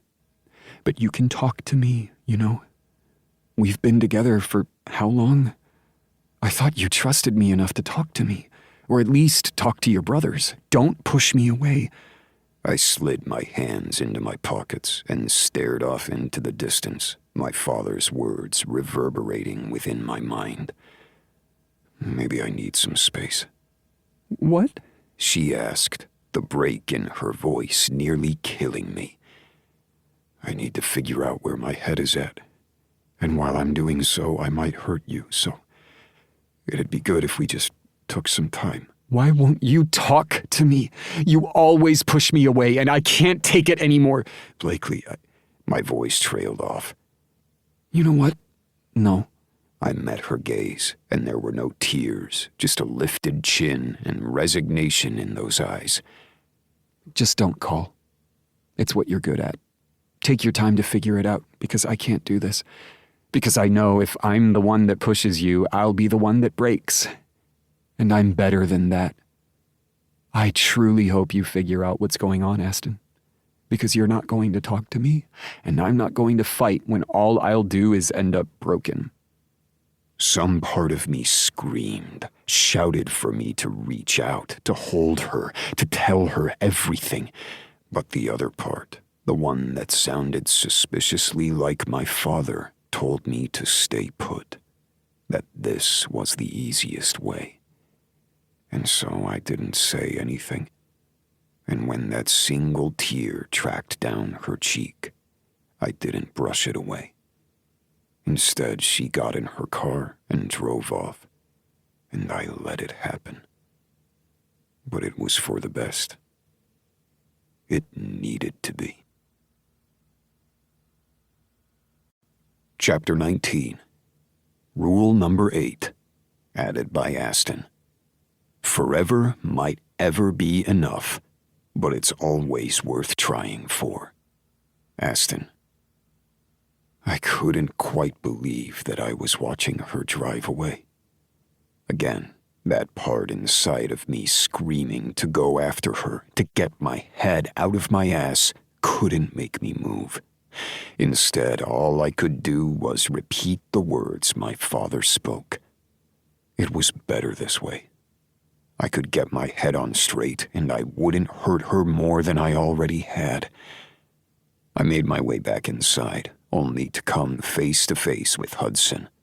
He glared at me and folded his arms over his chest. "Are you serious right now?" my taciturn brother whispered. His voice was laced with an edge that should have worried me. "I just had a really shitty day. Don't get on me." "Oh, we're going to do that," Dorian snapped, and I realized that everyone had come back from their prospective corners to stand in my living room, glaring at me. "I don't have time for this. I think you have all the time in the world if you're going to push the woman that you love out of your house and your life," Theo snapped. "I don't love her. It's not like that." And yet I could hear the lie in my tone. I hadn't let myself even think the word love. I liked being with her. I liked seeing her smile, and I loved seeing how she grew, but I didn't love her. Could I? No, because if I had, I wouldn't have pushed her out. "I need you to fix this," James said softly as he moved forward. Not because she works for me, not because she's one of the best managers we have ever had, not because you ruining this could literally break the family because of Isabella's loyalties, but because you need her. I ran my hands over my face, moving toward the sidebar. I need a fucking drink. No, you need to be clear-headed for this, Flynn argued. You're looking at me as if you have never even thought of the fact that you could love her, and that worries me, Dorian added. And it surprised me that it was him saying these words, the one of us who was the actual player of the family. Don't let Dad get in your head. He's a fucking asshole who doesn't deserve a single breath that we give. No space in our minds, no space in our days. It doesn't matter what the raving lunatic has to say. Everything he put in that letter was just about him, Flynn continued. And it was all bullshit. Hudson shook his head. He's the one who lied, cheated, and somehow ended up with 2 women who were apparently just fine with having secret families. Because the only secrets they kept were from the kids, not each other. I began to pace, my heart racing. But don't you see? If I let this get any more serious, and when it blows up spectacularly, I am going to hurt this family. It's already beyond serious, Theo said, shaking his head. You brought her here to our family dinner, James whispered. I've seen the way you 2 are with each other. You guys can work on the same floor, bump into each other, and be completely professional, where I'm pretty sure most people don't even realize you're dating. You don't keep it a secret, but you act like a rational human being. Where is that rational human being right now? James shoved at my shoulder, surprising me. I am being rational. Do you not hear yourself? Hudson asked. You're so scared of what could be. You're making it all worse. Go get her back. Fix this. She's the best thing that ever happened to you. Dad was the worst thing. I don't know what kind of sick games him and the moms were thinking of, but fuck them. Fuck what they think. When my letter shows up, I'm going to burn it. I don't really care what he thinks about me, because I was always the disappointment, the one who didn't go into business, the one who decided to serve my country instead. And I'm the one he's hated since he first looked at me, even though he loves my twin, Dorian put in. Flynn reached out and gripped his shoulder. I'm sorry. It's not you, twin of mine, Dorian said, that familiar smile in his voice. We are all disappointments to him in one way or another, James said with a shrug. But he's dead. The only way that I really care about him is the fact that we have to deal with his will, and I would throw it all in his face and ignore it, but I don't want to give him the satisfaction of being right. But what if he is right? I whispered. He's not, Theo said. Go get her back. Go apologize, grovel, do what you did the first time you fucked up, Dorian snapped. I looked at all of them and realized that I was the idiot. It hadn't even taken me 10 minutes to realize that I made a mistake, and I needed to fix this. Go get your girl, because I really don't want to have to hire anyone else, James said as he gave me a pointed look. I mean you, replacing you, because we are keeping Blakely. Damn straight, Flynn added. Panic racing through me, I grabbed my keys and headed toward her house. I was driving so fast, I was pretty sure I was going to beat her there as I tried to figure out what I was going to say. Only there weren't going to be any words to express my regret. I had hurt her. Again. Yes, the first time had been out of my control. The second time because of a photo I hadn't even realized had been taken. It wasn't 3rd time's the charm. It was 3 strikes you're out. And I knew that beyond anything. I loved her. And it had taken me making the biggest mistake of my life to even realize that. I pulled into her driveway, and my heart squeezed ever so slightly, seeing her shadow in her front window. I needed to fix this. I needed to be the Cage, the one who was determined and knew what the hell he wanted. Or perhaps that was the problem. because the cage was just a facade, and my father had never known what he wanted. He had taken everything to try to find it, but he hadn't. But I had. I needed to atone for everything that I'd done. And now I stood on her doorstep, hand raised to knock, when it opened. Blakely looked at me, eyes swollen from tears, her cheeks wet, still wearing her pale pink dress. "What are you doing here?" she asked, her hands at her sides. "I'm sorry." "You're getting really good at saying those words. Just go away, Aston." "No, please, hear me out." "I did. When you rambled about whatever was going on in your head and when you pushed me away. It's been, 40 minutes? And you've already changed your mind. Maybe you should deal with it, because I'm worth more than your misgivings." Panicking, I swallowed down the bile in my throat before I finally cursed under my breath. "I just don't want to be my father." Her eyes widened slightly before she took a step back. "I don't want to make a scene for my neighbors, so come in. But what are you talking about?" Grateful that she even let me in, I swallowed hard and took those steps inside. My father ignored my mother and his other so-called partner. Even with that deal with them that I never understood, he ignored them. All he wanted was the power and the connections that came with it. He liked his secrets, liked lording them over everyone. I just hadn't realized that he had so many more secrets than I thought. I reached forward and brushed the tears from her cheeks with my thumb. The fact that she didn't pull away I took as a good sign, and hopefully not a goodbye. "Aston," she began, but I took a step back, handing over the letter that ruined everything. "Read this." She gave me a strange look before taking the letter in hand and began to read. Color dotted her cheeks as she continued, and I cleared my throat. "I don't want to take you for granted, and I feel like I do. I want to show you how much I care about you, how much I fucking love you. But I don't want to become my father, so I hurt people along the way." Her eyes widened even more, and I realized that I'd just blurted that I loved her. "You are not your father. Your father would never say that he loved you. You told me that. You love me, though?" Her voice broke, and I sucked in a breath. I nodded, moving my hands back to her face. "I do. I didn't fucking realize it because I didn't know what I was looking for, but I do. And I want to believe that I'm not my father. But sometimes I get so focused on making sure that this family and this legacy isn't what he made it, that I lose track.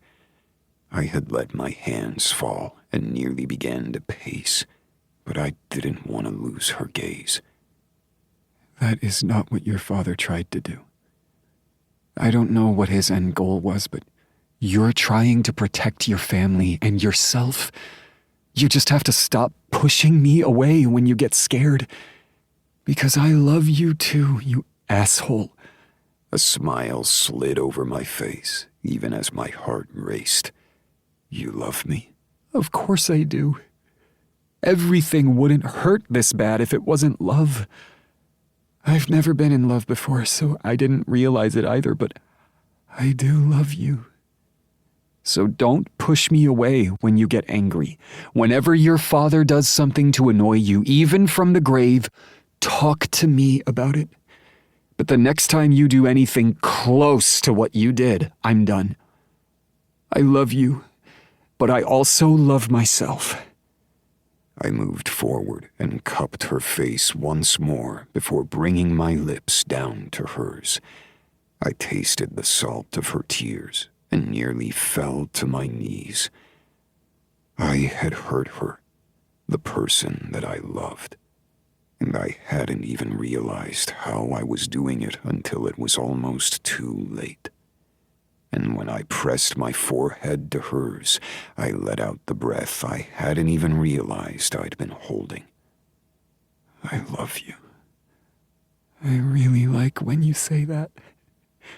But you can't use it to grovel the next time. I'm not going to need to grovel. Oh, you will. Because we're both going to make mistakes. That's part of the rules.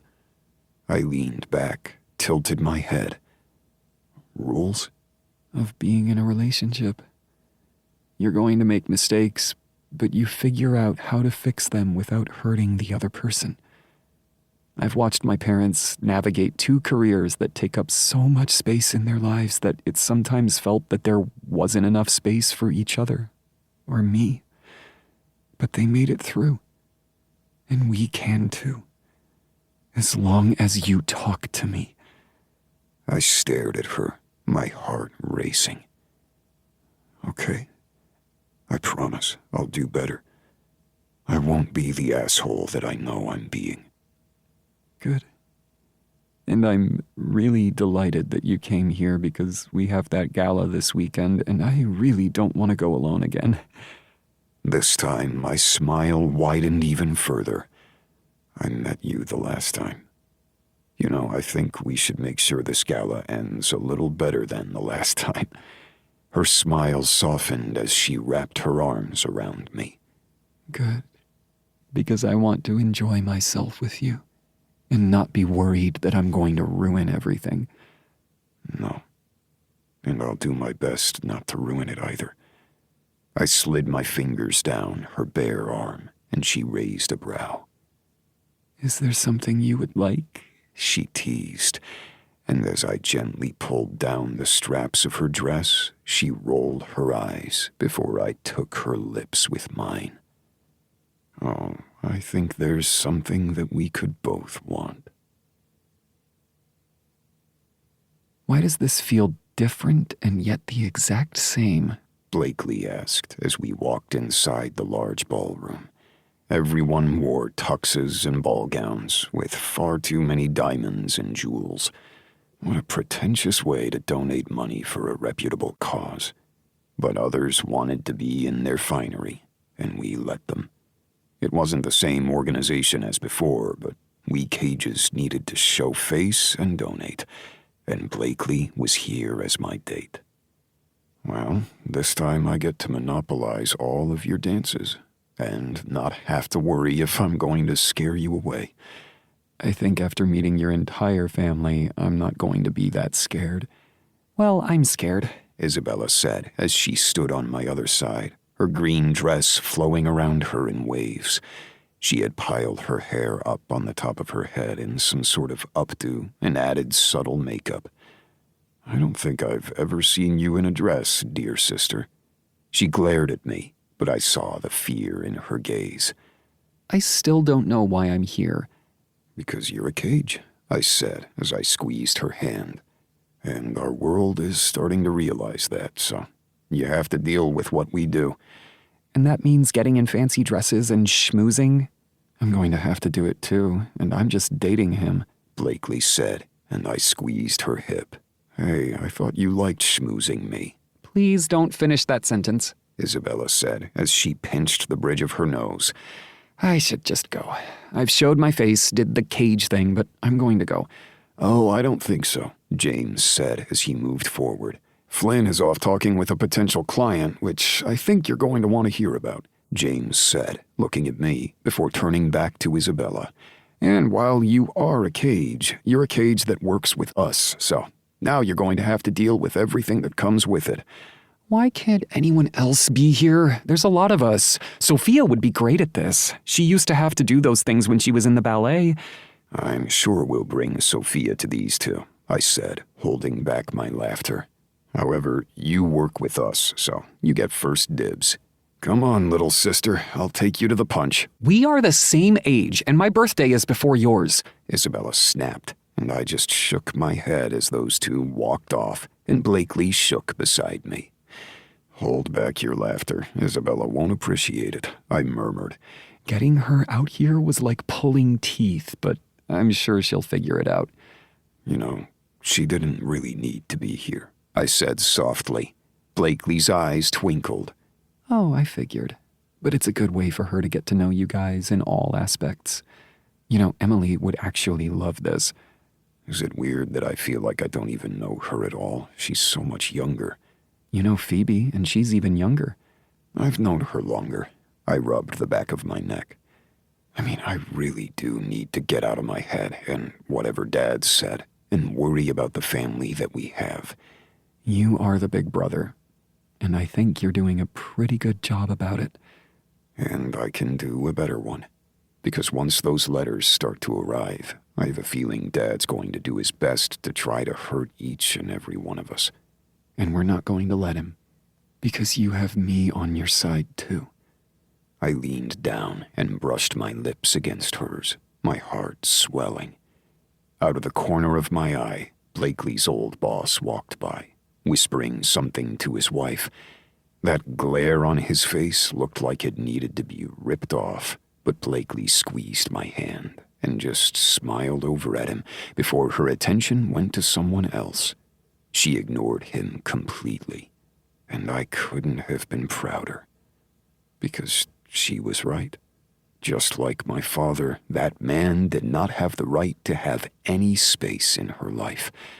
It looked like the older man wanted to say something, most likely a little cutting, but we moved past the couple and toward Flynn and the woman that he wanted to introduce us to.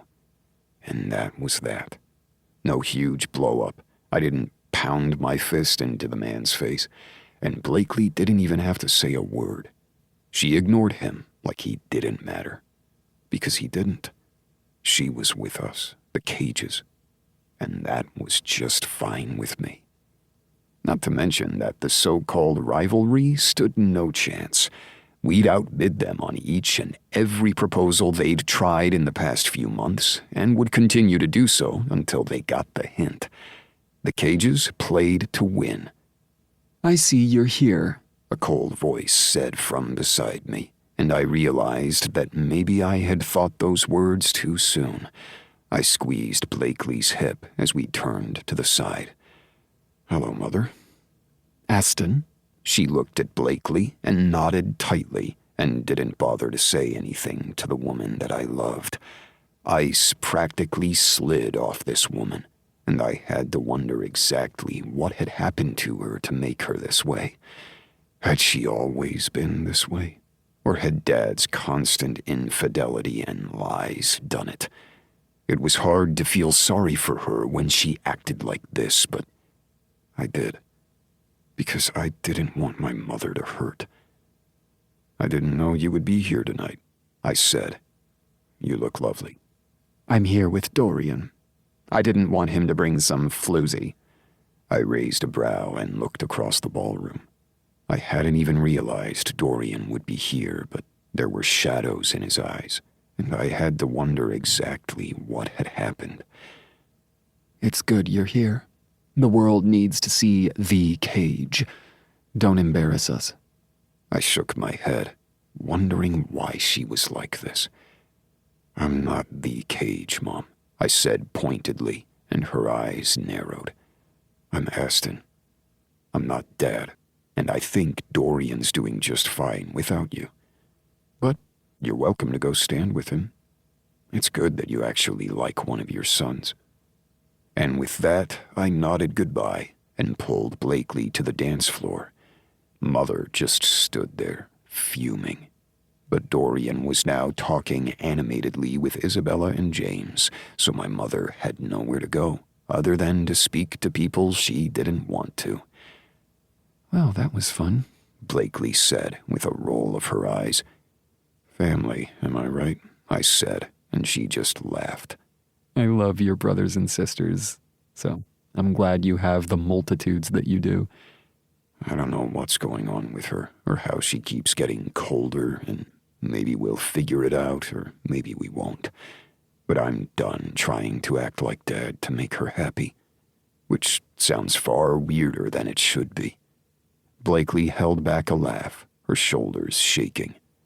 Thankfully, I know what you mean, she said with a laugh as I twirled her on the dance floor, And as the music changed, we continued to dance, doing the one thing we hadn't been able to the first time we'd been here.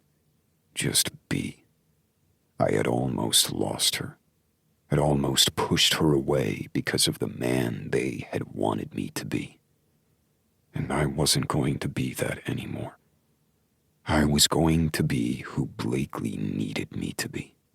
Who I needed me to be. Whatever cage that happened to be in the moment. Chapter 20. Dear Diary. It turns out, if you take a chance, sometimes it works. Sometimes, not so much. Blakely. I hummed along to the music in my head as I walked through the empty building on Avalanche Street. I knew it was named Avalanche for the hockey team and not an actual avalanche, but that still worried me some. Cage Enterprises had been looking at numerous places for their next endeavor on my project list, and we were thinking of purchasing this one. It was so odd that I was a we now, but I was going to lean into it for the time being.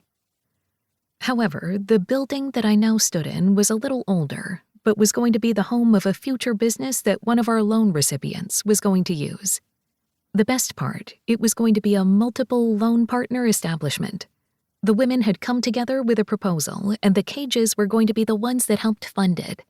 I was really excited to see what they did, because it was going to help the community. However, I probably should have waited for Aston to drive me to the place, rather than meeting him here. The clouds overhead were getting dark, and while there hadn't been any rain in the forecast, it was Colorado, and that meant weather had no reason. Aston had texted saying he was on his way, so hopefully we'd be able to get back to his place before the storm. Everything just felt spectacular, which probably meant I needed more sleep. But for the past week, we hadn't been getting much sleep. Between meeting each other, the business, and countless other things, I had been too wired, and now here I was, bouncing on my feet as I waited for Aston to come. I still couldn't quite believe that things were working out. I loved him, and he loved me. And if I kept saying that, I was going to become a Disney princess and start twirling around even though I wore jeans and a top. I was pretty sure Disney princesses wore jeans these days. It was all in fashion. I rolled my eyes, knowing that I needed to focus on my checklist before Aston got here. Lightning crackled in the sky, but it was far enough away. I checked my phone, but he hadn't texted any updates. That meant he was driving. I really hoped that it didn't start raining while he was driving. If anything, we could just wait out the storm here. I bit my lip as worry slid through me, hoping he wasn't driving through the rain. When the door opened, I smiled brightly, turning toward it. But it wasn't Aston. Instead, Meredith stood there, her eyes wide, and I stiffened, wondering if I needed a weapon. The last time I had seen this woman, she had tugged on my arm and said horrible things, and then she had thrown herself at Aston, and we hadn't heard from her since. While he had said it was out of character for her, I didn't know her enough to know what was in character. "Excuse me? We're not open." Which should have been obvious since the place was empty and full of cobwebs. There was only the master lock on the outside, so I hadn't locked it fully. The neighborhood was safe enough, but now I was kicking myself for leaving it at least somewhat open. Meredith looked around the place and licked her lips before holding up both hands. "My office is across the street and down a few buildings. I saw you walking in. I swear I wasn't stalking you." She winced. "Although you don't have to believe me. You can look me up on my profile to see where I work so you can see the address. Or ask Aston." She paused. Not that he would want to hear from me either. "Is there something I can do for you, Meredith? Because we're not doing this. I'm not going to continue whatever this drama you think that we have." The other woman swallowed hard, her face paling. "I'll leave, I promise. I just wanted to say..." She sucked in a deep breath. "I just want to say I'm sorry." My eyes widened, and I wasn't quite sure I had heard her right. There was only a few feet between us, and yet I could practically sense the nerves rolling off her. "I've just had a really shitty year." She let out a hollow laugh that held no humor. "And I realized that my shitty year shouldn't have affected you, but it did because I made it so. I tried to fix my old mistakes from before and just ended up making more." "I'm not really following," I said, wondering exactly why she was here apologizing. While I appreciated it, it felt off. "I thought I could step into the person that I had once been and fix things, but it turns out that I can't do that. And I'm so sorry, Blakely. I'm sorry that I hurt you in the process, because I did. Some part of me wanted to because I was hurting, but the real me wouldn't have wanted to." Everything she said sounded true. I heard the sincerity in her voice, but I was still so confused. "You see, when Aston and I were engaged and we were trying to plan the wedding, my family were trying to make it this event. In the middle of things, my mom and his mom were fighting. His dad was ignoring us." She paused, which, in retrospect, makes a little sense. He was really good at ignoring things. I laughed with her, despite myself. "So it seems. I never had the chance to meet him." A splash of humor filled her gaze before she blinked it away. "You weren't missing anything. He never liked me. Of course, he never really liked anyone, though he might have liked his other family." She paused. "But I'm off topic here." She let out a deep breath, rolling her shoulders back. "As we were planning the wedding, I found out I had cancer." Of every single thing she could have said, that hadn't even crossed my mind. "Meredith, I'm so sorry. That's terrible. I want to ask if you're okay now, but I don't want to pry." She wiped away a tear and rolled her eyes. "I need to stop crying. I'm trying to apologize to you and explain. This is not about me. But I'm fine now. I had to deal with a few things and turned my pain inward. I pushed everyone away, not knowing what I wanted. Yes, I broke up with Aston. I didn't want him to see me like that, which makes no sense because I know he would have been great." Part of me wanted to reach out and hold her, to help pull that pain away, but I knew neither one of us would truly welcome the action in that moment. "He would have stood beside you. He's a good man. The best. But he didn't love me. Just like I didn't love him." She shrugged, that sad smile on her face. "And he would have stayed with me throughout all of it, and then when could he have walked away? He couldn't leave the sick woman and then the woman who bravely fought and beat cancer. I did beat it. I'm in remission. I have wonderful doctors, and thankfully my body reacted well to treatments." "I'm glad to hear that you're okay. That must have been so scary. Do you have anyone?" I couldn't imagine pushing everyone away in that moment, though in the end I couldn't imagine her pain at all. A small smile covered her face. "My mom. When she's not planning a wedding, she's pretty great. She didn't understand why I pushed Aston away, and when I was sick and trying to just wonder exactly what I was supposed to do, she kept prying into why I would let a good man go. But that's the problem. He was a good man. Is a good man. And somehow it twisted inside me that he was such a good man that I made a mistake by letting him go. And I'm not going to have any excuse other than when I realized my mistake, I tried to fix it. Only I hurt a lot of people along the way. I'll apologize to him, too. In fact, I was trying to do that first. I just don't know how to contact him without sounding like the horrible reject that I am. Blakely, I'm sorry. Everything that I did was unlike the person that I was, but that means it's the person that I am now, and I don't want to be that person anymore. So I'm sorry." It took me a moment to get through everything that she had said, and while a part of me didn't want to believe her because it was such an outrageous story, I saw the sincerity in her eyes. She was scared and was now owning up to it. "I can't speak for Aston, but I'm sorry you went through all that you didn't have anyone really to lean on for it. At least at first. I made my own mistakes, and I'm living up to them. I lost a lot of people because I didn't want them to know, which sounds ridiculous. I'm sorry for being a jerk, and honestly, I can see you two are great together. I'm oddly just not good at not winning, which is not the greatest thing to know about myself." He's not a prize to win over. I pause, which makes me sound like I don't like him. I love him. I paused. I do. I love him. I'm glad. And I can see he loves you. I'm sorry. So sorry for what I did. Well, I'm going to head back to my office and then try to forget that I'm such an idiot. Or maybe I should remember, that way I don't do it again. I moved forward without thinking and wrapped my arms around her. She stiffened for a second before she hugged me back, laying her head on my shoulder. You shouldn't be the one comforting me. I think you're the one who needs this more. And I squeezed her tightly before letting her go. I hadn't even realized I was letting tears fall before I wiped them away, and she did the same. I don't want to be the terrible ex. I don't need to be your best friend, because I realized that would get tricky, but I promise to never stand in your way.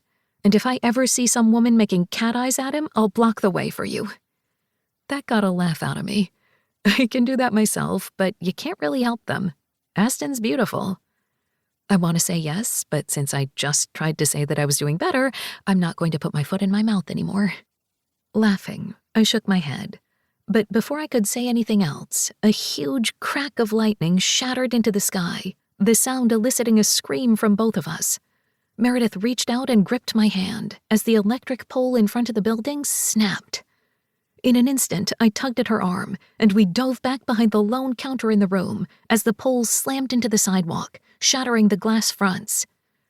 "Cover yourself, Blakely!" she shouted as we covered our faces from flying glass.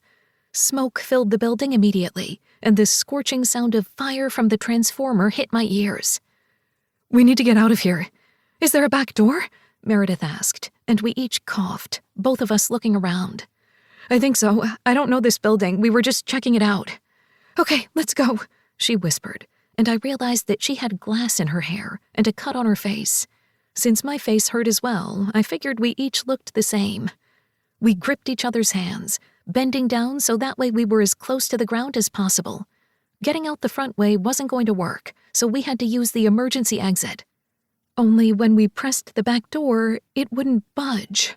"No, no, no, no, no!" I shouted, alarm spreading through me. "Is it not opening?" Meredith asked, coughing. "Help me push it. It's either rusted shut or something's blocking it, but we have to get out." "Okay, we need to call 911. Yes, and let's just keep pushing," I said, knowing that we needed to get out of here quickly. If we didn't, the smoke was going to get us before anything. I wasn't even sure that the flames were coming into the building, but it wasn't raining yet, just lightning on this side, and that was dangerous in any weather. "I can't get it," Meredith said, kneeling down. I pulled out my phone and dialed 911, but the busy signal was the only thing I heard. My brain went oddly blank before calming, as if I knew pure panic would break me, because I was indeed panicking. "They're going to be able to see the fire. They're going to get to us. We just have to keep pushing," I said, trying to remember everything that my dad had taught me and keep calm. But there was nothing calm about this. Meredith and I shoved again, each one of us pounding on the door and screaming, and all I could do was think about the moments that would never come. I tried to push those thoughts from my mind, but there was nothing. Just screaming. And then the door was being pulled open from the other side, and I fell into Aston's arms, Meredith coming with me. I only saw Aston's shocked face for an instant before he was pulling us both out of the building, other people shouting around him. Smoke billowed behind us, and I tried to suck in clean air, even through the rain. Blakely. Meredith? As Meredith tried to pull away, he tugged her closer as well, moving us toward where an ambulance was pulling in. "What the hell has happened?" he called out over the rain. I tried to catch my breath and answer, only I coughed loudly instead. "We need help over here," Aston yelled as I threw my arms around him, hugging him tightly. "You saved us." "Blakely, my God, how did this happen?" He looked over my shoulder and stiffened as he looked at Meredith, and I realized that he was probably thinking the wrong thing. He hadn't realized who had fallen into him at first, and now he leapt to the wrong conclusions. I pulled away and gripped Meredith's hand. "A transformer blew because of lightning, and somehow the whole place got on fire. The door wouldn't open, and I was so damn scared. We had just been talking before, setting things straight. We're good now, I promise." And I promptly burst into tears as Meredith hugged me. Aston looked between us, confused as he held my shoulder, before moving to the side so the paramedics could check us out. When he took my hand, he didn't let me go, and I just looked over at Meredith, realizing that perhaps trauma could bond you more than I thought. Because I was never going to forget today, even as the paramedics poked and prodded. "Blakely?" A deep voice asked, and I looked over to see a familiar firefighter from my dad's old station. "Mr. Snow?" "Oh, hell. Are you okay?" "I'm fine, really," I coughed, making that a clear lie. "Keep the oxygen on your face," the paramedic warned, and then pointed to Meredith. "You too." Fireman Snow looked between me and the building the firefighters were currently working on and let out a breath. "I'm calling your father."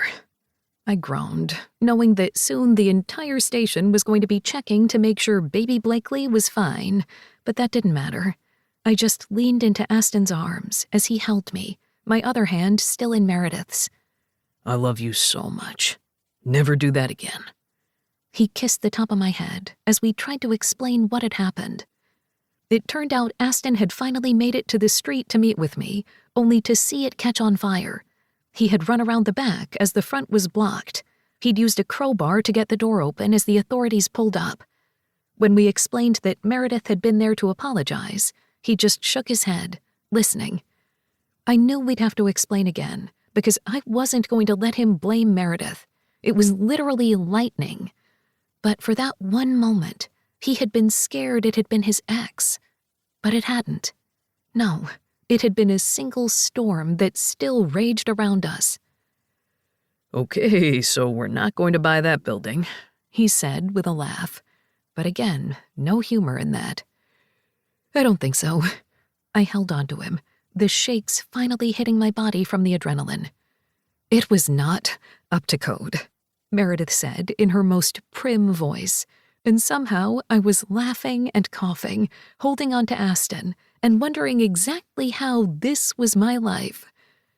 But then again, the man that I loved was holding me, and we were safe, and I was never going to take that for granted again. Chapter 21. The Rules According to Aston Cage. Make your own rules. Aston. The rules according to Lauren Cage. Rule number 1, there is no such thing as forever.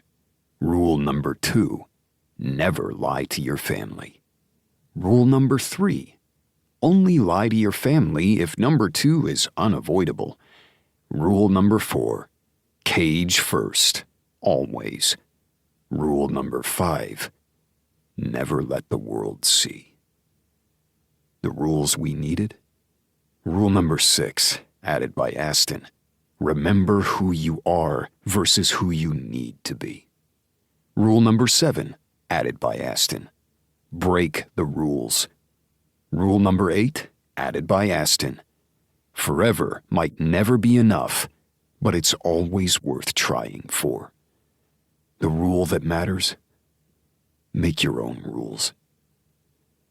I still cannot believe you were in an actual fire.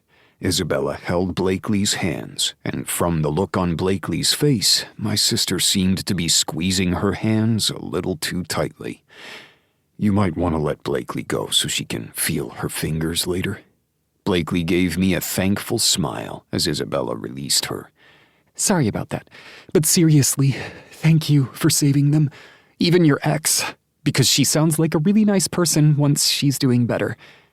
Since the fire the day before, Isabella seemed to have been off-kilter.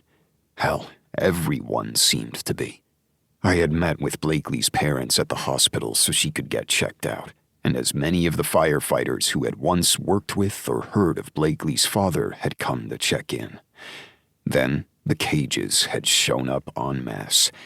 In other words, we had taken a full waiting room and had made sure that Blakely and Meredith were never alone.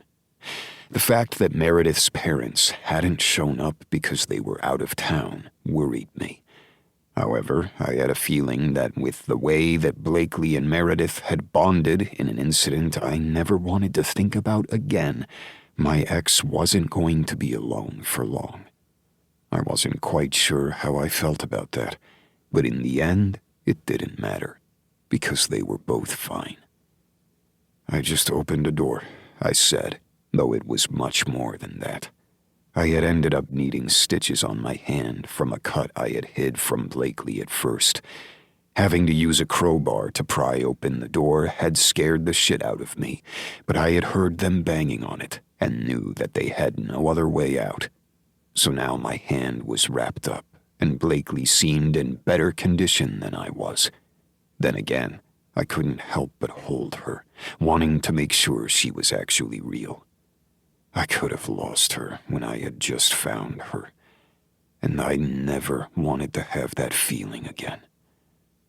I'm really okay, and I could use something to drink, since you blocked me on my way to the fridge, she said, and Isabella rolled her eyes.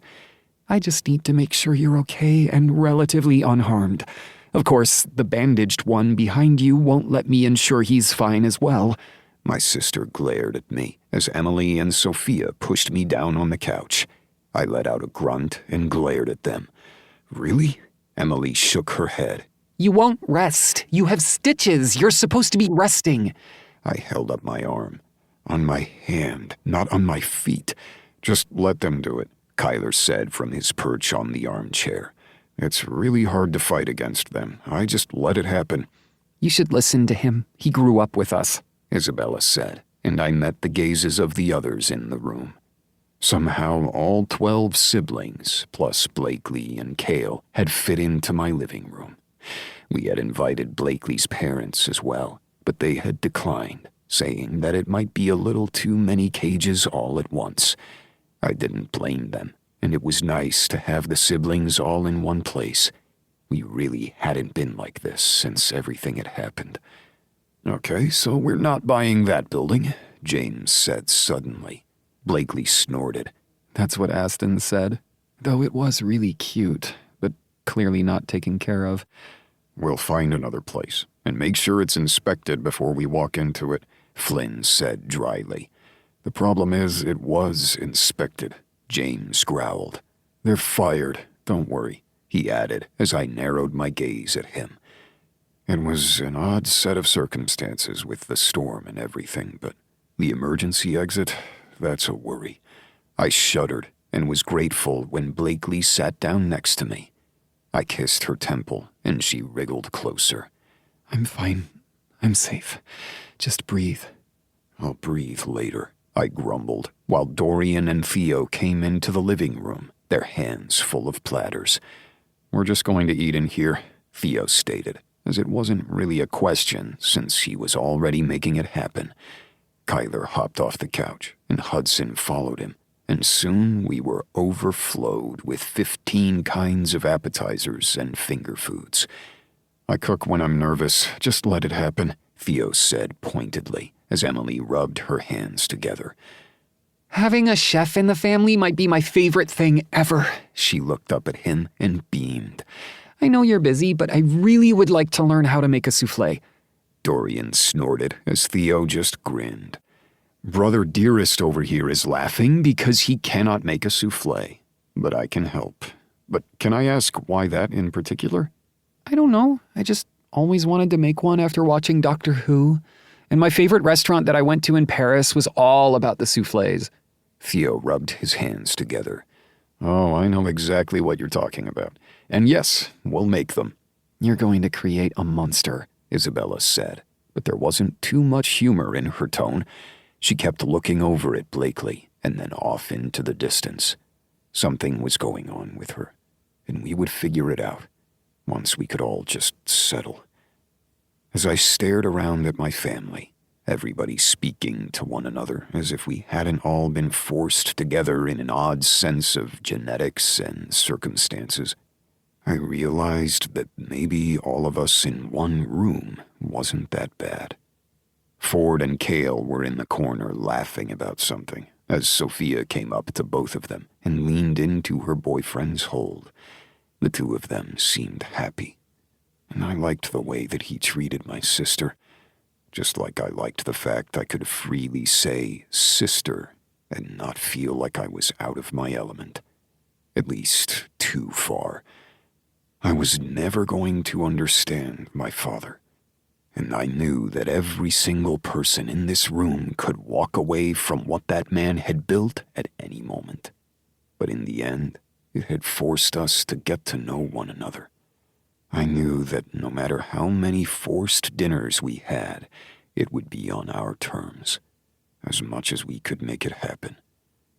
I wanted to get to know my family, and I did not want to be my father.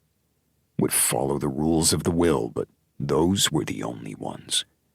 And in the end, we were about to make rules of our own.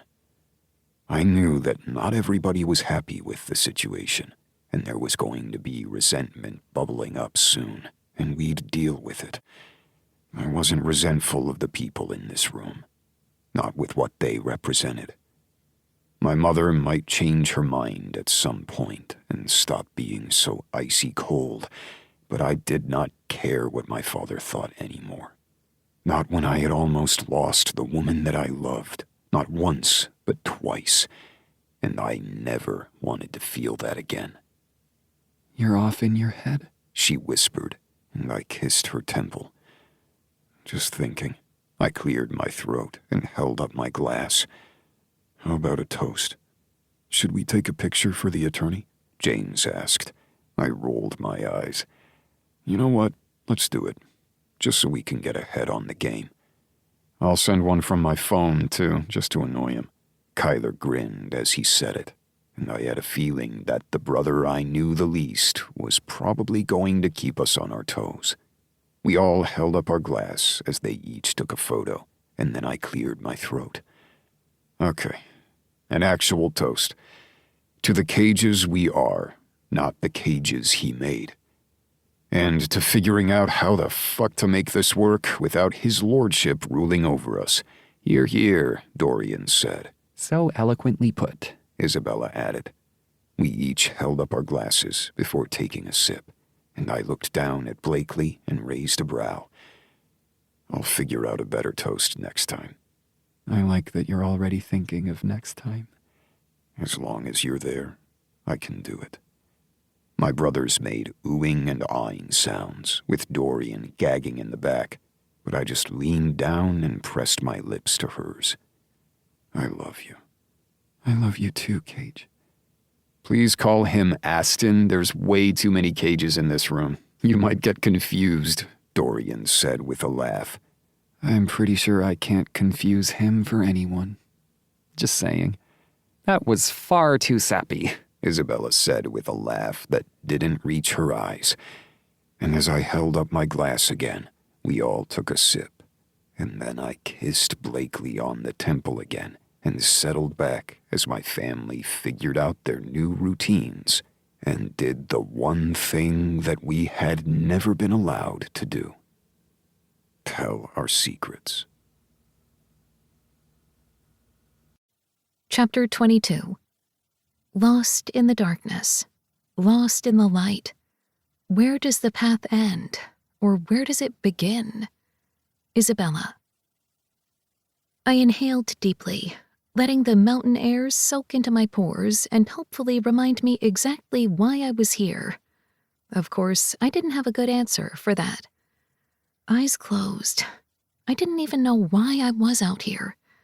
Maybe I just needed a breath, a moment. I didn't feel like there were enough of them to get over this. My phone buzzed, and I was surprised that I had service out here. I looked down at the screen and shook my head, knowing I needed to answer. Sophia? What's wrong? When are you coming home? She asked, her voice soft. I wish I knew. Soon, I think. I don't know. Take as much time as you need, or we can come to you. I miss you. I'm fine, Sophia. You don't have to worry about me. The thing is, I do, because no one else will, or at least you won't let anyone else. That's not true, was it? I was afraid that she was right. I was getting far too good at pushing people away. I love you with all of my heart, and I just want you to be happy, okay? I am happy, I lied. I can come to you. No, stay with Kale. You guys need to celebrate.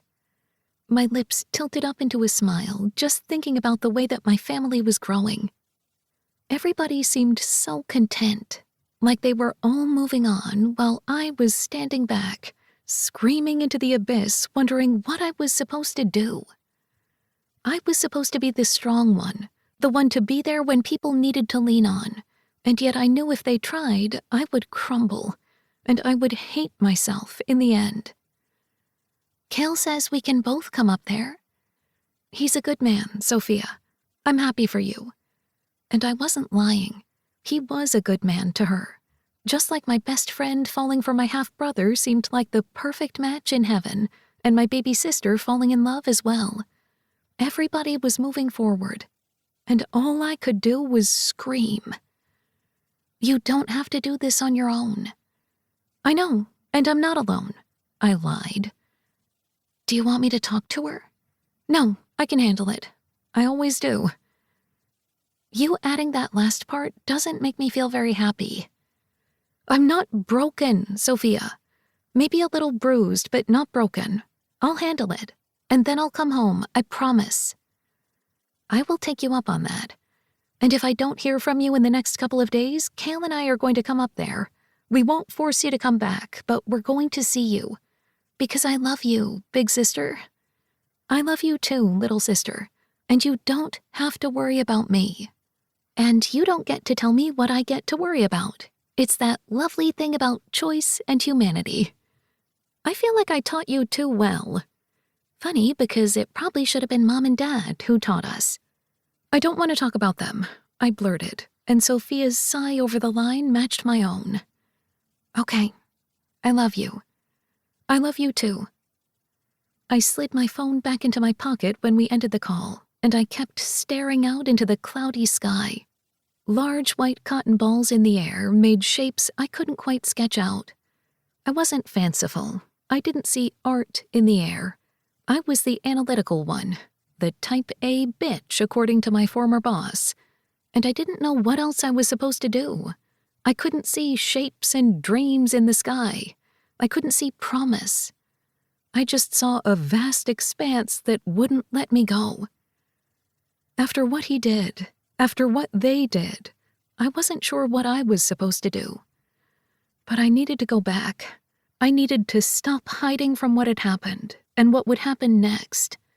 I wasn't sure who I was anymore or who I could be, and that broke me more than I thought possible. With one last look at the cloudy sky that didn't tell me answers and only gave me worries, I finally turned back toward the walking path. I took one step as the earth began to shake, and I held up my hands to steady myself. What the hell? I blurted, panic rising in my throat. Rocks began to slide underneath my feet, the soil beginning to weaken, and I reached out, grabbing for the nearest rock. My feet fell from beneath me as part of the cliff I had been standing on disintegrated alongside me. A scream ripped from my throat as I grabbed for that rock and a root and tried to lift myself up. But the wind knocked out of me, and I couldn't even scream fully. My phone fell out of my pocket, the resounding plastic and the glass and metal against rock echoing in my ears, even though I knew I couldn't hear it above the roar of part of the mountain falling down. And when I realized that there was nothing beneath my feet, and I wasn't strong enough to pull myself up, my fingers dug into the soil, my body sliding down the side of the rock face. Pure panic slammed into me and tears threatened. Reach for my hand, damn it. The growl of a voice nearly made me fall, and I clung to the side of the cliff harder, finally looking up into the eyes of a bearded man holding out his arm. Come on, I don't have a firm grip and we're both going to fall off this fucking mountain if you don't move. Scrambling, my fingers bleeding, I reached out, trying to grip his hands. My fingers brushed his before I fell down another inch, and a scream ripped from my throat. I can't reach. I've got you. I've got you. He kept repeating the words as I tried to climb, tried to save myself. Then his hand was on mine and we were both shouting, muscles straining. Somehow, I lay beside him on the edge of the hillside, both of us panting, the cuts over my body beginning to sting. Before I could say anything, or even think, for that matter, the man sat up and looked down at me. You. It had to be you. I swallowed hard and looked up into the eyes of Weston Caldwell and held back the tears that threatened that had nothing to do with my aches and pangs. You. Bonus Epilogue. Aston. His forever rule.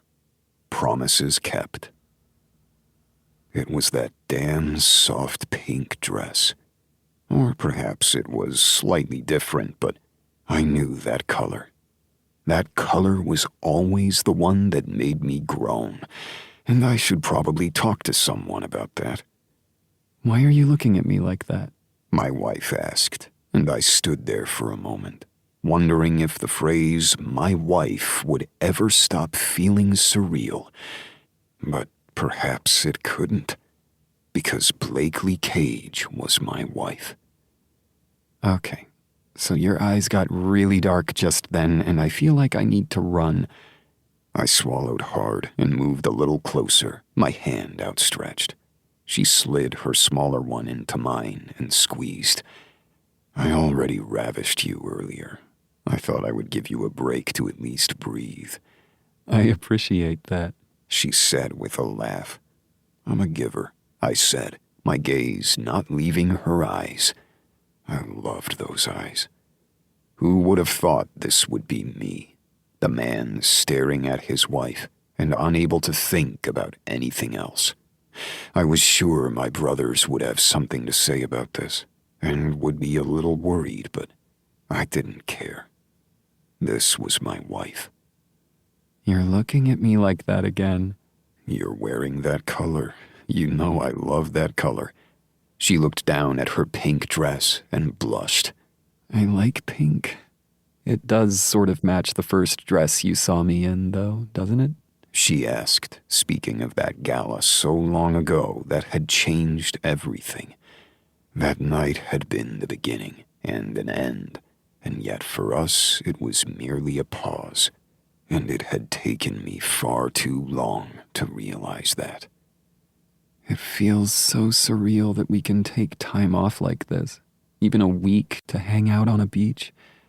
It is our honeymoon. We're allowed to take time off. Blakely put her hand over her chest and staggered back dramatically. Did the Cage, Aston Cage, say that? Ha ha, I can take time off. I feel like I really should record this moment for your brothers.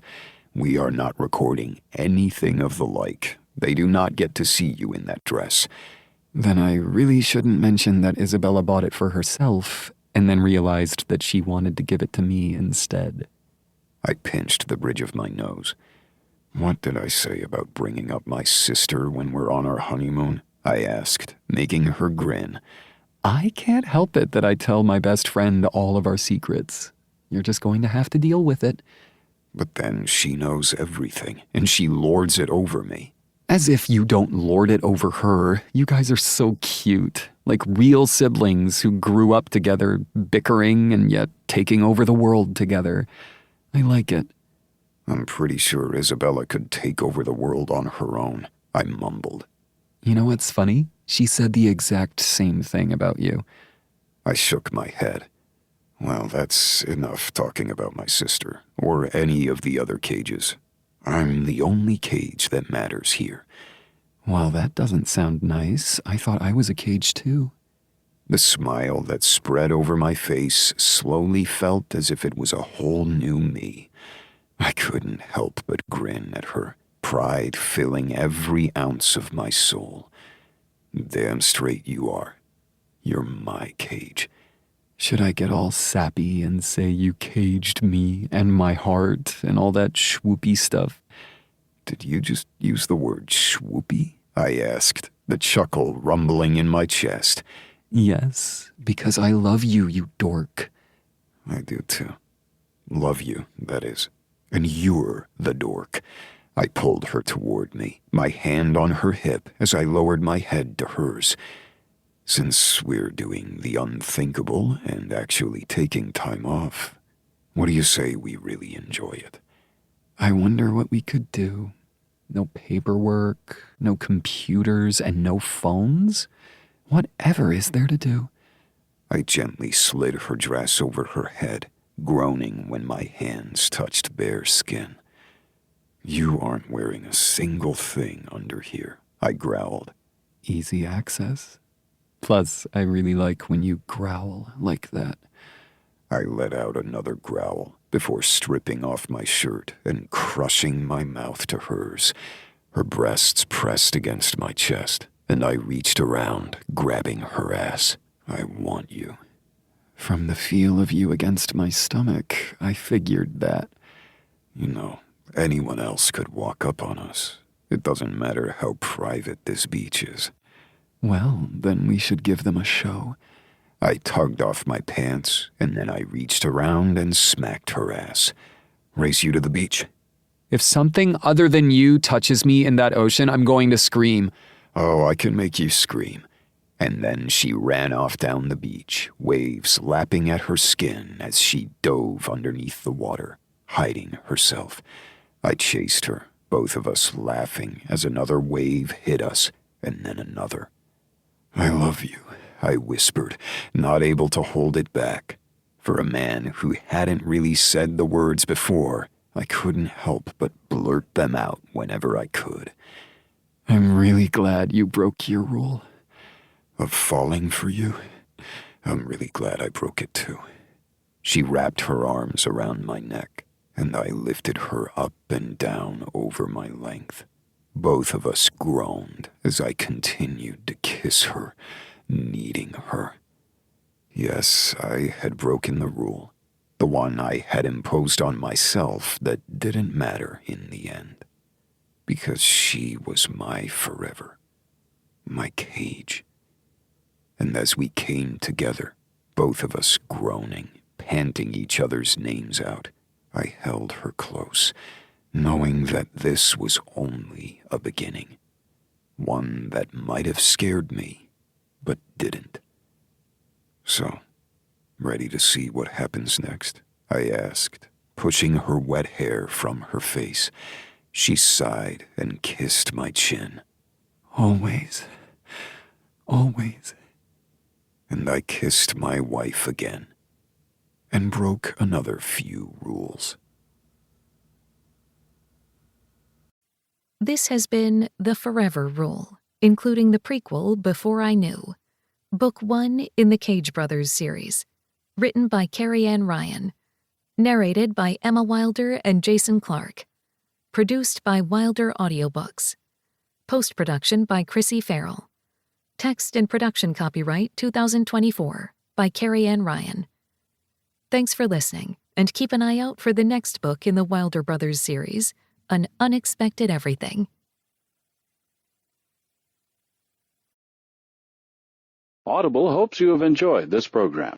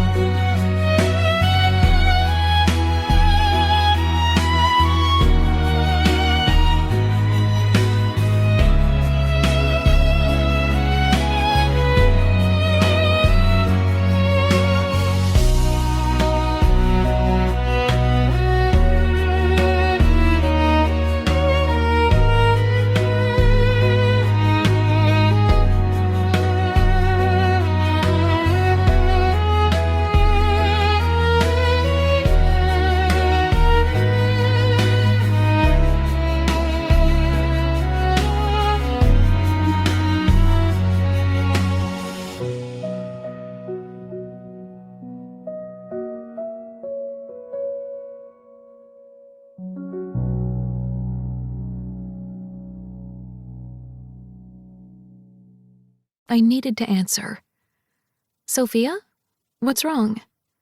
"When are you coming home?" she asked, her voice soft. "I wish I knew. Soon, I think. I don't know. Take as much time as you need, or we can come to you. I miss you." "I'm fine, Sophia. You don't have to worry about me." "The thing is, I do, because no one else will, or at least you won't let anyone else." "That's not true." Was it? I was afraid that she was right. I was getting far too good at pushing people away. "I love you with all of my heart, and I just want you to be happy, okay?" "I am happy," I lied. "I can come to you." "No, stay with Kale. You guys need to celebrate." My lips tilted up into a smile, just thinking about the way that my family was growing. Everybody seemed so content, like they were all moving on while I was standing back, screaming into the abyss, wondering what I was supposed to do. I was supposed to be the strong one, the one to be there when people needed to lean on, and yet I knew if they tried, I would crumble, and I would hate myself in the end. "Kale says we can both come up there." "He's a good man, Sophia. I'm happy for you." And I wasn't lying. He was a good man to her. Just like my best friend falling for my half-brother seemed like the perfect match in heaven, and my baby sister falling in love as well. Everybody was moving forward, and all I could do was scream. "You don't have to do this on your own." "I know, and I'm not alone," I lied. "Do you want me to talk to her?" "No, I can handle it. I always do." You adding that last part doesn't make me feel very happy. "I'm not broken, Sophia. Maybe a little bruised, but not broken. I'll handle it, and then I'll come home, I promise." "I will take you up on that. And if I don't hear from you in the next couple of days, Kale and I are going to come up there. We won't force you to come back, but we're going to see you. Because I love you, big sister. I love you too, little sister, and you don't have to worry about me. And you don't get to tell me what I get to worry about. It's that lovely thing about choice and humanity. I feel like I taught you too well. Funny, because it probably should have been Mom and Dad who taught us." "I don't want to talk about them," I blurted, and Sophia's sigh over the line matched my own. "Okay, I love you. I love you too." I slid my phone back into my pocket when we ended the call, and I kept staring out into the cloudy sky. Large white cotton balls in the air made shapes I couldn't quite sketch out. I wasn't fanciful. I didn't see art in the air. I was the analytical one, the type A bitch according to my former boss, and I didn't know what else I was supposed to do. I couldn't see shapes and dreams in the sky. I couldn't see promise. I just saw a vast expanse that wouldn't let me go. After what he did, after what they did, I wasn't sure what I was supposed to do. But I needed to go back. I needed to stop hiding from what had happened and what would happen next. I wasn't sure who I was anymore or who I could be, and that broke me more than I thought possible. With one last look at the cloudy sky that didn't tell me answers and only gave me worries, I finally turned back toward the walking path. I took one step as the earth began to shake, and I held up my hands to steady myself. "What the hell?" I blurted, panic rising in my throat. Rocks began to slide underneath my feet, the soil beginning to weaken, and I reached out, grabbing for the nearest rock. My feet fell from beneath me as part of the cliff I had been standing on disintegrated alongside me. A scream ripped from my throat as I grabbed for that rock and a root and tried to lift myself up. But the wind knocked out of me, and I couldn't even scream fully. My phone fell out of my pocket, the resounding plastic and the glass and metal against rock echoing in my ears, even though I knew I couldn't hear it above the roar of part of the mountain falling down. And when I realized that there was nothing beneath my feet, and I wasn't strong enough to pull myself up, my fingers dug into the soil, my body sliding down the side of the rock face. Pure panic slammed into me and tears threatened. Reach for my hand, damn it. The growl of a voice nearly made me fall, and I clung to the side of the cliff harder, finally looking up into the eyes of a bearded man holding out his arm. Come on, I don't have a firm grip and we're both going to fall off this fucking mountain if you don't move. Scrambling, my fingers bleeding, I reached out, trying to grip his hands. My fingers brushed his before I fell down another inch, and a scream ripped from my throat. I can't reach. I've got you. I've got you. He kept repeating the words as I tried to climb, tried to save myself. Then his hand was on mine and we were both shouting, muscles straining. Somehow, I lay beside him on the edge of the hillside, both of us panting, the cuts over my body beginning to sting. Before I could say anything, or even think, for that matter, the man sat up and looked down at me. You. It had to be you. I swallowed hard and looked up into the eyes of Weston Caldwell and held back the tears that threatened that had nothing to do with my aches and pangs. You. Bonus Epilogue. Aston. His forever rule. Promises kept. It was that damn soft pink dress. Or perhaps it was slightly different, but I knew that color. That color was always the one that made me groan, and I should probably talk to someone about that. Why are you looking at me like that? My wife asked, and I stood there for a moment, wondering if the phrase, my wife, would ever stop feeling surreal. But perhaps it couldn't, because Blakely Cage was my wife. Okay, so your eyes got really dark just then, and I feel like I need to run. I swallowed hard and moved a little closer, my hand outstretched. She slid her smaller one into mine and squeezed. I already ravished you earlier. I thought I would give you a break to at least breathe. I appreciate that, she said with a laugh. I'm a giver, I said, my gaze not leaving her eyes. I loved those eyes. Who would have thought this would be me, the man staring at his wife and unable to think about anything else? I was sure my brothers would have something to say about this, and would be a little worried, but I didn't care. This was my wife. You're looking at me like that again. You're wearing that color. You know I love that color. She looked down at her pink dress and blushed. I like pink. It does sort of match the first dress you saw me in, though, doesn't it? She asked, speaking of that gala so long ago that had changed everything. That night had been the beginning and an end, and yet for us it was merely a pause, and it had taken me far too long to realize that.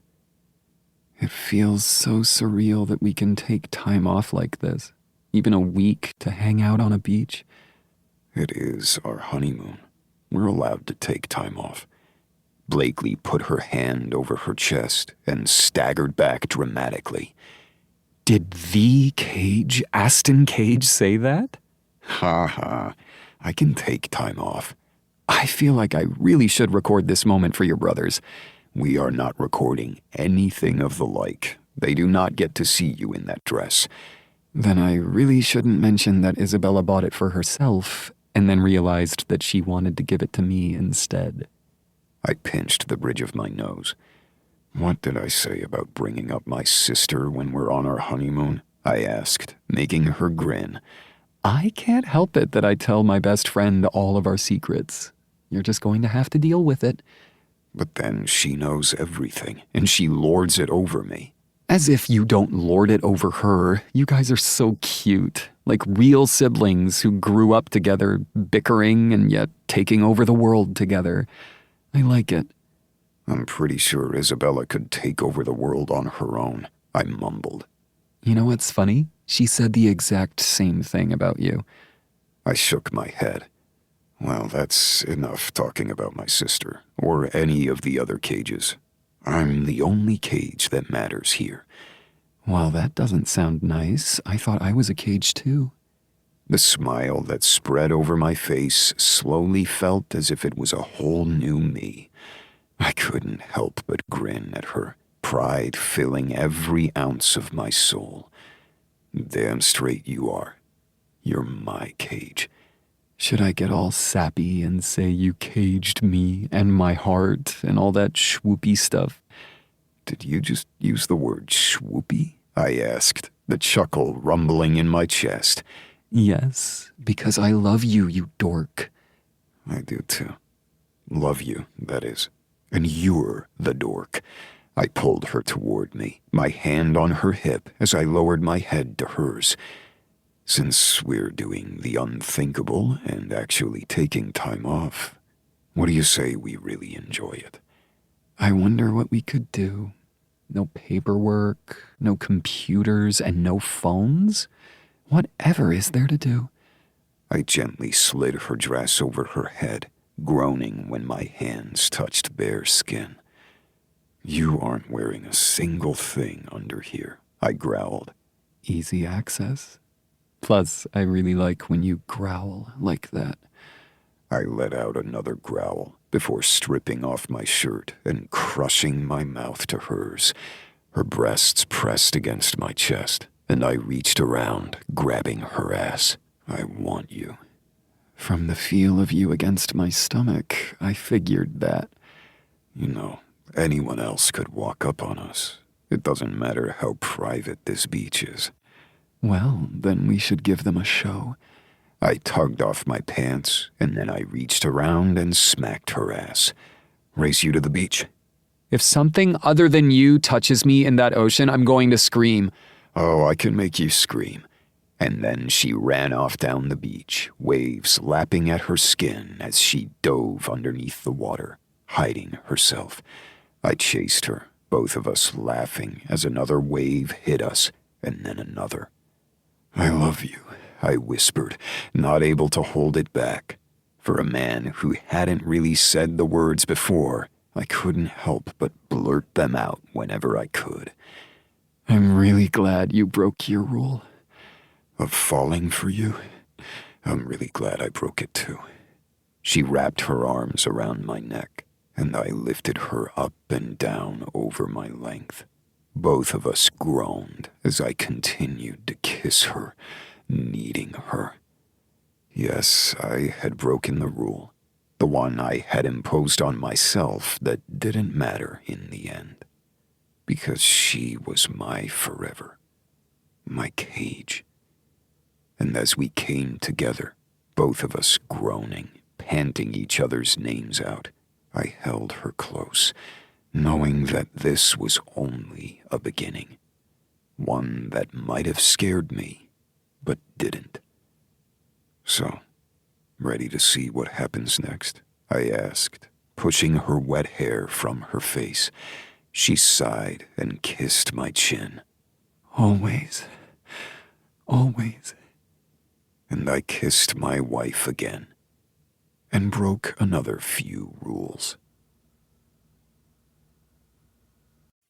This has been The Forever Rule, including the prequel Before I Knew, Book 1 in the Cage Brothers series, written by Carrie and Ryan, narrated by Emma Wilder and Jason Clark, produced by Wilder Audiobooks, post-production by Chrissy Farrell, text and production copyright 2024 by Carrie and Ryan.